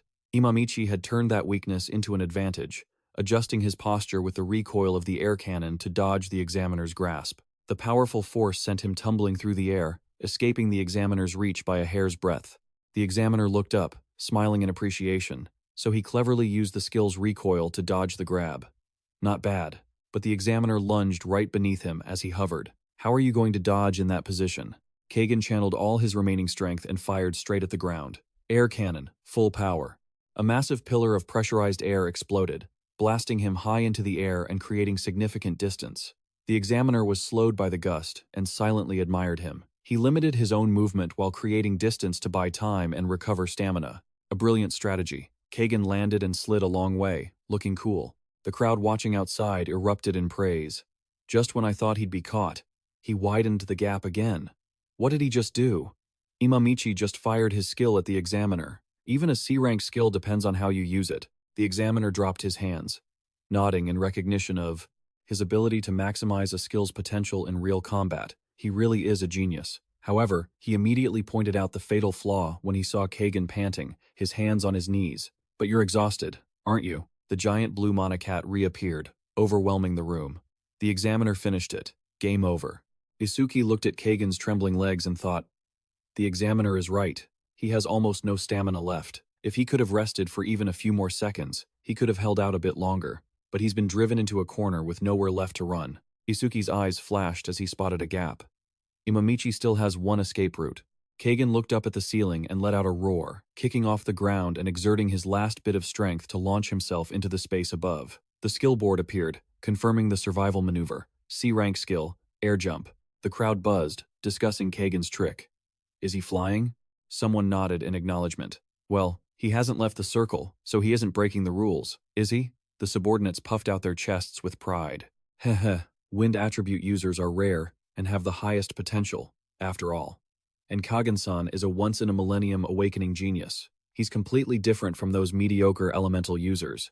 Analyzing the situation, Isuki silently praised him. He solidified the air beneath his feet, using it as a foothold to run on air and evade the examiner's pursuit. Watching Kagan's form as he flew, Isuki continued to evaluate him. His understanding and application of his skills are truly exceptional. Judging by his previous actions, the examiner likely doesn't have the ability to fly or hover. He definitely can't follow him to this extent. However, Kagan hadn't been flying for long before he startled, his eyes widening in horror. What the? The examiner, having closed the distance without anyone noticing, grabbed Kagan's collar from behind and laughed coldly. Caught you. Both of them plummeted like a bomb, crashing into the arena floor and creating a terrifying air blast. Lying flat on the ground, Kagan clutched his chest, coughing, while the examiner stood tall beside him, brushing off his hands. He held the stopwatch in his hand, clicking his tongue with a fake, regretful smile. Oh my, you were so close. Then, the examiner clearly announced the result. Survival time, 1 minute and 2 seconds. Congratulations, Imamichi. Hearing this, Kagan wiped the sweat rolling down his face, flashing a satisfied smile. Even though he was exhausted, the stands erupted in cheers from his subordinates. He did it. Kagan-san is amazing. Being number 1 in the preliminaries isn't just for show. Another guy clutched his chest in relief. Oh God, that was so close. I thought my heart was going to jump out of my chest. Standing with his arms crossed, Isuki silently applauded his opponent. Smart pacing, and the ability to maximize a skill's potential.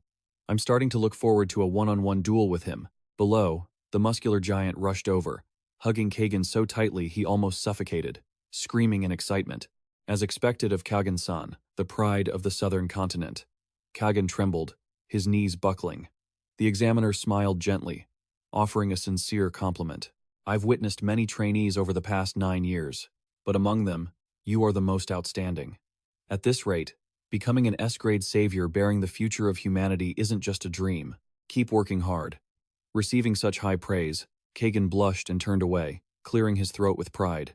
Yes, thank you very much. After the display of camaraderie, the examiner hung his corporate smile back on his face and called the next victim. Next is Ichitorino from the southern continent. Before heading to the chopping block, the burly youth confidently patted his chest in response to Kagan's encouragement. You can do it too, he boasted. Don't worry. Thanks to Kagan-san showing us how it's done, I've almost figured out that examiner's movement pattern. Returning to where Isuki stood, Kagan glared at the black-haired youth with half-lidded eyes, speaking arrogantly. I'll decide whether to move on to the next test after watching your performance. Hope you don't waste my time, Isuki replied indifferently, devoid of emotion. Sorry, but I might just disappoint you. Kagan raised an eyebrow, annoyed. What did you say? But before they could finish their spat, the system's loudspeaker chimed in. Ichitorino, of the southern continent. Survival time, 0.55 seconds. Below, the giant who had been boasting just moments ago was now pinned against the wall by the examiner, face drenched in sweat, stuttering. Huh? He was supposed to come from behind, right? The examiner smiled wickedly. A cat doesn't just have one way of hunting. Isuki turned to look at Kagan, smiling with a hint of mockery. Seems like you didn't set a very good example, did you? That made the silver-haired guy grind his teeth in frustration. That idiot. Dragging himself back to his spot, the giant covered his face, crying. I'm sorry. I've brought shame upon you, Kagan-san. Kagan angrily barked at his subordinate. You fool! The one you're embarrassing is the southern continent itself. On the field, the examiner rubbed his chin and announced the next part of the exam. After the southern continent, now it's time for the mouse from the northern continent to have a go. Remembering correctly, there was only one trainee from the northern continent in the hall, so he called out clearly, Step forward, Isuki Tenma. The crowd immediately buzzed when they saw Isuki raise his hand and step out. Isuki Tenma. Is he the head of the northern continent and the number one in the whole country? Someone even rubbed their hands together eagerly. After seeing the number one from the southern continent, we get to see the test of the national number one too. We're so lucky. Walking amidst the whispers of those who underestimated him, I didn't feel the aura of a powerhouse like Kagen Imamichi. He doesn't look like he'll last more than a minute. Isuki maintained his harmless expression, murmuring his plan to break the game. I intended to pretend I couldn't keep up with the examiner's movements, stand still, get caught, and receive 0 points. But after watching Imamichi's test, Isuki Tenma's lips curled into a faint smirk, revealing a hidden, confident glint in his eyes. This is getting interesting. Above in the stands, Kagan's lackeys started grumbling, losing their patience. Let's go already. We still have the magic power test. If we hadn't wasted so much time on the attack power test, I'd be done by now. The rabbit-toothed guy chimed in, disgruntled. Who exactly destroyed that familiar anyway? Kagan snapped, ordering them to just shut up and watch. The silver-haired man narrowed his eyes, his sharp gaze fixed on the arena as he whispered to himself, Let's see just how capable this national number one who defeated you all really is. Show me. On the competition line, the examiner faced Isuki, his tone shifting to one of genuine intrigue and respect. Isuki Tenma, the highly anticipated national number one, the one who broke the record set by Taiwan Wazin. I've been looking forward to your appearance. Isuki shrugged as he warmed up, tossing out a bold statement. I've decided. Let's wrap this up in 5 seconds. He gave a calm look back. I'm honored, but I might just disappoint you. The examiner scoffed and lunged forward like a whirlwind. Don't be so humble. As he zipped past Isuki in a flash, the examiner praised him. You're fast, worthy of being the national number one. But Isuki's figure had already gracefully retreated, sliding across the floor to dodge the attack smoothly. Before he could get too cocky, the examiner backflipped in midair, blocking Isuki's path with a wicked grin. Well, Tenma, where do you think you're going? Isuki's eyes sharpened, calmly counting down in his head, just as planned. 1 second, 2 seconds, all while the examiner chased him relentlessly. The audience outside began to buzz with excitement. His speed is no less than Yami's. Another person wondered, but why does he keep retreating toward the boundary line? One guy analyzed, isn't he just cutting off his own escape route? The rabbit-toothed guy scoffed. He's panicking and just running on instinct. Kagen Imamichi stood with his arms crossed, letting out a cold, arrogant snort. I thought he might be a worthy opponent, but it turns out he's just an idiot digging his own grave. Seeing their boss turn to leave, the giant guy asked in confusion, Are you not watching anymore? Kagan waved his hand dismissively. The moment he was backed into a corner in under 3 seconds, the result was obvious. Watching more is just a waste of time.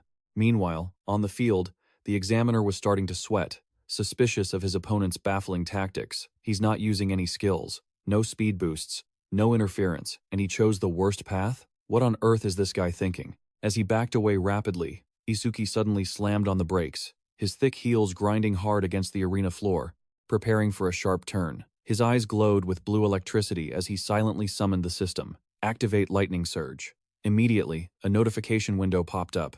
Agility increased by 100%. Seeing this, the examiner pounced like a hungry tiger, extending his claws and roaring. So, you finally decided to use a skill? But it was too late. With blistering speed, Isuki vanished and instantly zipped right behind the examiner's flank, playfully patting him on the shoulder. The examiner's pupils constricted in absolute terror. He dodged it. Cold sweat broke out. He bitterly realized the harsh truth. He accelerated to a level I couldn't even keep up with for a split second. His pride was deeply wounded. He gritted his teeth in frustration. Not only that, he patted my shoulder the moment he dodged. Is this guy mocking me? As for the innocent Isuki, he just stood there clutching his chest, feeling wrongly accused. I only patted his shoulder to warn the examiner just in case. But somehow, I think I've made him furious. The atmosphere suddenly turned heavy. The examiner closed his eyes, releasing a massive, glowing energy cat, majestic and imposing. As a cat, I have caught countless mice. There have been a few interesting mice that made me expend some effort, but it never exceeded the limits of a game. The light cat suddenly morphed into a ferocious demon. The examiner snapped his eyes open, glowing brightly. But this is the first time I've gone all out against a mouse, and it's not just a game anymore. His face twisted into a bone-chilling grin, radiating intense killing intent. Just a pathetic mouse. Yet you dare to mock me, the cat here. A powerful stomp shook the entire arena. He launched himself at bullet-like speed. A roar of fury echoed, trailed by a brilliant blue aura. I will make you regret what you've done. Closing in on his target at the speed of light, he arrogantly swung his claws. I'll end this before the information from your optic nerves can even reach your brain. In that life-or-death moment, Isuki's eyes flashed with composure. He glanced and counted down, exactly on schedule. 4 seconds. The examiner felt as if he'd been doused with cold water, his eyes widening in shock to see the prey looking straight at him. He caught up to my movement. A massive shockwave explosion erupted right at the boundary line. Dust clouded everyone's vision. The crowd craned their necks to see. He dodged it again? What just happened? Kagan stopped in his tracks, turning his head slightly to drop a cold remark. No, it's over. As the smoke cleared, the scene revealed that the examiner had captured Isuki, pinning him to the ground with one hand gripping his collar, to the astonishment of hundreds of eyes. The examiner squinted at the young man, assessing him. If he could react in time, why didn't he dodge? Meanwhile, Isuki, who was being pinned to the ground by the examiner, was incredibly relaxed, smugly announcing, 5 seconds. The examiner was left bewildered. What was that? The stopwatch in the examiner's hand displayed the clean numbers, 005.00. The examiner stared at the stopwatch with absolute confusion, sweat pouring down his face like a waterfall. A student in the crowd whispered as he saw the examiner's dark expression. What's wrong with the examiner's expression? Still maintaining his calm demeanor despite having his neck pinned, Isuki looked up and reminded him gently. Examiner, please announce the result, and could you let me go now? The examiner swallowed hard, clutching his face in trembling silence, announcing the result bitterly. Isuki Tenma, from the northern continent. Survival time, 5 seconds. As he brushed the dust off his coat and stood up, Isuki calculated with satisfaction. Great. At exactly 5 seconds, the score will definitely be close to 0. He told himself the plan had been a perfect success. At this rate, even if I got perfect scores on the previous 3 tests, I'll still stay in the observation group. Kagan stepped forward, wearing an arrogant, mocking smile. You're definitely fast, but your battle awareness and adaptability are ridiculously poor, he concluded firmly. At that level, you won't be able to beat me. When and where are we going to have a one-on-one fight? Leaving a cold look behind, Isuki replied indifferently. After the tests, at training ground number 1. Here, the silver-haired Kagan didn't forget to hurl a threat from behind. That will be the place where I completely crush you. Kagan's eyes sharpened, flashing with intense rivalry and burning killing intent. He let out a cold snort, humph, then turned on his heel and walked away, ignoring everyone's gaze. The muscular giant walking beside him asked curiously, even if he comes from the northern continent, he is still their number 1. What is your win rate? Kagan confidently replied, I already told you, that guy. Closing his eyes slightly, he mused with an unshakable demeanor, he cannot defeat me. His lackeys immediately cheered enthusiastically. Even in the entire southern continent, one can count on their fingers those of the same age who can last 3 minutes against Kagan-san. The rabbit-toothed guy chimed in. Even the number 1 of the northern continent can probably only last 6 minutes. The muscular guy concluded smugly. Exactly. Kagan-san is the strongest trainee this year. Reaching the door of the magic power testing room, Kagan coldly lectured his lackeys. Instead of wasting time talking, worry about yourselves. If you fail the tests, don't ever call yourselves people from the southern continent again. The rabbit-toothed youth broke into a sweat, nodding obediently. Yes. Just as they entered the testing area, the giant asked in confusion, Huh? Why are there so many people here? A student nearby chatted excitedly. Don't you guys know? The crystal ball for testing broke, and the examiner had to go to the storage room to get another one. He gestured with his hands, continuing excitedly. Some crazy guy channeled mana into the crystal ball, and his mana was so great the ball couldn't take it and just exploded. Kagan, hearing this, paid attention, rubbing his chin and asking, "Do you know his name?" The guy smacked his lips, recalling, "I think he's the #1 of the northern continent, and his name is Tenma." The silver-haired man froze, frowning as he repeated it. Isuki Tenma. The student happily replied, "That's right, that's him. If you know him, are you from the northern continent too?" His lackeys immediately snapped back, feeling insulted. "Don't be stupid, we're from the southern continent." The student, hearing that, exclaimed, "The southern continent? Huh. I heard your #1 is also strong like a monster. I wonder who is stronger, him or the top-ranked student in the northern continent." The giant pounded his chest proudly, ready to boast. "It's obviously our Kagan," but Kagan raised a hand, stopping him from saying more. At that same moment, the alluring female examiner walked out with a brand new crystal ball, swaying suggestively. "If you want to take the test, raise your hands." Kagan swung his arm coldly as he stepped forward, telling himself that strength isn't decided by words, but by pure ability. The imposing guy shoved through the crowd and approached Kagan Imamichi from the southern continent, asking to go first. The beautiful examiner stared at him with surprise and a hint of shyness. Oh my, silver hair and silver eyes, too. She gently guided him through the simple rules of the test. As she told him to place his magic power into the device, Kagan interrupted arrogantly. "I know I just have to channel it into this crystal orb, right?" Down below, the students started whispering and placing bets. Who do you think has more magic power, Kagan Imamichi or Isuki Tenma? Definitely Tenma. He's got enough mana to blow the crystal orb to pieces. Hearing that, Kagan's lackeys angrily argued back. Forget everything else when it comes to magic power. Kagan-san won't lose to anyone, after all. Just as he said, Kagan's hand began to glow brilliantly as he channeled energy into the orb. His lackeys concluded, "His magic power is basically infinite, anyway." In the middle of the tense examination, the examiner cleared her throat and flirted. "Hey, why don't we go out for a meal together after the test?" "I intended to stop at just enough for a perfect score," he gritted out, his eyes flashing with extreme competitiveness. "But if that guy makes this crystal orb explode, then I will, too." The orb immediately shook violently under the massive amount of energy being poured into it. The female examiner clutched her cheeks, shyly imagining hearts fluttering everywhere. "Oh my, filling it up completely is so impressive.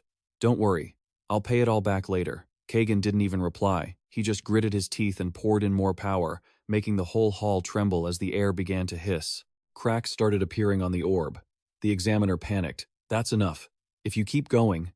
She broke into a cold sweat, fearing history was repeating itself.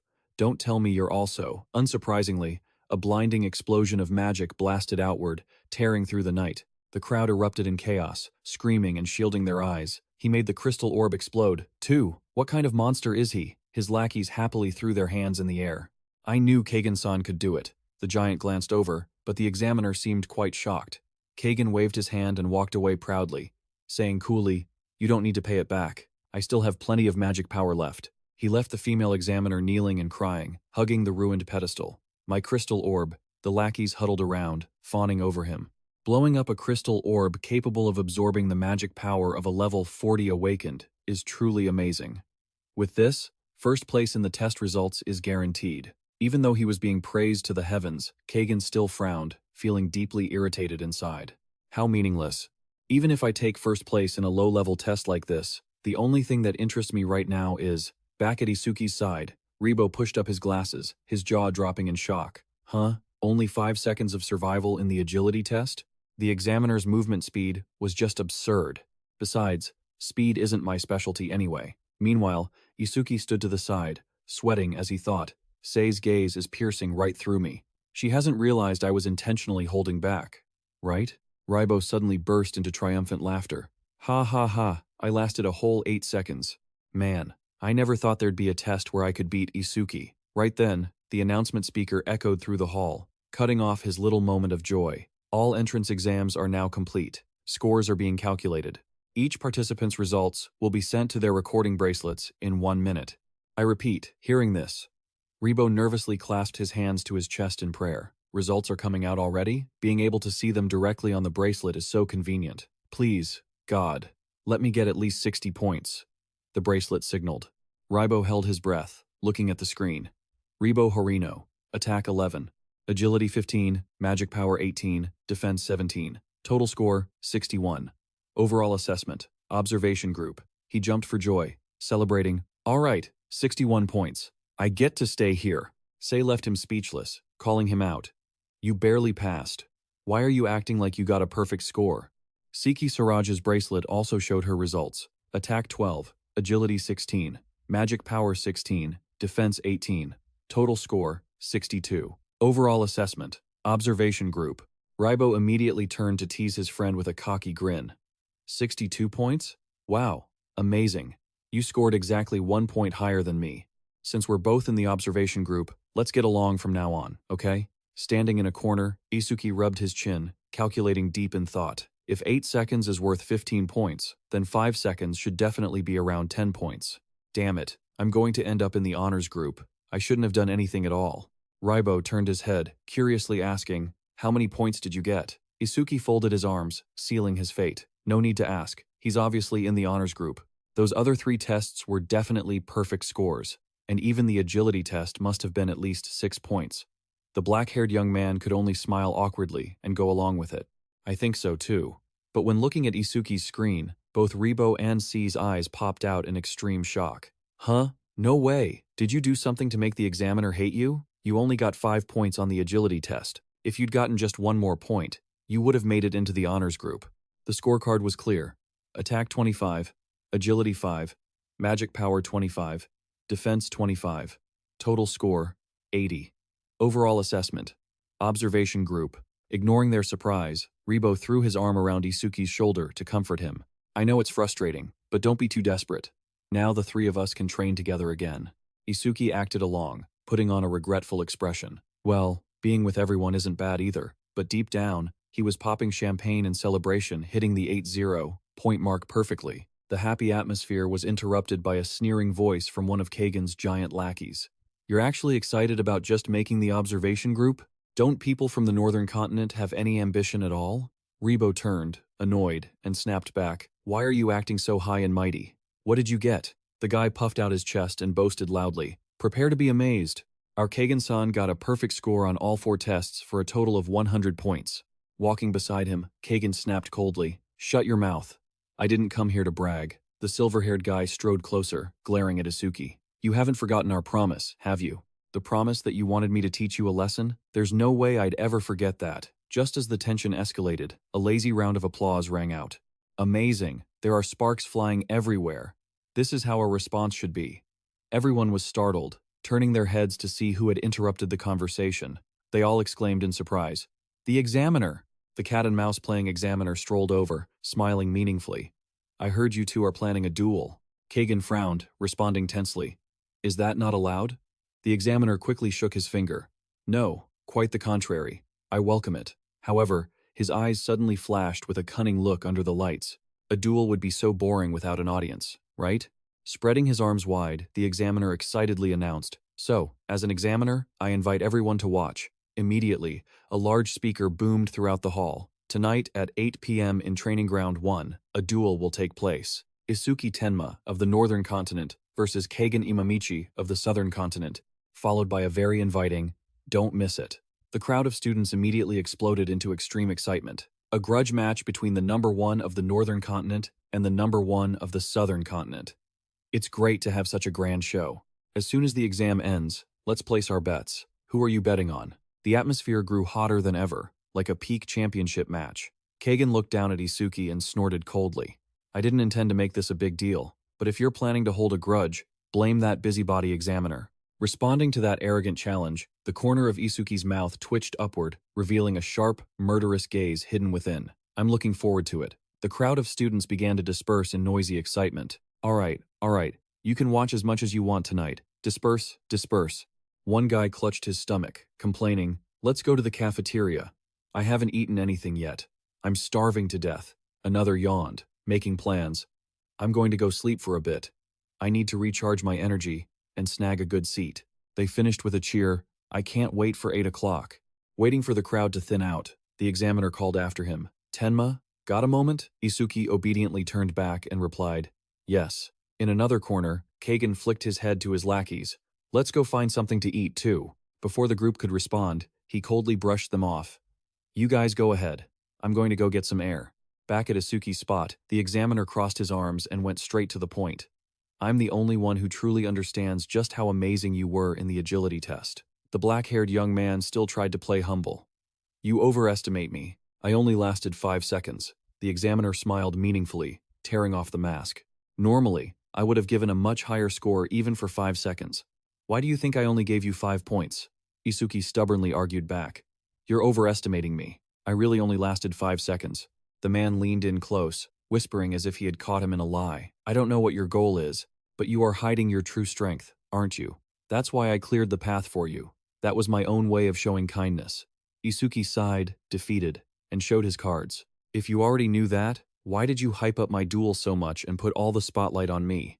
The examiner laughed teasingly. That's just a small penalty for your half-hearted performance during the exam. The man's gaze suddenly turned cold, glowing red with a warning. If you don't want others to know your true power, you'd better be careful. Don't go all out. Isuki raised an eyebrow, confidently retorting. Careful? Do you really think Kagen Imamichi can force me to go all out? The examiner shrugged meaningfully. Who knows? But you shouldn't underestimate him. After all, his talent is special grade.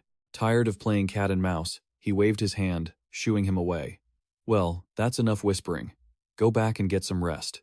He turned and walked away, calling out a farewell. Good luck. On the way back, Isuki pondered. Imamichi's talent is special grade? Is it like my nirvana? The examiner had said that a special grade talent has the power to change the very laws of reality. In his head, a dazzling status board automatically popped up. Talent, nirvana, special grade, fixed level. Stats increase upon receiving skills. Negative status effects applied to the self are removed, and wounds are completely healed. He calculated silently with an expectant smile. A duel between special grade talents will definitely be intense. I never expected to encounter someone with a special grade talent this soon. The system teased his ace card again. Skill. Transcendental Simulation. Grade Z.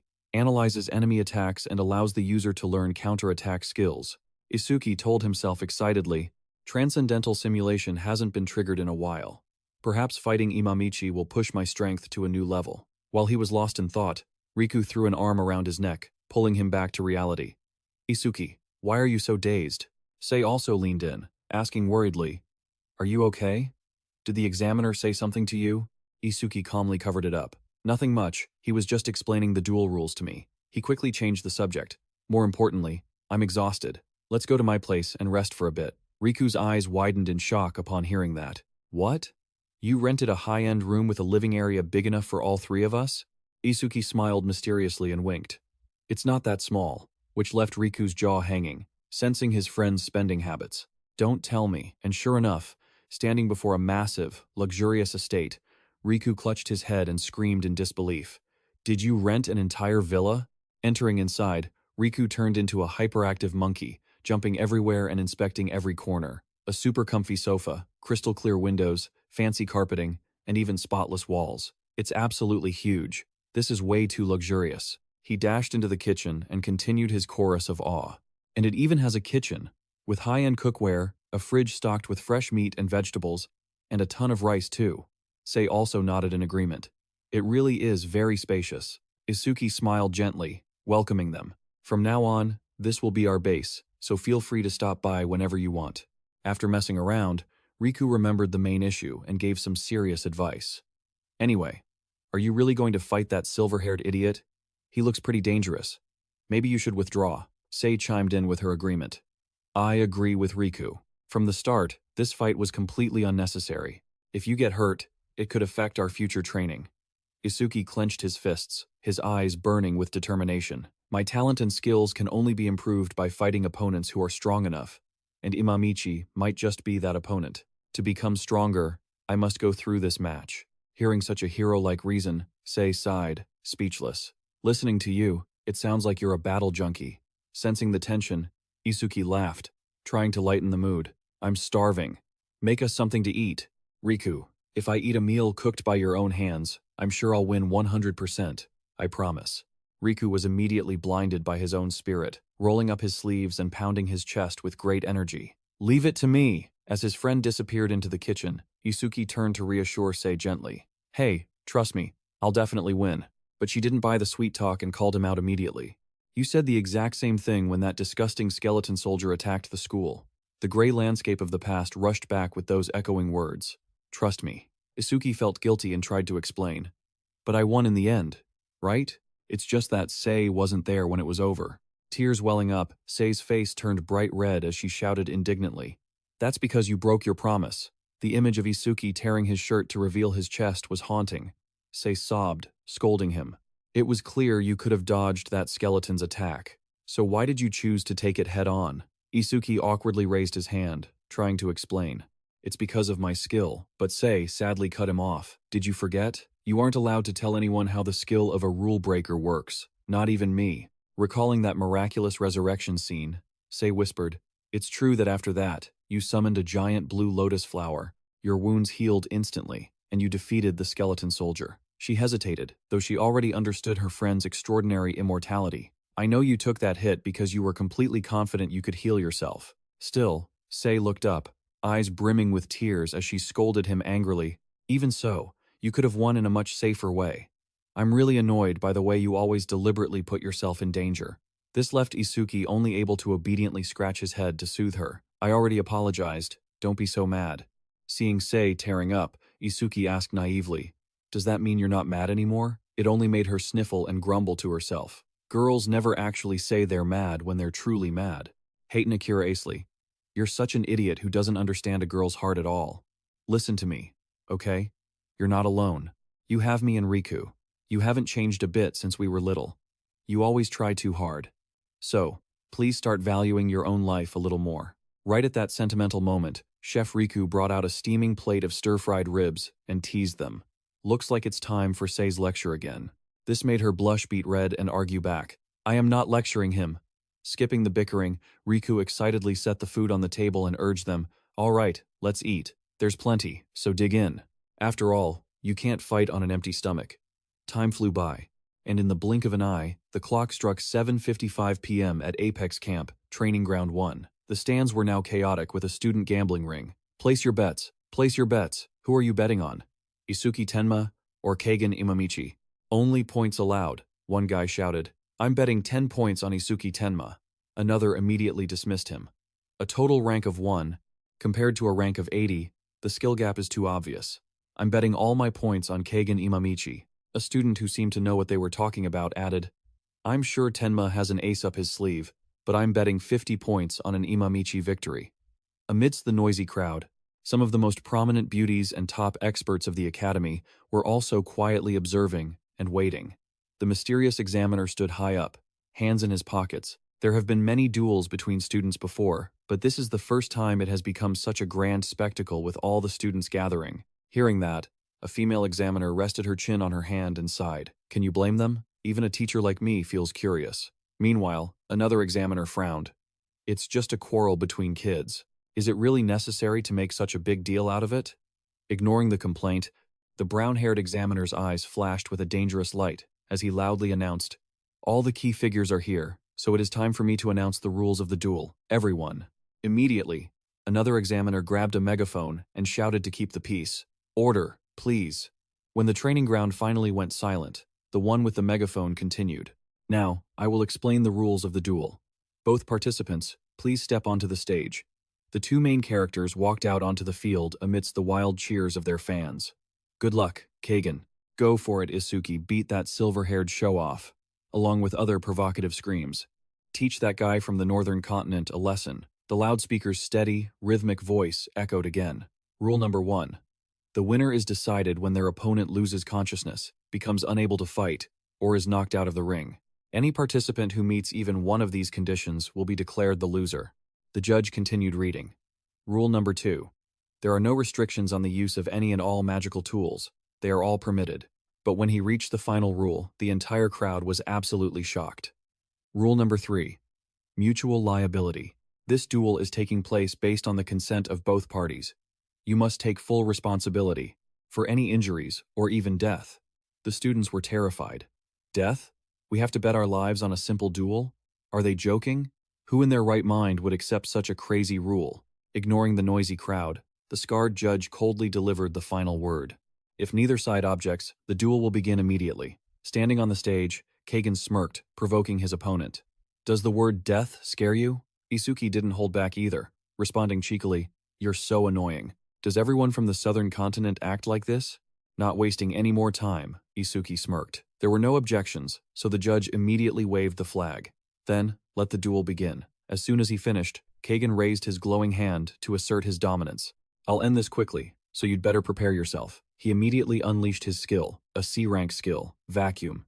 It formed a powerful upward current of air by sucking in the atmosphere within a certain radius, pulling every object in range directly toward the caster. The arena was instantly swept by a cyclone, with stones and debris being sucked straight toward the caster.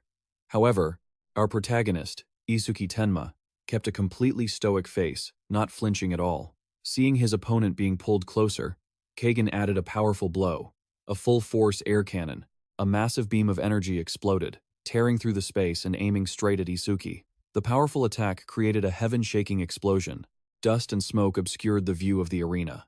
Standing in the middle of the smoke, the silver-haired guy put on an arrogant front and spoke with disdain. If you can't even properly handle an attack that was just a hello, you should surrender now. Otherwise, you're going to die. Suddenly, Isuki calmly patted his stomach, walked out of the dust, and gave a sarcastic, cold smile. Don't get cocky just because you managed to land a sneak attack. He reached out challengingly, marking the moment a duel between the strongest began. The curtain was officially lifted. The arena floor was now carved into a deep trench, stretching from where Kagan stood all the way to Isuki. The surrounding audience was left wide-eyed with shock. Are those two really in the same class as us? Another student panicked. Can a C-rank skill really hold that much power? And another one sweated while analyzing. More importantly, what the hell is going on with Tenma's defense? He took a full-force air cannon point blank and walked out like it was nothing.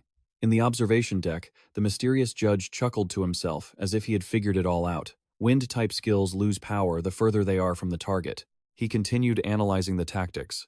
Imamichi uses vacuum to close the distance and ensure his heavy hits land. That helps him avoid power decay while simultaneously disrupting his opponent's rhythm. A judge standing nearby nodded in agreement. An average awakened person would have been completely wiped out after taking that hit. But the lead judge smiled enigmatically. That's right. But his opponent down there, Isuki's eyes glowed with killing intent, is also a monster, no less than Imamichi.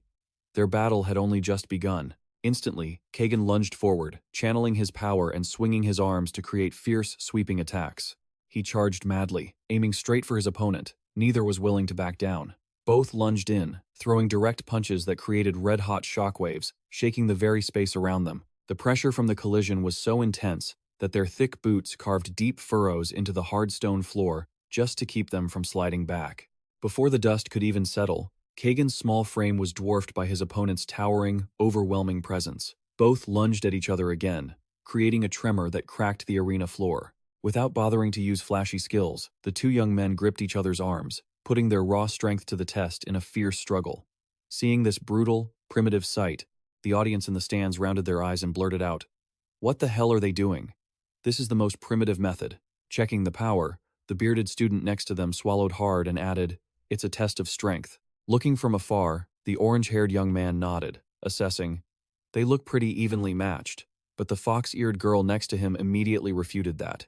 "No, Imamichi is clearly being pushed back. At this rate, he's going to lose." And she was right. Kagan was dripping with sweat now. Gritting his teeth, he cursed under his breath. What the hell is this? The immense pressure from Isuki left the silver-haired guy in utter bewilderment. This sense of helplessness felt as if he were facing an unshakable mountain. Just as he was biting his lip and giving it his all, Kagan was met with a sharp, piercing glare from Isuki Tenma, followed by a biting insult. "Did you skip breakfast or something?" Feeling blatantly disrespected, Kagan's eyes flared with the purple glow of extreme rage. He immediately threw a knee at his opponent. Frustrated, the silver-haired young man backed off, channeled power into both hands, and roared, unleashing his ultimate move, air cannon. A massive, blinding beam of energy ripped through the air again, slamming into his opponent. As he pulled his hands back, Kagan thought triumphantly, a point-blank shot to the head. This time, it's for sure. But as the smoke cleared, his confidence evaporated into the wind. Seeing his enemy standing there completely unfazed, the silver-haired guy was so shocked his jaw practically dropped. Is he still fine? Is he a tank specialized in both offense and defense? While his opponent was in utter confusion, Isuki casually cracked his knuckles and threw out a disparaging remark. What the hell was that? Are you messing with me? Feeling his pride trampled, Kagan frowned angrily. Fine, then I'll beat him with speed. Regaining his focus, the young man dashed forward like a whirlwind, throwing a punch that tore through the air. It was fast, all right, but Isuki Tenma only had to tilt his head slightly to dodge the attack cleanly. Not giving up, Kagan continued to swing a second typhoon-like fist, but before he could even touch the hem of his enemy's clothes, Isuki's blood-red eyes appeared right beside him like a ghost. Realizing the immediate danger, Kagan frantically raised his hand to cast a spell. Wind type, C-rank skill. Unfortunately, time waits for no one. Isuki's earth-shattering fist sent him flying before the skill could even activate. The blow, carrying terrifying power, created a shocking explosion that shattered a huge chunk of the stone floor. The audience in the stands gasped in horror. His underlings jumped up and screamed, Kagan! The entire crowd was in a frenzy, not understanding what had just happened. What the hell just happened? One person stammered. 1 second Imamichi was lunging in, and the next another asked, Does that mean Tenma's attack landed? And a knowledgeable student exclaimed in awe. A single punch with destructive power equal to a full-force air cannon? That's definitely cheating. Amidst the rubble, Kagan climbed up, holding his side, and cast a resentful look at his enemy. You're still not using your full strength, are you? Are you holding back so you don't kill me? Contrary to his opponent's bitterness, Isuki kept a calm, calculating expression. This is the first time an enemy has pushed me this far. At this rate, the match will end before I can even activate superpower simulation. I need to provoke him enough to awaken his bloodlust. Thinking is doing. The protagonist walked over slowly, like a grim reaper knocking at the door, and finished with a thought dripping with villainy. I guess I'll have to play the villain a little bit. Acting the part perfectly, Isuki looked down at his gasping enemy and let out a scoff full of disdain. You talk so big, but is this really all you've got? The guy deliberately added a fatal, mocking blow. Aren't you embarrassed? Not giving the silver-haired guy a chance to recover, Isuki coldly grabbed his neck, lifting him into the air as if he weighed nothing, and didn't bother showing any mercy. He threw him hard, driving his head into the ground, and carving a long trench in the process. Kagan knelt on the ground, clinging to the last remnants of his dignity. While Isuki continued to trample on his self-esteem, take a good look at that pathetic face in the mirror. The protagonist's gaze suddenly darkened with killing intent as he ruthlessly judged. A one-sided fight like this can't even be called a duel. It's just a slaughter. You coward. Seeing their boss humiliated to this extent, Kagan's underlings immediately went berserk and screamed, What did you just say? You bastard. Don't you dare insult Kagan. The whole crowd clamored to defend their idol to the end. Just because you won doesn't mean you have the right to talk down to him like that. You jerk. I've lost all respect for you. Imamichi is a powerful warrior. He deserves respect. Up in the stands, C whispered worriedly. Isuki never says things like that. Why is he? Luckily, his close friend Riku calmly reassured her. I'm sure Isuki has his reasons. Let's trust him and keep watching. Back on the arena floor, the provocation had taken effect. An overwhelming aura of killing intent began to radiate from Kagan, accompanied by a choked growl. I'll show you. His face was twisted in madness, and blood trickled from the corners of his mouth as he gritted out words filled with hatred. Exactly what happens when you make someone lose their mind. Then, venting all his pent-up frustration, the silver-haired guy unleashed his power, releasing a field of deep purple energy that blew everything away. Seeing his prey had truly gone bloodthirsty, Isuki's lips curled into a smug smirk as he thought to himself, He's finally here. Pushing past his own limits, Kagan launched his lethal trump card with lightning speed. A C-rank skill. Wind Blade. A massive, razor-sharp gust of sword aura tore through the night, carrying overwhelming killing intent as it slashed straight toward his sworn enemy. Isuki's eyes immediately glowed with the blue light of analysis. The system processed it instantly. Wind Blade. He blinked, immediately recognizing this familiar trick. It was the same skill Iberia had used on him back then. Without even trying to dodge a single inch, he just stood, rooted to the spot, letting the flashes of light ruthlessly cut through his thin defense, carving a diagonal gash across his chest. A moment later, fresh blood gushed out, splattering and staining his shirt crimson. Yet, our fake villain still stood tall and arrogant like a monument, ignoring the fatal wound tearing his body apart. Yeah,